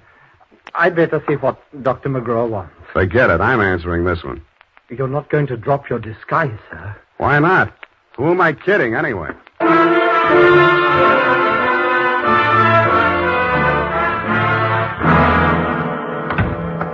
You rang, Dr. McGraw? Oh, I didn't ring for you. I rang for Carruthers. I ordered him to tidy up my office while I was at dinner. And look at it. Looks neat as a pin to me, Doctor. Oh, yeah, sure new here. Chauffeur, eh? I'm only wearing his uniform. Here's my card. Oh, detective, eh? That's right, Doctor. And this one's just about ready to wrap up. Well, you interest me. Go on. I will. I think you've been trying to use that boy as a murder weapon against his sister. Oh, and you call yourself a detective? If you can call yourself a doctor, I guess I can. You've been treating him with narcosynthesis, haven't you? Yes, that's right. Hypnotic drug. While he's under it, you brief him on his activities for the day, and he follows through, including assaults with deadly weapons. That would be possible with certain very suggestible patients, but I'm afraid impossible to prove. I think I can prove it, Doctor. You shouldn't leave your textbooks lying around loose. I found out the only way Tony could have walked down that stairway to Kathy's beach house without falling would be temporary relief of his symptoms due to hypnotic suggestion. Unquote. I see. What do you intend to do about this theory of yours? What do you suggest? You see this row of buzzers here on my desk? Mm-hmm. This one is for my secretary. This is to summon Carruthers, and when I press this buzzer, two of the most hideous plug uglies you've ever seen will rush into this office, beat you to a pulp, and dump you outside the front gate. That's what I think of your theory. Buzz away, Doctor. I think I like them better than I do you. As you wish.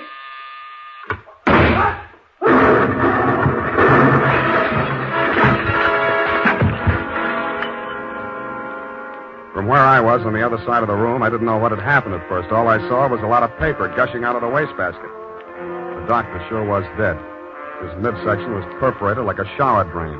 And in the wall, spanning out around the end of the room, about a yard up from the baseboard, there was a straight line of holes. I dug into one. What I took out wasn't a bullet. It was a perfectly round steel ball. Then I remembered the wastebasket, the paper flying out of it just before the explosion. In the bottom of it, I found the answer. The base of a steel mechanism with German lettering on it. It was a wartime anti-personnel mine that the GIs called the Bouncing Betty.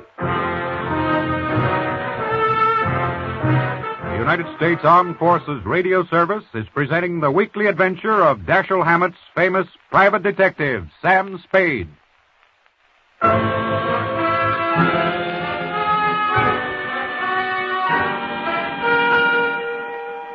I didn't wait for the Squid Beach law to arrive. Who could? I went straight back to San Francisco. You, Lieutenant Dundee, were waiting at my office. Morning, Sam. Hello, Dundee. About that McGraw killing, Sam. The chief down at Skid Beach has asked us to cooperate with the department down there at Skid Beach. Squid Beach, Dundee. That's right. They say you caught a bus at Skid Beach. Squid. That's right. At 1:45 in the company of a young woman answering the description of the McGraw girl. They say that, do they?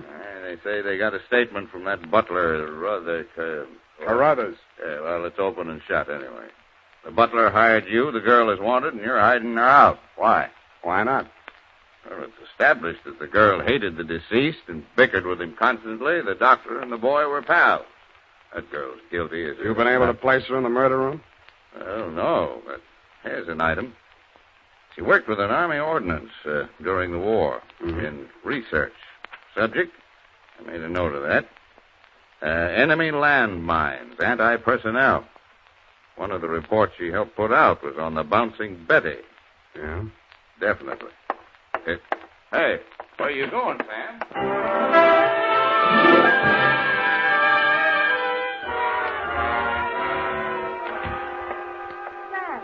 Sam, it's been so lonesome cooped up here all day. Why didn't you tell me you were with Army ordnance during the war? Well, I don't know. I suppose it thought it was unfeminine or something. Try again. All right, I'll tell you the truth. I had a copy of that report with instructions for the operation of the Bouncing Betty in the desk in my room. What the devil are you doing with a thing like that? I don't know. I was proud of it. It was the only report I worked on with the general. Should have got rid of it. I did. I burned it in the fireplace as soon as I learned what had killed him. You didn't burn it good enough. Sam, they found it. Yeah. Have they arrested Tony? Not yet, but he's definitely sane. He'll have to take the rap for anything he's done. I see. Well, I guess there's no other way. Tony didn't do it, Sam. I did. I want to make a confession. Not to me, please. Not to me. After what happened down at the beach when I knew I was no longer safe anywhere, I realized I had to do it. For Tony's sake as well as mine. When we arrived back at the house, I looked into the dining room and I saw Dr. McGraw eating dinner. I knew it was my chance to get into his office. Yeah? Then what? Well, the Bouncing Betty was in my room. There was some wire in the tool chest, and I knew that Carruthers always went to tidy up while the doctor was at dinner. So I waited until I saw him come out, and then I went in, and I looked around for a place to plant it, out of sight. Then I saw the wastebasket full of papers. It was the perfect hiding place. The whole thing didn't take more than 5 minutes.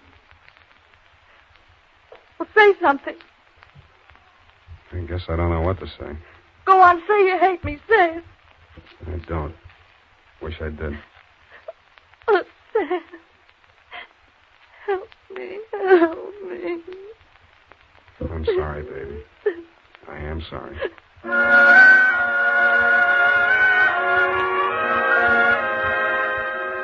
I don't know how long we sat there. I held her in my arms until she cried herself out, then we just looked at each other. I knew if I put it off another minute, I wouldn't call you at all, Dundee. So, with my arms still around her, I reached for the phone. Homicide. Lieutenant Dundee, this is Sam Spade. Lieutenant Dundee. Hello? Hello? Give me that. Lieutenant, this is Catherine McGraw. I wish to make a full confession in the murder of my stepmother.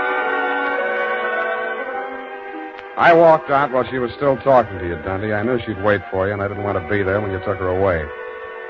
As I walked over to my office, everything she'd said kept coming back to me. I could see her sneaking into her brother's room and getting a contraption out of the cabinet. I could see her hiding behind the door until Carruthers came out after tidying up McGraw's office, dumping ashtrays, emptying wastebaskets. And that's as far as I got. I went back to my office to wait. And sure enough, 20 minutes after the papers hit the streets with Kathy's confession, the door opened and he came in.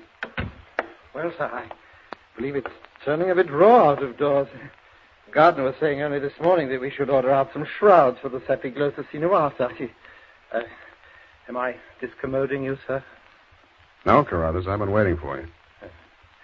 With your permission, sir. The ashtray. Just dump it in the wastebasket. I am gratified to note that your secretary has been looking after things and has emptied your waste paper basket. This is right and proper. Quite. Yes, sir. And, speaking of waste paper bottles... Allow me, Carruthers. You have come to apprise me of your part in the death of the late Dr. McGraw. Am I in error? You've already divined my purpose, sir. Yes, it was I who placed that infernal machine. In the wastebasket, Carruthers, yes, I know. It struck me as a bit of poetic justice that the buzzer, which that dreadful man used as a symbol of his despotism, should be the instrument of his own destruction. I'm sorry, Carruthers. I'll do all I can. No need, sir. No need. I'm aware that there is no final justification for taking the law into one's own hands. Every man is entitled to trial by jury of his peers. But where, Mr. Spade, where could be found 12 good men and true who would allow themselves to be called the peer of that monster, Dr. McGraw?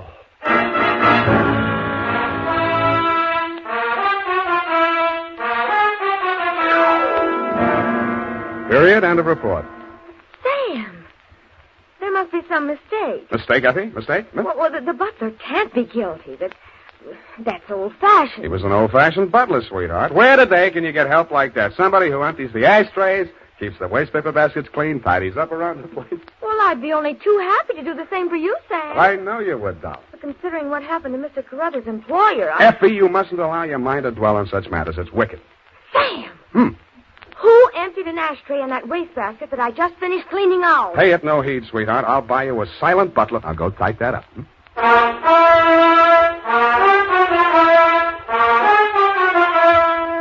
it is, Sam. I hope I haven't made any mistakes. I'm in such a hurry. Whatever did you do to your hair? Well, I brushed it out, Sam. What happened to the pin curls? I told you, Sam, when it was brushed out, it wouldn't be noticeable. Hours of torture sitting under a hot dryer for something nobody will notice. But, Sam, it puts bounce in your whole makeup. I get it. The bouncing Effie caper. Oh. Eyeshadow, new shade of lipstick.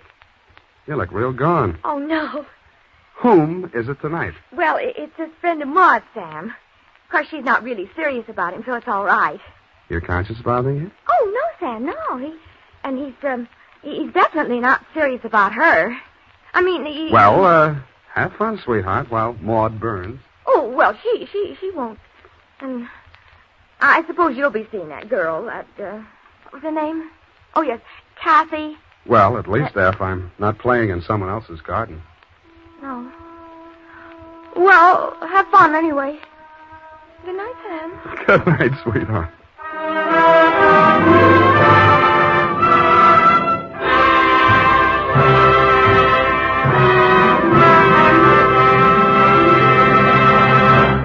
The Adventures of Sam Spade, Dashiell Hammett's famous private detective, are produced and directed by William Spier. Sam Spade is played by Howard Duff. Lurene Tuttle is Effie.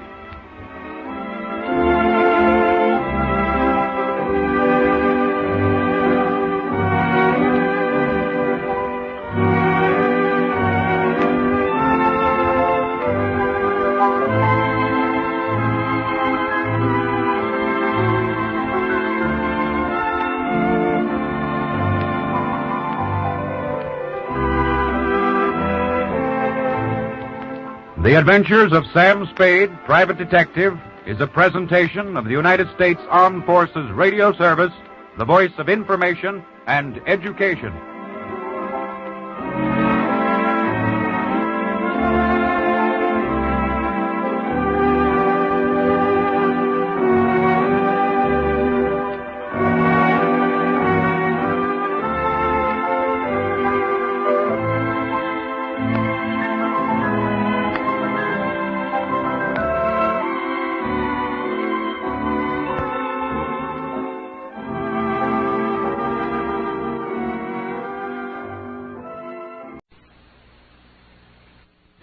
By transcription.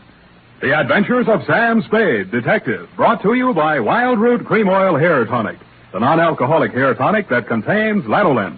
Wild Root Cream Oil, again and again, the choice of men and women and children, too.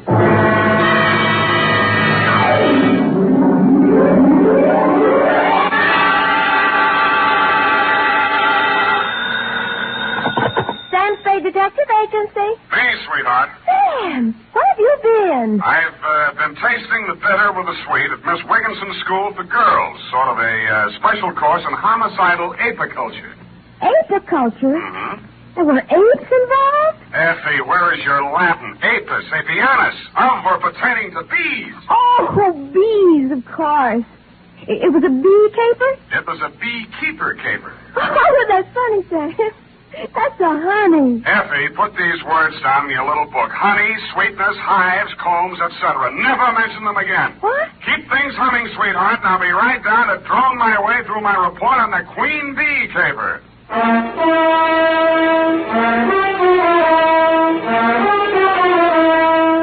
Dashiell Hammett, America's leading detective fiction writer and creator of Sam Spade, the hard-boiled private eye, and William Spier, radio's outstanding producer-director of mystery and crime drama, join their talents to make your hair stand on end with the Adventures of Sam Spade. Presented by the makers of Wild Root Cream Oil for the hair. You know, during the summer, when you spend so much of your time out of doors, it's important to pay special attention to the care of your hair. To keep it right in place, to help keep it from getting dry, use America's favorite hair tonic, Wild Root Cream Oil. Wild Root Cream Oil grooms your hair neatly and naturally, relieves dryness, and removes loose, ugly dandruff. Use it every day. If you've never tried it, ask for it in the 25-cent Get Acquainted bottle, and ask for it by name.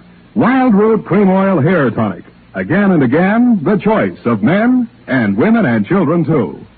And now, with Howard Duff starring as Spade, Wild Root brings to the air the greatest private detective of them all, in the Adventures of Sam Spade.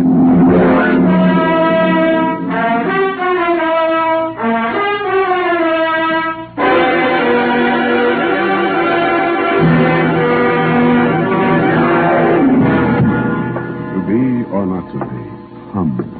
Oh, hello, Sam. Hiya, Sam. How's Tricks? Oh, Effie, really, this jargon, this patois. Don't you think it's about time we spoke like educated people?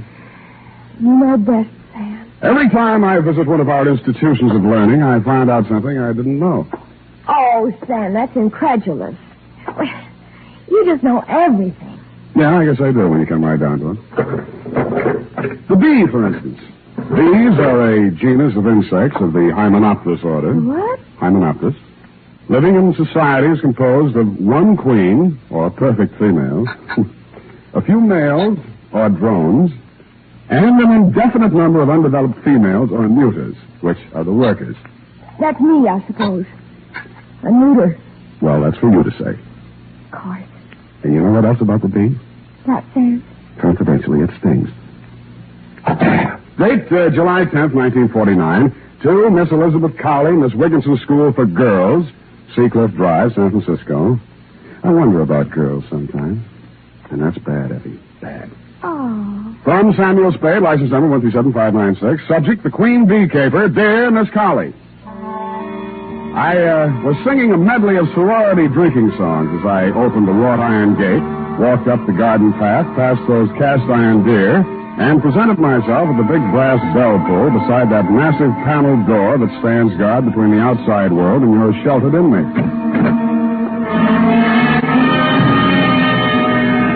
A little housemaid wearing dimity let me in and led me to your office. I sat on your chintz-covered sofa and looked at your drapes with their thriving beehive motif and waited for you with my back half turned to the open door. Hello, how are you?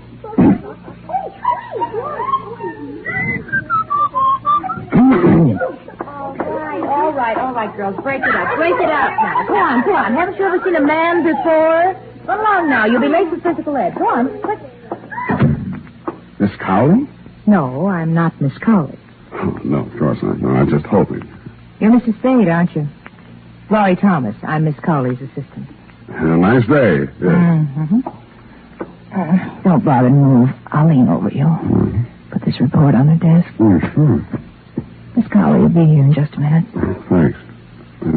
So warm in here. Next time, wear a mailman's uniform and a 50-year-old stoop. You'll find the temperature's exactly right. Yeah. I mean, yes, ma'am.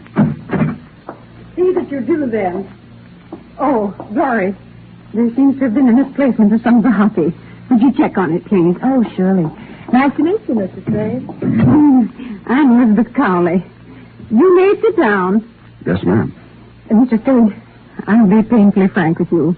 A thief is at large in my school. Oh? Well, you probably have a good answer, but I'll ask it anyway. Why not call in the police? I have a good answer, Mr. Spade. My girls come from San Francisco's finest and wealthiest families. Mm-hmm. Miss Wigginson's has had an untarnished reputation for more than 3 generations. I'm sure. As headmistress, I must handle this matter with the utmost discretion. Frankly, I already know the thief. Are there any questions? Well, only one timid one. Who is it? I regret to say a faculty member is to blame. Lurene Tuttle. She was in here a minute or two ago. Oh, really? Well, why, Miss Thomas, you find any of the loot stashed away in her room? Well, no, not exactly. I haven't recovered any of the stolen articles, but I'm sure Glory's responsible. I'm certain she's the thief. You're just sure? I thought perhaps you might establish definite proof against Glory. You mean you want me to frame her? Oh, no, Mr. Spade, you misunderstand me. I don't think so, Miss Cowley. Oh, dear, I was afraid this would happen. I told Ursula. But then... All right, I'll ask. Who's Ursula? Mr. Spade, I think I can trust you. It was Ursula who instructed me to call you. Ursula Cavanaugh. You know the name. The Ursula Cavanaugh, inherited all the real estate, lives in Cavanaugh Towers penthouse, hasn't set foot out of there in 20 years? Yes. Miss Cavanaugh is our school's benefactress. She is, of course, on the board of trustees. She is, moreover, a dear personal friend. Oh, I see. Oh, yes. We were classmates together here many years ago. Ursula's quite unlike myself. Married well. Though widow now. Rather aggressive. Frankly, she wishes to have Glory Thomas discharged. But her connection with the dismissal must not be known. Now, I don't suppose I can ask you to take the assignment now. I'm a detective, Miss Cowley, not a frame-up artist.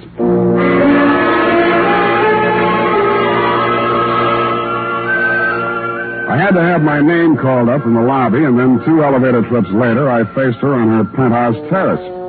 Ursula Cavanaugh looked like a 1910 stock company lead out of Charlie's Aunt, smoking a black Italian stogie and gripping a cane like a shillelagh. 2 men were on the receiving end of her black snake whip of a tongue.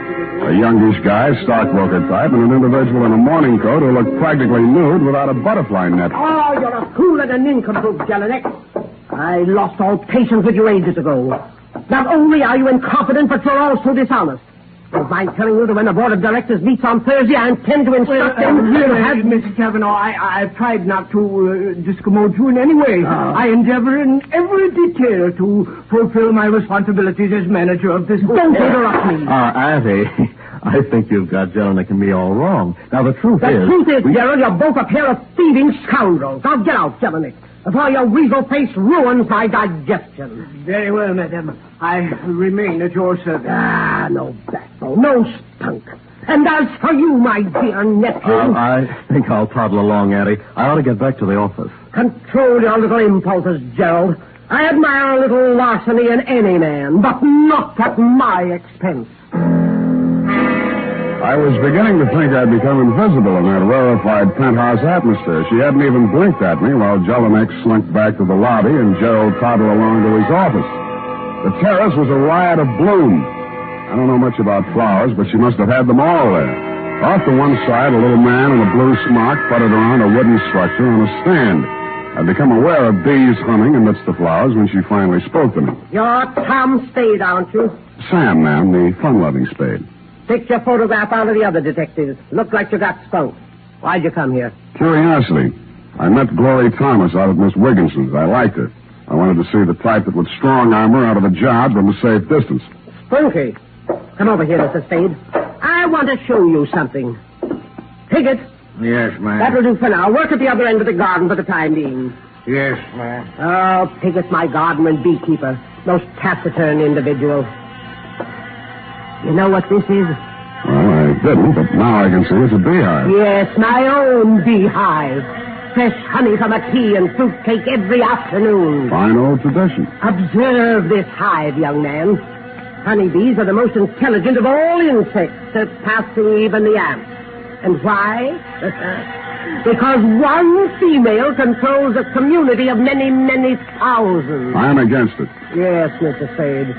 The queen bee reigns supreme. The males are drones, quite useless. The female workers perform all necessary labor, no waste motion, no dissension. Well, some of my best friends are drones, and I just can't stand them. I think you understand me, Mr. Spade. I wish Gloria Thomas removed from San Francisco for an excellent reason. My nephew, Gerald Long, the young man who just left here, has developed absurd romantic notions about her. Yeah, so you want the romance busted up, but if you try to break it up openly, your nephew might get stubborn and even marry her. On the other hand, by framing her as a thief, you ward off the affair until you can figure out some other dirty trick. I knew you'd understand me, Mr. Spade. I admire bluntness in moderation. Well, what do you say to joining forces with me? Just one thing, Mrs. Cavanaugh. Nuts.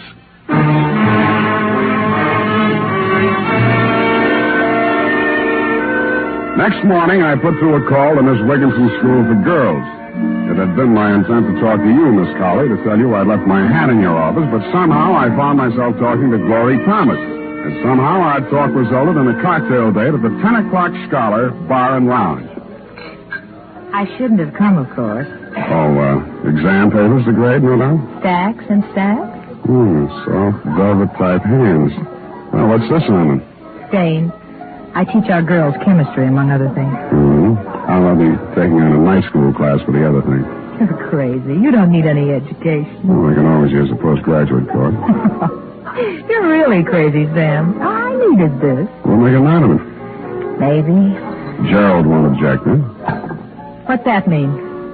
Who have you been talking to? That hateful old woman? Mrs. Cavanaugh wants to put the boots to you, Glory. She called me in to frame you. I could kill her. Oh, easy now, Glory. Don't talk to me. I thought I could take it. I thought I could be patient and wait while Jerry ironed everything out, but not now, though. I hate that selfish, domineering old woman. I hate her nephew, and I hate you. Well, that'll do to start with, honey. Now let's get down my list. I hate... Oh, let me go. I've had all I can take for one night. Wait a minute, Glory. Hey, you forgot your bag. Hey!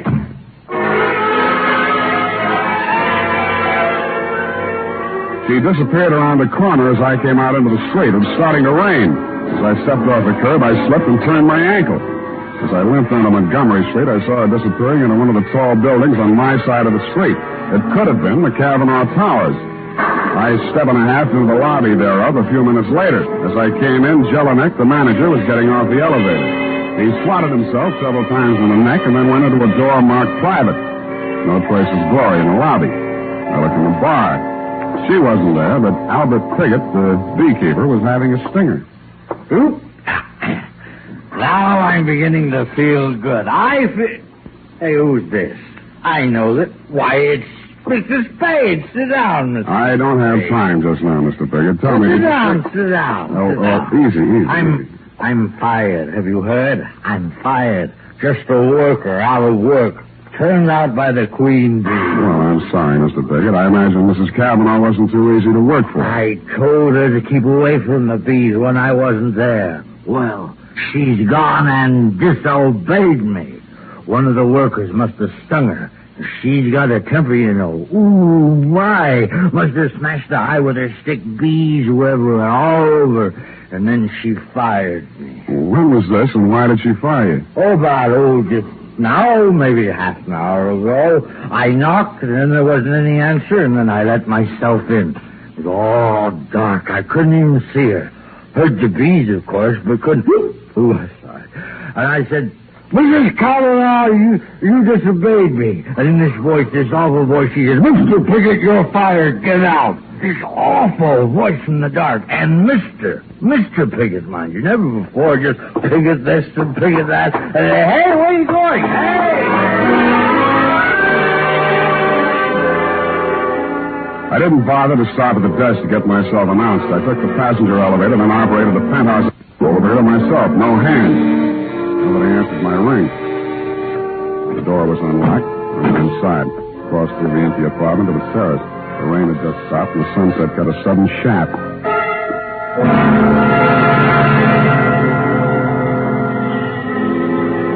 First I heard it. The humming of swarming bees. Then I saw the overturned beehive.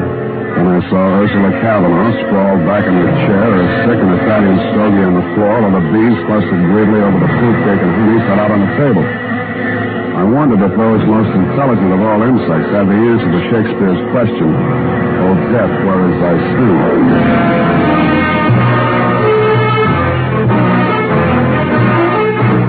The makers of Wild Root Cream Oil are presenting the weekly Sunday adventure of Dashiell Hammett's famous private detective, Sam Spade.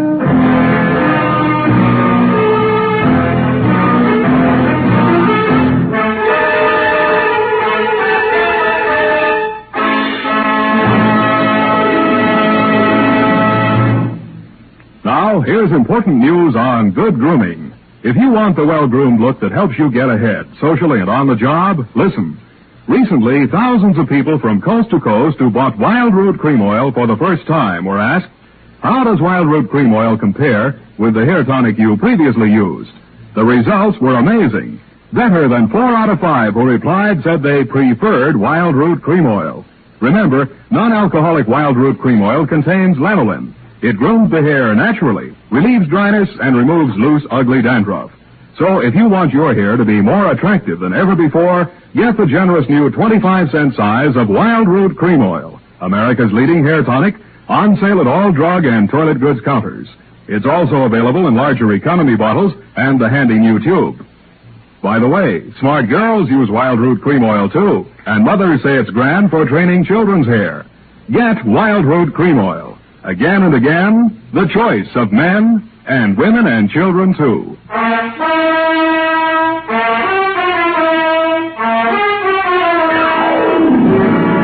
And now back to the Queen Bee Caper. Tonight's adventure with Sam Spade.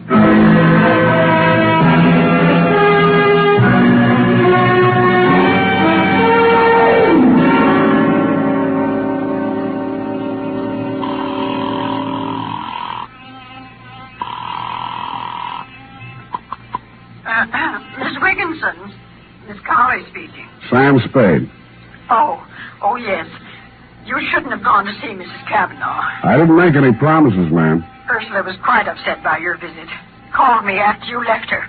Quite angry about it, Mr. Spade. Oh? She wanted to see me today.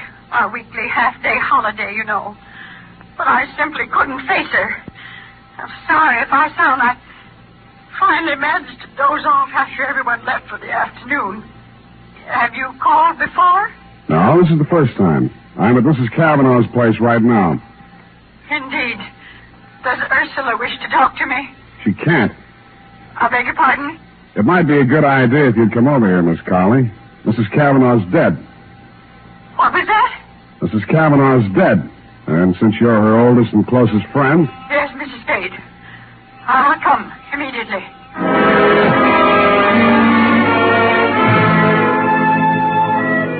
Well, you came on over, Miss Cowley, but meanwhile, nephew Gerald Long arrived, also Piggott, whom I called down at the bar, and who sobered up with remarkable rapidity on hearing the news. Gerald was shaken up by his great aunt's demise. We waited for the family doctor to arrive and watched Piggott entice the bees back into the hive. You turned up soon after and tried to soothe Gerald's nerves. The hotel manager, Jelinek, also flooded in. The doctor diagnosed cause of death as shock from formic acid, the secretion bees inject into the bloodstream with their stingers. We all stood around thinking our various thoughts as the doc voiced this verdict. Piggott was the one who voiced an epitaph. She really knew nothing about bees, you know. The queen bee was all important, she thought. But there's always a rebel in every hive. The queen bee is always deposed sooner or later. The worker bees go on and on, but the queen bee can't reign forever. After that, we all left and went our various ways. Poor old Piggott shouldn't have said that, and he must have been a lot drunker than he seemed, because he was found next morning in his garden in Marin County beside his overturned beehive, a victim like his late employer of fatal bee stings. That'll make you a fool if you think you'll get away with this. Don't threaten me, Mr. Long. I've been bullied long enough. I don't intend to lose my position here now Mrs. Cavanaugh's gone. I've taken all I could stand from her, and I don't intend to let you walk all over me. I'll do whatever I think needs to be done, Jelinek. Well, if you're trying to insinuate... I can cause you as much trouble as you caused me, maybe more. With what I found out about you now... Now, dear. Go on, beat it before I break... How did you get in here, Spade? Door was open. Well, if you're here to collect any kind of bill, I want to know what services you rendered. Nothing's rendered yet. But I figured you might like to know that Aunt Ursula was murdered. Murdered? Oh, you can't say that. Not my hotel. Shut up, Jelinek. You need proof to back that up, Spade. I've got it. Piggott. What?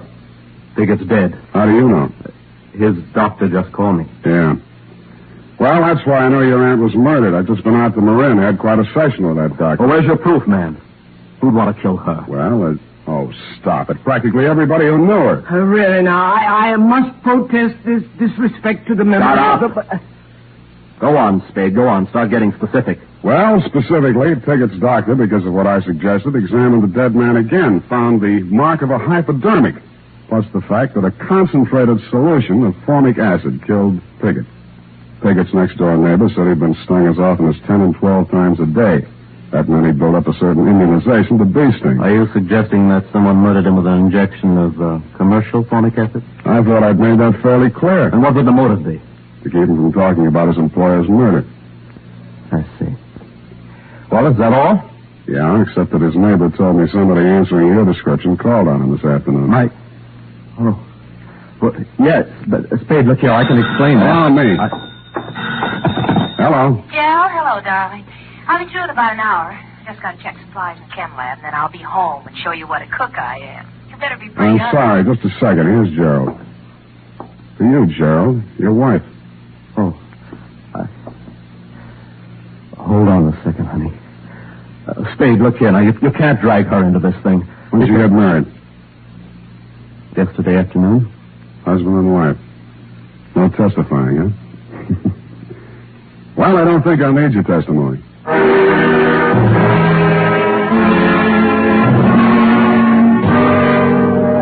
Jelinek's face fell 4 inches into his ascot tie as he heard himself lose exclusive hush money rights to the above information. Pausing only to enjoy a hearty laugh at his discomfiture, I went on to my next and final port of call, Miss Wigginson's School for Girls. This time, there was no girlish tittering as I entered Miss Colley. No dewy young Amazons clutching hockey sticks in their grubby little hands. For a very good reason, as you told me. My girls are dismissed for the day, Mr. Spade. Because of poor Ursula, of course. Really disrupts our routine. First our weekly half-day holiday yesterday, and now today. Yeah, I'd like to talk to Miss Thomas in the chemistry lab she is, I think. Very well. I'll take you to her. She knows nothing about first meeting. I've talked to her. Oh, well, in here. Yes? Oh. What do you want? Thought we might talk. There's nothing to talk about. Well, we could talk about this hypodermic needle. Put that down. I'm using it for an experiment. Or, how about a formula, HCOOH or CH2O2? What? That's formic acid. Mm-hmm. Miss Conley, you said yesterday was a half-day holiday. Did Miss Thomas stay here in school? Why, no. She rarely does on Wednesday afternoon. That's why Mrs. Cavanaugh had a visitor, didn't she, Glory? Did she? After you ran away from me? All right. I did go up to see her. I was so mad about what you told me. I intended to hand in my resignation and give her a piece of my mind, and but she was dead when I got there. Oh, Glory, no. And I just got panic-stricken and ran. Yeah, murder's a pretty scary thing. Murder? What do you mean, Mr. Spade? Mrs. Cavanaugh died from a hypodose of formic acid. Somebody familiar with chemistry would use that method. Then that could mean... Mm-hmm. The acid could be made up in this lab. The hypodermic could be this one here. I didn't kill her. I didn't. You say you were scared. You were so scared you ran all the way to City Hall and married her nephew. So you found out? Jelinek found out first. He intended to squeal the old lady, but she was dead when he got back. He knew her will disinherited Gerald to be married without her auntie's approval while she was still alive. We married after she was dead. But that didn't matter. After I saw you, I told Jerry if he was any sort of man, he'd marry me, will or no will. He did. And yet this morning he drove over to Marin County to see old Piggott. You think he was trying to shield me? I tell you, she was dead when I got into that room.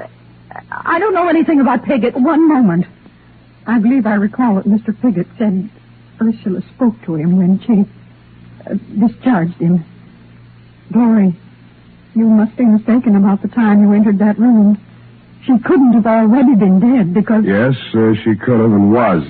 The killer was almost caught by Piggott. She hid behind the curtain in the dark and spoke to him. Miss Cavanaugh was already dead, but... I see. Mr. Piggott thought it was Ursula's voice, but it was yours, Glory. No, it was yours, Miss Colley. What? You committed both murders. You had access to the murder weapon. You had the half-day holiday to do it in. Mr. Spade. Even at that moment, the finishing school schoolmarm had to say Mr. Piggott. And I'm not sorry for it. Ursula misused her power shamefully. And now the queen bees deposed again. You're brighter than most men, Mr. Spade. You, too, understood the significance of Mr. Piggott's remarks last night. Yeah, I could have been a little brighter, a little sooner. You helped give yourself away when you asked me if I'd called you earlier yesterday afternoon.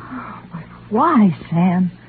How could she? Well, Cavanaugh bullied her since childhood. Then you came on the staff and your ability scared her. The queen bee being deposed and whatnot. When Cavanaugh wanted you framed, she saw a chance to get rid of both of you. She hoped her murder would look like an accident, but if it was recognized as murder, you'd be the logical suspect. Oh, you're much too clever, Mr. Spade. Let's get it over with. Yeah, let's. It's up to those drones at homicide from here on in.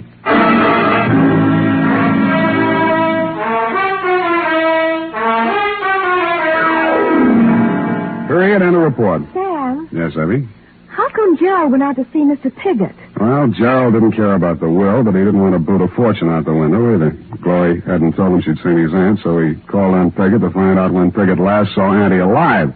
Go type that up. I am completely well, and when you return, we shall Indian wrestle. Certainly, Sam. And now, listen to this. Shopping note. Tonight or tomorrow, get a family-sized bottle or handy tube of Wild Root Cream Oil, America's favorite hair tonic. Good night, sweetheart.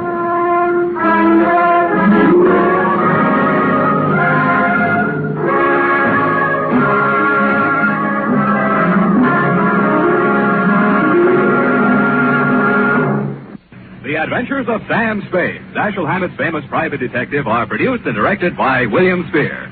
Sam Spade is played by Howard Duff. Lurene Tuttle is Effie. The Adventures of Sam Spade are written for radio by Bob Tallman and Gil Dowd. Musical direction by Lud Gluskin, with score composed by Renee and Pierre Garrigank. Join us again next Sunday when author Dashiell Hammett and producer William Spier join forces for another adventure with Sam Spade. Brought to you transcribed by Wild Root Cream Oil. Again and again, the choice of men and women and children, too. This is Dick Joy.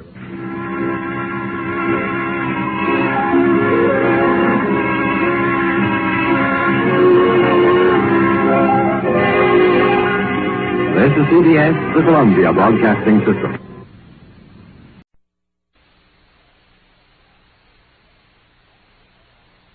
The Adventures of Sam Spade, Detective. Brought to you by Wild Root Cream Oil Hair Tonic, the non-alcoholic hair tonic that contains lanolin. Wild Root Cream Oil. Again and again, the choice of men and women and children, too.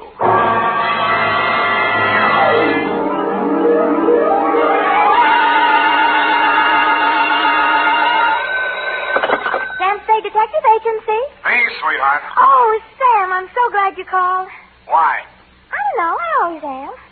Was it a good case, Sam? I didn't like it. Where are you? Morgue, San Mateo. Oh, was somebody killed? Yes. Well, do you know who did it? Yep. That's good. No, that's bad. Bad? Believe it or not, F, I wish I didn't know who killed who. I don't understand. Oh, Sam, you sound so downhearted. Well, I'm sorry. I'll try to loosen up. Stay where you are, sweetheart. I'll be right down to dictate my report on the champion caper.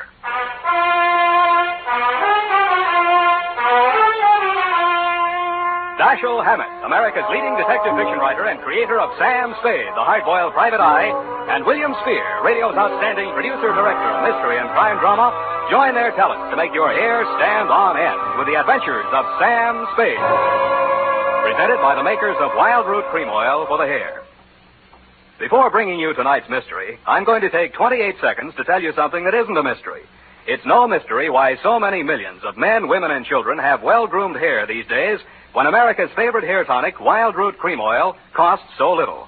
Just 25 cents will buy you a get-acquainted bottle and show you how neatly and naturally Wild Root Cream Oil grooms your hair, how it relieves annoying dryness and removes loose, ugly dandruff. Get Wild Root Cream Oil Hair Tonic. Again and again, the choice of men and women and children, too. And now, with Howard Duff starring as Spade, Wild Root brings to the air the greatest private detective of them all in the Adventures of Sam Spade.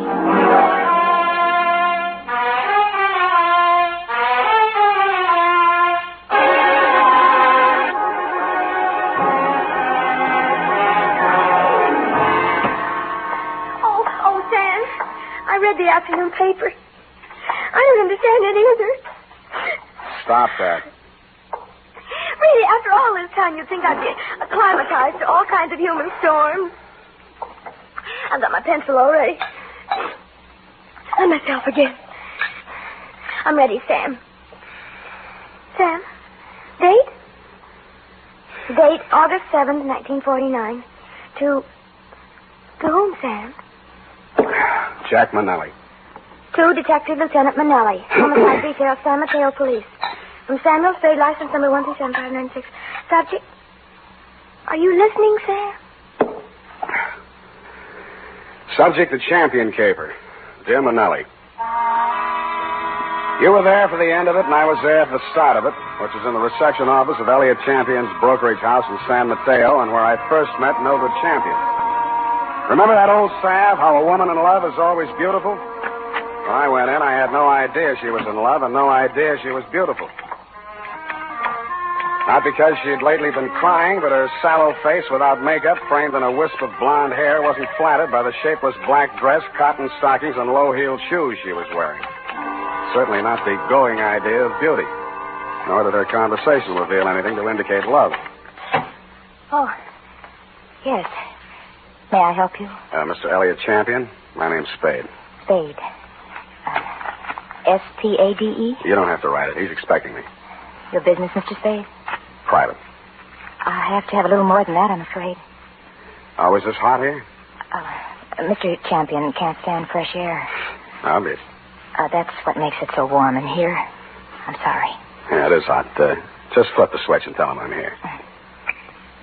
Well, what is it, Mildred? I was just going out. Mr. Spade is here. Says you're expecting him. But I don't find him listed in your appointment book. Don't be an idiot. Send him in. Send him in. You may go in now, Mr. Spade. He always like that? He's nice today.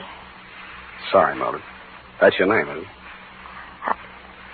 His office is the first on the right. Don't bother. I'll find it. Thank you. I'll just go to lunch. Mr. Champion? Well, don't just stand there. Come in and shut the door. What I have to discuss with you is private. I don't want that snoopy niece of mine listening to our conversation. She's out to lunch now. But does she listen in often? All the time. Why? She didn't know who I was. I outsmarted her there. I called you from the drugstore on the corner. I don't want anyone to know who you are while you're here. Oh, now, where did I put that lighter? Behind the inkwell. Oh, yeah. I'm a dangerous man to play games with. Joseph's found that out once, and if he keeps this business up, he's going to find it out again. No games? You're dangerous. Say, are you mocking me, Spade? Just wondering what you're talking about. I just told you got ears, haven't you? Joe Josephs is back in town, and I'm not going to fool around with him. Mildred told me you were nice today. Oh, she did she? Well, Mildred talks too much. That's what's the matter with her. She talks too much. And you'd fire her, only she's your niece, and you'd have to pay somebody else 3 times what you pay her to take everything she has to take. Get out of my office. Oh, no. Wait a minute, Spade. Oh, it's just hot, I guess. Who has turned on the heat? It's Joe Josephs. He was released from San Quentin this week. And I've been receiving telephone calls from him telling me to beware and to watch out and a lot of other nonsense. What was he doing at San Quentin? 2 to 5 on an embezzling count. He's an ungrateful scoundrel, that's what he is. Why, I took him into my office as a junior executive, and 6 months later... He got tired of the $20 a week you were probably paying him and decided to dip into the bin. Only he did a bad job, got caught, you testified against him, now he's out and he's sore, and he's threatening you. And every time you yell cop around this town, there's always some snoopy reporter hanging around the sergeant's desk. Ain't that the truth? Listen, Spade, I've got $500,000 tied up in this business, and I don't want anybody thinking I might get knocked over by some loony with a grudge. And that's why you didn't tell the police? Don't you believe me? It'll do for now. You'll think of something better. Now, see here, impertinence is one thing... 25 a day and... No. That'll be 45 a day in expenses. I want you to find Joe Josephs and bring him to me. Nuisance warrant? More than that. I've got enough stuff in that desk drawer to send him back to Quentin if I have to. Oh, what kind of stuff? Left over from his trial. It'll be grand larceny this time, and they don't stop at 5 years for that kind of thing. You withheld evidence? I withheld... Get out.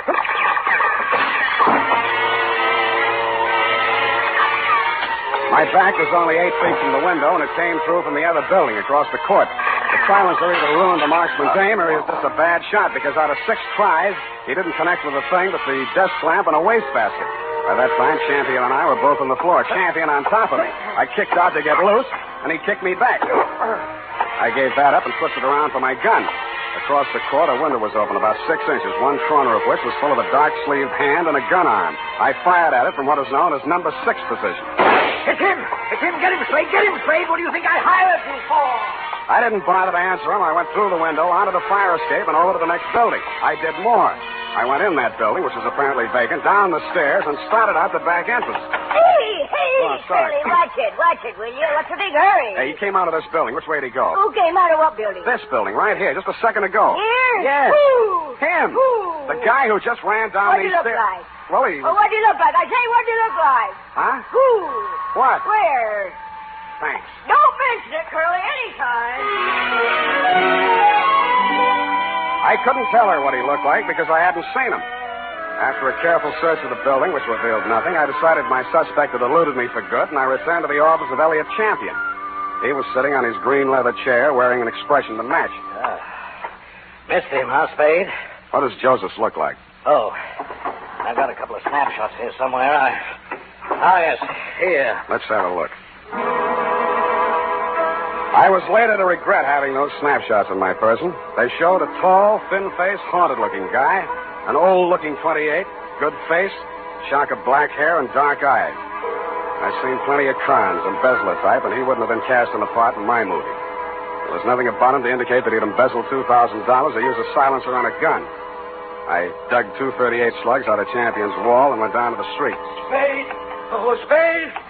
He was a heavy-set man in a dirty white Panama hat and seersucker suit that didn't fit him around the middle. Just a minute, Spade, just a minute. He crawled out of a black sedan, jammed a cigar in his mouth, and began sweating. He needed a shave. He'd always need a shave. Hot afternoon, ain't it? Yes, sir, sure is hot. Sure is a hot afternoon. Here, my card. Lemuel Drigger, Confidential Investigations. Guess I should ought to have some new ones printed up, huh? I guess you should order, Lem, and change the name while you're at it. Huh? Didn't the commissioner bounce you 9 years ago for rolling a pack before you did the booking? Oh, let bygones be bygones, Spade. I'm in business for myself now. How's business, Lem? Punt. Try another racket, Lem. Spade, you been in to see old man Champion, maybe? Maybe. I was just going to go in to see him myself when I spot you pull up. I recognize you from the pictures in the paper last week. I figure maybe you and me ought to talk. What did you figure you and me maybe ought to talk about, Lem? Oh, you make it tough for a guy, Spade. We're in the same business, you know. What you go see him about? So long, Lem. Wait a minute. I'm an old gumboot, huh? A fat old gumboot who couldn't get a trick as a housekeeper or tailing a punk, is that it? Okay, Spade, okay. You're full of vinegar now, but just you keep my card. You'll want to see Lem Drigger before it's all tied up. You'll want to see me. Screw, Lem. But he was right. I did want to see him because when I got down to the Chronicle office and looked up a morgue on the Joe Joseph trial, the first thing that jumped out at me was the name Lemuel Drigger. Lemuel Drigger, private detective who had been employed when Mr. Champion had become suspicious of Joseph's account irregularities, and who, together with Mr. Champion, caught Joseph's red-handed, and who willingly offered his testimony the same at the trial which convicted Joe Joseph to San Quentin for 5 years. The file also gave the name of Joseph's lawyer, a man named Anthony Spier. The phone book showed an apartment address on Geary. That you, Aggie? Hold on a minute. I was just trying to get dinner over before you showed up, but I guess I'm late tonight. Who are you? Mr. Spier?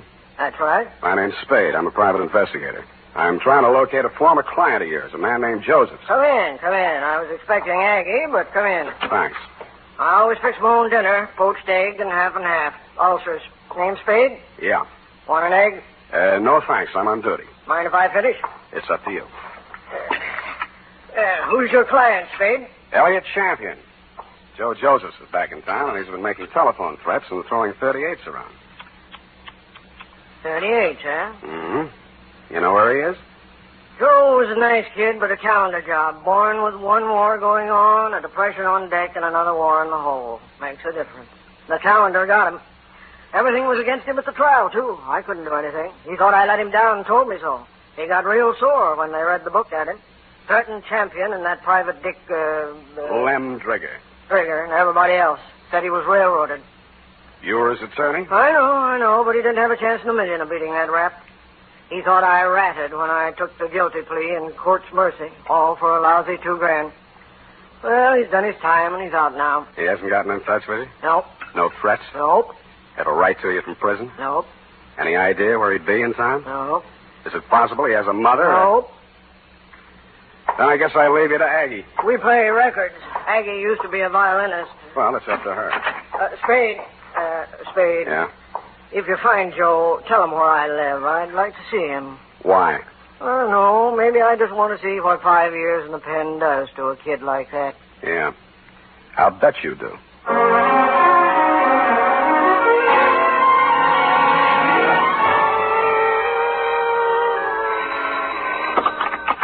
Yeah? Is this you, Mr. Spade? Who's this? This is Mildred Champion. Remember me in my uncle's office? I remember. Mr. Spade, you're looking for Joe, aren't you? Oh, I know you are. You don't have to answer me. I think I can help you find him. I must talk to you right away before something terrible happens. Please come out to the house before something terrible happens. It's right in the corner. I got out to the house as fast as I could, but not before something terrible had happened. Hey.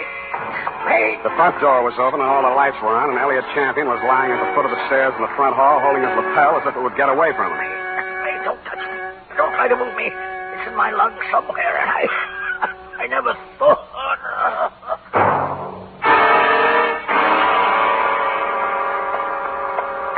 It didn't look like there'd be much use, but I beat it up the stairs to the hall phone to call emergency ambulance. Hello? What the? This is Joe. So you hired a private eye to look me up, huh? Well, he'll never find me, but I'll find you. Yeah, Mr. Champion, I'll be seeing you real soon. I didn't get it then, but I got it a second later. I grabbed for the banister, missed, and hit the top railing. A pair of hands held me up long enough to go through my pockets and then let me go, and that's the last thing I remember.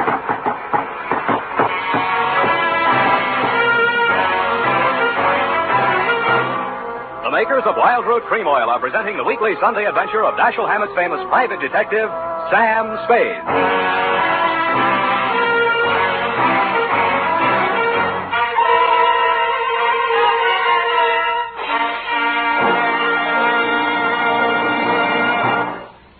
Now, here's important news on good grooming. If you want the well-groomed look that helps you get ahead, socially and on the job, listen. Recently, thousands of people from coast to coast who bought Wild Root Cream Oil for the first time were asked, how does Wild Root Cream Oil compare with the hair tonic you previously used? The results were amazing. Better than 4 out of 5 who replied said they preferred Wild Root Cream Oil. Remember, non-alcoholic Wild Root Cream Oil contains lanolin. It grooms the hair naturally, relieves dryness, and removes loose, ugly dandruff. So if you want your hair to be more attractive than ever before, get the generous new 25-cent size of Wild Root Cream Oil, America's leading hair tonic, on sale at all drug and toilet goods counters. It's also available in larger economy bottles and the handy new tube. By the way, smart girls use Wild Root Cream Oil, too, and mothers say it's grand for training children's hair. Get Wild Root Cream Oil. Again and again, the choice of men and women and children, too.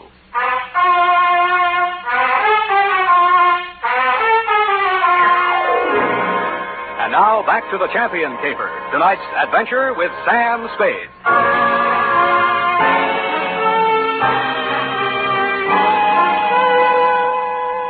The neighbors had complained of gunshots, which was fortunate for me. I still might have been lying at the bottom of those stairs in Champion's house, Lieutenant, if you hadn't walked in, applied first aid, asked me my name, and listened to my story. You considered the threatening phone call after my client's death as a cover-up and promptly sent out a general alarm on Joe Joseph. I took an aspirin and a taxicab for home. Halfway uptown, I discovered the pictures of Joe Josephs were missing from my wallet. And that is why I was absent at the medical examiner's inquest this morning. Instead of going home, I went out to San Mateo, jimmied the lock of Champion's office, and violated City Ordinance number 352B. My dead client's desk revealed one important item. An income tax voucher dated August 17, 1944, noting him delinquent. Then I found another important item. Same for 1943. His secretary's desk was even more interesting. What I found there led me to, 1, call her home. Result, no answer. And 2, to revisit Attorney Spieser. I found him poaching another egg. All right, I'm here. It's late, Aggie. What's the idea? Unless it's Beethoven, I don't... Oh, Spade. Aggie have a show? Yeah, left early. Has to work tomorrow. Oh, it's too bad. What's with you? Still looking for Joe? Yep. Any leads? Wish I could help you, Spade. Elliot Champion was shot and killed in his home tonight. No. That all you have to say? Joe do it? Maybe. Well... You don't seem scared for a mouthpiece Joe didn't like. If you mean should I be next? No. I'm not scared, Spade. The kid should realize that this time I liked him and did all I could. You've been here all evening? Aggie? Could you prove it? Yep. You may have to. Did you know Mildred Champion was married to Joe Josephs? Yeah. How'd you know? It's a secret. I found this marriage license in her desk drawer. Nosy, huh? I found something else. Champion didn't pay his income taxes all the time. A lot of people are like that, Spade. Me, Lem Drigger testified against Joe at the trial, so did Champion. Mildred worked in the office, but she didn't testify. Wife can't testify against husband. Real good story, Spade. But what about Joe? Champion had something on Lem Drigger, and Drigger had something on Champion. Joe's in between. You tell me, huh? Huh? All right, I'll tell you. It's all about a green kid hired into a brokerage firm to be framed on a phony embezzling charge to cover up a tax delinquency. You want to finish it? I can't. I don't know it. You've got ideas, though. Yeah, Spade, you're right. I've got ideas. And all of them make me sick inside. That kid stood there and told me he was innocent. He said it 1,000,000 times if he said it once. And he told me he thought Champion was short with the income tax people. And if Champion was short, he could phony up a book and get a worn-out private detective like Drigger to testify that there'd been a fraud, and Joe takes the rap. If that's what happened, they did it pretty good. Did you mention anything like this at the trial? Surmise is not admissible. There was no way to investigate it and no way to prove it. Joe was a nice kid, Spade, and he told a good story. I've been fooled a lot of times. What do you think? I haven't met him yet. All right, he's done his 5 years. He came out, and now they want him for killing the man who sent him up. His whole life's gone. And for what? Spade, I hope you don't find him. I hope nobody ever finds him. But we did find Joe Josephs, Lieutenant. He was right under our noses all the time. When I called you, you told me to come on down to the morgue at the county hospital. We both stood and looked at Joe Josephs. It's a funny thing, Sam. We had an alarm out for an hour on this guy. We've been looking all over for him, and he turns up right here. Only he's dead. He's been dead since last night about 7. 7? Same time Champion was killed. TB. Just got the whole story. Had it awful bad in prison on the sick ward his last 2 years. Mm-hmm. Wanted out awful bad. When his time was up last week, he made him release him. But he wound up here, died in the hospital. He looks awful young to be a con and all. I don't know, Sam. He's just a kid, isn't he? Up until then, you had some kind of case against Joe Josephs. But when the medical examiner reported that my client had been shot with a .32, the rest of it began to fall into place. Lem Drigger's office was a dirty room over a shoe repair shop on Mission Street. The glass on the door hadn't been washed in 5 years, and neither did anything else. You could hardly tell where the office left off, and Lem began. Oh, hello, Spade. I've been waiting for you. I thought you'd get over for some talk. What made you think that, Lem? Well, you're here, ain't you? All right, let's make talk. Did the silencer ruin your gun? Huh? Come on, I want it all. Hey, you phoned tonight after Champion was killed. You've been phoning him right along saying it was Joe. No, just a minute, Spade. We're in the same racket. You shot at him with a silencer on your .38 this afternoon to make it look real good. You can't prove anything. I didn't kill him. One slug out of your gun will match that up. Every cop carries a .38. You were a cop once. Now, Spade, you got this all wrong. Because you thought he'd call you in for protection. He called you in once on another job. Listen, I know what you're thinking, and but business was so bad you had to drum it up, didn't you? Joseph was released from prison, and it was a natural, only it didn't work. Champion called me instead, and you tried to shake me down. Well, I only thought we could kind of work together. Make it a good thing. I told you once you should try another racket. But you didn't take my advice. Now you're going to have to. What do you mean? Because your license will be revoked pretty quick. You got into a lot of trouble about 2 minutes from now. I did? I was right here. What are you trying to... I swore out a complaint on you for assault and battery. Hey, wait a minute. I ain't done nothing to you, champion. Instead, and yes, I tell you did, Lamb. You tried to strike me, and I had to defend myself.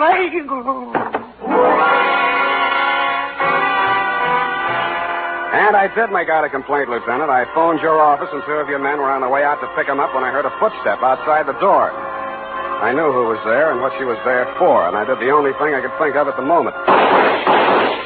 And it was lucky I did it. Her own .32 was in her hand when she came in the door. She looked at me, and Lem's smoking gun in my hand, looked at him, stretched out on the floor, then she looked back at me, and the gun fell from her hand, and she began to cry. Hello, Mildred. I wanted to do it. I came here to do it. I know. Why? Why did you? To stop you. Why? My bullets went into the ceiling. He's just knocked out. No, he ought to be dead. Dead. No. Not anymore, Mildred. You tricked me. You knew I was coming here. And you know he should die. You know it. That won't bring Joe back. How many real tramps have you met in your life, Mr. Spade? Lots. And some who just thought they were. Well, you met the genuine product yesterday. My uncle, for example. He stole money from himself and made it look like Joe did it. I know about that. And this one? Why didn't you let me kill him, too? Why? Easy. When I went over to see him in the hospital the first time, I knew he was dying.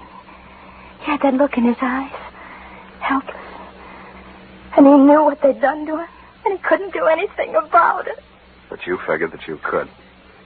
So you killed your uncle when you found out Joe died, and you came here to kill Lem. They killed him. They killed Joe, and they sent him to prison. 5 years I waited for him to get out of that awful place. I waited to hold him in my arms and tell him it was all over. 5 years I waited to help him forget his hate, my hate. 5 years I loved him so much every day. Oh, easy. And then he came back to me the way he did. Those pictures were all I had left of him after 5 years of waiting, loving him. Now he's dead. What can you or I or anybody do about what they've done to him? Look at me, Mr. Spade. Go ahead, look at me. I'm not what you'd call beautiful. I'm not even very pretty. Nobody would ever look at me twice. Well, Joe looked at me. And he loved me. Now he's dead. And I'm dead inside. I'm dead inside, and I'll be glad when I'm dead outside.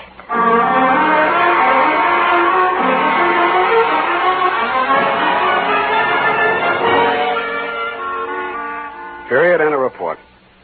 Oh, Sam, they were so unhappy. Yeah. Add a notation that I won't be around for the coroner's inquest. Sam, you can't do This it. report, when duly notarized, should be admissible as testimony. I want to get out of town for a few days. Sour racket. And now, listen to this. Later this evening, if you happen to stroll down to the corner for cigarettes or ice cream, why not also pick up some Wild Root Cream Oil Hair Tonic? Your whole family will like the way Wild Root Cream Oil grooms the hair neatly and naturally, relieves dryness, and removes loose dandruff. And ask your barber for a professional application of Wild Root Cream Oil Hair Tonic. Again and again, the choice of men and women and children, too. Well,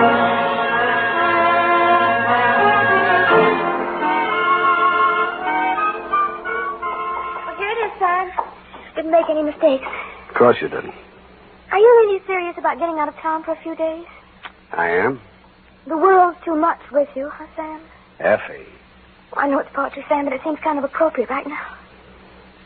I don't care if she did kill those 2 men. I feel sorry for her. What's that got to do with poetry? Well, it's kind of poetic justice. Oh. Why did she dress the way she did in that black dress and low heels? A form of penance, I guess. A mourning, of absence of her missing lover. Lover?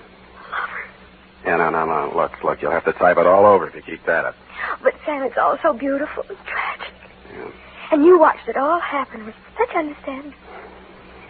I'm so proud of you. Oh, Sam. Come on now. Come on. Dry up and go home. Good night, Sam. Good night, sweetheart.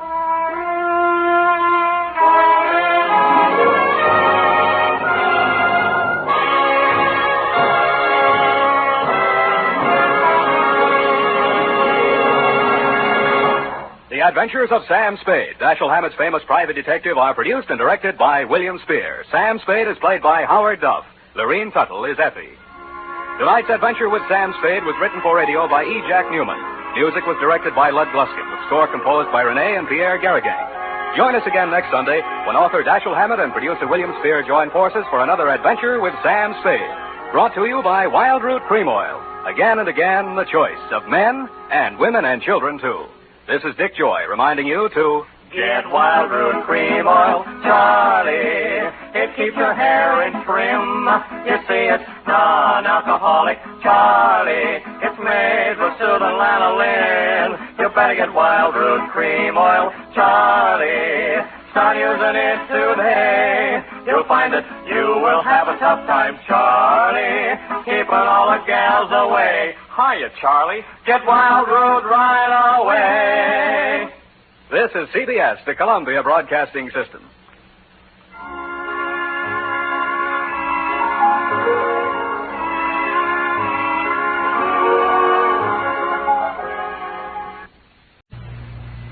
The Adventures of Sam Spade, Detective. Brought to you by Wild Root Cream Oil Hair Tonic, the non-alcoholic hair tonic that contains lanolin. Wild Root Cream Oil. Again and again, the choice of men and women and children, too.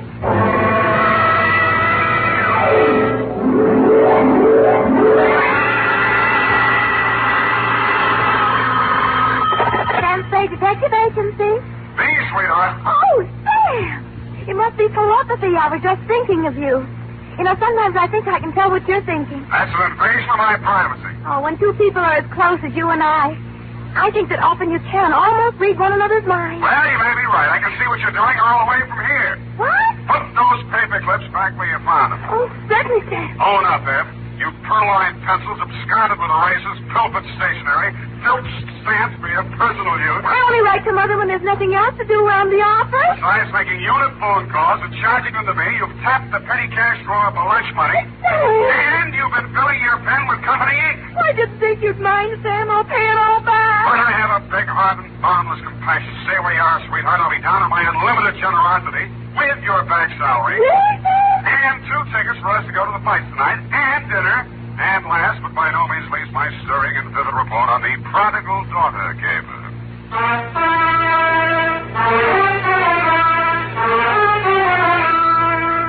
Dashiell Hammett, America's leading detective fiction writer and creator of Sam Spade, the hard-boiled private eye, and William Spier, radio's outstanding producer-director of mystery and crime drama, join their talents to make your hair stand on end with the Adventures of Sam Spade. Presented by the makers of Wild Root Cream Oil for the hair. Here's a smart resolution to make. First day back on the job after your summer vacation. From now on, every single day, I'm going to pay special attention to the way I look. I'm going to use Wild Root Cream Oil Hair Tonic. Yes, folks, smart's the word for that resolution. For Wild Root Cream Oil grooms your hair neatly and naturally, relieves dryness, and removes loose dandruff. It helps give you that successful look that's so important to getting ahead. So, if you've never tried Wild Root Cream Oil, get the 25-cent get-acquainted bottle. Wild Root Cream Oil Hair Tonic. Again and again, the choice of men and women and children, too. And now, with Howard Duff starring as Spade, Wild Root brings to the air the greatest private detective of them all in the Adventures of Sam Spade.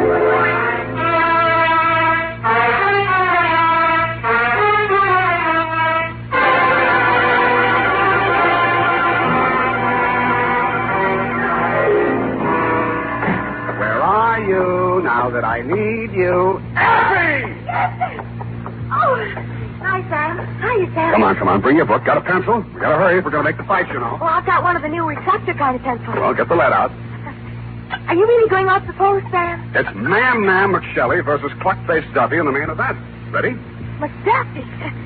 Sounds like an MP. McShelly. What? Aim and fire, Sam. PBS. F, you've been out with somebody else, a military man. Why, how did you ever know? Date, August 28-1949. I don't know whether we'll go out or not. You're clairvoyant. To Dr. Albert Kensington from Samuel Spade. I only had a colt with him, Sam. He was on Frillo, and we... And license number 137596, subject... And he was from Elkhart, Indiana. And I used to live in Pleasant Lake, and... Down it. Subject, Helen Scully of the prodigal daughter. A coke yet. Dear Doctor, everyone in San Francisco knows the castle-type hill house that Casper Scully lived in, even if they didn't know him. When I got there was an all-black 49 convertible in the driveway, and slightly smaller, same color, a Russian wolfhound wearing a spiked collar and expression to match. He broke his chain when he saw me and ran in the back of the house. That should have told me something, but I plunged the doorbell and was admitted by a butler named Stanley, who left me standing in a draft in the library looking at a cold television set.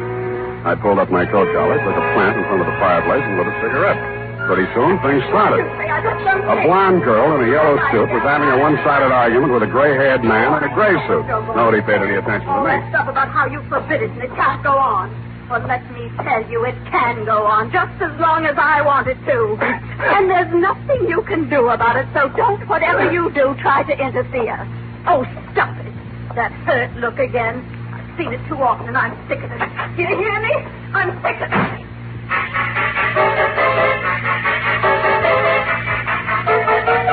He looked mad, but he didn't say anything. I saw them walk around the garden once, shake fists at each other, and finally part.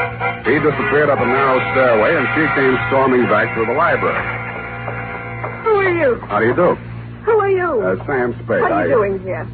Waiting to talk to Mr. Scully. Well, I just talked to him, and he isn't very nice. Let me tell you that. Yes, He's but a nasty, stubborn, bull-headed old man, and you won't like him. Yes, but Nobody likes him. Go back where you came from, whatever your name is. I'm the nicest person you'll meet around this place. Yes, but... Don't wait around. Oh, goodbye. But I did wait around, Dr. Kensington, and I did talk to Mr. Scully when you came in the room with him, only Mr. Scully did not talk to me. He glared at me through black, smoldering eyes, sniffed the air, frowned at my cigarette. I frowned back. Mr. Spade, I'm Dr. Kensington. I wrote you the letter. This is Mr. Scully. Oh, please, this cigarette. Mr. Scully suffered a severe accident many years ago that affected his throat and his respiratory tract. He smoked. Of course, I understand, Doctor. Sorry, Mr. Scully, Yes, thank you, Spade. This is not generally known, but the unfortunate accident in the chemical plant also robbed Mr. Scully of his vocal power. I see. Yes, the modern doctor, the physician of today, is a far cry from the general practitioner of yesteryear. Today, we must know the mind, the psychological quirks, Well, he must follow through completely on a case. He is sometimes, as I am today, a confidant, an executive officer for his patients. He is a friend, to say the least, eh? Oh, yes, to say the least. Oh, of course, Mr. Scully, to the point, of course. Sit down, Spade. Oh, thanks. Now then, Mr. Scully, as you well know, and the world knows, has made several fortunes in his lifetime. And he didn't accomplish this by allowing people to run roughshod over him. But, Mr. Scully, I'm just backgrounding, Mr. Spade. Please be patient. Mr. Scully intends leaving his daughter Helen his entire fortune. A great deal of money, to say the least. Say the least. But Helen doesn't care about the money. She's foolish, young, headstrong, and impetuous. Huh? I heard her arguing with Mr. Scully a bit. Now, Mr. Scully. We'll straighten all this out. Mr. Spade will help us. Well, then, Spade, you have half the problem right there. She is a headstrong, impetuous girl. And lately she's done several things to displease her father. Right, Mr. Scully? You see, Mr. Spade. No, I gathered that much, but what kind of thing? Helen's been singing in a cheap nightclub called the Blue Goose. What? Oh, it's very embarrassing. Low class, eh? Yes. There's a man named Torpy. He owns the club. A man named Chick Torpy? You know of him? I've heard of him. Contrary to all her father's wishes, Helen insists on seeing this man Torpy. How old is she? Well, that's beside the point, Mr. Spade. But a sordid affair now might rob her of a future of wealth and security. Mr. Scully's at the point of exasperation. He might well change his will over this matter. Correct, Mr. Scully? At best, this is an embarrassing situation, and most indiscreet of Helen to have brought it about. So, I'm supposed to go talk to Chick Torpy, is that it? In a word, yes. Well, you sound rather reluctant, Mr. Spade. Chick Torpy's a little too old for the Boy Scouts. Well, we want you to see him. Find out how much you'll take to stop seeing Helen. Tell me, what happens if Torpy isn't for sale? Oh, everyone has a price. Spade, matter of character. You get paid for work like this, that's your price. Yeah, that reminds me. $50 a day and expenses. 5 days guarantee, to say the least. Of course, to say the least. And, Mr. Scully, I happen to have a standard client's contract with me here. If you'll just sign on both pages, I'm sure... Never mind, Spade, not now. Mr. Scully will mail it to you later on today. Oh, dear, Mr. Scully's fatigued. Well, you'll contact me as soon as you have any information for us. I said I would. Mr. Scully sounded a final cough, and I left the two of you in the library.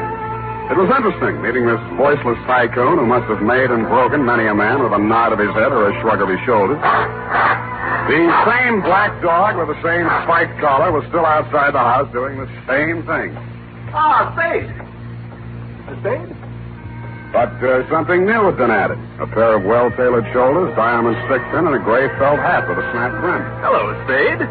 You don't know me. Now, wait a minute. There's something about a guy in a lineup. You're Dapper Danny Cavillo. When'd you get out of Folsom, Danny? A while back. They gave me a kind of rain check. Mm-hmm. Wouldn't that 38 make you a parole breaker? Oh, is that showing? Unless your ribs grow in different directions. Sam, I'm here to save you a lot of trouble. What trouble are you here to save me? You want to see Chick Torpy, don't you? You've got business to talk with him, no? News gets around fast, Danny. No. No, it's just that Chick had been expecting somebody like you from the old man, and, well, I'm here to see that you see him. So, why don't you kind of get in the car? And I kind of did. Danny smiled, lit a cigarette, shifted his shoulder holster so I could shift gears better, and drove me back across town to an apartment house on LaSalle, the Metropolitan. A good-looking guy who stood about 6'4", black hair, answered the knock. Hello, Chick. May I present Sam Spade? Sam Spade, the Chick Torpy. That'll do it, Danny, thanks. Hello, Spade. Come on in. See you, gentlemen. Danny's Gabby. Hello, Chick. Your taxi service always free? Just when I'm in a hurry to get things settled, soldier. You saw the old man today, huh? I saw him and talked to his doctor, Kensington. All right. You're here to tell me how worried the old man is, right? If you're talking about Helen and you, yes. You're bad company. Yeah. What else? He wants you to stop seeing her. Well, suppose I don't want to stop seeing her. Suppose I told you I love her. Let's see. She comes in at $3 million when he kicks. You love her. I'd be crazy if I didn't. I wonder what she'd say if she heard you say that. Why don't you ask her, Spade? Helen? Hello, Mr. Spade. Told you to leave my house today, but you didn't listen. Vince Spade? Well, I'm wondering, anyway. Maybe this will help. When you get back to my father, tell him I think Chick would be a fool to brush me off. Tell him that someday I expect to inherit all of that wonderful money he spent a lifetime making. Tell him that Chick's tired of working. Got all that? Yep. How do you feel, Spade? Like I'm earning my fee. Oh, you've already earned it, Spade. There's no use trying. I've told her myself, now you can tell him. She's not for sale, and I'm not for sale. Got it? You got it. All right, then you're finished here. Hello. Oh, you. Well, I'm not sure I want to talk to him. Give him a pill. And it was on that happy note, Doctor, that I went downstairs, found a drugstore, and tried to phone you and tell you what Torpy had said. Your line was busy, and while I was waiting for it to get unbusy, I spotted Chick Torpy out in front. He looked madder than when I'd left him, and there was a bulge in his coat that hadn't been there before. He got into a black sedan near the curb, and I hailed a cab and followed him across town up to Nob Hill. A half a block from the Scully residence, I left my taxi and took the rest on foot.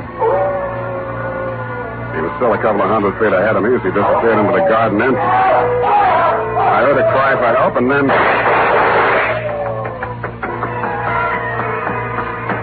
Chick was standing over something on the ground. When he saw me, he shrieked for a break in the hedge. I stopped long enough to have a look at the body he'd left. My client. He still had gray hair, and he was still wearing the gray suit, but half his face had been shot away.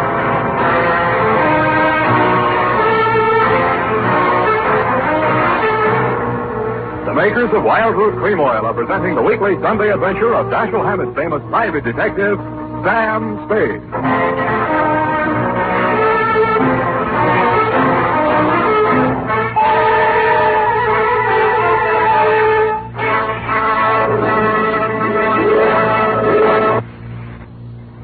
Remember, non-alcoholic wild root cream oil contains lanolin. It grooms the hair naturally, relieves dryness, and removes loose, ugly dandruff. So if you want your hair to be more attractive than ever before, get the generous new 25-cent size of wild root cream oil, America's leading hair tonic, on sale at all drug and toilet goods counters. It's also available in larger economy bottles and the handy new tube. By the way, smart girls use wild root cream oil too, and mothers say it's grand for training children's hair. Get wild root cream oil. Again and again, the choice of men and women and children too.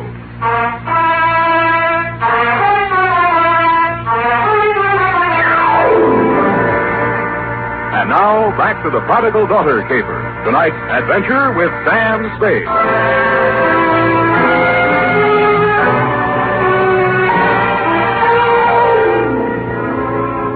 My 5-day contract arrived in the morning mail signed by Casper Scully.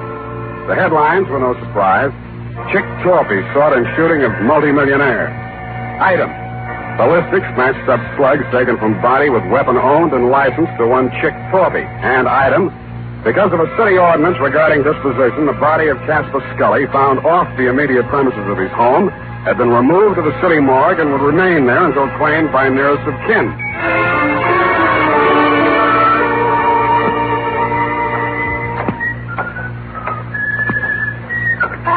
Hey, Sammy, my boy. It's good to look on you. Hello, Maxie. What brings you, Sam? Scully said. Oh, yeah. Check him back in. Autopsy.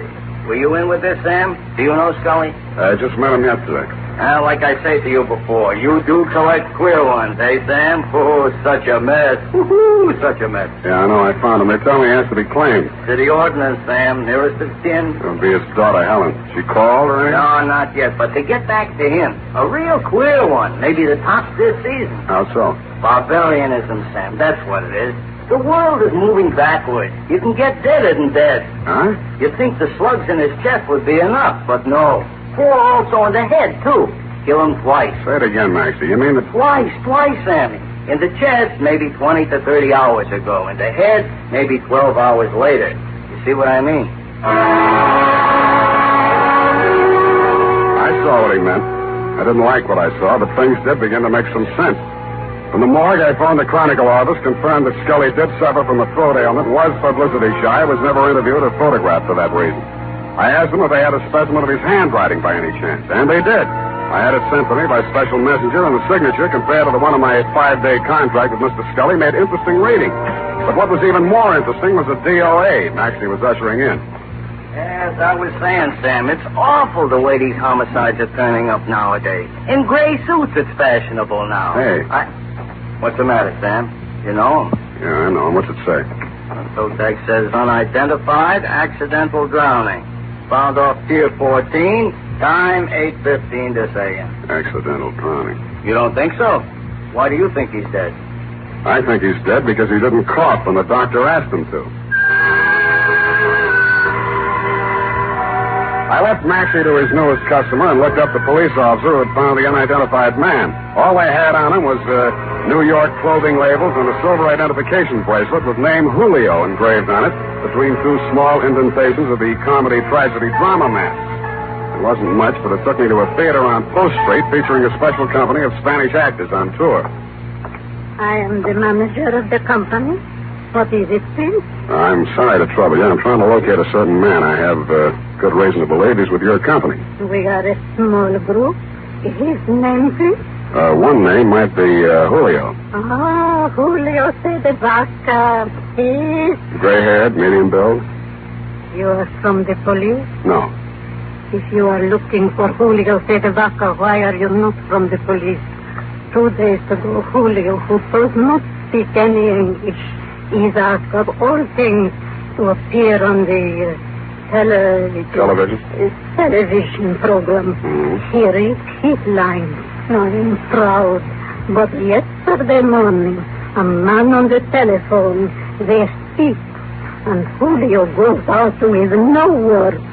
I, too, am looking for him.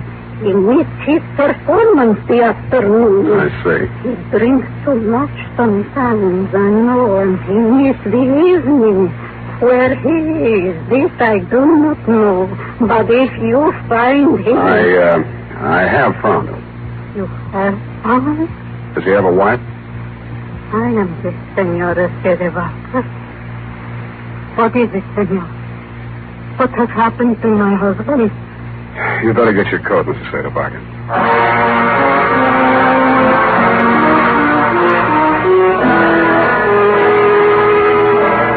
I went back to the morgue with Mrs. Cerevaca, Doctor, and after that I went over to the Blue Goose Club.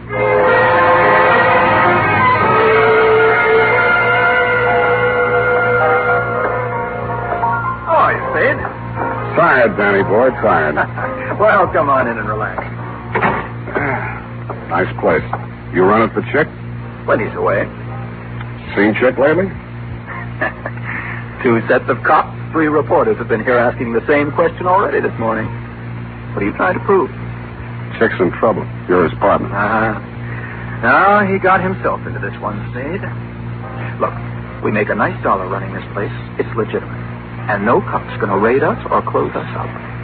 Chick started fooling around with that Scully woman. And I told him just once, it's dynamite, I said. You know how the old man is. Let bygones be bygones. But Chick didn't listen. Tell me about the bygones that should be bygones and why Chick should know how the old man is. Well, Scully sent him up 5 years ago. Didn't you know? No, I didn't. Oh, Chick owned some property south of Brazito, and Scully wanted it for oil drilling or something. Chick asked too much, and Scully figured a way to get it from him in court. Had it condemned or something. Mm. Well, Chick got kind of sorry. Met the old man on the street one day, and, well, they convicted Chick of attempted murder. 2.5 years. And Chick looked up Scully's daughter when he got out of prison and started making love to her to get even. Why, yes, Spade, that's just the way it started. Only Chick was the sucker after all. He really went for the creature. He married her 3 weeks ago in Reno, the poor sap. Anybody else know about that part of it? Only me. I was best man. By the way, Danny, did you rap Julio Cerevaca over the head last night and toss him in the bay? Who's Julio, whatever his name? An actor who happened to look something like old man Scully. Enough like him to keep his mouth closed when I was there, but who might want to open it later. I don't know what you're talking about, Spade. Didn't think you would. But I don't like it. Yeah, boy. Timmy? Joe? Yeah. Blow this phone off. I'm sick of looking at it.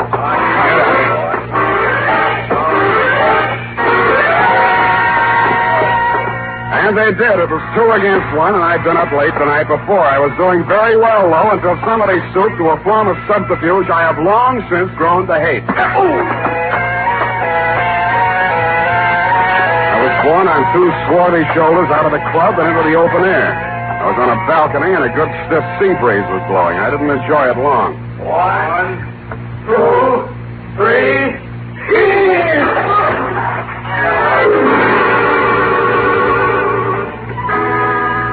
The water was cold but refreshing, and I managed to swim the 5 feet to shore. And that was my limit. I hung onto a slippery piling which supported the Blue Goose above me and partially hid the antechamber in front of me. It had been a wine cellar once and a loading dock, I suspected, during Prohibition. This time it was a hideout. Keep your hands up, Spade. Close the door. Quick, please. Keep out of this, Helen. You're crazy, Dorothy. You got this all wrong. Take right. There's probably a $5 grand reward out for me right now. They want me dead or alive, and you're here to tell me how wrong I am. Well, it'll be dead, Spade. They'll never take me, and you aren't going to. Listen to reason. I've listened to all the reason I'm going to listen to. From now on, I'm doing things my way. I got nothing to lose now. I'm getting out of here. So long, baby.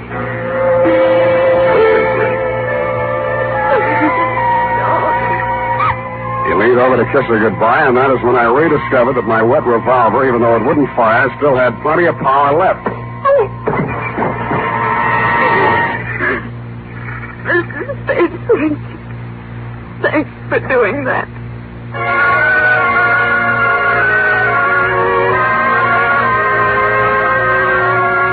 As you know, Doctor, I turned Chick Torpy over to the police along with Danny Cavillo and took Helen Scully home. She ran upstairs with many tears, and I met you in the library. You seemed relieved when you heard that Torpy had been apprehended. However, I had some other questions to ask. You answered. All right, Spade, all right. I suppose it'll all come out anyway.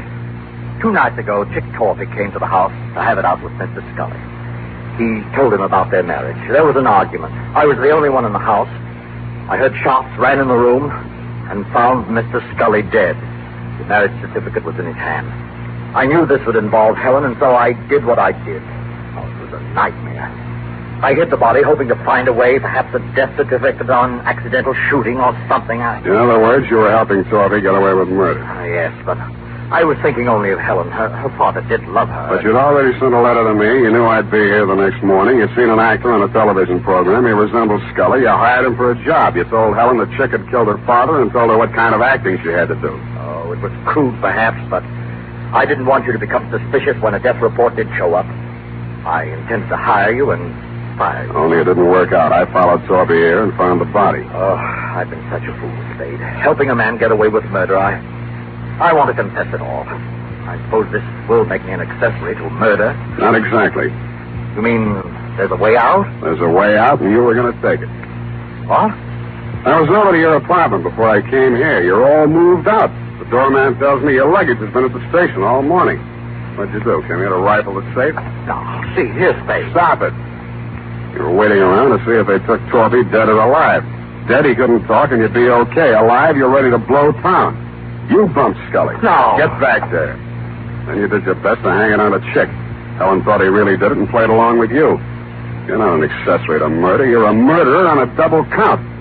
That actor was knocked on the head before he drowned. Oh, just a minute, Spade. This can be fixed if you... Shut up!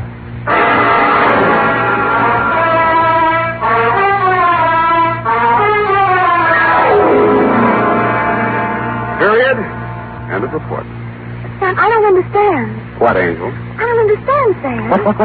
Well, you say you turned Chick Torby over to the police, yet Dr. Kensington was the murderer. A formality, F. He will be released and cleared in short order. Anything else? Well, yes. What about Danny Coville? An innocent bystander. But he had you beat up and knocked on the head. And he has already made amends with those tickets for the fight. No more questions, F. Pipe this up and I'll give you the happy ending.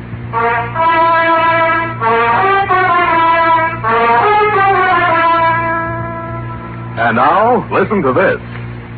School days will soon be here, mothers. To make sure Junior's hair is always neat and well-groomed, get after those cowlicks and stray strands with Wild Root Cream Oil, the famous hair tonic that grooms the hair neatly and naturally, relieves dryness, and removes loose, ugly dandruff. And remind Dad to ask his barber for a professional application of Wild Root Cream Oil Hair Tonic. Again and again, the choice of men and women and children, too.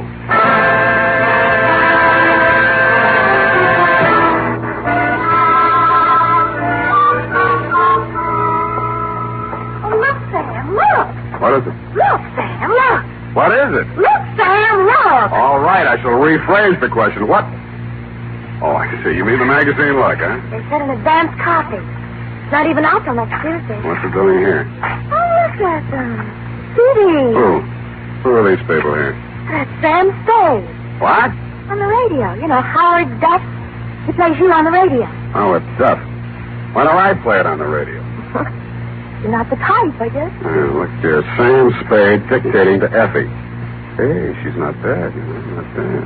Oh, really? That accuracy, I thought. What is it? Lurene Tuttle. Lurene.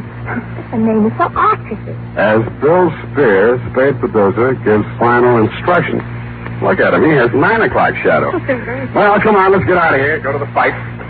Oh, Sam. Then I can't say it. Say what?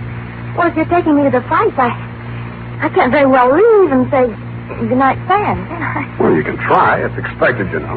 Hi. Good night, Sam. Grins. Good night, sweetheart.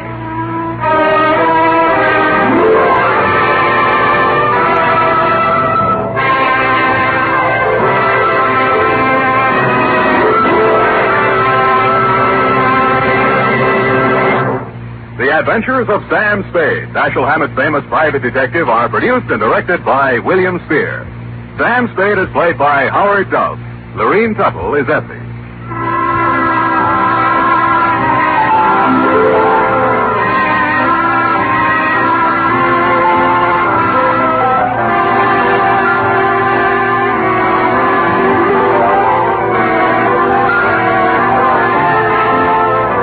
Tonight's adventure with Sam Spade was written for radio by E. Jack Newman.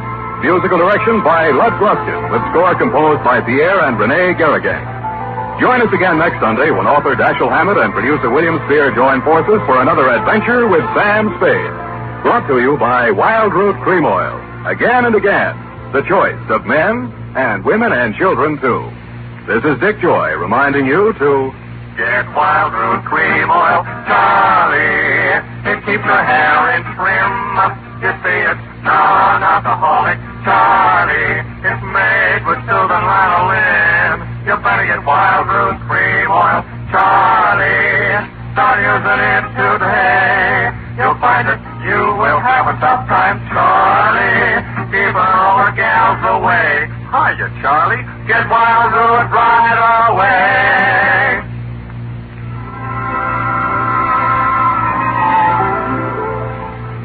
This is CBS, the Columbia Broadcasting System. The Adventures of Sam Spade, Detective.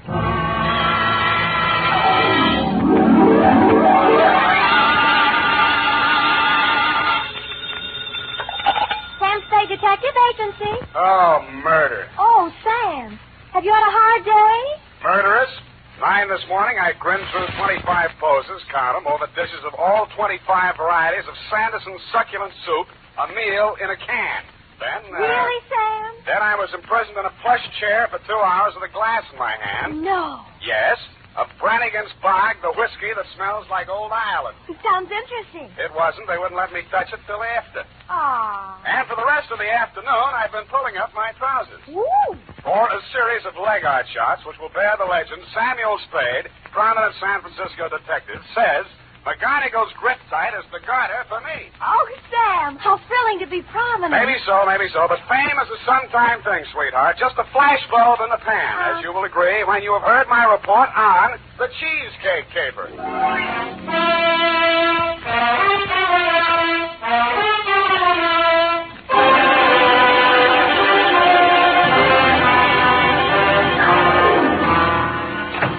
I ought to be in pictures. I'm beautiful to see. Oh, Sam. It was a photography caper? Yes, and as it developed, it was a snap. Does that make you shatter? Oh, Sam. Well, have you got any photography jokes? No. All right, then. We just saved 30 seconds. And, by the way, Miss Perrine, statistics prove that 9 out of 10 private secretaries have the pencil ready when the boss comes in. Why do you always have to be number 10? Well, I'm ready, Sam. Here's the pencil. That's better. 2, Homicide Division, San Francisco Police Department. Attention, Lieutenant Kelsey from Samuel Spade, license number 17596. Subject, the cheesecake caper, dear Kelsey. Down. Cheesecake, to me, was something that cost 25 cents on the a la carte side of a menu up until now. As a matter of fact, the cheesecake theme didn't make itself felt until sometime after the beginning of this, which was a phone call at high noon, just as I was wondering where I'd eat. Sam Spade. Mr. Spade, I gotta see you right away. What are you doing? About to go to lunch. Who's this? I'll tell you later. I gotta see you first. Right now. Well, all right. You want to come to my office? No, I'm at Barney's Grill. You know where that is? Yeah, I know where that is. Who will I ask for? Just go in and order a sandwich. Nobody sent for you, see? You just come in for lunch. I just go... let me get this straight now. You hiring me? Yeah, $50 a minute, Mr. Spade. All I got. But remember, you don't know nothing about it, see? You just came by for lunch. Wednesday is when they have sauerbraten and potato pancakes at Barney's. The Senate had been only that very morning that my secretary, Miss Effie Perrine, had looked at my figure, of which she is usually inordinately fond, and made certain remarks to the effect that a few of my pounds needed devaluating. So I decided on a sandwich. The business crowd hadn't arrived, so I slid into a vacant booth, ordered my sandwich, and waited for something to happen. Well, Spade. Huh? You remember me, Spade, Fred Malloy? Yeah, afraid so. Last I heard, you were in Cleveland. Yeah, but I'm in San Francisco now. Well, Cleveland's gain is our loss. I like it here. Maybe they had a hot spell in Cleveland, huh? Heat never bothered me much. Yeah, you ought to be used to that by now. Let's talk about you, Spade. How's business, huh? Please, I'm eating. Yeah, so I noticed. You like Barney's, huh? As good as the next joint, yeah. I mean, you come in here all the time, regular. You ain't here on business now, are you, Spade? Sure, Freddie, sure. Yeah? Yeah, making a little deal. Yeah, who with? Barney, corned beef on rye. Oh. Hey, Roger. One corned beef on... What's the matter? Oh, the cook loused it up, sir. You said rye, didn't you? This here's wheat. Oh, that's all right. Here. No. I'll fix it up, sir. Only take... Forget it. I said wheat's all right. Now, how about a cup of coffee and I'm all set. Denny, Yeah? You said you were going off duty. Yeah, I know. I'm just finishing up a couple of orders. I'll get my hat. Never mind the hat. Come on, Denny. I'm parked out front. I hate to get wrong with cops. Yeah. Okay. Tell the boss I already told the boss. Get going. So long, Spade. Just stay there and enjoy your sandwich, sir. Yeah, so long. The waiter, of course, was the guy who'd called me, a white-faced young kid sweating with his black tie up under his left ear. They walked outside and got into a car parked in front of the restaurant. Of all things, a limousine with a liveried chauffeur. I watched through the front doors as it pulled away, picked up the license number, and called the Department of Motor Vehicles. The car belonged to Mike Sheldon, known to the voters of the North Beach section as Uncle Mike, a white-haired, jolly-faced gentleman of dubious means and still more dubious methods who had something to do with politics. What he had to do with a weasel like Freddie Malloy, much less a poor waiter boy at Barney's, was something to ponder. I sidled back to my booth and attacked the corned beef on wheat. My teeth, instead of going all the way through the sandwich, which is the way I like it, struck something firm and unyielding. I pulled from between the lettuce and the bread a wax paper envelope. Inside was a $50 bill and a small photograph of a blonde. Denny, the waiter, had scribbled 3 words in the corner of it. Find this girl. You care for some more coffee, sir? I got plenty more. Yeah. Bring the pot, will you? And, waiter. Yes, sir? This, Denny, the kid who was just here, what's his last name? Denny? It's Weston. Denny Weston. Yeah, okay. Where's he live, you know? Well, I'm not sure. I think he has an apartment out around Larkin Street somewhere, but I'm not sure. He's a funny kid. Yeah, what's funny about him? Well, I mean, working as a waiter in a joint like this when his sister had all that dough living in that Knob Hill apartment and all, you know. Who's his sister? Monica Weston. You must have heard of her. She used to be a dancer in some joint over in North Beach. Well, I don't get around much anymore. Well, you saw the papers, didn't you? She was in the papers? Yeah, committed suicide. Denny nearly went off his rocker. Wait a minute. Look, is this here his sister? Oh, let me see. No. Monica was a redhead. This here's a blonde. Well, I'd better get you that coffee while it's out. Be right back. I examined my sandwich for further clues, found nothing except corned beef, so I put it back together and began to eat it while I scrutinized the picture of the blonde. A nice-looking girl in her 20s, no scars, birthmarks, buck teeth, or anything else to set her apart from roughly 25,000 other blondes in San Francisco. There were a couple of points, though. The picture was about 2 inches square, showing her head and shoulders, and her hand was up to her face as if she was surprised at something near the camera. On one of her fingers was a ring, which I couldn't quite make out. In the back of the picture were the letters L-P. Now, this is probably the credit stamp of some professional photographer. I abandoned my sandwich, thumbed through the yellow section of the phone book, and stifled a cry of triumph as I discovered the firm of Leonard and Perkins, photographers, with an office on Bush Street, where forthwith I went. No, I'm sorry, Mr. Spade. I don't think we did that here. You're sure that's not your mark on the back, Mr. Leonard? Oh, positive. And anyway, that's not the kind of work we do. Looks like an outdoor flash shot. Ours is all studio stuff. Funny trimming it down like that. Trimming it down? Yeah, this is probably a standard 8x10. Someone just cut the center out of it. Thanks very much. Bye. So I went to the telephone book again, but instead of looking for the L-P as the front initials of the firm, I looked for them in the middle, since both ends of the photographer's credit stamp were trimmed off. And I ran across an outfit called Cal Pictures on Harrison Street.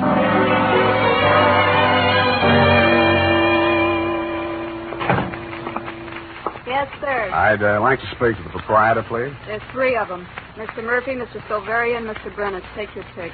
Murphy will do. He's out. How about Silverian? Tied up with Mr. Brennan. Uh-huh. Where are they tied up? First door to your right. That's the main studio. Do not enter if the red light is on. Heaven forfend. No. Al, will you let me do it, Mike? No, there's no human I have seen photographers at work in my time, but not like this. I saw now why they were tied up. They were fit to be tied. In the middle of the studio was a mass of equipment that looked like a cross between the Palomar telescope and an atom smasher, with what seemed to be a stretched-out accordion on the bottom. All of it pointed at something lit up by floodlights on a small table. When I got up close, I found out what it was. Brennis and Silveria were photographing a plate of pork and beans. Al, for crying out loud, look at that pork. What is the matter with that pork? What's the matter with it? It just lies there. What do you expect it to do, Chammy? Excuse me, fellas. When did we hire you? You didn't. I only want to... don't pay any attention to him, John. Now, come on. Focus down. Focus. Now, what's the use? Why waste the shot? You know what he said? The pork's got to have get up and go. Get up and go. It's got to look succulent. It's got to look married to those beans. What do you want me to do? Sprinkle it with orange sauce? Look, fellas, I really don't want to interrupt. No good, Silveria. You know what they're going to run under the shot, don't you? Loose bombs, New England pork and beans, married in the can. Can I be best man? What?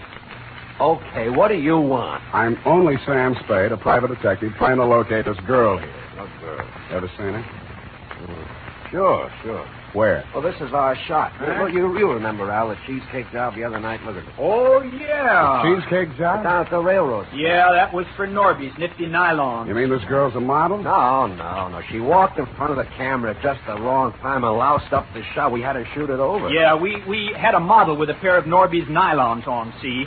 Well-known brand of stocking, and the idea was to stand her up next to a train coming down at the depot there. Then what we tried to do was get a shot of her fixing her guard, her leg guard, you know. Yeah. Surefire. Yeah, with a lot of admiring glances from the crowd. From the crowd. Brand new idea. Yeah. Real train, real station, real people. Documentary.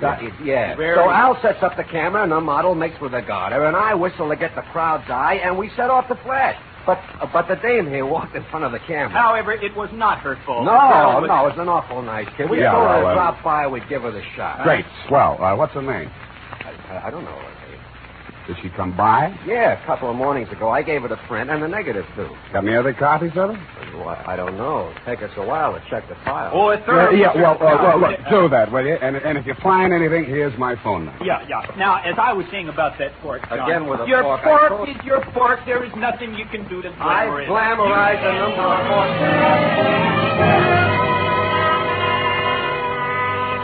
So I bought an afternoon paper and went back to the office to take a load off my feet and mull over this latest turn of events. I mulled, decided to contact Denny Weston, my client, found his phone number in the book, and was about to call when the phone went off my hand. Sam Spade. Spade, this is Denny Weston, the waiter. I'm the guy who... Yeah, I know. I was about to call you. Don't call me, understand? You don't know me. I never saw you. Wait a minute now. I've been chasing that blonde all afternoon. You got your $50, didn't you? What's the matter? Is Freddie standing there with a gun at your back? Shut up about Freddie. Okay, then let's talk about your sister Monica, or maybe this blonde you stuck in my corned beef sandwich. And don't let Freddie throw a scare into you. Hello, Denny?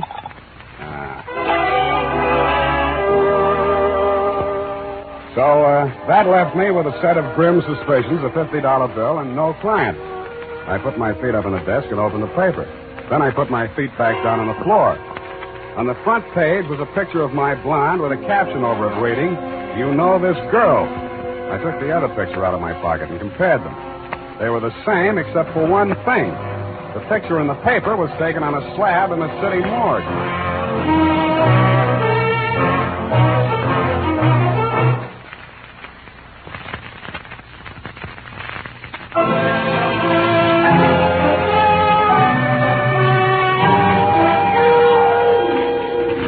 While putting my shoes back on, I read the article under the picture of my blonde.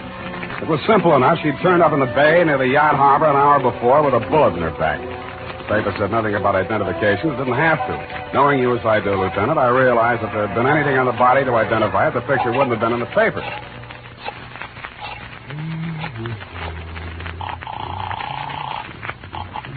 Cal Pictures, Brennis.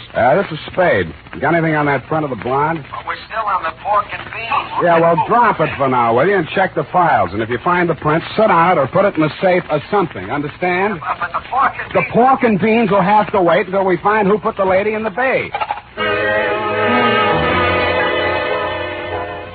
I had a pretty good idea who put the lady in the bay, but why and how to prove it was something else again. So I turned back to the picture, got out my 15-cent store magnifying glass, and took a closer look at the ring in her hand. It seemed to be black, shaped like a shield with a gold center that looked like a dagger and a mask. 5 telephone calls later, I found the company that made it for an honor society at the University of California. Blue and gold office. Is that the campus yearbook, the blue and gold? Yes, sir, that's right. Do you publish the pictures of the members of the Mask and Dagger Society? We sure do. Who's this? My name is Spade. I'm trying to locate one of the members of the society. Have you got the yearbook files in your office? Clear back to 1895. Well, good. Get out the books from about 1940 on, will you? I'll be over in a half hour. We found her in the class of 1941. Her name was Helen McKelvey.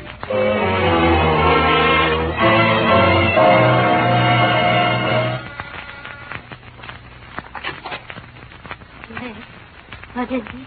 I understand a Miss Helen McKelvey lives here. No, I never heard of her. Oh, wait a minute. I'm not going to hurt you. You're the landlady here, aren't you? I tell you, I don't know any Miss Kelby. Well, the city directory lists her at this address. It must be a mistake. I don't think Please, so. I don't know anything. I tell Come you. on now, sit down. Do you good to get it off your mind. There you are. Sit down. But I don't know anything.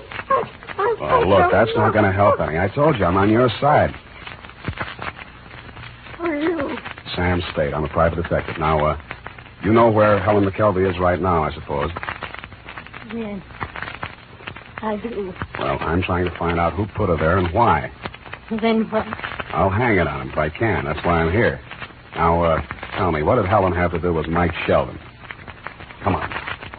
Well, I don't know much about it. She was a lovely girl. It's strange, you know. She kept things to herself mostly. What kind of things? She was doing some kind of political work in the North Beach district. You mean she was working for Mike Sheldon? Oh, against him. Oh? They were trying to defeat him, expose his rackets and his gambling, and heaven knows what else he was involved in. Heaven knows indeed. She took it all so seriously. Petitions and leaflets and telephone calls. I see. I kept telling her she was working too hard, and her health would go. And it did. Last election time, she spent a week in the hospital. But it was all useless. Sheldon was too big, too powerful. Why, he never even heard of her. I can guarantee you didn't know her by sight. I know. And then last week, a strange thing happened. I arranged for her to spend the weekend with my sister in Palo Alto. She came back Monday, terribly excited that at last she had a weapon against Mike Sheldon. What did she mean? I don't know. But it wasn't just Sheldon. It was his whole organization. She sounded crazy, like she was going to tackle them all by herself. Then what? She packed her suitcase and moved out to some hotel. She wouldn't say where. I was worried about her. I looked through her room afterwards. That's when I found this clipping. That's Thursday's Chronicle. Does it help? Police seek motive in showgirl suicide. Investigation of circumstances surrounding the suicide of Monica Weston, nightclub dancer, moved into its third day without producing a reason why the girl apparently took her own life Friday night by leaping from a southbound train.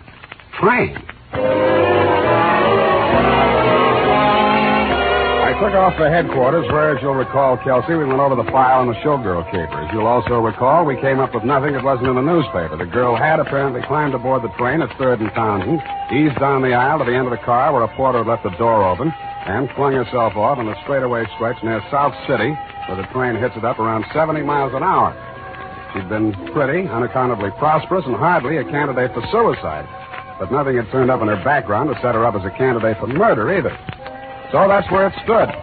2 dead young ladies and a missing cheesecake photograph of Norby's nifty nylon. Feeling this is enough for a day, I limped back to my apartment. I tossed my hat on the bed and started to pour myself a drink. I never want to do that, Spade. Huh? Oh, Freddie.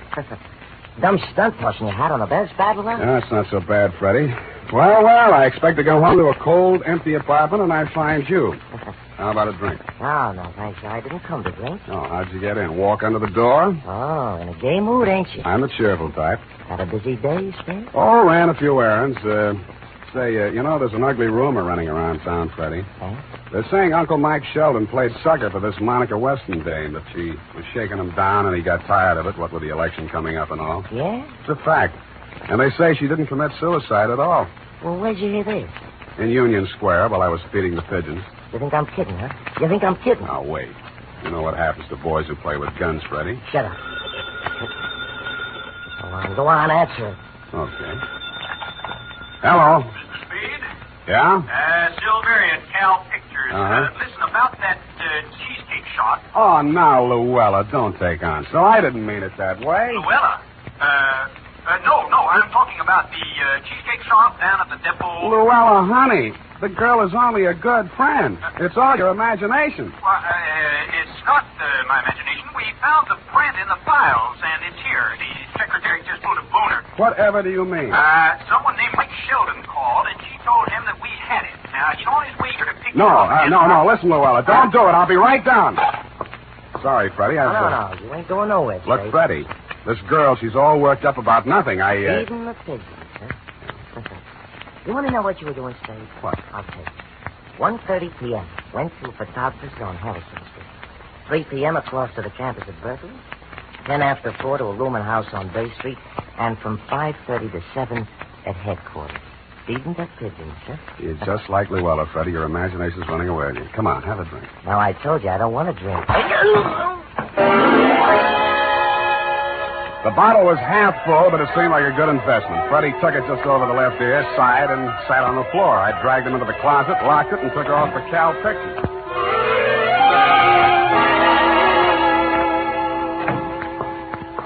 All right, Al, have it your way. If we lose a new Tom New England bean account, don't come sniveling to me. Where's the picture? Hello, Spade. Oh, come on, John. Now focus down on it. Let's get this thing. The beans. 2 days' work. Hey, what's the big idea? I'm sorry, fellas. I accidentally hit it with my elbow. I'll buy you a new can tomorrow. Where's the picture? On the table there. I brought it over the floodlight and looked at it. The blonde was in the foreground, blocking out the model with the garter. But the shot wasn't entirely worthless, since directly behind her, about to get on the train, looking squarely into the camera, was Monica Weston, the dead showgirl. And with her, with his white mane a-flying, was you-know-who. Now, wait a minute. You can't find him like Shut up. this. All right, hold it, boys.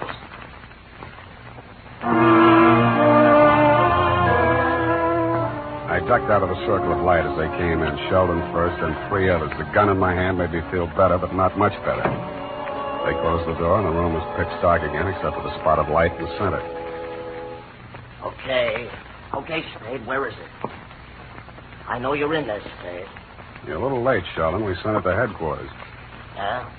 Well, I think you've got it right here. She had a negative, you know. Mailed them around like postcards. I'm not worried about the others. Come on now, let's have it. You hear what I said, Spade? Yeah? Come and get it. Okay. Now, hold it, boys. Okay, Spade. I'll come and get it.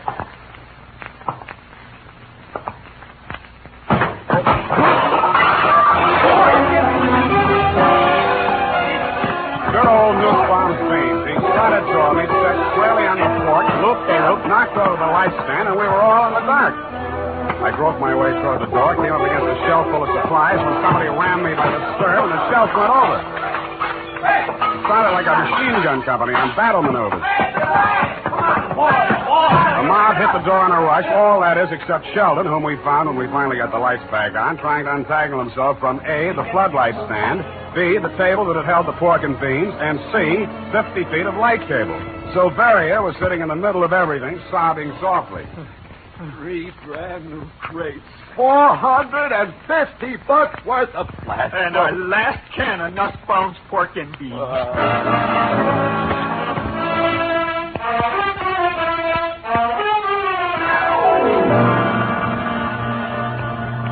And that tells you about wine for that. You now have in your hands my account of the affair, plus the cheesecake photograph, plus Michael Sheldon, who is, I admit, a fairly solid adversary. And, of course, this is fairly solid ammunition. Period, and a report. Make an extra copy of that for Denny Weston, if and when he ever comes out of that hole he ducked into when Sheldon started making me the threats. Oh, if I'd had the least notion you were in such peril. I'd been worried to death. The peril didn't start until the next day, sweetheart. The next day? Yeah, that's when Brennis looked at me, squinted, and said, you know, Al, this guy's got just the face for Brannigan's Bog, the whiskey that smells like old Ireland. Oh, how awful. Fate worse than death, sweetheart, but that is all behind me, while directly in front of you is, of course, the... Because yes, sir. I'll have it right away. The blonde, Sam. Yeah? What was she trying to do with a picture of Uncle Mike with the other girl at the station? You mean, why didn't she go to the police like any normal human being? Oh. Well, it's hard to say, F. She was really a sincere reformer. From here, it looks like she was trying to work up a partnership with the dead showgirl's brother. Maybe put the squeeze on Uncle Mike and force him to come across with names, numbers, and salaries of the members of his graft machine. Besides, What? she was a woman. Come here. A mad, unpredictable, illogical creature. Oh, Sam. Effie Perrine, the non-alcoholic secretary that contains lanolin. Well, that's better than Brannigan's dog. The whiskey that smells like old Ireland. Sure, that's a fine broth of a girl you are, and I'll be saying good night, sweetheart.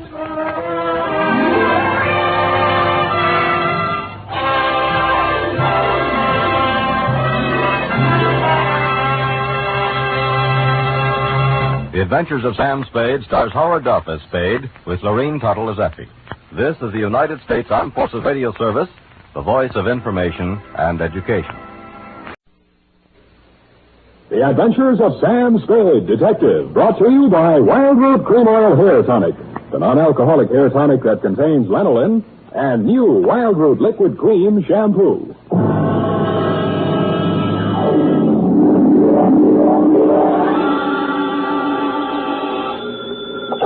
Sam Spade Detective Agency? It's me, sweetheart.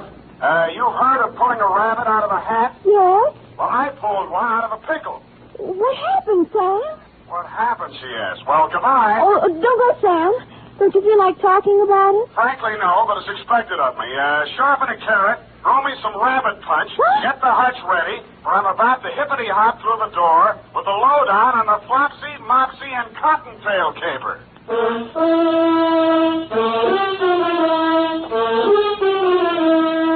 Dashiell Hammett, America's leading detective fiction writer and creator of Sam Spade, the hard-boiled private eye, and William Spier, radio's outstanding producer-director of mystery and crime drama, join their talents to make your hair stand on end with the Adventures of Sam Spade. Presented by the makers of Wild Root Cream Oil for the hair.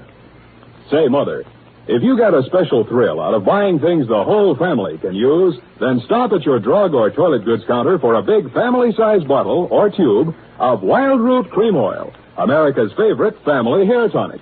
Dad, Junior, Sis, yes, and you yourself, Mom, will find Wild Root Cream Oil ideal for grooming the hair neatly and naturally, for relieving dryness and removing loose dandruff. So, Mom, ask for it tonight or tomorrow for sure. Wild Root Cream Oil Hair Tonic. Again and again, the choice of men and women and children, too. And now, with Howard Duff starring as Spade, Wild Root brings to the air the greatest private detective of them all in the Adventures of Sam Spade.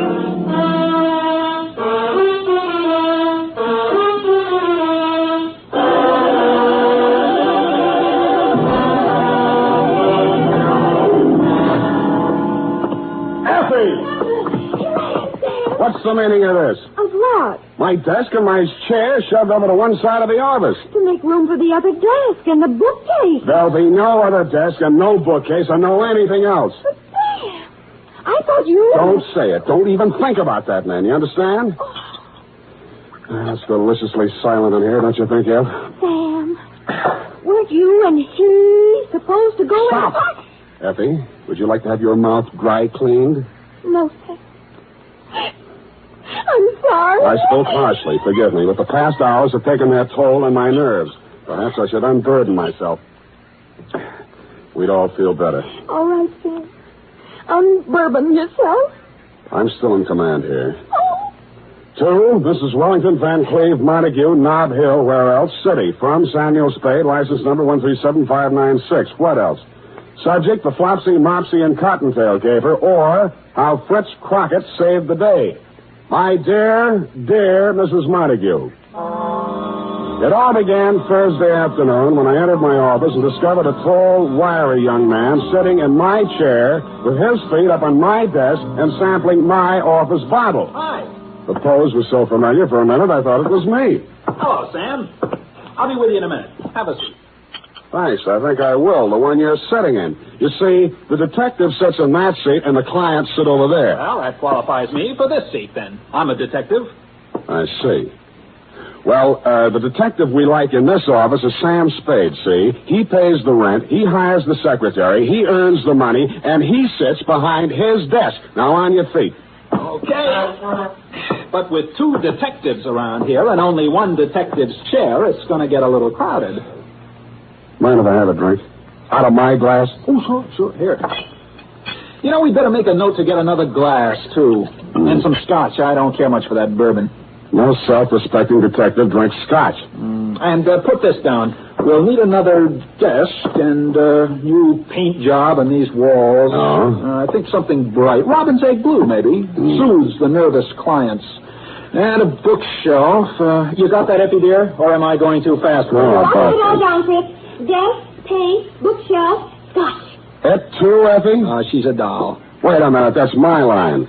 After I work with you a while, Sam, you'll appreciate me. So long. I'm great. Bye. You need me. Why? Because we'd be an unbeatable team. With high talent and your luck, we couldn't miss. What? Ever hear of Fritz Crockett? Chicago Fritz Crockett? Yeah. Never heard of him. Oh, Sam. Look, you're making a mark in your hometown. Now, why do you want to work for me in San Francisco? I lost my license in Chicago. Got caught on the hot side of a political battle. Worked for the losers, and the winners framed me for my license. Oh, gee, tough kid. I can't get a license in any state until I clear that mess up. And so I have to work under somebody else's. Yes, but why me? Because I've kept my eye on you, Sam. I like the way you're developing. I think you could work well with me. Gee, thanks. Well, your application's received. Now, give me a couple of years to think it over. What's the matter, Sam? Afraid I might cut your reputation in town? You found me out. But anyway, bye. Chicken, huh? Look, you want to compare scrapbooks sometime? A really good detective's got to be an actor. I play any style. Listen, we're following a Russian countess to recover Gorky's original manuscript of the lower depths. I meet her in the lobby of the St. Mark, disguised as an itinerant caviar salesman. Countess Natasha Mishakov. Oh, here in San Francisco, my dear. How long has it been? 8 years, 12 years. Have you forgotten little Andrea so soon? Andrea, sorry, no casting today. Well, look, you gotta be an actor, Sam. Look, we're dealing a mortal blow to the gun-running career of Don Jose Ortega Sanchez, the notorious bandit king. Don Jose, you have run your last peace-loving border countries. Yeah. I am powerless to prevent your execution. Die like the proud Spaniard you are. Cigarette? Fritz, for heaven's sake. I help you, Sam. Look, you've been captured by a mutinous crew off an English tramp steamer, and I burst through the door. Get your bloomin' bloody hands off that man. This one I can do myself. Off a mode, Tigger. I don't know exactly why I sat there listening to the guy, but I did. He was a sort of a one-man theater guild. He ran through 28 dialects, played a scene in which James Mason and Montgomery Clift were trapped by an Armenian rug merchant and was saved by the voice of Gabriel Heater on the radio. Then he played all four of the Marx Brothers arguing with the Andrews sisters.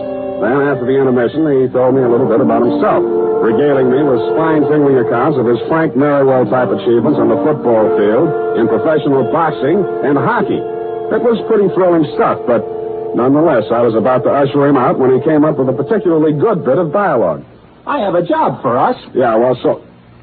John, where? Yesterday, Sam, I met an old friend from Chicago. She remembered me from an important cocktail party. Saved it for her, the party. Everyone was absolutely dreary until I became de rigueur with a brace of amusing anecdotes. The job, Fritz, the job. Oh, yeah. Well, anyway, she wants us to guard a valuable hunk of jewelry at a party tonight on Nob Hill. What's the money? $100 apiece, plus mingling with nautch dancers and all the caviar we can eat. Well, it's better than I expected. In fact, now, here's what I want you to do. Well, wait a minute. What's this here's what I want you to do? This is the Sam Spade Detective Agency, named so because Sam Spade is the man who gives the orders around here. Now, what do you want me to do?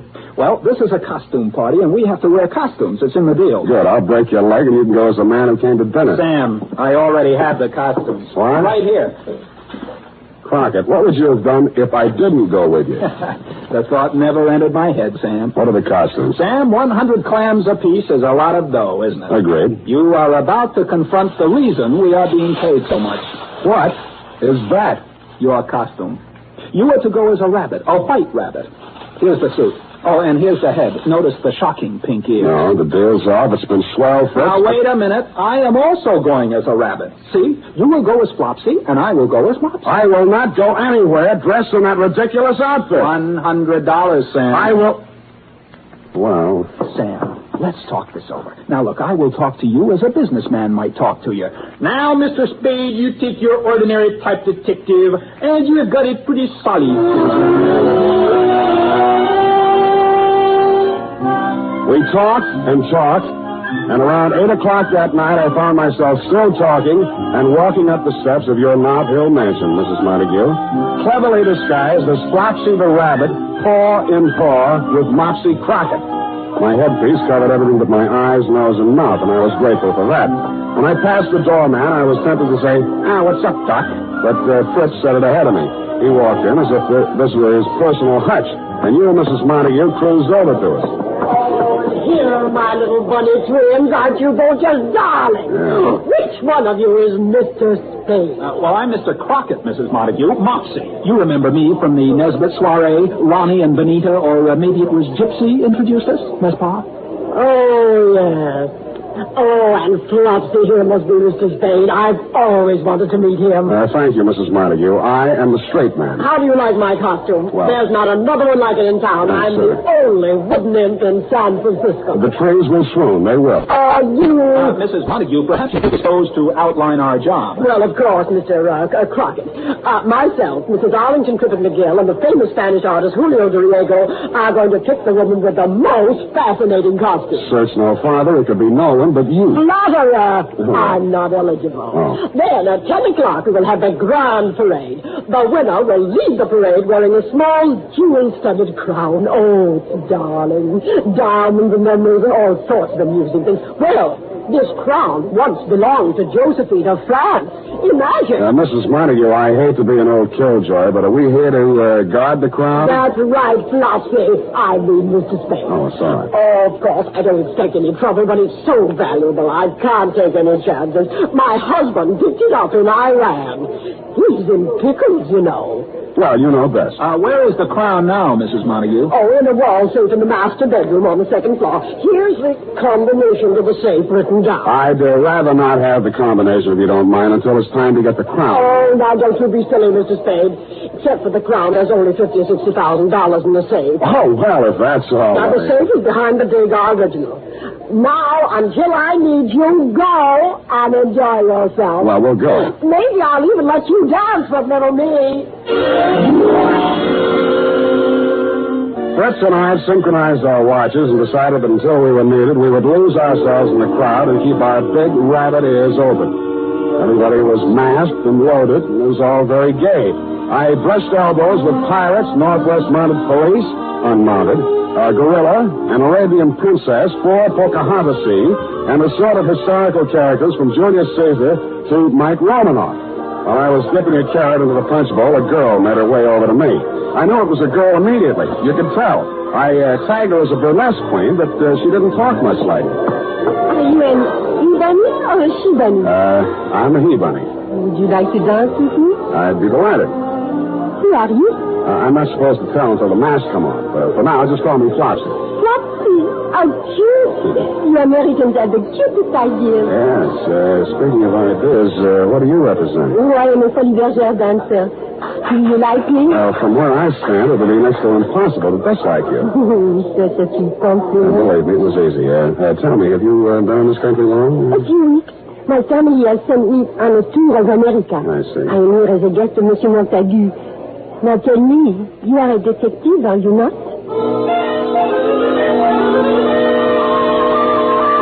As much as I regretted doing it, I hastily detached myself from Miss Foley's Bergère of 1949. How she knew I was a detective puzzled me. I saw Crockett talking with a paunchy red devil and a middle-aged Christopher Columbus and stopped by. They were big businessmen, obviously, and so was he. Well, now, you take your ordinary horse paper abrasive. Double duty voice. It was impossible to interrupt him, so I moved on. Finally, I sat down to rest in a dim corner of the library, and I no sooner did than a large green pickle with 2 bandy legs sticking out of it sat down beside me. Want to bite a pickle? No, thanks. No. Go ahead, it's free. I only eat carrots. Thank you, just the same. I suppose you know who I am? As a matter of fact, I don't know. Well, I shouldn't tell you, but I'm lonesome for somebody to talk to. Yeah, my wife's dancing with another man. Sometimes I think she only likes me for my money. I find that hard to believe. I have millions, you know, just millions. I'm Horace Montague, the pickle king. I've sold more pickles than any living man. Congratulations. You like my costume? Never smelled anything like it. I came this time. It's just an ordinary new pickle. Sometimes there comes a dill, sometimes there comes a gherkin. Oh, jolly. Once I came as a sweet-sour mixture, and I got very confused. Yeah, well, that's up to you. I guess all I really have is my money, but I get tired of being so rich. It was fun in the early days. I was a pioneer, you know. You started, I suppose, with just a wart. Yes, that's very funny, very funny. Yes, well, keep laughing, Horace. I have to be running along. Thank you for talking to me. I was beginning to feel like an extra in Alice in Wonderland and headed back for the solace of the punch bowl. I saw Mopsy Crockett standing with a foolish Bergère dancer and went over to him, but he suddenly turned and hopped away faster than I could hop after him. Why the coyness, I couldn't understand. When I finally caught up with him, 10 minutes later, he was waltzing with Anne of Austria, who was hanging on his every word, and that was a lot of hanging. Darling, until you tasted my Lebkuchen, you had the spirit of Goethe, Schiller, Heine, all baked in one Kuchen. Mind if I cut in? If you know. I mean with the other rabbit. Come along, Mopsy. Well, if I was free. Excuse me, darling, I come later back. Hello, Sam. What do you hear from the mom? The idea of avoiding me. Me? Avoid you? I don't know what you mean. Parker, don't you remember just 10 minutes ago my chasing you all over the floor? So help me, I don't. Oh, there you are, my little bunny. Yeah, here we are, Mrs. Montague. All right, you can give me the crown now. I'm almost ready to announce the winner of the costume contest. We haven't taken it out yet, Mrs. Montague. You haven't? Well, you just said you were going to get it. I didn't. Did you, Fritz? Not I, Flopsy. Now, Bunny, stop playing jokes. One of you came up to me a couple of minutes ago and said you lost the combinations of the safe, so I gave it to you again. You said you were going to get the crown. Now, where is it? I don't know, but let's find it. When we arrived in the master bedroom, the worst had happened. The Degas original was down off the wall. The safe had been opened. Believe it or not, the $50,000 or $60,000 habitually kept in it wasn't even touched. But you, Mrs. Montague, weren't worried about the cash.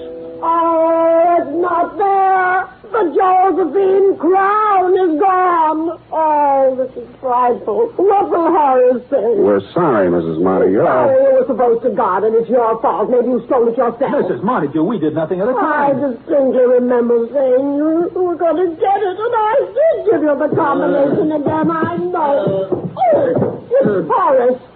Horace, what happened, Hubby dear? I was walking down the hall, and a bunny came running out. Dragged me into a room, made me take off my pickle. Oh. He hit me on the head with something, and he took off his bunny suit, jumped right into my pickle, and ran off. Oh, my head. Crockett and I dashed down the hall to the room the Pickle King had abdicated. On the floor was the limp, unfilled costume of A. Rabbit. The Montague's party not only had a Flopsy and a Mopsy, but it also had a thieving Cottontail.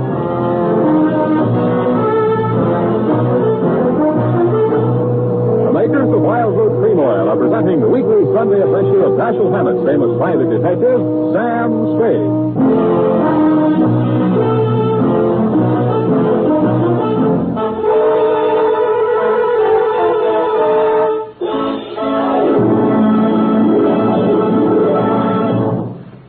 Now, here's important news on good grooming. If you want the well-groomed look that helps you get ahead, socially and on the job, listen. Recently, thousands of people from coast to coast who bought Wild Root Cream Oil for the first time were asked, how does Wild Root Cream Oil compare with the hair tonic you previously used?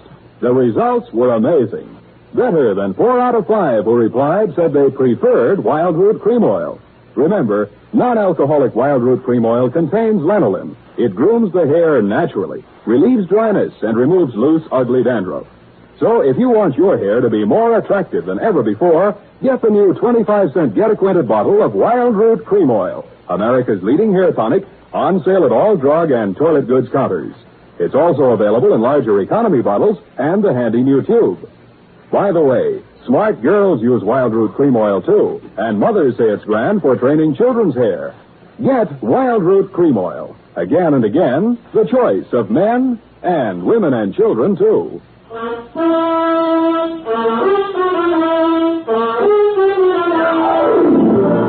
And now, Now back to the Flopsy, Mopsy, and Cottontail caper. Tonight's adventure with Sam Spade.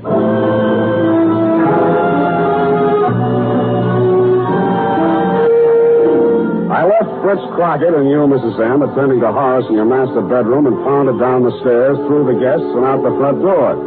I was standing there wondering where to pick up the tracks of a rabbit-turned-pickle when I saw the Foley's Bergère dancer come running out of the Montague mansion through a side entrance and enter a taxi. I jumped into another cab and followed her, divesting myself of my Flopsy costume en route. She went almost to the west end of O'Farrell Street and entered a shabby gray apartment house. I followed.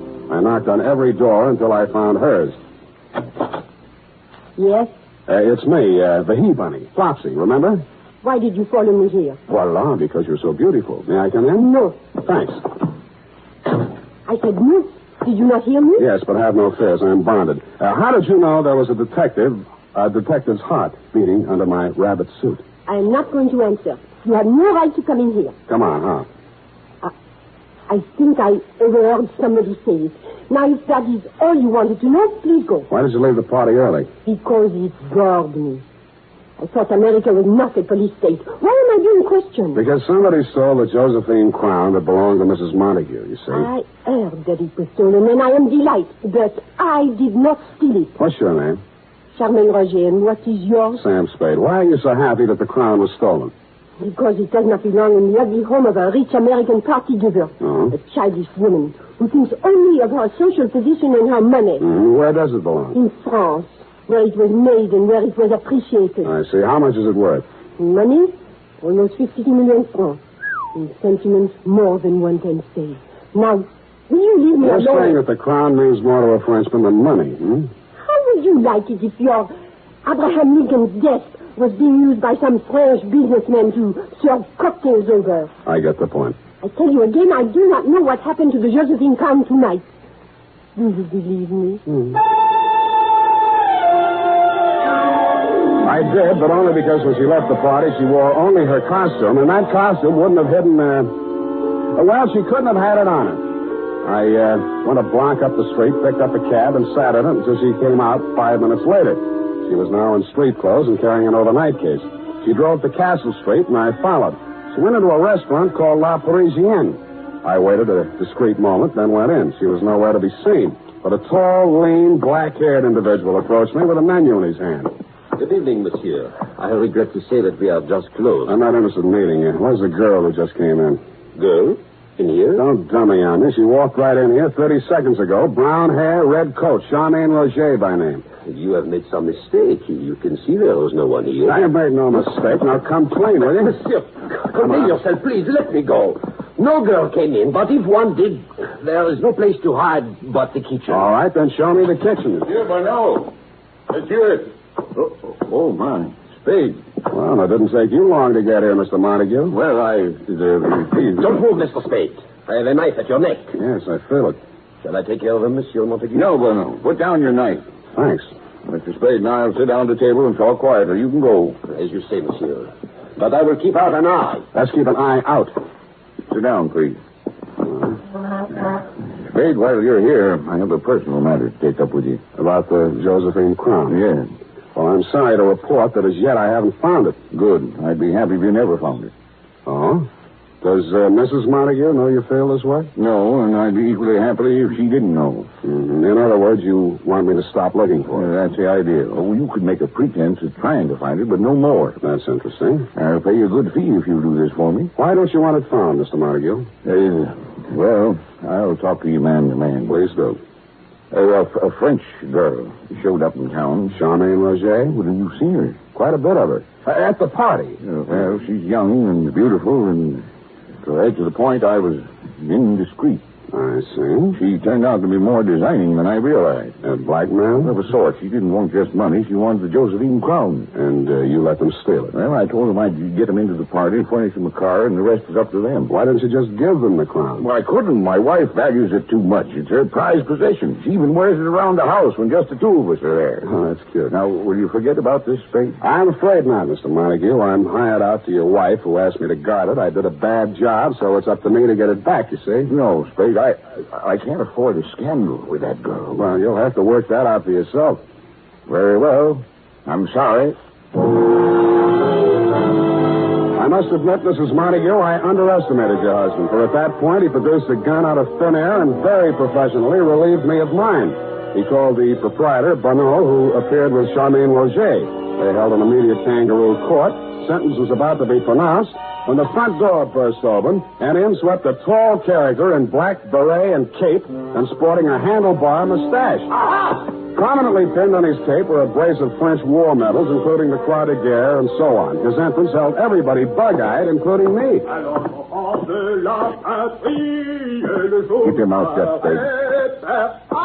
What a joyous, charming gathering have we here. Oh, the glow of warm friendship fills the room like a cottage fireplace in Alsace-Lorraine. Ah, no, it cannot be. Can I believe these weary eyes of man? Is it not truly my intime ami, Monsieur Montague? I kiss you on both cheeks in happiness. I don't seem to remember. Oh, what? You have not so soon forgotten me. We met at the legation in 38. Oh, dear. Do you not recall the nights in Montmartre and the days in Montparnasse? Oh, my goodness. Parbleu. When he bent over to kiss Montague again, his mustache fell off. As usual, Crockett had overplayed. And before he could straighten up, Bonneau hit him in the back of the head, and he fell flat on his face, out cold. That was my cue to go into action. I turned over the table, wrestled with Horace and Bonneau, while Charmaine was striking at me with the heel of a shoe. I got to the gun first, and everything came to a sudden lull. At that point, Fritz Crockett came too. Oh, mes amis, where did the sudden darkness come from? Yeah, well, you can drop the dialect, Crockett. Oh. I wish I had a picture of you there on the floor for your scrapbook. Oh, it was in the act, Sam, all in the act. Yeah, well, you think you're well enough to hold this gun while I make a search? Oh, leave it to me, Sam. Everything will be under control. Now, stand back, everybody. I'm in charge here. The U.S. government is not entirely without influence in Washington.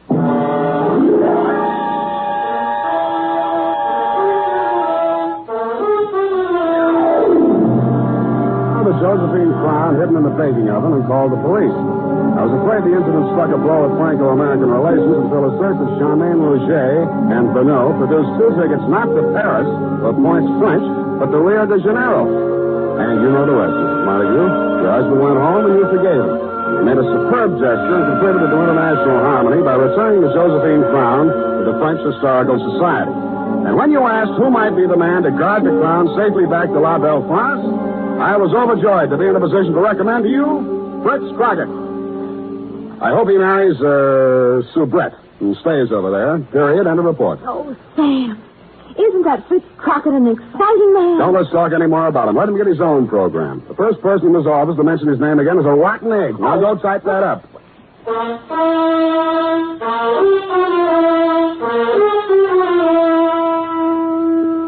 Don't buy a different brand of hair tonic for every member of your family. Get the one kind they all like.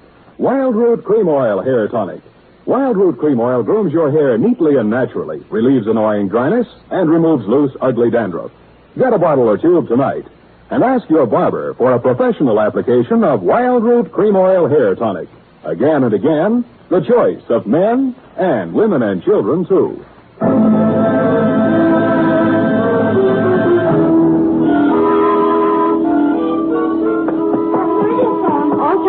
Oh, thanks, Sonny. Sam Spade, Detective Agency. Oh, it's for you, Sam. Hello. It's me, Sam. Fritz. Oh, no. I'm at the airport. I just wanted to tell you I'll be out of town for a while. Won't be using the office, so just take the whole thing over. Well, that's very generous of you. And you can use Effie if you need her for anything. Well, I'll never be able to repay you. Oh, that's all right. You did a pretty good job on the caper today. Thanks. I was just talking with Mrs. Montague, and I told her, I said... I'm looking over. I've heard enough of him for one day. Come here. Tonight you'll have to be satisfied with my one arm. Oh, that's good enough for me. Oh. Good night, Sam. Good night, sweetheart. Good night, Fritz.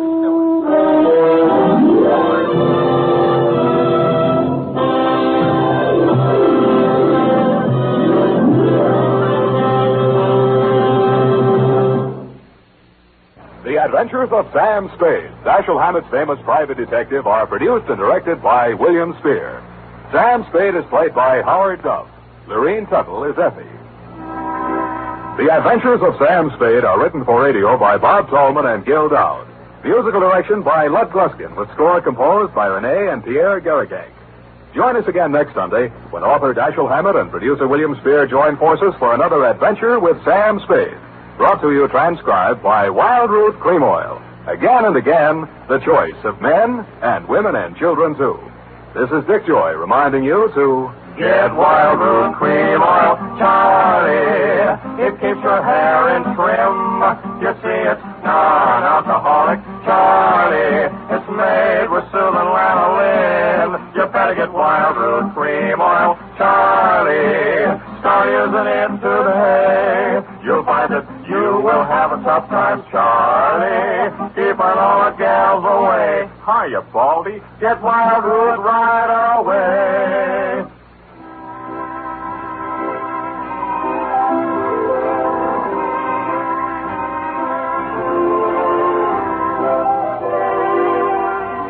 This is CBS, the Columbia Broadcasting System. Sam Spade, Detective Agency. It's me, F. Is Carlos Salceda, the Mexican consul, called? No, Sam. Well, he will. Tell him it's not what we thought it was. But hold everything. I'll get to him as soon as I can. Yes, Sam, you sound so tired. Are you all right? Oh, I am, and I'm not. There were too many windmills to chase, too much language I didn't understand, and much too much venganza, which is Spanish for vendetta, which is English for vengeance. In any language, it's dynamite with a short fuse. Then you knew what it was all about all along, Sam. It was revenge. It was, and it wasn't. Oh, I'm afraid I don't understand. What about the girl? Is she all right? She is, and she isn't. I am confused. Exactly par for the course. But don't worry, F. It'll straighten out like starch spaghetti when I come down to say it with flowers, dictating, as I will, my report of fury and ferment on the red amapola caper. Amapola, my pretty little poppy. Oh, Sam. That's as off key as I'll be today. Mr. Salcido called. I told him what you told me to tell him. From all I couldn't ask, yes? He understood what you meant perfectly. I don't understand a thing. You will. You know, I may have to trade this stuff in for tequila. No messing around there, straight to the point. A virtue some people might do well to cultivate. Just tell me one thing, Sam. Was it a sour cake? Let's not tarry after the point, remember? Pad ready? Oh, pencil poised, knees crossed. Yes, Sam. Skirt a little bit higher. Oh. But all I want to know is... All right. Date, fill it in. To Detective Lieutenant Kelsey, Homicide Detail, San Francisco Police, from Samuel Spade, license number 17596. Subject, the red amapola caper. The following is, as you requested, a detailed account of the 31 hours, 16 minutes I spent on the case of Armando Rios and daughter. I trust it will answer all your questions, solve your commissioner problems, and enable you to speedily dispatch your duty as one of the city's finest. May heaven help our city. So come back with me to 3 p.m. yesterday, the approximate time I stepped into my office and saw, standing nervously by the window, a Mexican girl in her early 20s. Her clothes, though neat and clean, were rummage sale specials which had seen better days. Her bare legs were too thin, her features too drawn. But the midnight color of her hair and the largeness of her eyes told me she could have been beautiful if things had gone another way. I'm glad you have come. I couldn't have waited much longer. Oh, I'm sorry. I didn't know you were here. My name is Andrea Rios. I would like to hire you. Mm-hmm. But I do not have much money. Well, much money may not be needed, Miss Rios. What is it you want? Your time, Mr. Spade. You see, if you accept this job, I must have all of your time from now until tomorrow morning. If you cannot accept, you must tell me now so I can get someone else. I see. I can only pay $30. I know it is much to ask for $30, but... Ask for more for less. The job may be difficult for you. You will not be able to sleep. Well, I can make that up on somebody else's time. Then you will help. Yes, I think so. I would like to hear more about it. You will go to my father. You will learn more there.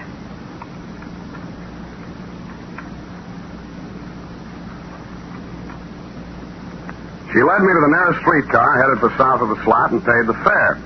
20 minutes later, we were walking through the San Francisco that's left over, where the liquor is cheap and one cigarette is property.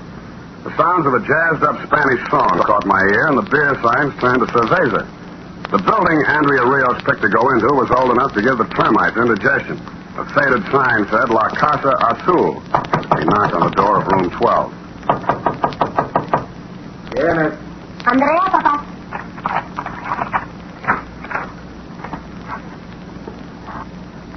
The weather weather-beaten face that stood in the doorway figured to be 60, but the age should have come from concern. He wore a black sweatshirt, pants to match, and a dirty white sailor's cap. Inside on the table sat a bottle of high-octane joy juice, that witch hazel with a misnomer, tequila. The lemon and salt stood alongside. On the bed lay a duffel bag with the block letters Santa Susana. Está el nombre, papá. ¿Cómo se llama? Señor Spade, el detectivo. My father speaks no English. I see. ¿Tienes confianza en él? ¿Es honrado? He asks if you are an honest man. It's a question no man can answer with complete honesty.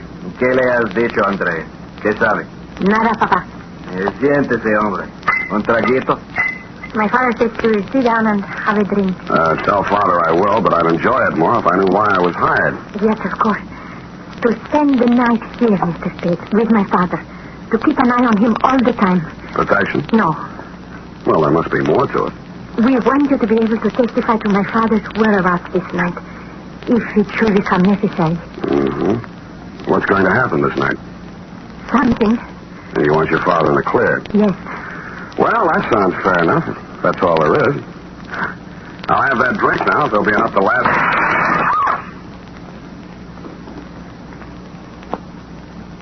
The window pane came flying in, and the ugly muzzle of a .45 silencer attached stuck through. I yelled, so did Andrea. But the gun yelled louder and with more effect. The bullet hit Andrea in the side. She lurched crazily, then folded in her father's arms. She began to mumble her name and cry. I jumped to the window. Pulling away was a black Buick sedan with driver unidentifiable. So were the license plates. They were covered tightly with a cloth. It was a pro job from beginning to end, and a clean getaway.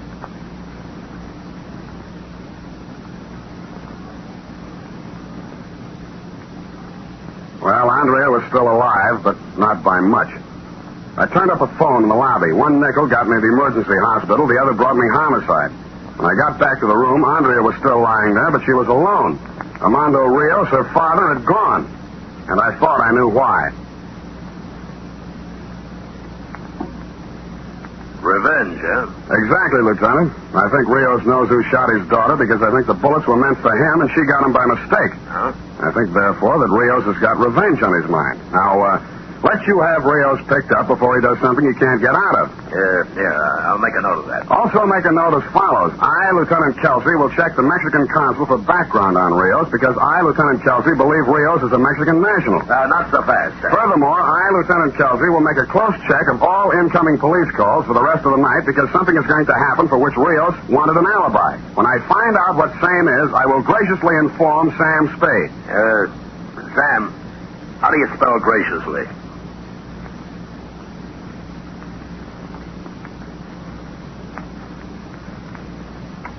I went to the offices of several Mexican-language newspapers, told them the story, and asked them to give a place of prominence to the fact that Andrea was alive, asking Armando Rios to go directly to the nearest police station and wait until contacted. I then went to the Maritime Service and queried about the Santa Susana. I was told it was a sport fishing vessel owned by its captain, J. Mordigan, with office in the Ocean Building on the Embarcadero. The nameplate on the titian-haired secretary's desk said Janice Odell. Yes? Could I help you, please? I think so. This the office of the Santa Susana? Oh, you're planning a fishing trip. Well, then you've come to the right place.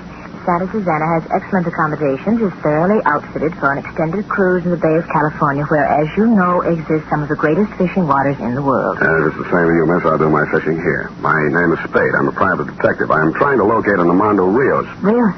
I said something? You know him? He's got a berth on the Santa Susana. Well, he has... At least he had. What's he done, Mr. Spade? Well, it's what he will do that bothers me. You say he had a berth. Would you explain, please? Just a moment, Mr. Spade. Captain Morgan, there's a private detective out here asking about Armando Rios. Rios? Well, send him in, Janice. Come on, move lively. In here, Mr. Spade. Thank you. My name's Morgan. Captain Morgan. I skipper the Santa Susana, the finest sport fishing vessel ever to touch salt water. Everybody's got a commercial. Miss Odell says you're asking about Rios. I am. I'm trying to locate. And so am I. I've got steam up and a dozen people waiting. Rios knows those Mexican fishing waters like no one I've met. And where is he? Jumped ship, if you ask me. scampering around San Francisco or dead drunk in some infamous den from that cactus poison he drinks. If the storm's over, Captain, I'd like to ask you a few questions. Where does Rios room when he's in San Francisco? Stays right on the ship. Did you know he had a daughter? No. You don't have any idea, I suppose, why Rios jumped ship? It's a woman. That's my guess. It's always a woman. But that is just a guess. All right, Captain, I'll make a small-sized deal with you. If I find Rios, I'll notify you. If you find him first, notify me. I'll leave you my card.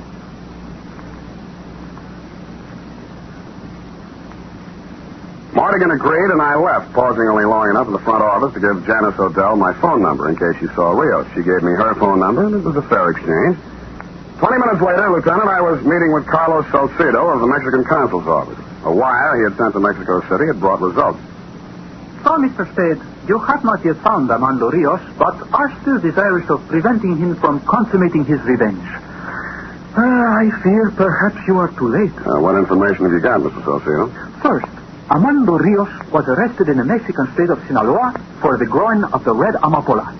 You are aware of what that is? Amapola means poppy from the song of the same name. Exactly. The red poppy grown for the production of narcotics. The arrest occurred on August 19th, 1946. Rios served 3 years in the penitentiary as a result, convicted mainly on the testimony of an Ernesto Sabado, who Rios claimed, as you say, framed him. Now, look at this. An inquiry from the Office of the District Attorney of Marin County, California, requesting information about a Mexican national whose dead body was discovered 2 hours ago, washed ashore at Point Bonito. A Mexican national whose name is... Ernesto Sabado. Yeah. And you think perhaps Rios killed Sabado? A distinct possibility, Mr. Spade, since he had motive. Well, that's exactly why I don't think he did it. Rios knew Zapata was going to be killed sometime tonight. That's the reason Andrea hired me, so her father's whereabouts could be accounted for and so he could not be accused. No, Mr. Salcido, I don't think Rios killed Zapata. Well, I hope you are right, for his sake and for his daughter's, who we both hope will get well. The one who killed Zapata is probably the same one who drives a black Buick sedan who took those pot shots at Rios and caught Andrea instead. The same one who Rios has now got a vendetta against. Venganza. However you say it, it's a sucker's play, but how do you stop him if you can't find him? Thank you, Mr. Salcido. I must admit, Mr. Spade, I do not fully understand your concern over Rios. As a matter of fact, I'm not sure of it myself, but he got a rotten shuffle. I got a night's pay, so I might as well work for it. Besides, well, I'll let you know what develops. The next 4 hours, dear Lieutenant, were spent in questioning the following. A, 2 members of the crew of the Santa Susana. B, assorted residents of La Casa Azul. C, Inspector Gruber of the Marin County DA's office assigned to the Zabato case. Sum total of information garnered concerning the whereabouts of Armando Rios and or the identity of the gunman he was after, 0. I was tired. I was depressed. I had a headache. 5 minutes to 11, a client of mine dropped into a payphone in a booth by a gas station closed for the night. My intention was to find out if you had turned up anything and to ask how Andrea was, but you never got to hear my honeyed voice. Hang it up, Spade. It was a voice that wasn't familiar. The 45 with silencer affixed, however, was. It didn't take me long to start perspiring.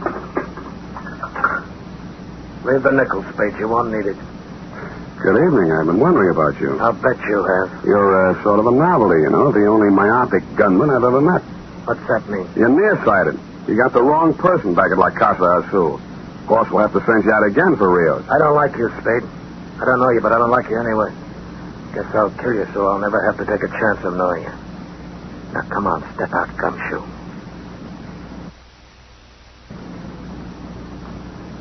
He urged me out of the phone booth, up the street a few paces to the head of an alley with a blind end. There he parked himself in a fire plug. I wished him all sorts of bad luck, and he told me to start walking into the alley. Mine was small choice. But as I moved away from the gunfield toward the alley's end, my eyes searched for means of escape. All right, Spade. That's far enough. Now I'm going to pick your eyes out. Turn around. I stood frozen for a moment, then spun and looked. The gunzel had pitched onto the sidewalk, but the 45 was still in his hand. I moved up to him slowly with a maximum of caution and took a closer look. He was as dead as he could get. A knife in his back had done the job. That's when I looked up the street and saw a figure in fast retreat.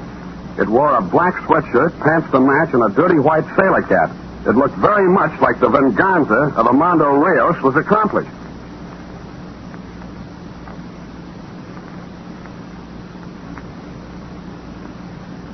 You arrived at the scene of the crime, Lieutenant, where you took over in your own masterly way. By the adroit maneuver of looking into the dead man's wallet, you uncovered the fact that he was a Los Angeles import named Max Rapper.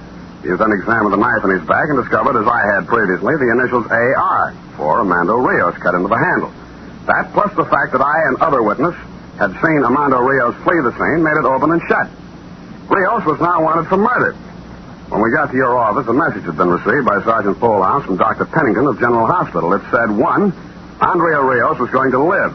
2, she wanted to see Sam Spade. Was it all right? You had no objection, but I had a problem. What to say to her? Could I say it was nice she was going to get well, and, oh, by the way, your father just killed Max Rapper, and the state will do likewise to him, or what? My mind still hadn't lit on anything it liked when Pennington walked me down the hospital corridor toward her room. She's a lucky girl, Mr. Spade. Could have gone the other way. Yeah, would have been unlucky. I'll wait outside. Don't stay too long.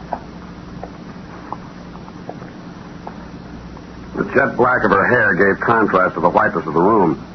Her face had lost much of its color, but none of the anxiety had gone out of her eyes. We talked chit-chat for a while. It was easy to see she had a question she wanted to ask, but had trouble getting it out. Finally, it came.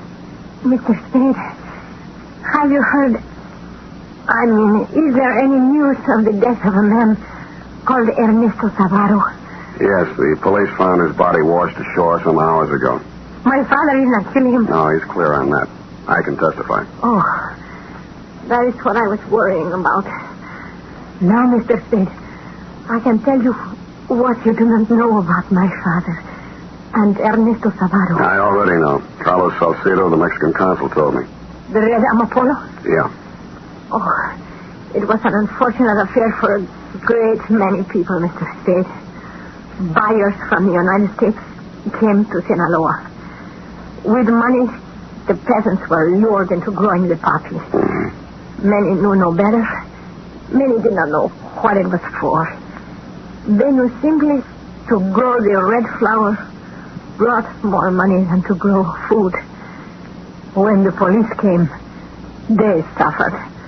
The buyers were nowhere to be found. Anyway, it's all right now. My father did not kill Ernesto Savaro.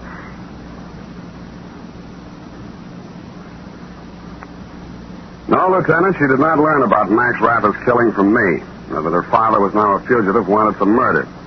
I also didn't ask her some questions I could have asked, like, how did she know Zapata was going to be killed? Did Rapper do it, and why? Somehow it didn't matter. It had turned sour all the way down the line. And besides Zapata was Inspector Gruber's problem, not mine.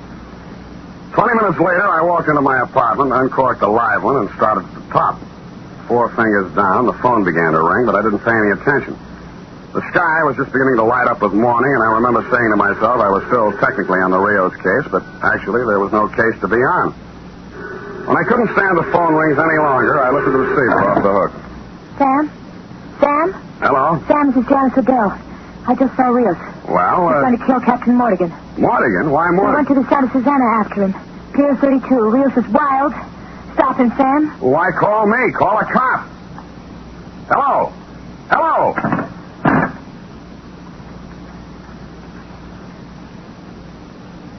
"12 minutes later, I was moving through the early fog of the waterfront looking for the Santa Susana. Black letters on a bobbing white bow led me to it, but no signs of life came from aboard ship. A quick tour had me believing it was deserted and that either Rios had caught up with Morgan someplace else, for what reason I didn't know but could guess, or that Janice had given me wrong information.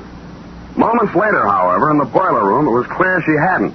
The furnace was open, coals were spread on the floor, and so was a dead Captain Morgan. Slouched in a chair with his eyes closed and a daze was a worn-out Armando Rios. He should have been. He'd had a busy night. Rios? Se murió. Ah, wake up, Rios. Se murió. El capitán se murió, señor Spade. In any language, he's dead, if that's what you mean. You couldn't be any clearer. Es él. Es el hombre. Es su culpa que Andrea fue enterrado. Ahora está muerto. Y no he obtenido la venganza. Venganza. Too much venganza. You fixed it fine. Andrea's going to feel swell about it. Oh, what's the use? Come on, Rios. Hello. Hello. Who's down there? Kelsey? Oh, it's you, Sam. What are you doing here? Got a call from a girl named Belle or something. Odell. Oh, yeah. Is this Rios? Well, what have you got to say for yourself? You ready to sign a statement? He doesn't understand you, Kelsey. Oh, dummying up, huh? He doesn't speak English. Well, he won't get off that easily. We'll sweat it out of him. No lo hice. No lo maté al capitán. Yeah? That's what they all say. Wow.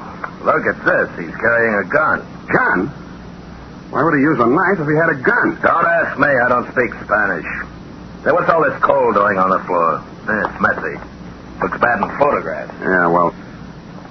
Wait a minute. Lieutenant, you've done it again. I picked up a lump of the coal. There was a small hole bored into the center.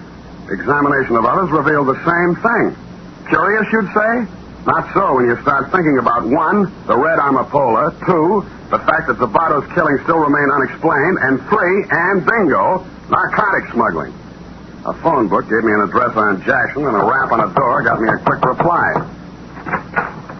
Oh, Sam. Mm-hmm. Good morning, Janice. I didn't wake you up, did I? Well? If so, you must sleep in your clothes, and that suitcase on the bed must make it kind of cramped. What are you doing here, Sam? Heavy, all packed. Just going on a little vacation for a few days. Where to? Well, Got a plane ticket on the dresser?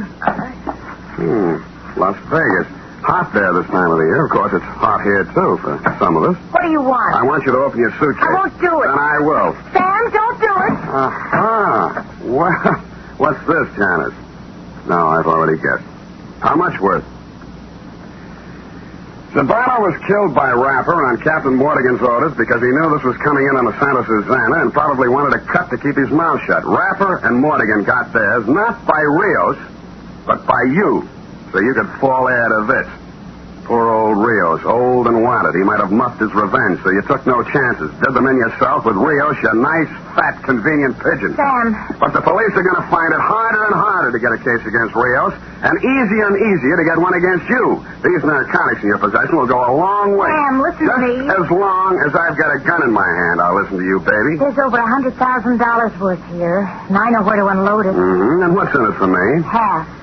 And something else. Yeah? Me. Uh-huh. That would seem to be worth considering, wouldn't it? Sam, a chance to make something out of yourself and not grub around for a few lousy bucks all your life. You're going to turn me over to the cops? Not just any old cop, Janice. I want something befitting your character. I'm going to turn you over to Lieutenant Kelsey.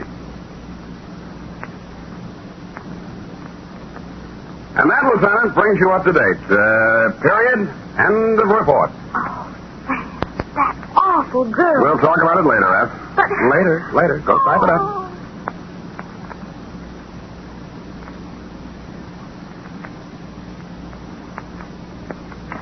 Here it is, Sam.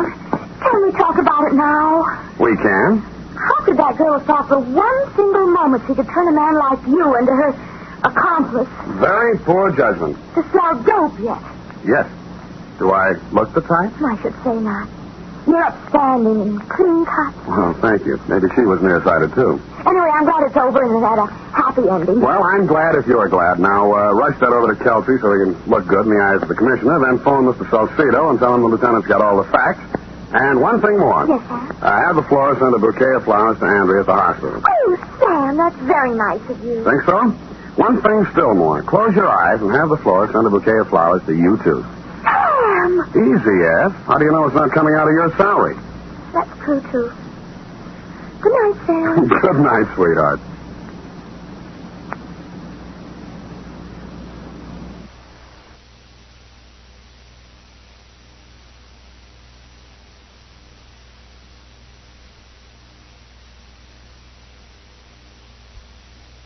Wild Root Cream Oil Hair Tonic and the new Wild Root Liquid Cream Shampoo present The Adventures of Sam Spade.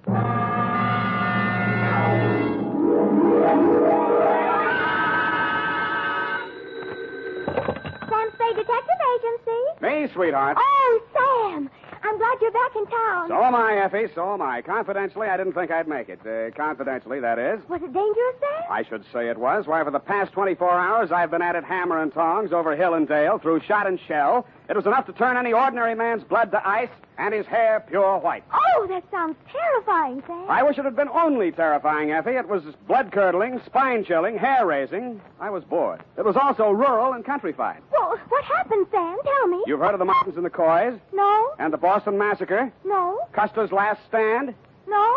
Well, put them all together, and they spell what I'll shortly be in to dictate, a report which I call in a burst of clever literary plagiarism, The Farmer's Daughter Caper.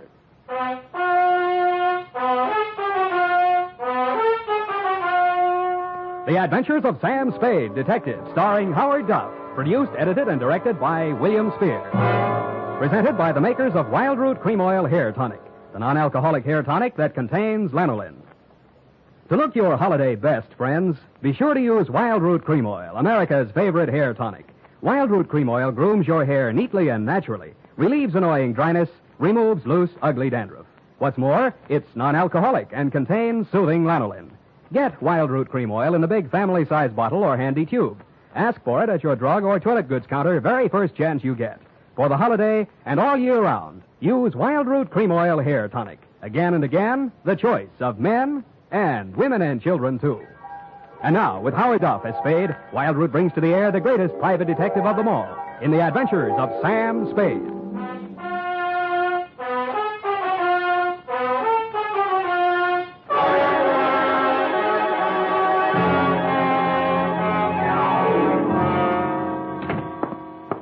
Effie, I'm right here, Sam. pull up all the shades. All right, Sam. Now, turn on every light in the place. But it's daylight. Do what I say. All right, Sam.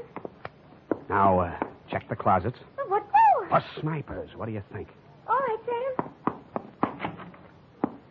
Nobody here. Okay. I guess it's safe to come all the way in. Oh. What's this all about, Sam? I don't understand. Effie, it's just that I don't ever want to be caught in the dark again, especially when people are shooting at me. I want to see every nook and cranny of every square foot of land that surrounds me. Sam, who was shooting at you? Where?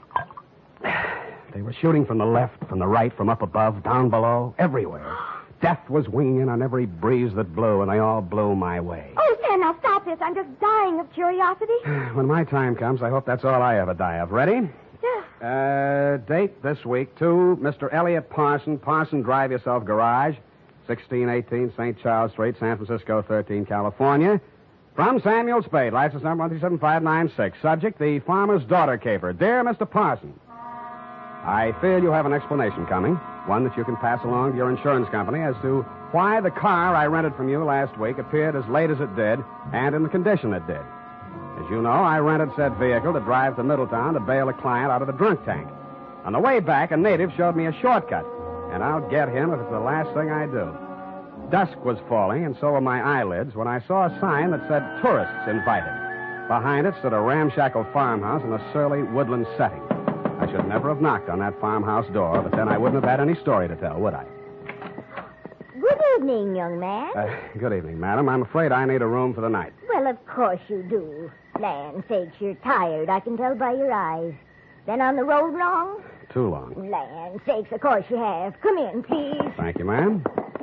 You'll find this is the homiest tourist home in California. Really like mothers, eh? Like your grandmother's. No electricity, no phones, just quiet. I see. Now, I have two rooms, a $3 one and a $5 one. Which one do you think you'd like? What's the difference? One less blanket, one squeaky spring, and with the $3 one, you might have to take a walk. I'll take the $5 one, thank you. I'm Mrs. Elkins. Mrs. Bert Elkins. Who might you be? Sam Spade. Spade?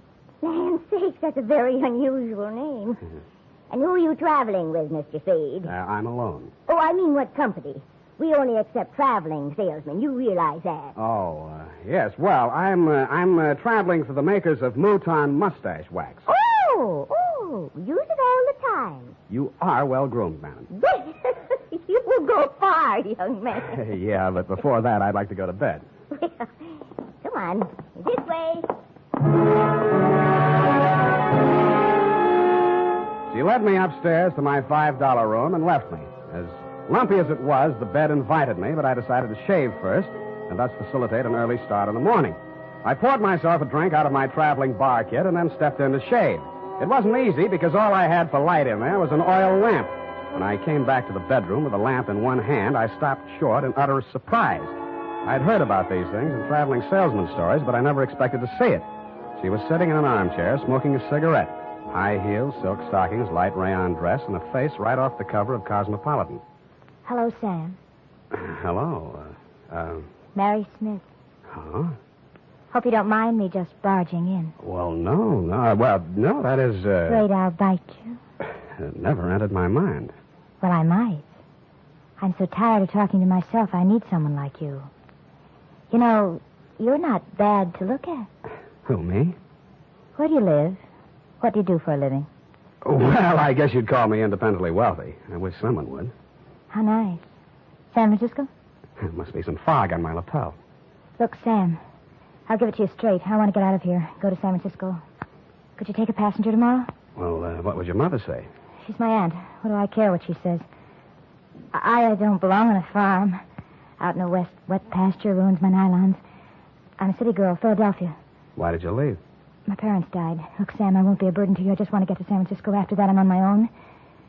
Sam, take me with you. Please take me with you. You won't regret it.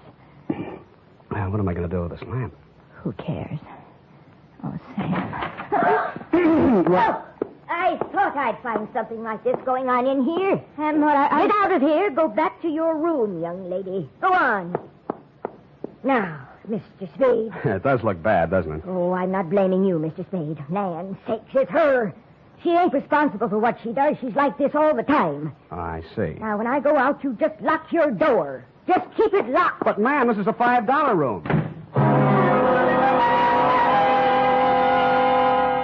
A sleepless hour later, I heard something slide under my door. I looked and found it was a note that read, Mr. Spade, Sam, please unlock your door, and when the house is quiet, I'll come and see you. I'm desperate, terribly, terribly desperate. Don't leave me. Give me a chance to tell you what it's all about, please. Stupid me, I unlocked my door, dressed again, and waited. An hour and a half later, I heard my doorknob turning in the dark. The door opened quietly and quickly. Sam, the things that go on in this house, they're insane. Oh. I've been here 3 months. When my father died, I had no money, and because Aunt Maud was my only relative, I came here. And ever since I came, they never let me out of the house for more than an hour. They never let me see anyone or do anything. Why? I wish I knew. 5 days ago, Uncle Bert left early one morning. He hasn't come back since. Aunt Maud says he's away on business. He doesn't have any business. Yeah, well, even so, that doesn't seem strange to me. Then there's my dog. And what about it? It disappeared the same night Bert did. They told me it ran away. I know it didn't. I've had it for 3 years. It never ran away. Well, what do you think? Well, I was sure I could hear it howling somewhere for 2 or 3 nights. Then the howling stopped. I think I know where it is, but I don't know why. It scares me. Well, where do you think it is? Sam, you're going to think I'm crazy right out of my mind, but... Well, about 150 yards behind the house, there's a hillside with an old cave in it. Oh, an old cave. I don't know what it's used for, but yesterday I saw the whole front end of it closed with dirt. Sam, they buried that dog alive in that cave. I know it. Oh, wait a minute now. Did you ask Mrs. Elkin? Yes. All she said was the dog ran away and mind your own business. She told me to leave the cave alone.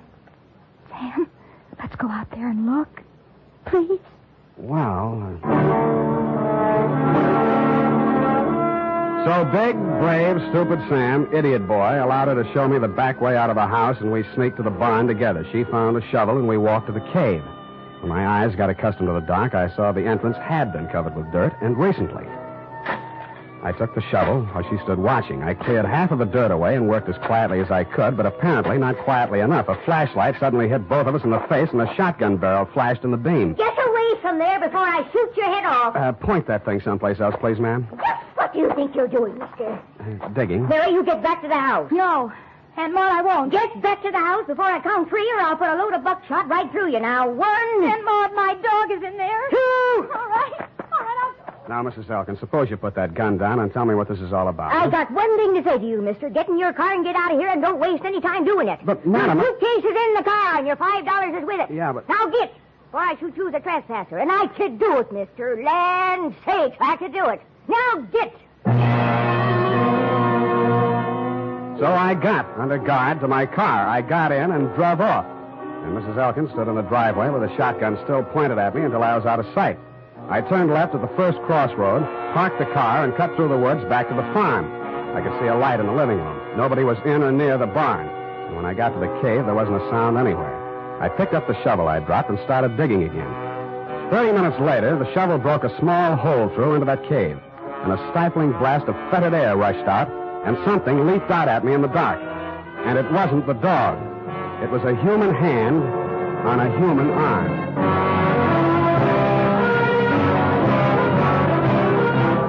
The makers of Wild Root Cream Oil are presenting the weekly Sunday adventure of America's favorite private detective, Sam Spade.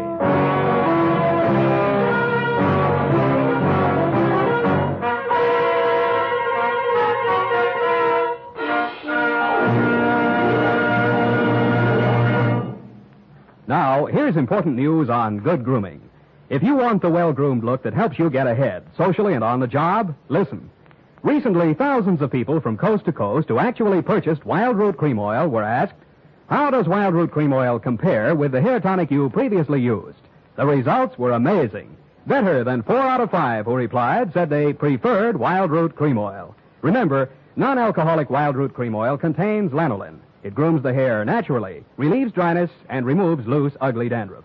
So if you want your hair to be more attractive than ever before, get the new 25-cent get-acquainted bottle of Wild Root Cream Oil, America's leading hair tonic, on sale at all drug and toilet goods counters. It's also available in larger economy bottles and the handy new tube. By the way, smart girls use Wild Root Cream Oil, too, and mothers say it's grand for training children's hair. Get Wild Root Cream Oil. Again and again, the choice of men and women and children, too.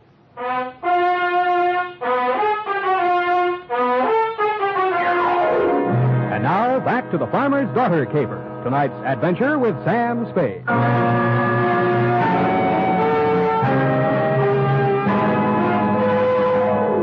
night already full of surprises. I should have been ready for the next one, but I wasn't. The loose earth, which had blocked the entrance to the cave, suddenly fell away, and I fell with it. Then I heard something like nothing on earth. Nails dragged across my face, taking skin and flesh with them. I twisted and went down, and something went down with me. The snarl became a voice. Bury me alive! Bury me alive! I'll kill you! I'll kill you! And he did his best, which was pretty good. Finally, I got a good hold on him and sat on his chest. After that, I lit a match and looked at a tall, thin man in his middle 40s. He was caked with mud from head to foot. His hands were impossibly torn and bleeding. I could guess why. Judging from the stubble on his face, he'd been bottled up in that cave at least 5 days. How he was still alive, I didn't know. He acted like a madman, and he had every right to. But surprise, when his eyelids fluttered open again, he read a very sane line. I'm all done in. You got a drink, friend? Not on me. They hit me on the head and left me there. They thought I'd stay in there forever. Forever. Who put you there? Who did it? But they couldn't keep me there. I dug my way out, didn't I? Didn't I? I dug my way out. Didn't I? The force of the bullets knocked them halfway back down the incline to the cave. All I could do was hit the dirt. Finally, when it seemed safe, I broke cover and ran, smack into somebody carrying 2 bags. No, please. Let's have a look at you. Sam, it's me. Sam, I knew you wouldn't go away without me. I knew it. I couldn't stay in that awful house any longer. None of that now. Who was that shooting at you? I don't know. Where's your aunt? House, I suppose. I slipped out the back way. Any visitors tonight? No. What is it? What is it? I think I found your Uncle Bert. Come on. I led her back to the cave entrance and showed her the body of the man I'd dragged out. I watched her face a long time as she looked at him very carefully. That's not Uncle Bert, Sam. Really? No. It's Mr. Linden. Jewelry salesman. Came to the place a few nights ago. 5 nights ago? Yes, come to think of it. The same night your uncle disappeared. Tell me, did you ask Mr. Linden to take you back to San Francisco the same way you asked me? Did you? Yes. He said he would. Got up early and left without me. You didn't get far. What kind of car was he driving? I don't know. I don't remember. Do you drive a car? Yes, but Here. Mine's down the road about 500 yards. Go to the nearest phone and call the highway patrol, a sheriff, anybody who represents law. Got that? Yes. I know exactly what to do. To make sure we were both thinking of the same thing to do, I followed her in the dark, watched her get into the car I rented from you, and drive off. Then I turned around, put a new clip in my gun, and walked back to the old homestead. It was still very homey. By the light of an oil lamp, Mrs. Elkins was peacefully knitting what looked like a shroud. Why? Why, Mr. Spade. Why, Mrs. Elkins? Land sakes. Land sakes. Now that we got that out of the way, let's get down to business. If you're here to make trouble, young man, believe me, I can handle trouble. My kind of stock know about trouble. Well, suppose you tell me about the trouble I just had, or haven't you heard all the shots that were fired around here tonight? Shots? My. Seems I would have heard gunshots. Seems you would. Look, I've got a sheriff on the way. Have you, Mr. Spade? Why? I suppose you didn't hear the shooting. Oh, yes, I'd forgotten. Was anyone hurt? A man named Linden. He's dead. Linden. Now, that sounds familiar. It should. He stayed here 5 nights ago. He was a jewelry salesman. Yes, now I remember. You say he's dead? Somebody tried to bury him alive in your little cave. How awful. I do declare. I thought you would. Well? You must be joshing, Mr. Spade. I'm not joshing at all, Mrs. Elkins. Well. Buried alive, you say? Look, let's talk just like plain folks. Where's your husband? Where's the jewelry samples you probably stole from Linden? Is there anything else you want to say? Gunshots, eh? Well. I left the sweet old thing knitting and rocking and made my way through the house looking for guns, jewelry, and killers. I got downstairs in time to see Mrs. Elkins disappear out the front door. When I tried to follow, I stumbled over the rocking chair, which is indeed a lucky thing for me. After a few minutes of silence, bravely crawling on my stomach, I followed the shadows of the house until they blended into the shadows of a large, hulking building, which happened to be the barn. Inside, I bumped my head on the radiator of the car. Naturally, I didn't find any keys in it, but I did find a familiar jewelry salesman-type mud-soaked corpse. I was trying to remember how to cross ignition wires. I heard the hum of a motor and saw 2 headlight beams swinging up the driveway. They lasted as long as any other lights. The car came to a lurching stop, and a thick-set figure in a Stetson hat stumbled towards me, tugging at a gun. That burned dog-blame cuff thing, Undo the flap. Oh, thanks. Huh? Put your hands up, whoever you are. You be the sheriff? You're dead blame right on the sheriff. You're dead blame right on the sheriff.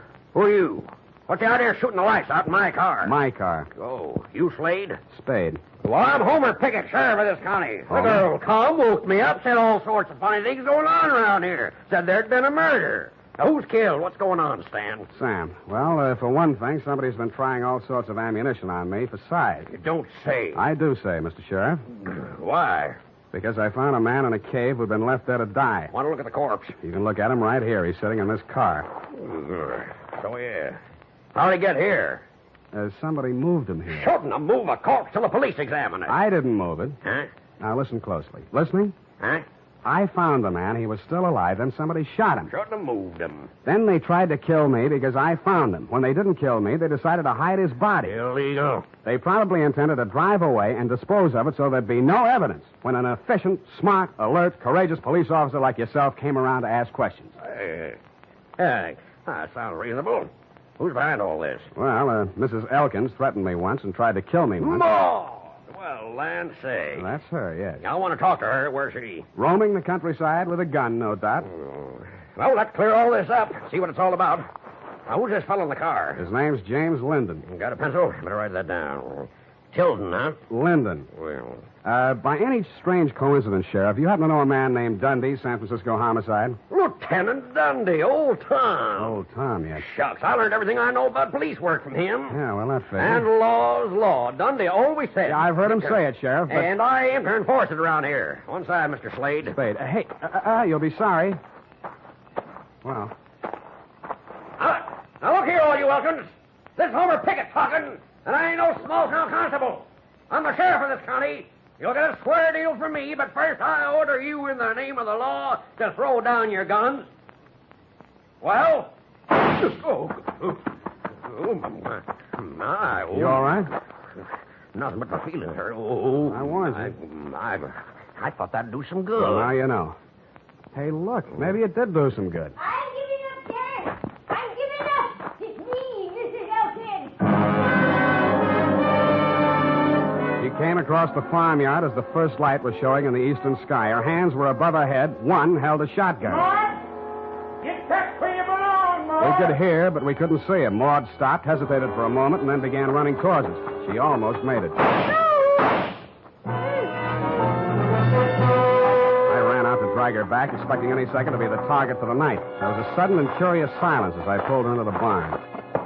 She was still alive. Hey, that man's been missing everybody all night. Never thought he'd be able to hit me. Easy. I come from good stock. I'm no criminal, Mr. Spade. Sheriff, you know that. Yeah, I know, Maud. I know. Let me take a look at you. You'll be okay. Don't blame Bert too much. He wanted to have money once in his life. So when this man came along with all the jewelry, Bert went out of his mind. He put the man in the cave. And the dog, too. So the dog wouldn't call attention to him. And then he took the man's car, went into San Francisco to try to sell the jewels in the underworld. No luck, eh? Bert says they laughed at him. The jewels were just paste. Samples. And he came back and found me at the cave, and he figured he had to knock us both off. I just stuck by him all the way. Now he's like a tiger that smelled blood. No telling what he'll do. We'll have to get help, Spade. Roadblocks, bloodhound. No, this is his land. He won't run. He'll hide here. Where? Why, in the cave. Well, I reasoned, one, that no matter how much a man loved his land, he was not going to let himself be trapped in a cave with only one exit. And two, it followed, therefore, that if he did hide in the cave, there was more than one way out, which the late Lyndon hadn't found. Sheriff Pickett volunteered to watch the front of the cave while I looked around for a rear exit. After a 20-minute search, which netted me nothing, I remembered the car parked inside the barn and how quickly Elkins had carried Lyndon's body to it. I went back there and took a look around. In a corner of the barn, I found a trail of dirt leading to a bale of hay. When I moved the bale, I found, you guessed it, a trap door. I pulled it open, caught a familiar whiff of used-up air, and lowered myself into a black hole that turned out to be a passageway. I cautiously made my way forward in the darkness for a few yards. Who is it? Who is it?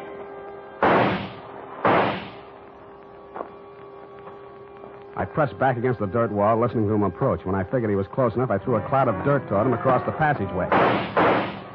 His gun flashed and lit up the whole place for a second, and I fired 3 times at the silhouette. I waited, then I went towards him. He was lying on his back. I kicked his gun away, and when I bent over him to feel his pulse, he suddenly came to life. Something crashed against the side of my head, and everything became darker than the inside of the cave. The next thing I knew, I was looking at a pair of red-rimmed eyes. Several minutes had gone by. Oh, you was a goner for sure. You ain't used to this country fighting, are you? Is this country liquor, Sheriff? Yeah. Give me. Here. Yeah, country liquor. Tell me, Sheriff, did you by any chance... Well, sure. Of course I did. I got him, Slade.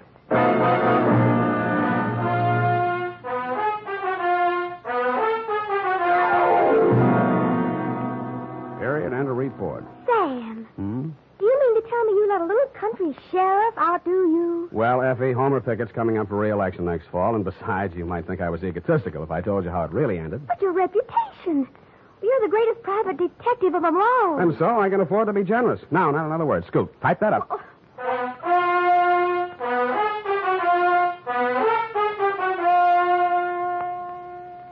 If your supply of Wild Root Cream Oil Hair Tonic is getting low, better make a note to get some more tonight or first thing tomorrow. Remember, Wild Root Cream Oil is the famous hair tonic that grooms your hair neatly and naturally, relieves dryness, removes loose dandruff. Always keep a big bottle or tube on hand. And ask your barber for a professional application of Wild Root Cream Oil Hair Tonic. Again and again, the choice of men and women and children, too.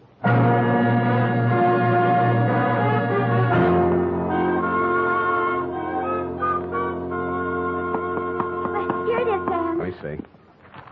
Let me see here. F, you rewrote the ending. I had to, Sam. You're much too modest. And Sam Spade, with a knot of cold fury in the pit of his stomach, a vindictive fire in his eyes, stepped wearily over the loose rocks on the cave floor to do battle with the thing that loomed up in the darkness ahead. Mm-hmm. The thing's roar filled the night with terror. But Sam Spade, dauntless and knowing not fear, stepped up to the monster, laughed in its hairy face, and with one quick convulsion of his powerful shoulder muscles, dropped the thing in its tracks.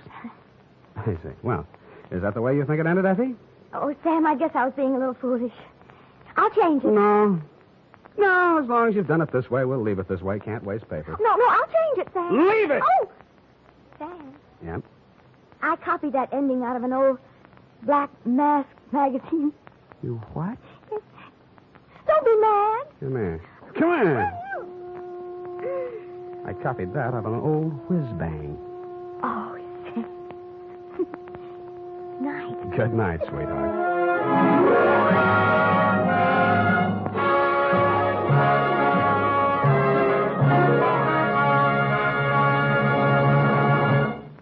The Adventures of Sam Spade are produced and directed by William Spier. Sam Spade is played by Howard Duff. Lurene Tuttle is Effie.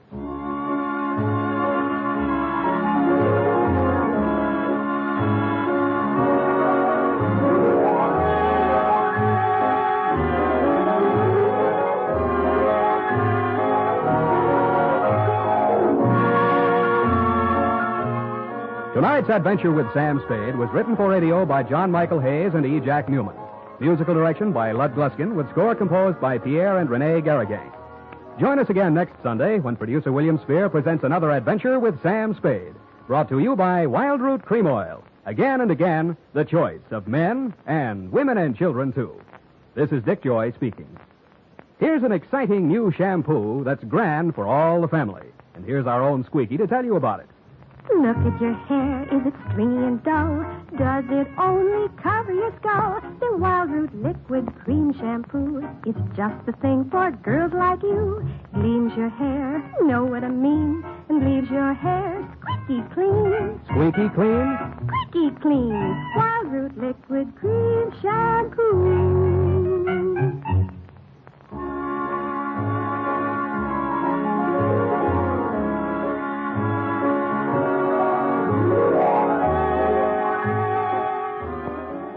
Stay tuned for the Summer Symphony with Katherine Grayson on NBC.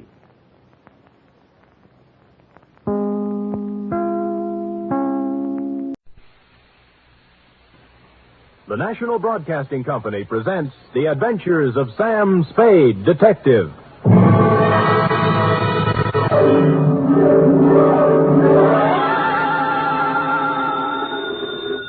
Sam Spade Detective Agency? Me, sweetheart. Sam, would you mind telling me where you are? Not at all, Effie, not at all. Let's see. I'm at the Ilrig Dana Rab Etile Seagrod. I don't understand it, Sam, but I think I caught the word grog. Oh, you're shrewd, Effie. You see, I'm on the inside, and the lettering is printed on the outside. Now, if you'll wait, I'll go outside and read it the right way, and then come inside and... Never mind, I've already guessed.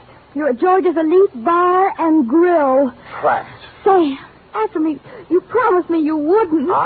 Me? I promised? Me? You did, Sam. You promised faithfully to stay away from bars. You know how hard television is on your eyes. Have you got your glasses? One in each hand. Fill 'em up, George. Oh, Sam, I heard that. What will people think? They'll never know, Effie. I always drink here under another name. Oh. Just a little of the hair of the dog that bit me, Effie. But don't worry about me. Although it's true I have been dogging it and have been hounded from tree to tree, I am frisky as ever and will be in to unleash my canine chronicle, namely the dog-fed caper, or he who lies down with dogs gets up with murder, or, condensed for easy reading,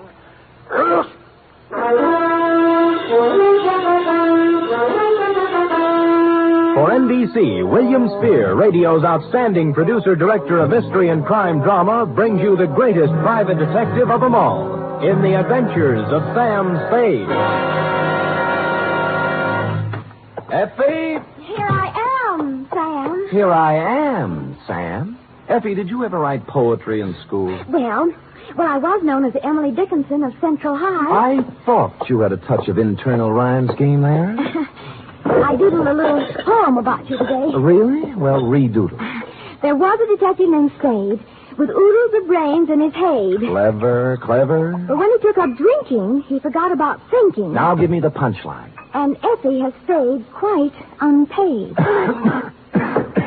Well, a little rough, but cute. Did you get the idea, Sam? Never could make any sense out of poetry. Ready? It's getting close to Christmas, Sam, and Pencil point? I've used my last pencil, and I don't really have enough money to buy any. Please, Effie, I have no head for figures. All right.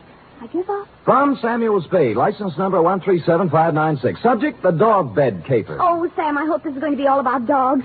I belong to the tail waggers, you know. Yeah. And I've read all the books by Jack London. Yeah. I just think... Down, Effie. Strangely enough, you will not meet a single dog in this story. Actually, this narrative has little indeed to do with our four-footed friends or their beds. And I'd change the title now, except that it's already gone out for publicity. Dear Dundee, it all started with a phone call to my secretary, Miss Effie Perrine, a doll, requesting my inimitable services at the investment counseling firm of Cameron Incorporated. Clearing everything off my desk, 2 shoes with feet in them, my own, I went over. The firm of Cameron Incorporated was obviously not for the pushcart set. It was plush, ankle-deep rugs, imported drapes, and the receptionist. She had a plushness all of her own.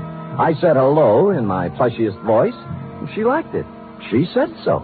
Oh, I like the way you said that. Say it again. Life is too short to go back even for a moment. The past is a dead thing, the present dying, only the future alive and vibrant. However, hello. Is there something? There is. Could I ask a question? Why not? I will rephrase the question. What time do you stop working this evening? Around 6. Care to have... Why not? There's a little bar around the corner, okay? Why not? Why not, indeed? Bring your own money? Well, come anyway.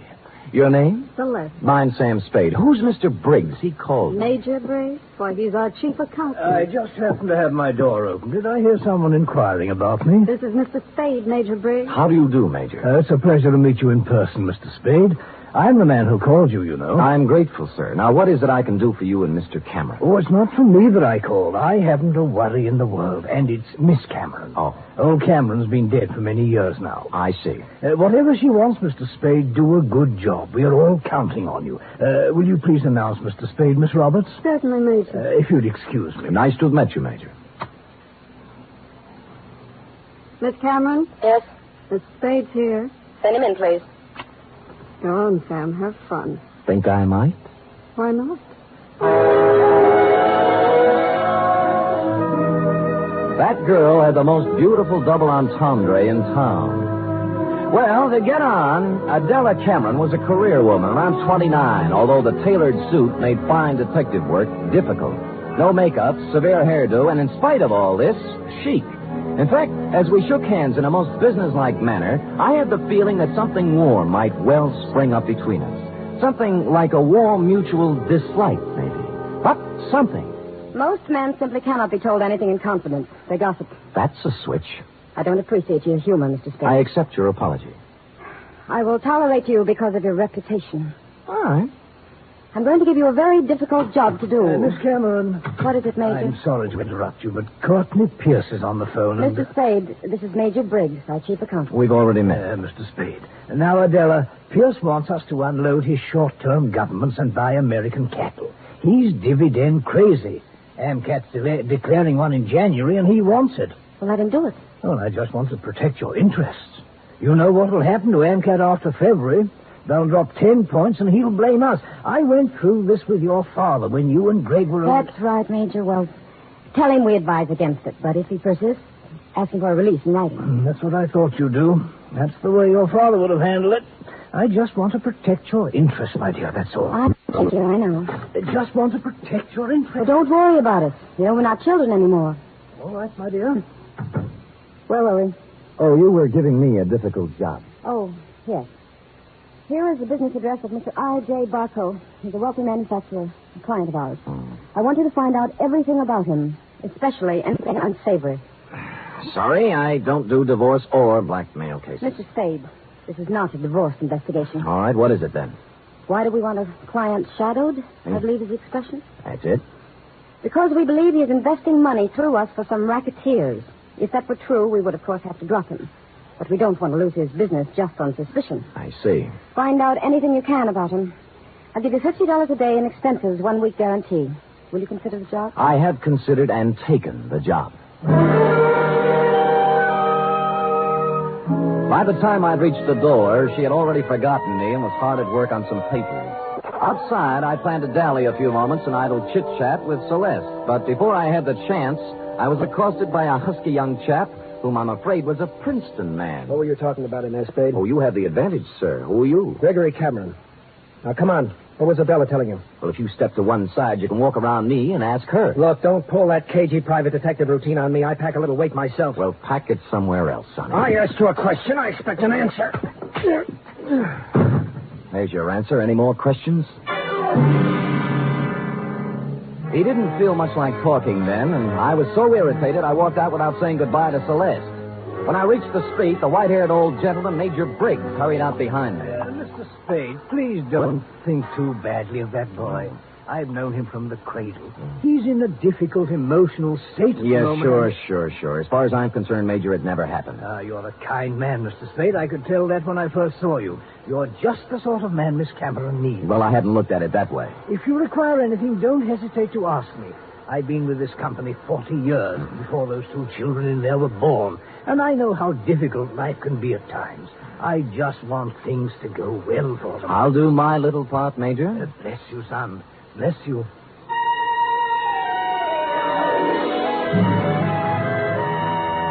I started to work. The card Adela Cameron had given me revealed that my quarry, Mr. I.J. Barco, was of all things a manufacturer of dog beds. I sat down on a hydrant to think this over and then followed the scent of horse meat on over to his factory on South Dolores.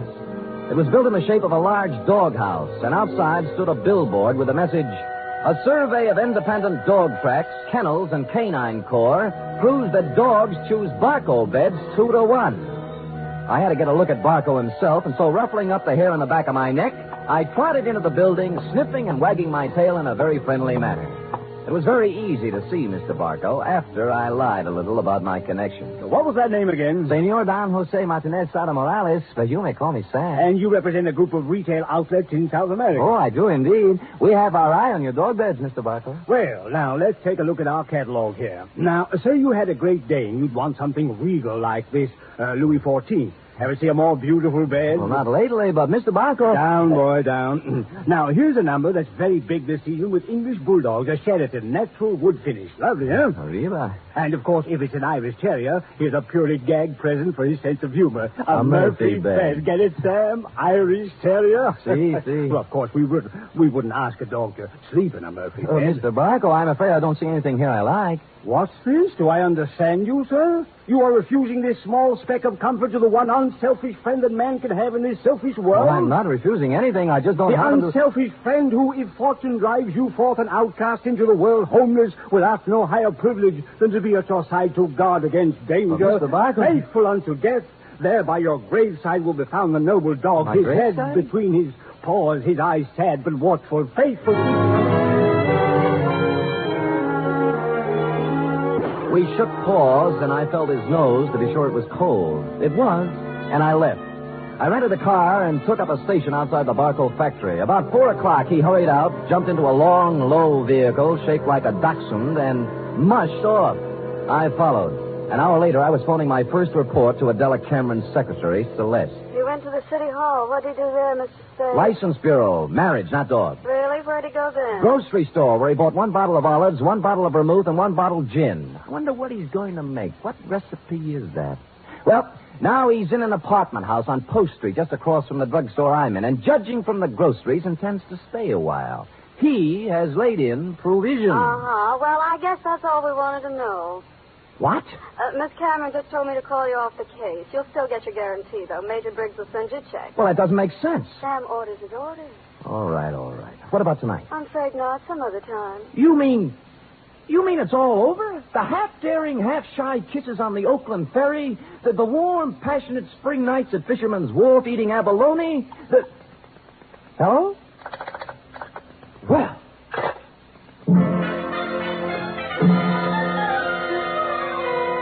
Puzzled, as who wouldn't be, I walked slowly back to my car. But before I had a chance to get in, I saw I.J. Barco hurry out of his apartment house.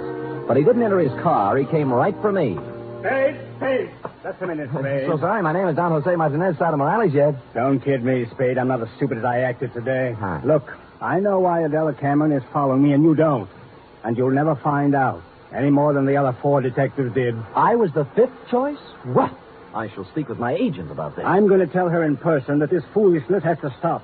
If it doesn't, she'll live to regret it. One more thing. I presume you're going to follow me. Well, I'm turning right on Market and heading out to 1217 Ridgewood Place. You shouldn't have any trouble.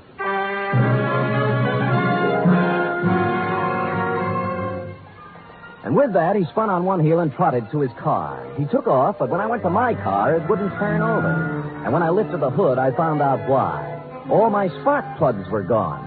I picked up a new set at a service station, looked up Adela Cameron's address in the phone book. It was 1217 Ridgewood Place.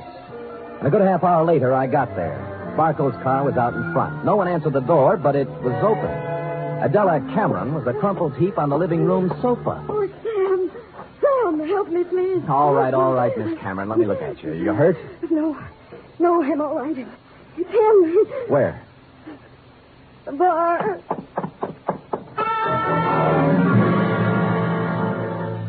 I hurried into the bar and was met with a strong odor of scotch. A bottle of it had been broken, and holding the neck of the bottle in one hand was I.J. Barco. He was on the floor, his hands slowly opened. The glass rolled out, and he died.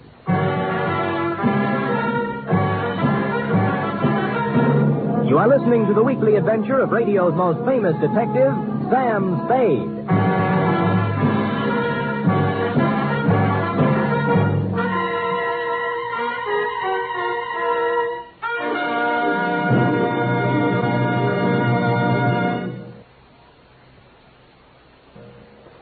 Act 2 of tonight's Sam Spade in just a moment. Meanwhile, here's news of other goings-on on NBC.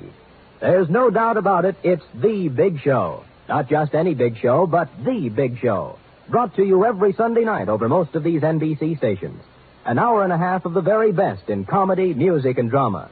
Your stars this Sunday on the big show include Fred Allen, Margaret Truman, Douglas Fairbanks, Danny Thomas, Mindy Carson, and many more. All presided over by the glamorous Tallulah. No wonder it's the big show. Saturday night on NBC means mystery with the man called X. A man without a name who travels the world over on missions of intrigue and peril. Herbert Marshall stars as the man called X tomorrow and every Saturday evening on NBC.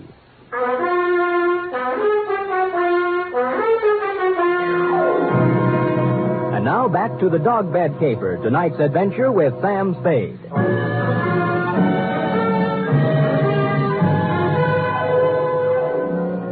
It took 3 bullets in the chest to finish off I.J. Barco. He'd apparently been standing there pouring a drink.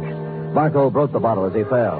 I couldn't find any other signs of violence or any gun, so I went back to Adela Cameron. She was beginning to calm down. I don't know who did it. I just don't know. Well, it couldn't have happened more than a minute ago, and you were in the house, weren't you? No, after I left my office, I stopped in the store for some things, then came home.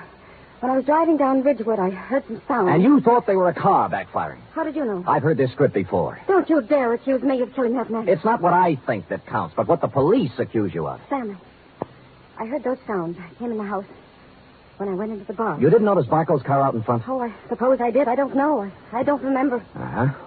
Who are you calling? Homicide. Sam, wait a minute. Listen, please. Wait for what? I want to tell you some things. All right.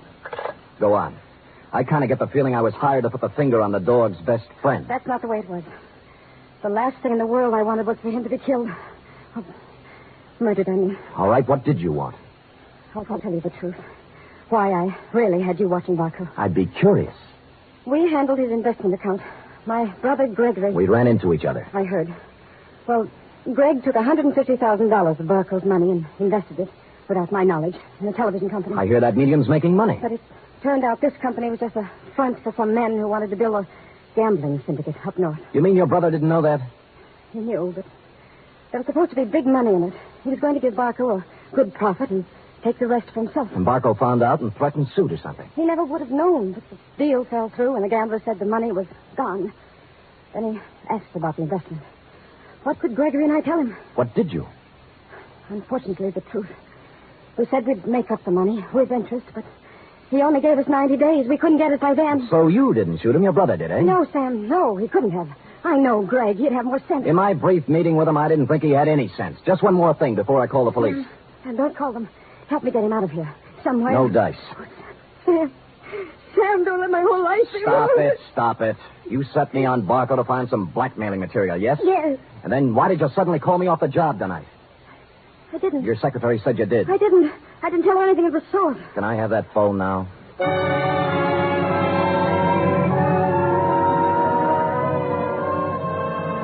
So I called you, Dundee. Before you arrived, I looked through Barco's pockets for something to do and came up with a picture of him and a girl taken outside a marriage chapel in Las Vegas. The girl was Celeste, Cameron Incorporated's plushy secretary, several years younger and 2 shades less voluptuous. Her address, 627 Finley, was supplied by a now hysterical Adela Cameron. No one answered Celeste's door, but I heard a shower going inside, so I took the liberty of entering. Persona non grata. Is there somebody out there? There is. Well, who is it? Come out and see. Oh. No false moves now. Keep that towel right where it is. Am I doing here detective work? And I must say I've already found out a great deal. Well, Sam, I'll admit I did express some interest in you, but if you recall, I told you not tonight. It's my only night off. Sam, please leave. I don't want any difficult scenes. All right, we knock off the cute touches and get down to business. You were married to I.J. Barco, right or wrong? Wrong. Wrong, it's right. You were married in Las Vegas at the chapel of the Flamingo Hotel, the Towel. I was only married one day. My parents had it annulled. I was underage. Well, you don't have to worry about him anymore. He's dead. No. Shot 3 times at close range. Oh, no. In Adela Cameron's house. What? Not by you, of course. Although, on the other hand, as you would say, why not? I didn't do it, Sam. Suppose you spill. He wanted me to marry him again. Why? Well, I know all about the money the Camerons misused. he found out Greg and I were in love. I should have known. He said he'd forget about the entire $150,000 if I'd marry him for 6 years. $25,000 a year. That's a good price. How can you talk like that? Practice, I guess. So, Gregory had another good reason for killing. He didn't, Sam. I know he didn't. Anything that would stand up in court? I don't think so. Suppose we say you called me off Barco's tail so Gregory could get at it. I didn't. I called you off because I was supposed to meet I.J.'s apartment tonight and give him his answer. I couldn't do it with you there. Flimsy, but it might hold. The truth. I was going to see him, but I changed my mind. Any particular reason? You saw him. Would he be the kind of man I'd marry? You did once. Well, it looks bad for Greg. Because someone at Cameron Incorporated knew Barco was going to be at Adela's house. Sam, will you do me a favor? Maybe. Give me an hour. Then I'll go wherever you want. I'll tell you anything you want to know. Why an hour? Because if I'm going to live with myself, there's something I have to do. Well? Please, Sam. If you do, I'll give you some information you might want. For example? There was someone at Cameron Incorporated who knew that Barco was going to Adela's house.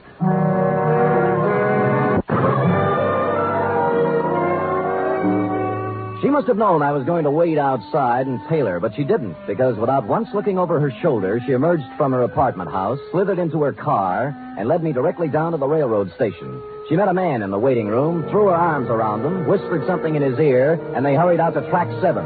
There was a transcontinental train getting up steam. She kissed him, and he climbed quickly up into a Pullman named Aurora Falls. And almost as quickly, I climbed in the other end. We met in the middle. What are you doing here? I came to take you off the train, Greg, before you made a big mistake and left town. Now, look here, Let's not Spade. go through the intercollegiate tough talk again. Are you coming off, or am I going to carry you off? You're going to carry me off?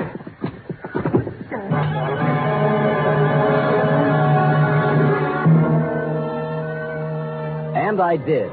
Celeste was gone, and he revived when he hit the cool air. I let him out of the station as unobtrusively as possible. Then we went down a side street to where my car was parked.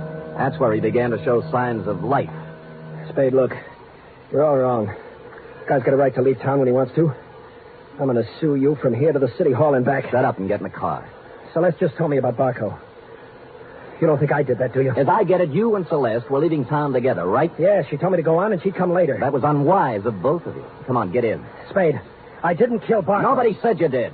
Now, if you'll kindly get in the car and give me an address I want, and you know, we'll go see who did kill I.J. Barco.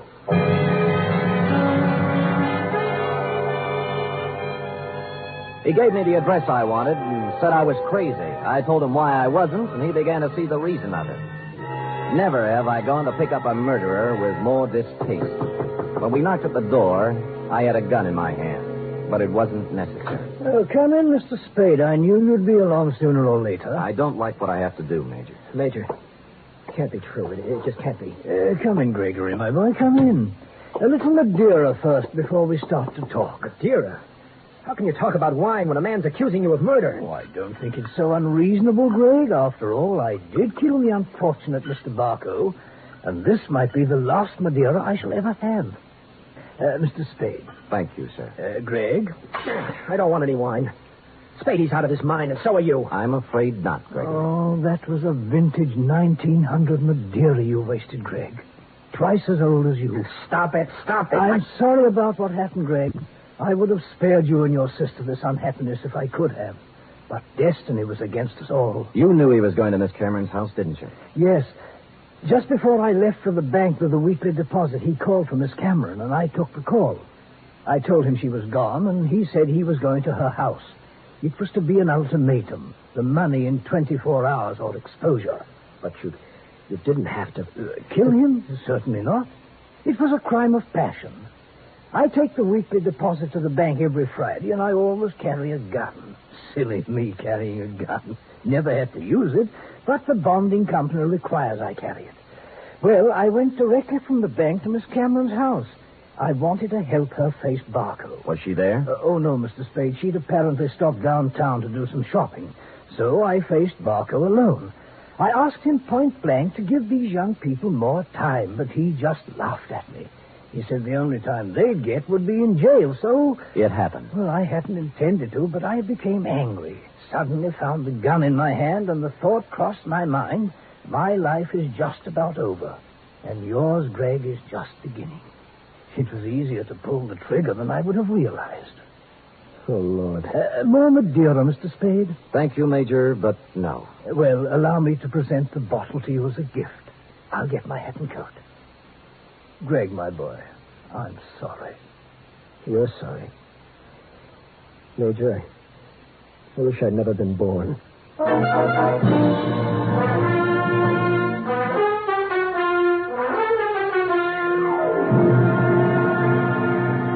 Period. End of report. Oh, Sam. I wish I hadn't either. Hadn't what? Been born. That poor man. Yes, our racket. It is. And poor Gregory. He'll have to go to jail for something, too. He will, Eth. He will. How about typing it up? I hate to, but I guess it's my duty.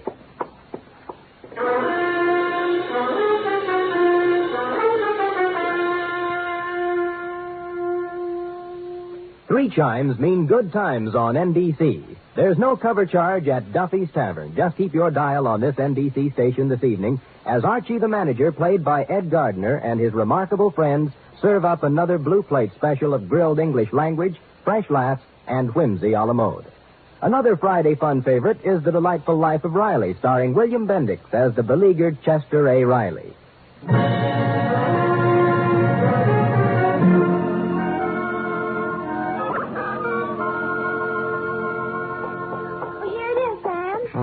Let me see. Uh-huh. Murder is all in place. Gunshots indicated. Dundee's grammar edited. My astuteness emphasized. Yeah, you've learned your job well, Effie. Oh, I'm glad you're pleased, Sam. Wait a minute. What's this? What? P.S. Dundee, hands off Celeste Roberts. She's mine. Effie, what's the meaning of that? Well, you are going back to see her, aren't you? After the way she threw herself at you, no? Do you think she's my type of woman? Oh, Sam, I think every woman's your type.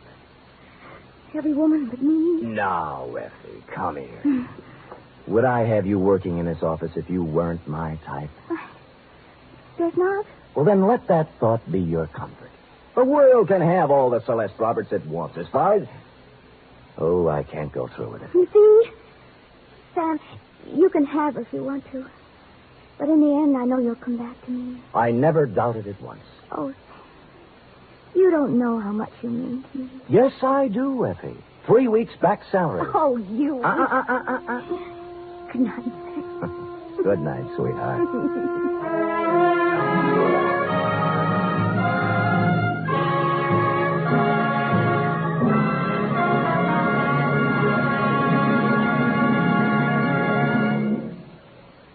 The Adventures of Sam Spade are produced, edited, and directed by William Spier. Sam Spade was played by Stephen Dunne. Lurene Tuttle is Effie.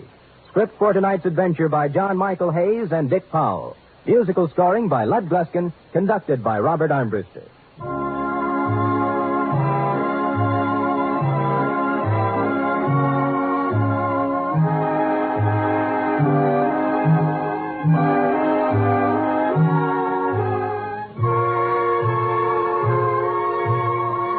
us again next week, same time, for another adventure with Sam Spade. Hear the magnificent Montague, then visit Duffy's Tavern on NBC.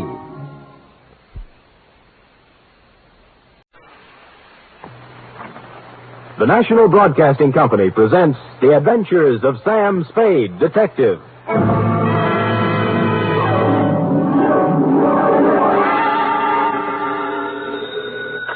Sam Spade Detective Agency. Me, sweetheart. What was that last? Nothing. That was my teeth chattering. Oh, is it cold now? Out where I was, Effie, I've been swimming. In December? Oh, Sam, you caught a chill. That's true, Eff. I caught a real Russian chill. They're not keeping San Francisco Bay as well heated as they might. The bay? Sam, you were swimming in the... Where else, Eff? But... Oh, Sam, you've been drinking. Only brine, Angel, and what kelp juice I could scavenge. Kelp juice? Oh, it was a taxing experience, Eff. A lesser man couldn't have come through it. Lay out some dry clothes for me, mix me a hot grog, get out your pencil that writes underwater, and prepare to take down a narrative of international intrigue and espionage, which we will call, let's see, the 25123569 caper. What? Or the Russian's number is up.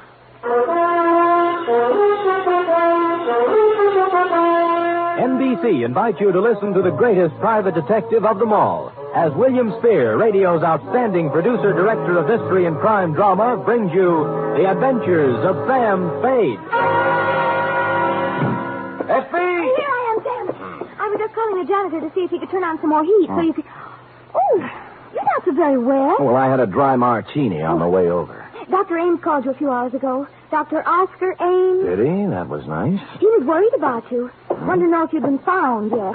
He said you two were on a ferry boat, and that he just stepped in to have a cup of coffee, and when he came back... Yes, Effie, yes. Well, can't keep the FBI waiting. The FBI? Well, who else? You don't think I was playing around with kids on this caper? Oh, no, Sam. I knew they were grown-ups. Now, take it down, then. In this one, your Uncle Sam was working for his Uncle Sam. They fill it in. 2 Federal Bureau of Investigation, Washington, D.C. Care of J. Edgar... Oh, no, that'd be too much. Well, why not? From Samuel Spade, license number 137596. Subject, Boris Kargamensky. How do you spell that, Sam? Kargamensky, K-A-R-G... No, I don't mean that. I mean Boris. Oh, I should have known. B-O-R-I-S.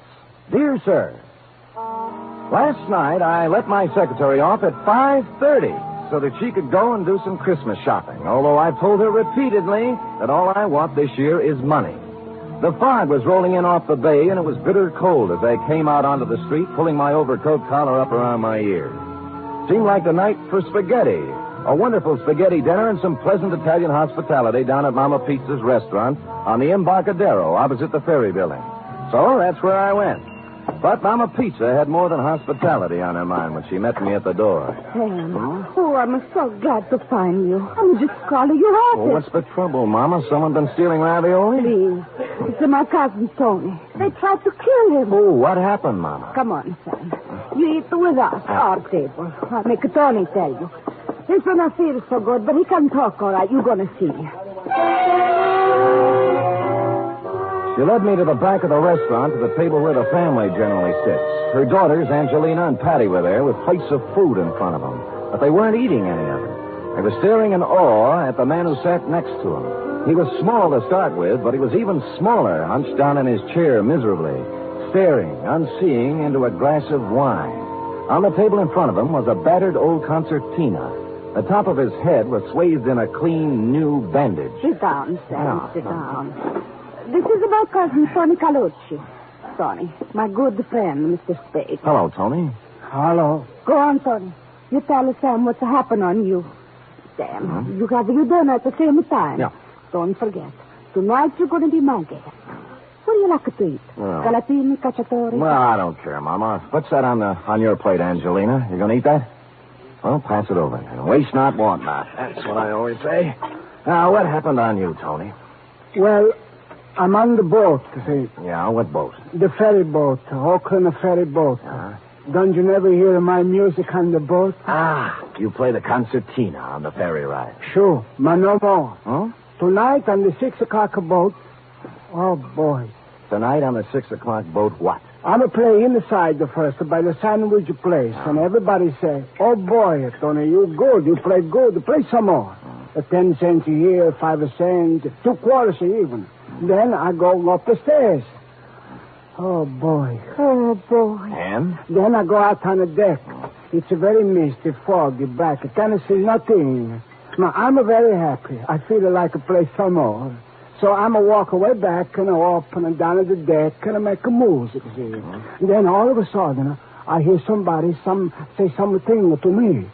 I can't see nobody. But I hear him. What do you think he said to me? What? Cospedor. Cospedor? As in bar? Cospedor. Well. So I'm say back to him, Cospedor. I still can't see nobody. Then I hear him say, "Is that you play Boris?" So I get mad. I say, "No, I don't play Boris. I play Pagliacci, Tosca, Trovatore. But I don't play Boris." That's a foreign stuff. I see. Then I'm sorry I say that because this fellow, he sounds like he's a foreign. So I'm just going to say, "Look, Mr. Oh, boy. What, Tony? What? Patun! I get a hit on the head, smash a patun. I fall down. I'm bleeding. I drop on my concertina. My head's got a big hole on the top. I let out a big yell. Then I'm a blackout. Oh, boy. People come running around, and good luck, there's a doctor on the board. They carry me down the stairs, and he fixes me up. Otherwise, I'm a die for sure. Well, what did it feel like? What did he hit you with? Well, it feel like a baseball bat. But the doctor, look, here's the doctor now, just to come in. Hey, Doc. The doctor looked in our direction when Tony called and strode over to the table. A big 6'3" blonde guy in the Joel McCrae, Gary Cooper tradition. You had to like him right away. No bedside manner to this doctor, although he could have had as much of it as he liked. He was all business and no kidding. I thought I told you to go to bed and stay there. Well, Doc, I just want to... You may have a concussion, Tony. I'll be back here in an hour, and then we'll take some x-rays. My name is Sam Spade, Doctor. I'm a friend of the family. Oh, Ames. Dr. Oscar Ames. How are you? Yeah. Dr. Ames, can I get you something to eat? No, thanks, Mama. Smells wonderful, but I haven't time. Oh, I'll have a cup of coffee, maybe. Sure. You want some make a phone and go to bed? Yeah. Go on now, Tony. Go lie down. I'll be back, and we'll check you over. Get some rest in the meantime. All right. Dr. Ames, I don't know. X-ray, the whole thing. I don't know how I'm going to pay you. Never mind that. That's why we charge our Nob Hill patients a little extra, so we're able to do something like this once in a while. This will be on me, Tony. You're good kind of man, Doctor. I don't know what to say. You go on and lie down, Tony. You're embarrassing the doctor. All right. Screwy thing, this one, isn't it, Doctor? Sure is. Here's for your coffee. Oh, thanks, Mama. Yeah, sure is. Homicidal maniac, looks like, Mr. Spade. Oh. Spade? Sam? Are you the detective? Yeah, that's right. Well, I know about you. You did something for a colleague of mine. Murphy? Dr. Raoul Murphy? Murphy? Yeah, I did a job for him last summer. Yeah, he gave you a great send-off. Said, what is all this tonight down here? Detectives? Police? Police? How do you mean? Well, I think they were police. 5 or 6 plainclothes guys. They were waiting here on this side when the ferry pulled in to slip. They're still there holding the boat. I just left them. Well, what were they doing?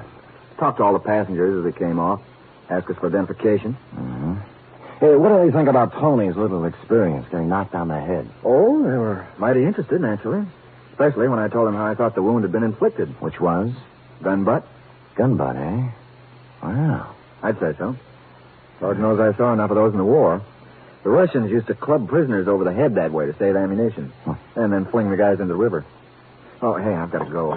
Take that dreary ride again. What, the ferry? Yeah, I've got a patient over in Oakland. Had to come back over here to pick up some serum. Phoned my nurse, and she met me just out here. Well, nice to see you, Sam. Oh, tell, what's his name, Tony. Hey, wait a minute, Doc. I've got nothing to do. I'll ride over with you. A little air won't do this dinner any harm. We crossed the street, went into the ferry building. Everything was normal enough for the main waiting room where I stopped to buy cigarettes and a pocket flashlight. But outside on the dock where the Oakland boat was waiting to take off, there were a number of extra characters whom you wouldn't think would have chosen a dismal, chilly night like this for waterfront lounging. There wasn't anybody I knew, and in any gathering of plainclothesmen, local variety, I generally spot 1 or 2 familiar faces.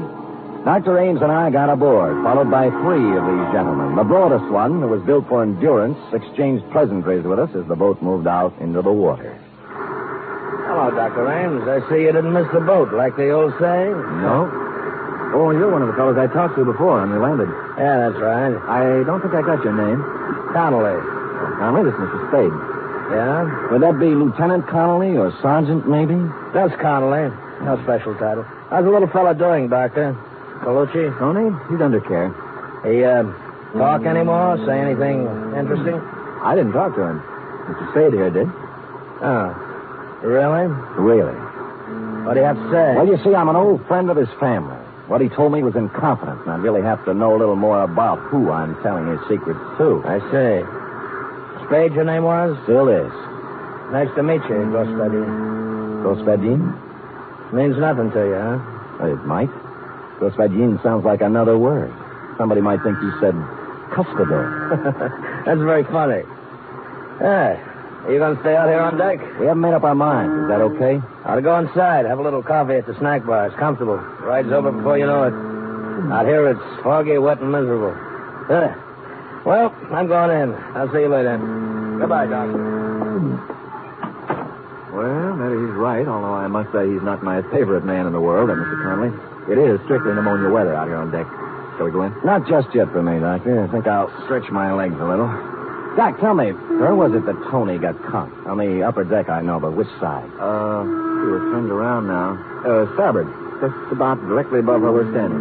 Yeah, right. Don't point, Doc. Our friend Connolly and his boys are on their way out to sea. No, they went back in. You think they're as mysterious as they seem? Oh, definitely that. You know what made them turn back just now? Decide it wasn't necessary to check whether we were still here? No, what? They can't make us out here. It's too dark. But they can see 2 lighted cigarettes. Sam Spade, detective. Mm-hmm.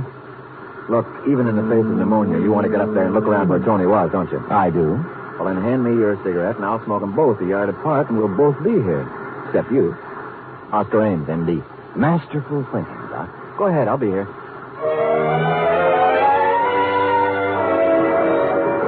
So I trod the slippery stairs to the upper deck. The fog was as wet as rain. I couldn't see any more than inches ahead of me with my flashlight. Finally, I stopped about amidship and looked down over the rail.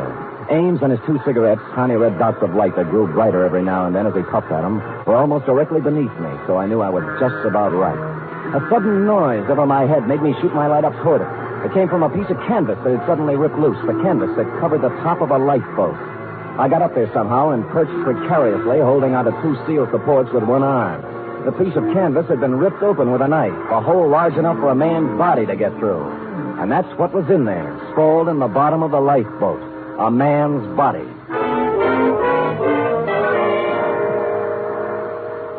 He'd been stabbed in the neck. This was the man who had slugged Tony. Or so it seemed, because the gun was still clenched in his right hand, barrel reversed. There was nothing in his pockets, just a handkerchief and $2 in change. But my flash caught a speck of something white in one of his shoes. It was a bit of paper with 2 typewritten lines on it. I let myself down to the deck, rubbed the circulation back into my arm where I'd been holding on, and prepared to read the note.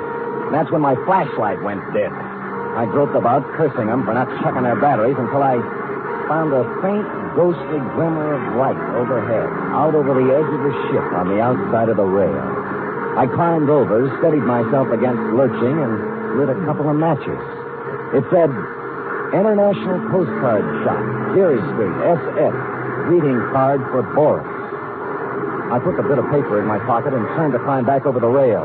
And then something came at me from the flash. It caught me full in the center of the forehead. And as I staggered, came again like a block of wood right on the top of my head. It made it burn with sudden fire.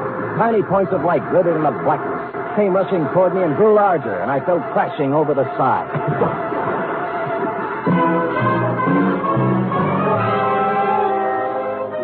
They tell you a lot about what you remember when you're going down for the 3rd time. You know what I remembered? I remembered that Господин is Russian for comrade. Sam Spade, detective.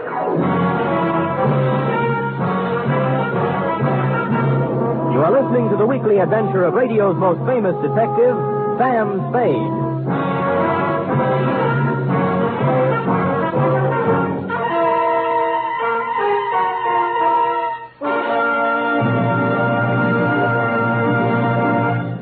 Imagine the greatest names in stage, screen, and radio. People like Bob Hope, Rosalind Russell, Meredith Wilson, Frankie Lane, and many, many others. Imagine an hour and a half of the very finest in comedy, music, and drama. Imagine all this rolled into one wonderful program, presided over by the distaff dynamo, Tallulah Bankhead. Well, NBC has the program. It's The Big Show, heard every Sunday night over most of these stations. All this and Tallulah, too. No wonder it's The Big Show. And Sunday evening also means Theater Guild on the air. This Sunday, Theater Guild presents Boomerang, starring Kirk Douglas.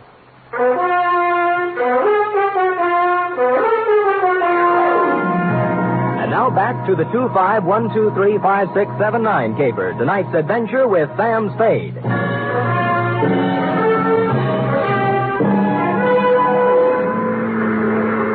I found myself mechanically keeping afloat somehow and trying to get out of my overcoat. My eyes burned. I felt heavy and lodged, as if I'd swallowed gallons of water.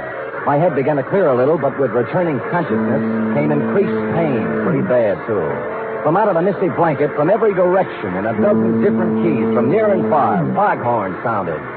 I knew that by now the current had swept me out of the path of the Oakland ferries.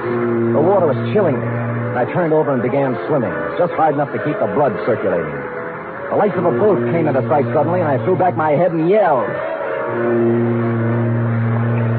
But the horn crying its warning drowned me out, and the boat went on, and the fog closed in behind me.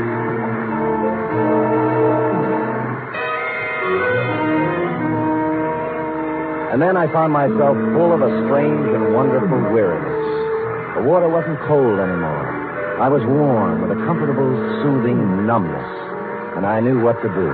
I'd swim until I didn't hear the noise of the horns anymore. And then, in the quiet of the friendly fog, go to sleep. So I began to doze. And then some lights came into my eyes, and I wanted to stay in the dark. I turned my face down into the embrace of the water.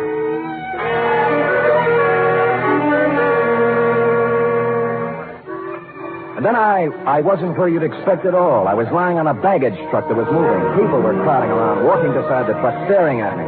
The guy in uniform, wheeling me, noticed I had my eyes open. Well, hello, pal. Welcome back to the United States. Hello, what part of the United States? Just landing in Sausalito. Lay still. We'll take you over to the hospital. Sausalito. How long before this boat gets back to San Francisco? Right away. Well, hey, I'm going with... Hey, wait, sir. You ain't in no condition. Thanks, I'll be okay. Half an hour later, shivering and shaking in my wet clothes, keeping my mouth clamped tight so my teeth wouldn't sound like a dice game, I climbed into a taxi at the ferry building and went to my apartment. There I swallowed half a pint of whiskey and rubbed myself with a coarse towel until my skin was sore. Then I looked in the pocket of the soggy suit I'd hung up to dry. It was still there, a piece of paper from the dead man's shoe, damp but legible. International Postcard Shop, Geary Street, SF. Greeting card for Boris. I got up to put on a dry suit and then changed my mind. Put the wet one back on. Good evening. Are you the proprietor here? Yes, that's right, sir. 6 years at the same location.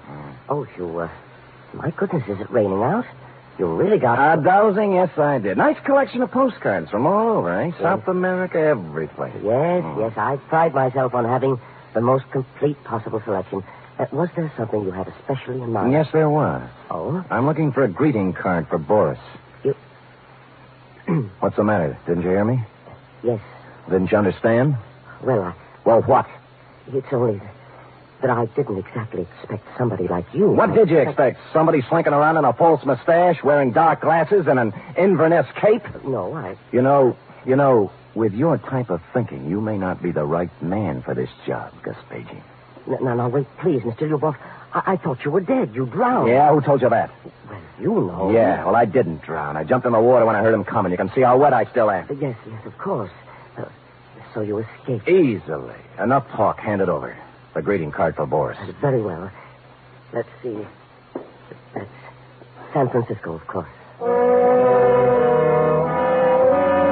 He turned and reached down onto the counter. I slipped my hand under my armpit and held my .38 ready in case he came up with something similar. But all he brought forth was a box marked special. From this, he extracted something and handed it to me. I took it with a knowing expression on my face, but I didn't know from nothing as to what it meant. All it was an ordinary postcard, that's all. A picture postcard showing the Golden Gate Bridge. Underneath it, the caption, Wonder Cities of the World, number 25, 1, 2, 3, 5, 6, 7, 9, San Francisco. Nothing else. I was afraid my mouth was open. What's the matter? Matter? Don't you know how to read the name? It's so difficult, of course. Idiot, certainly I know how. I was just admiring the work, that's all. Oh, it is excellent, isn't it? Look, you'd better go now. You've been in here an awfully long time. We don't want to... No, of course we don't. I'll go, Vespasian. Vespasian, I'm sorry to have been overly cautious. There is no such thing as over-caution. Yes, thank you. You were so... Well, you seem like an American. So do you. I strode out onto the street, touching my postcard, but I shoved it inside my sleeve a moment later because who I saw standing under the mystic glimmer of a streetlight waiting for me was my heavy-set, mysterious friend from the ferry boat, Connolly. I turned my head around and glanced down the other end of the block behind me. 2 other guys were there, sure enough. And they advanced slowly toward me with their hands raised, palms out, as if they were showing me they weren't carrying guns. I reached my hand inside for mine all the same, but I never got to use it because Connolly rushed me from the other side. I caught him on the chin and he went down, clattering into an ash can. The other 2 boys grabbed me and held my arms behind me. Connolly got up, rubbing his face, and I waited to get murdered. But no. All right, Joe Lewis. Bring it along.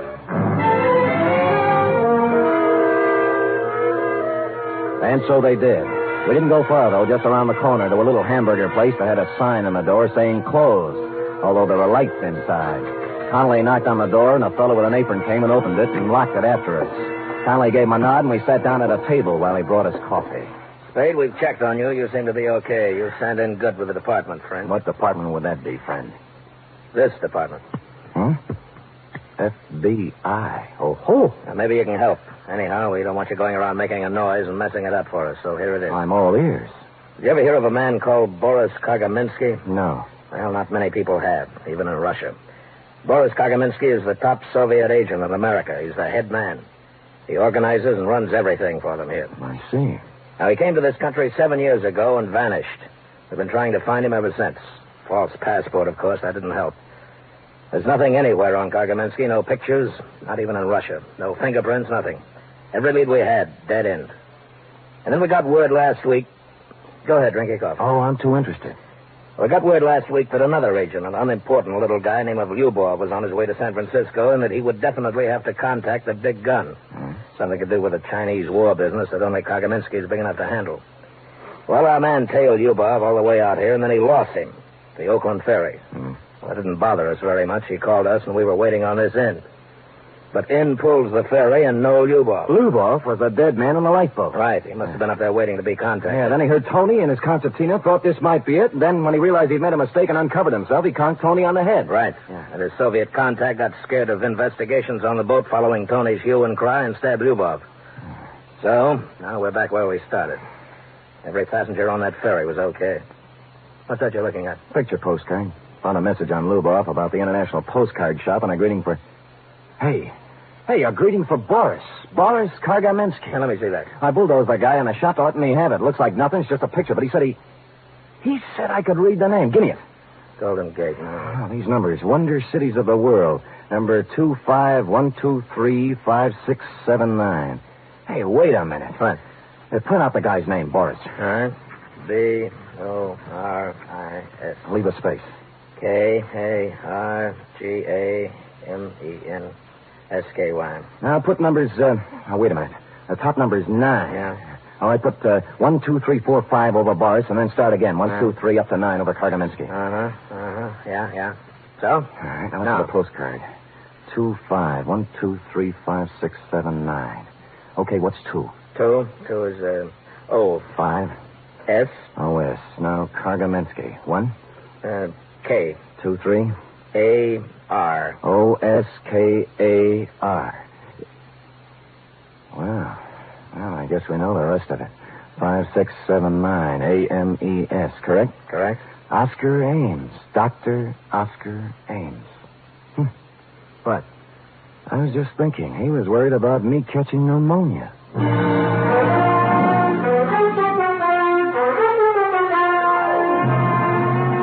I called Mama Pizza, and from what she said, we knew where to go. We picked him up at the emergency hospital. He was just finishing the operation on Tony's head. We watched him through the glass, and the other young doctor standing alongside us said he was one of the greatest surgeons they'd ever seen. When he unrolled his gloves and took off his operating mask, he looked up and saw me, alive. and the other boy's with me. His scalp tightened for just a second, and then he smiled. It was when he reached into his bag that we rushed him, before he could get the little red bottle to his lips. Period. End of report. Oh, Sam. A spy story. Yes, it was, F. Everything. A chase and being thrown in the water and mysterious people and a code message. Well, that had kept you awake, Angel. Sam, what is it like not to want to be in America? Not to want to live the way we do in America? Yeah, I can't imagine, sweetheart. I can't either. Sam, about Dr. Ames. Yeah?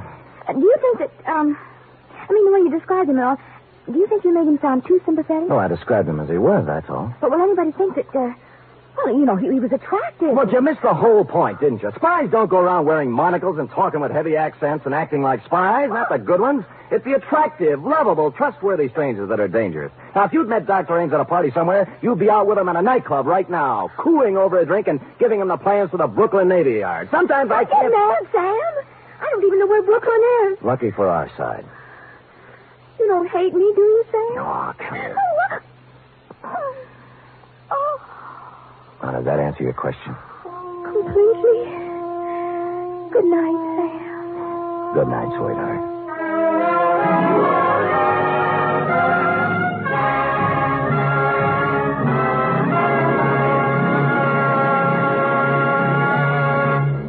The Adventures of Sam Spade are produced, edited, and directed by William Spier. Sam Spade was played by Stephen Dunne. Lurene Tuttle is Effie.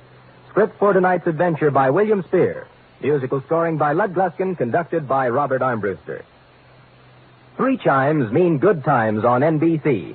There's no cover charge at Duffy's Tavern. Just keep your dial tuned to NBC later as Archie the manager and his delightful friends cook up another mad and merry session at that remarkable restaurant, Duffy's Tavern. This Sunday, the big show comes your way on NBC again, an hour and a half of the best in comedy, music, and drama, with guests Bob Hope, Martin and Lewis, Rosalind Russell, Frankie Lane, and unpredictable Tallulah as MC. Go ahead, tell them about The Thing. Oh, yes, Sam Spade and Effie asked me to remind you about The Thing. The Thing for kids for Christmas. You know, The Thing can be anything you think an underprivileged child would like for Christmas. In your town, there are civic groups who are cooperating with this Thing for Kids campaign. Send your new or used toys to the collection centers in your town and help make some child's Christmas brighter. It'll make you happier, too. Thank you.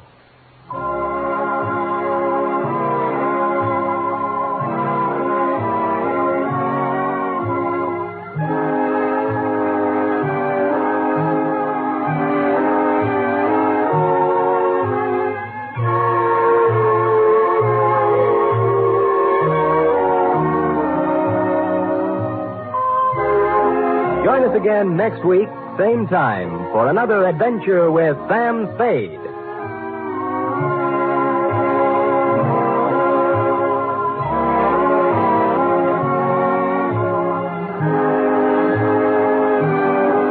Enjoy the magnificent Montague, then it's Duffy's Tavern on NBC.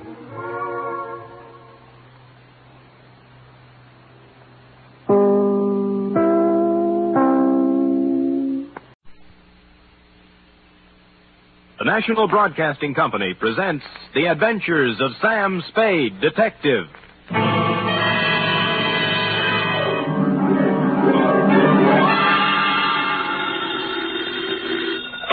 Sam Spade Detective Agency. Me, sweetheart. Merry 29th of December. You too, Sam. Did you take the little boy home? Yep. Straight home? Well, not exactly, F. Had to make a couple of emergency stops, but we got there. What do you mean, Sam? Well, I got my weekly knot on the head, for one thing. Sam, just taking the little boy home? Like I said, F, we were derailed. There was a dash of poison, for instance. A couple of pounds of $1,000 notes. And an infernal machine that nearly blew up half the Mission District. But other than that, we had a peaceful ride home. Why, Sam, this sounds like a caper. Which is just what it is, Angel. Get out our special holiday bottle of Napa Valley wine, and we'll get in our premature regards to the new year, following dictation of a report entitled The Prodigal... Prodigal, Sam?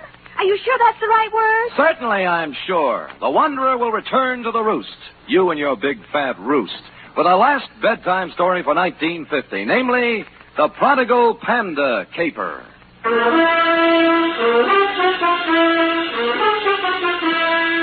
For NBC, William Spier, radio's outstanding producer, director of mystery and crime drama, brings you the greatest private detective of them all in The Adventures of Sam Spade. Effie! Miss Perrine! Coming, Sam, coming. I've been looking in the dictionary. Huh? Sam, you've fallen into the trap. Again? Prodigal. Here, now, see? Prodigal. Given to reckless extravagance. It doesn't mean wandering at all, see? Now, people think just because the prodigal son wandered that you... What are we talking about? Oh, the prodigal panda caper. How can a panda be given to reckless extravagance? Well, let me see. Oh, here. Definition 3, prodigal. Yielding abundantly, luxuriant. A panda? You mean one of those black and white? Right. See note below. It says, you ready for the note below? Where's my pencil? Oh, all right, Sam, now, fill in it. 2. Master Roebuck Dozier, 2318 Delaney Street, City. From Samuel Spade, license number 137596. Subject, the prodigal panda caper. Right. Dear Roby, I had spent a relatively pleasant day running down a case of slow pay in North Beach and, flushed with success, had returned to my office for a final check of the file. Underwood Helen, Usher Roderick, Barton Dolly, where the... Oh, Spirit's Holiday.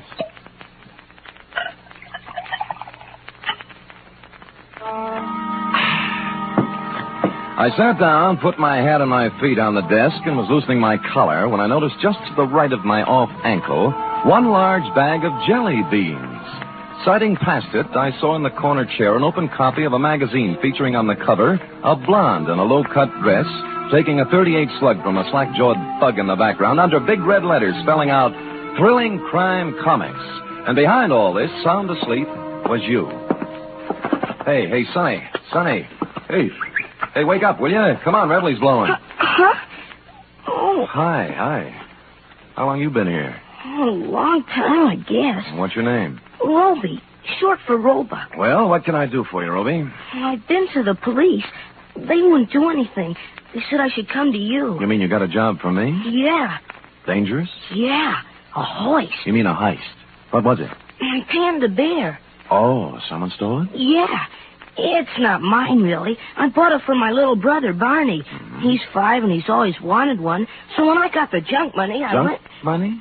Oh, bottles and papers and stuff. Oh. I collected it from the neighbors and earned $6.15. And Barney wanted the panda bear, so I bought it at Lacey's department store today, and they stole it. Who stole it? Well, there was this man in the checkered coat and the lady in the red silk dress, just like the story in the comic here. Oh. The man looked like that, but the lady looked different. Mm-hmm. She had black hair and a red dress, and her eyebrows went up this way instead of sideways. Novel.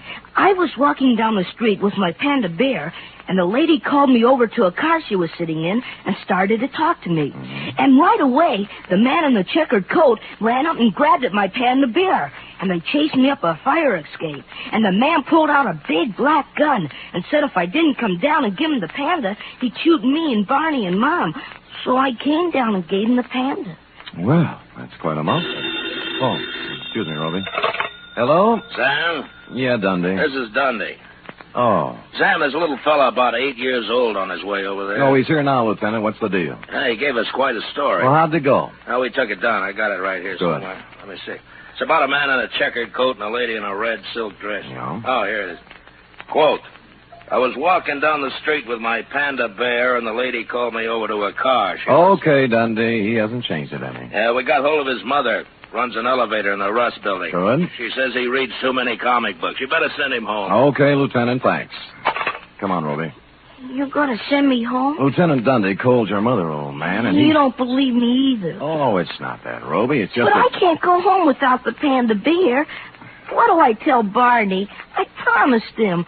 My own brother. Oh, he's home now waiting? Yeah. Well, tell you what I'll do, Roby. You let me put you in a taxi and send you home, and I'll take the case. You'll get my panda back? It wouldn't be at all surprised. So if Barney's face hits the floor, just tell him Samuel Spade Incorporated's working on it. Only one thing. Huh? I haven't any money left. Oh, well, you got jelly beans, haven't you? Yeah. Okay, you can pay me off in jelly beans. Now, come on now, let's find a taxi. Which we did, Roby. Like the psychology books said, I didn't discourage the child imagination, but I did try to tout you off thrilling crime comics and onto Alice in Wonderland. This, I could see, would take some doing. It was almost closing time when I got to Lacey's, but I talked my way past the man at the door and hustled up to the 6th floor and the toy department. The clerks were doing whatever clerks do at 5:30, but I found a handy floor walker. Dear me, Mr. Spade, I just don't know. I just don't know. You mean you counted your cash and everything, but you can't... It's not that, Mr. Spade. Oh. I am perfectly willing to stretch a point to please the little fellow. We like to think we're human here, you know. Well, that's nice. That you like to think so, I mean. But you see, something very strange happened this afternoon. Come over this way, sir, by the escalator. Oh. We had the giant pandas at this counter here. 25 of the large size. I assume that's what you're interested in. I guess so. Then what then?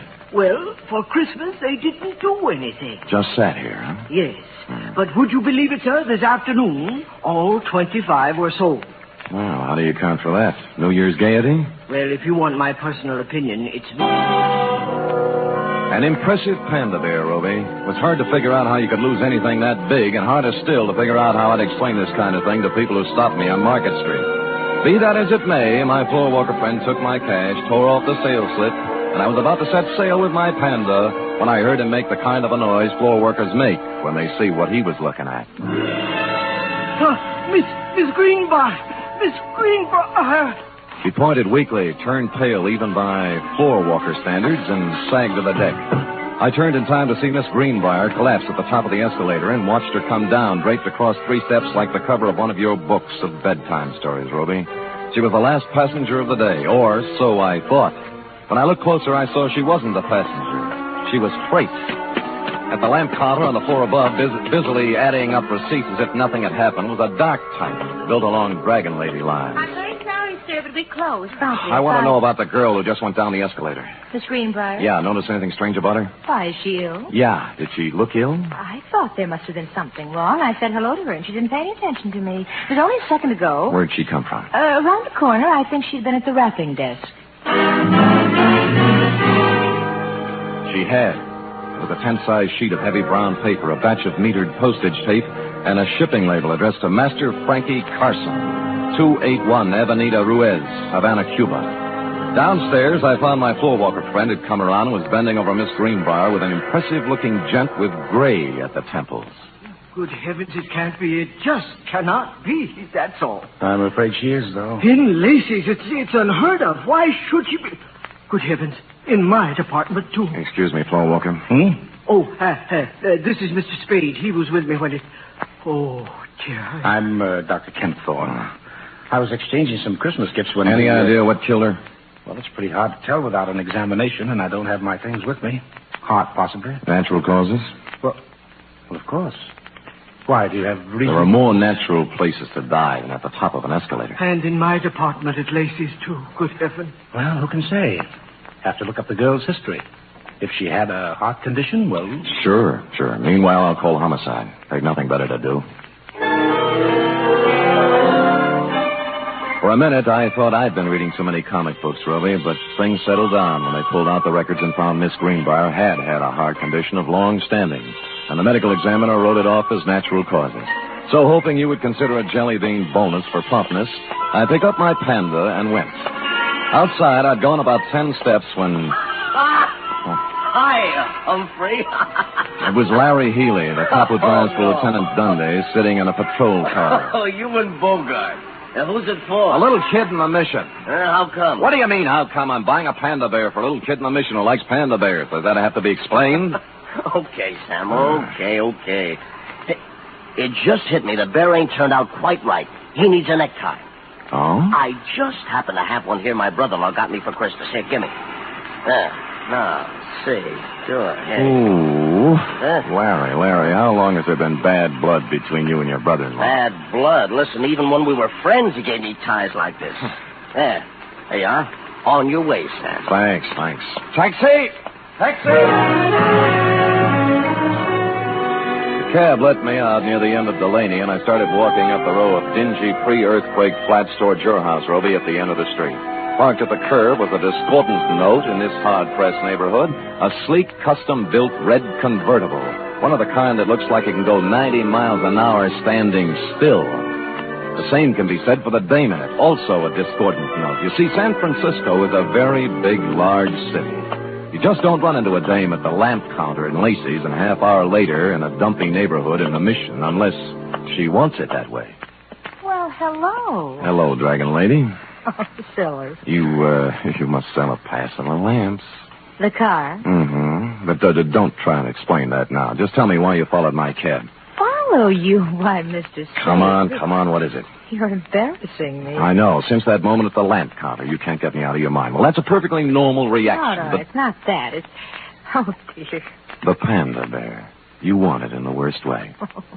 You're kind of attractive as men go, Mr. Spade. Could you give me a light, please? Sure.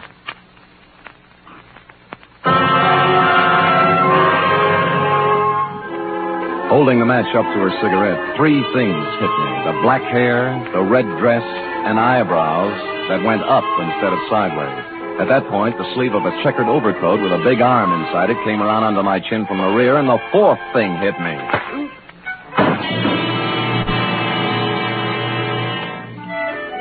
How long I dwelled in Panda Land, I don't know, but it was real nice while it lasted. I was a panda, too, I remember, and I was going somewhere with a big overstuffed private detective under my arm when a lady panda batted her big brown eyes at me and began pulling my nose. She seemed to have a very, very high voice. Wake up, Mr. Spade. Rifle is blowing. Oh. I call Lieutenant Dunne, Mr. Spade. Son is wait. Rookie. Over here. Good, Christopher, Sam. What happened? Well, it was this way, Dundee. I was walking down the street with my panda bear, and the lady called me over to the car she was sitting in and started to talk to me. And right away, the man in the checkered coat up and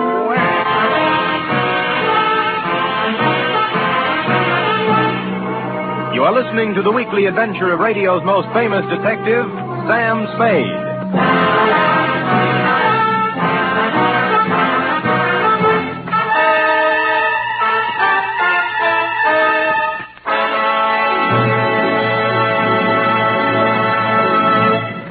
Van Heflin stars this Sunday in State Fair, another outstanding 60-minute production by Theater Guild on the Air.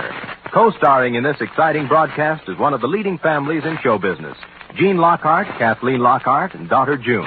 It's a gala New Year's Eve broadcast when Theater Guild presents State Fair. Sunday over most of these NBC stations also means another hour and a half with Tallulah Bankhead in radio's greatest spectacle, The Big Show.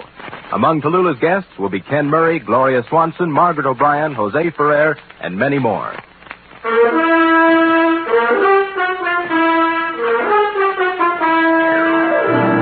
Now back to the Prodigal Panda Caper, tonight's adventure with Sam Spade.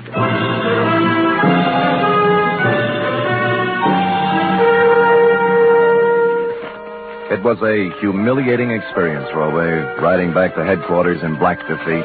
But dear, good Lieutenant Dundee, however, was the soul of patience and understanding. What do you take me for, Spade, an idiot? Look, Dundee, all I want you to understand is that this dame in the hopped-up convertible... I've had 3 rides on that merry-go-round now, and I'm sick of it.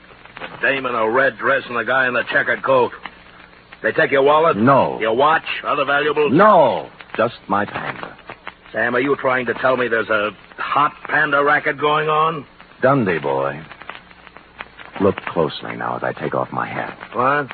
There. See? Now, as you know, my head ordinarily does not come to a point. But this protuberance was made by a gun butt, not by imagination. Oh, someone slugged you. I believe that, Sam, but this panda bear... Dundee. Yeah. What? Yeah. Yeah. You were saying something about my panda bear, Dundee. Yeah, maybe I ought to take it back. That dame at the store this afternoon, the one who sold him? Miss Greenbrier. Yeah. I just finished the post-mortem. No heart attack. She was poisoned.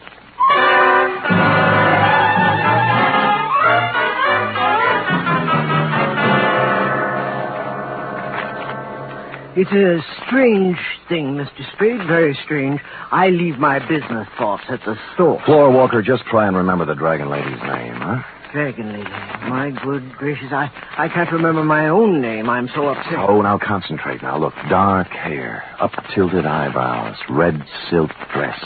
Works in lamp department on 7th floor. I can picture her so plainly. Dark hair, floor walker. Dark hair. Upshot eyebrows. Eyebrows and the red dress. Yes. Red. Scarlet. Scarlet. Scarlet, that's it. Easy now. I got a list of employees right here. I'll tell you. Scarlet Townsend. Scarlet Townsend, that's the dame. Floor walker.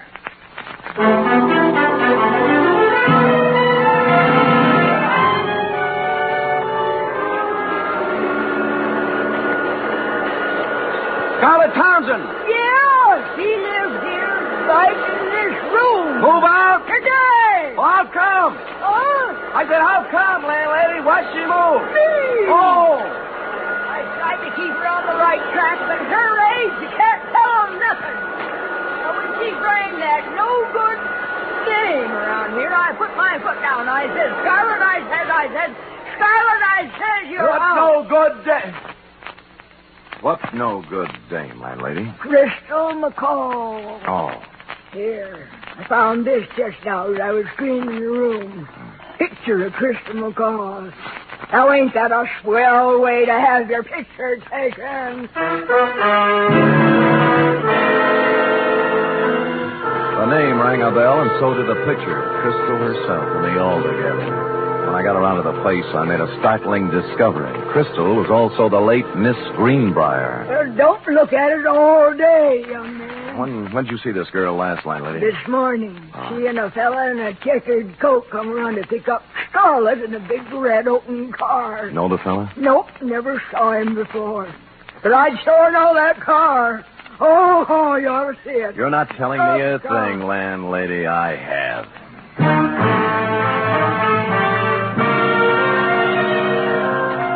In Los Angeles, I'd have been dead, but San Francisco is not a convertible town. I found a free phone and began calling the dealers, figuring a bright red custom-built convertible is something you remember, whether you see it or sell it. An hour of this got me nowhere, and I'd begun to wonder if the car had been smuggled up from the unmentionable side of the Tehachapi when the wind changed. Sold the yellow one a while back. Thanks, but near misses don't count, friend. But the buyer had it painted red. Special job. Well, you're improving. Who's the buyer? Kim Thorne. Dr. Kim Thorne? Right, Dr. Jules Kim Thorne. Lives on Motley Drive in Burlingame. That's the only red one I know. Great. That's the only red one I need.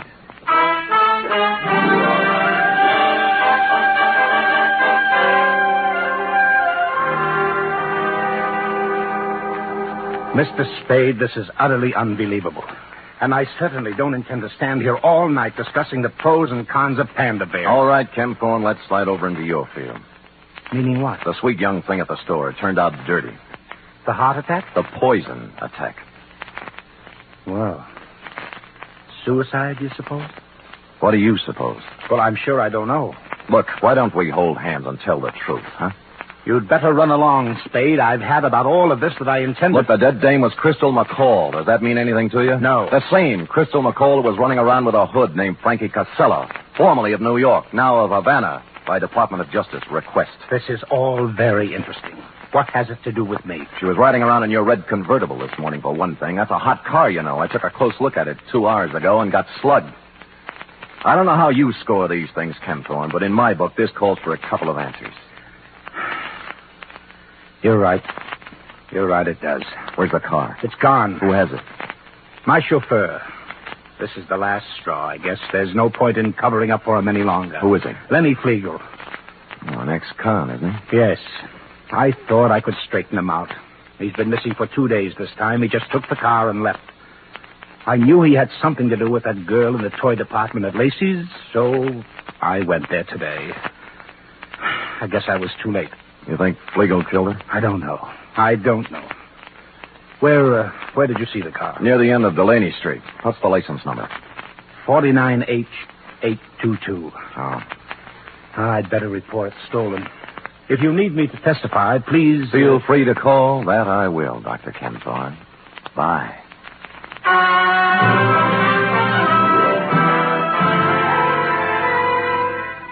What I had in mind, of course, was to call Lieutenant Dundee and have him slap a 24-hour tail on the good doctor, but something intervened.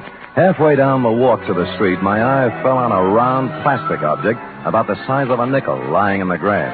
Clearly, the eye of a giant panda. Since two other eyes were obviously watching me through Dr. Ken Thorne's front curtains, I continued gaily on to my cab, drove up a half block, got out, and walked back.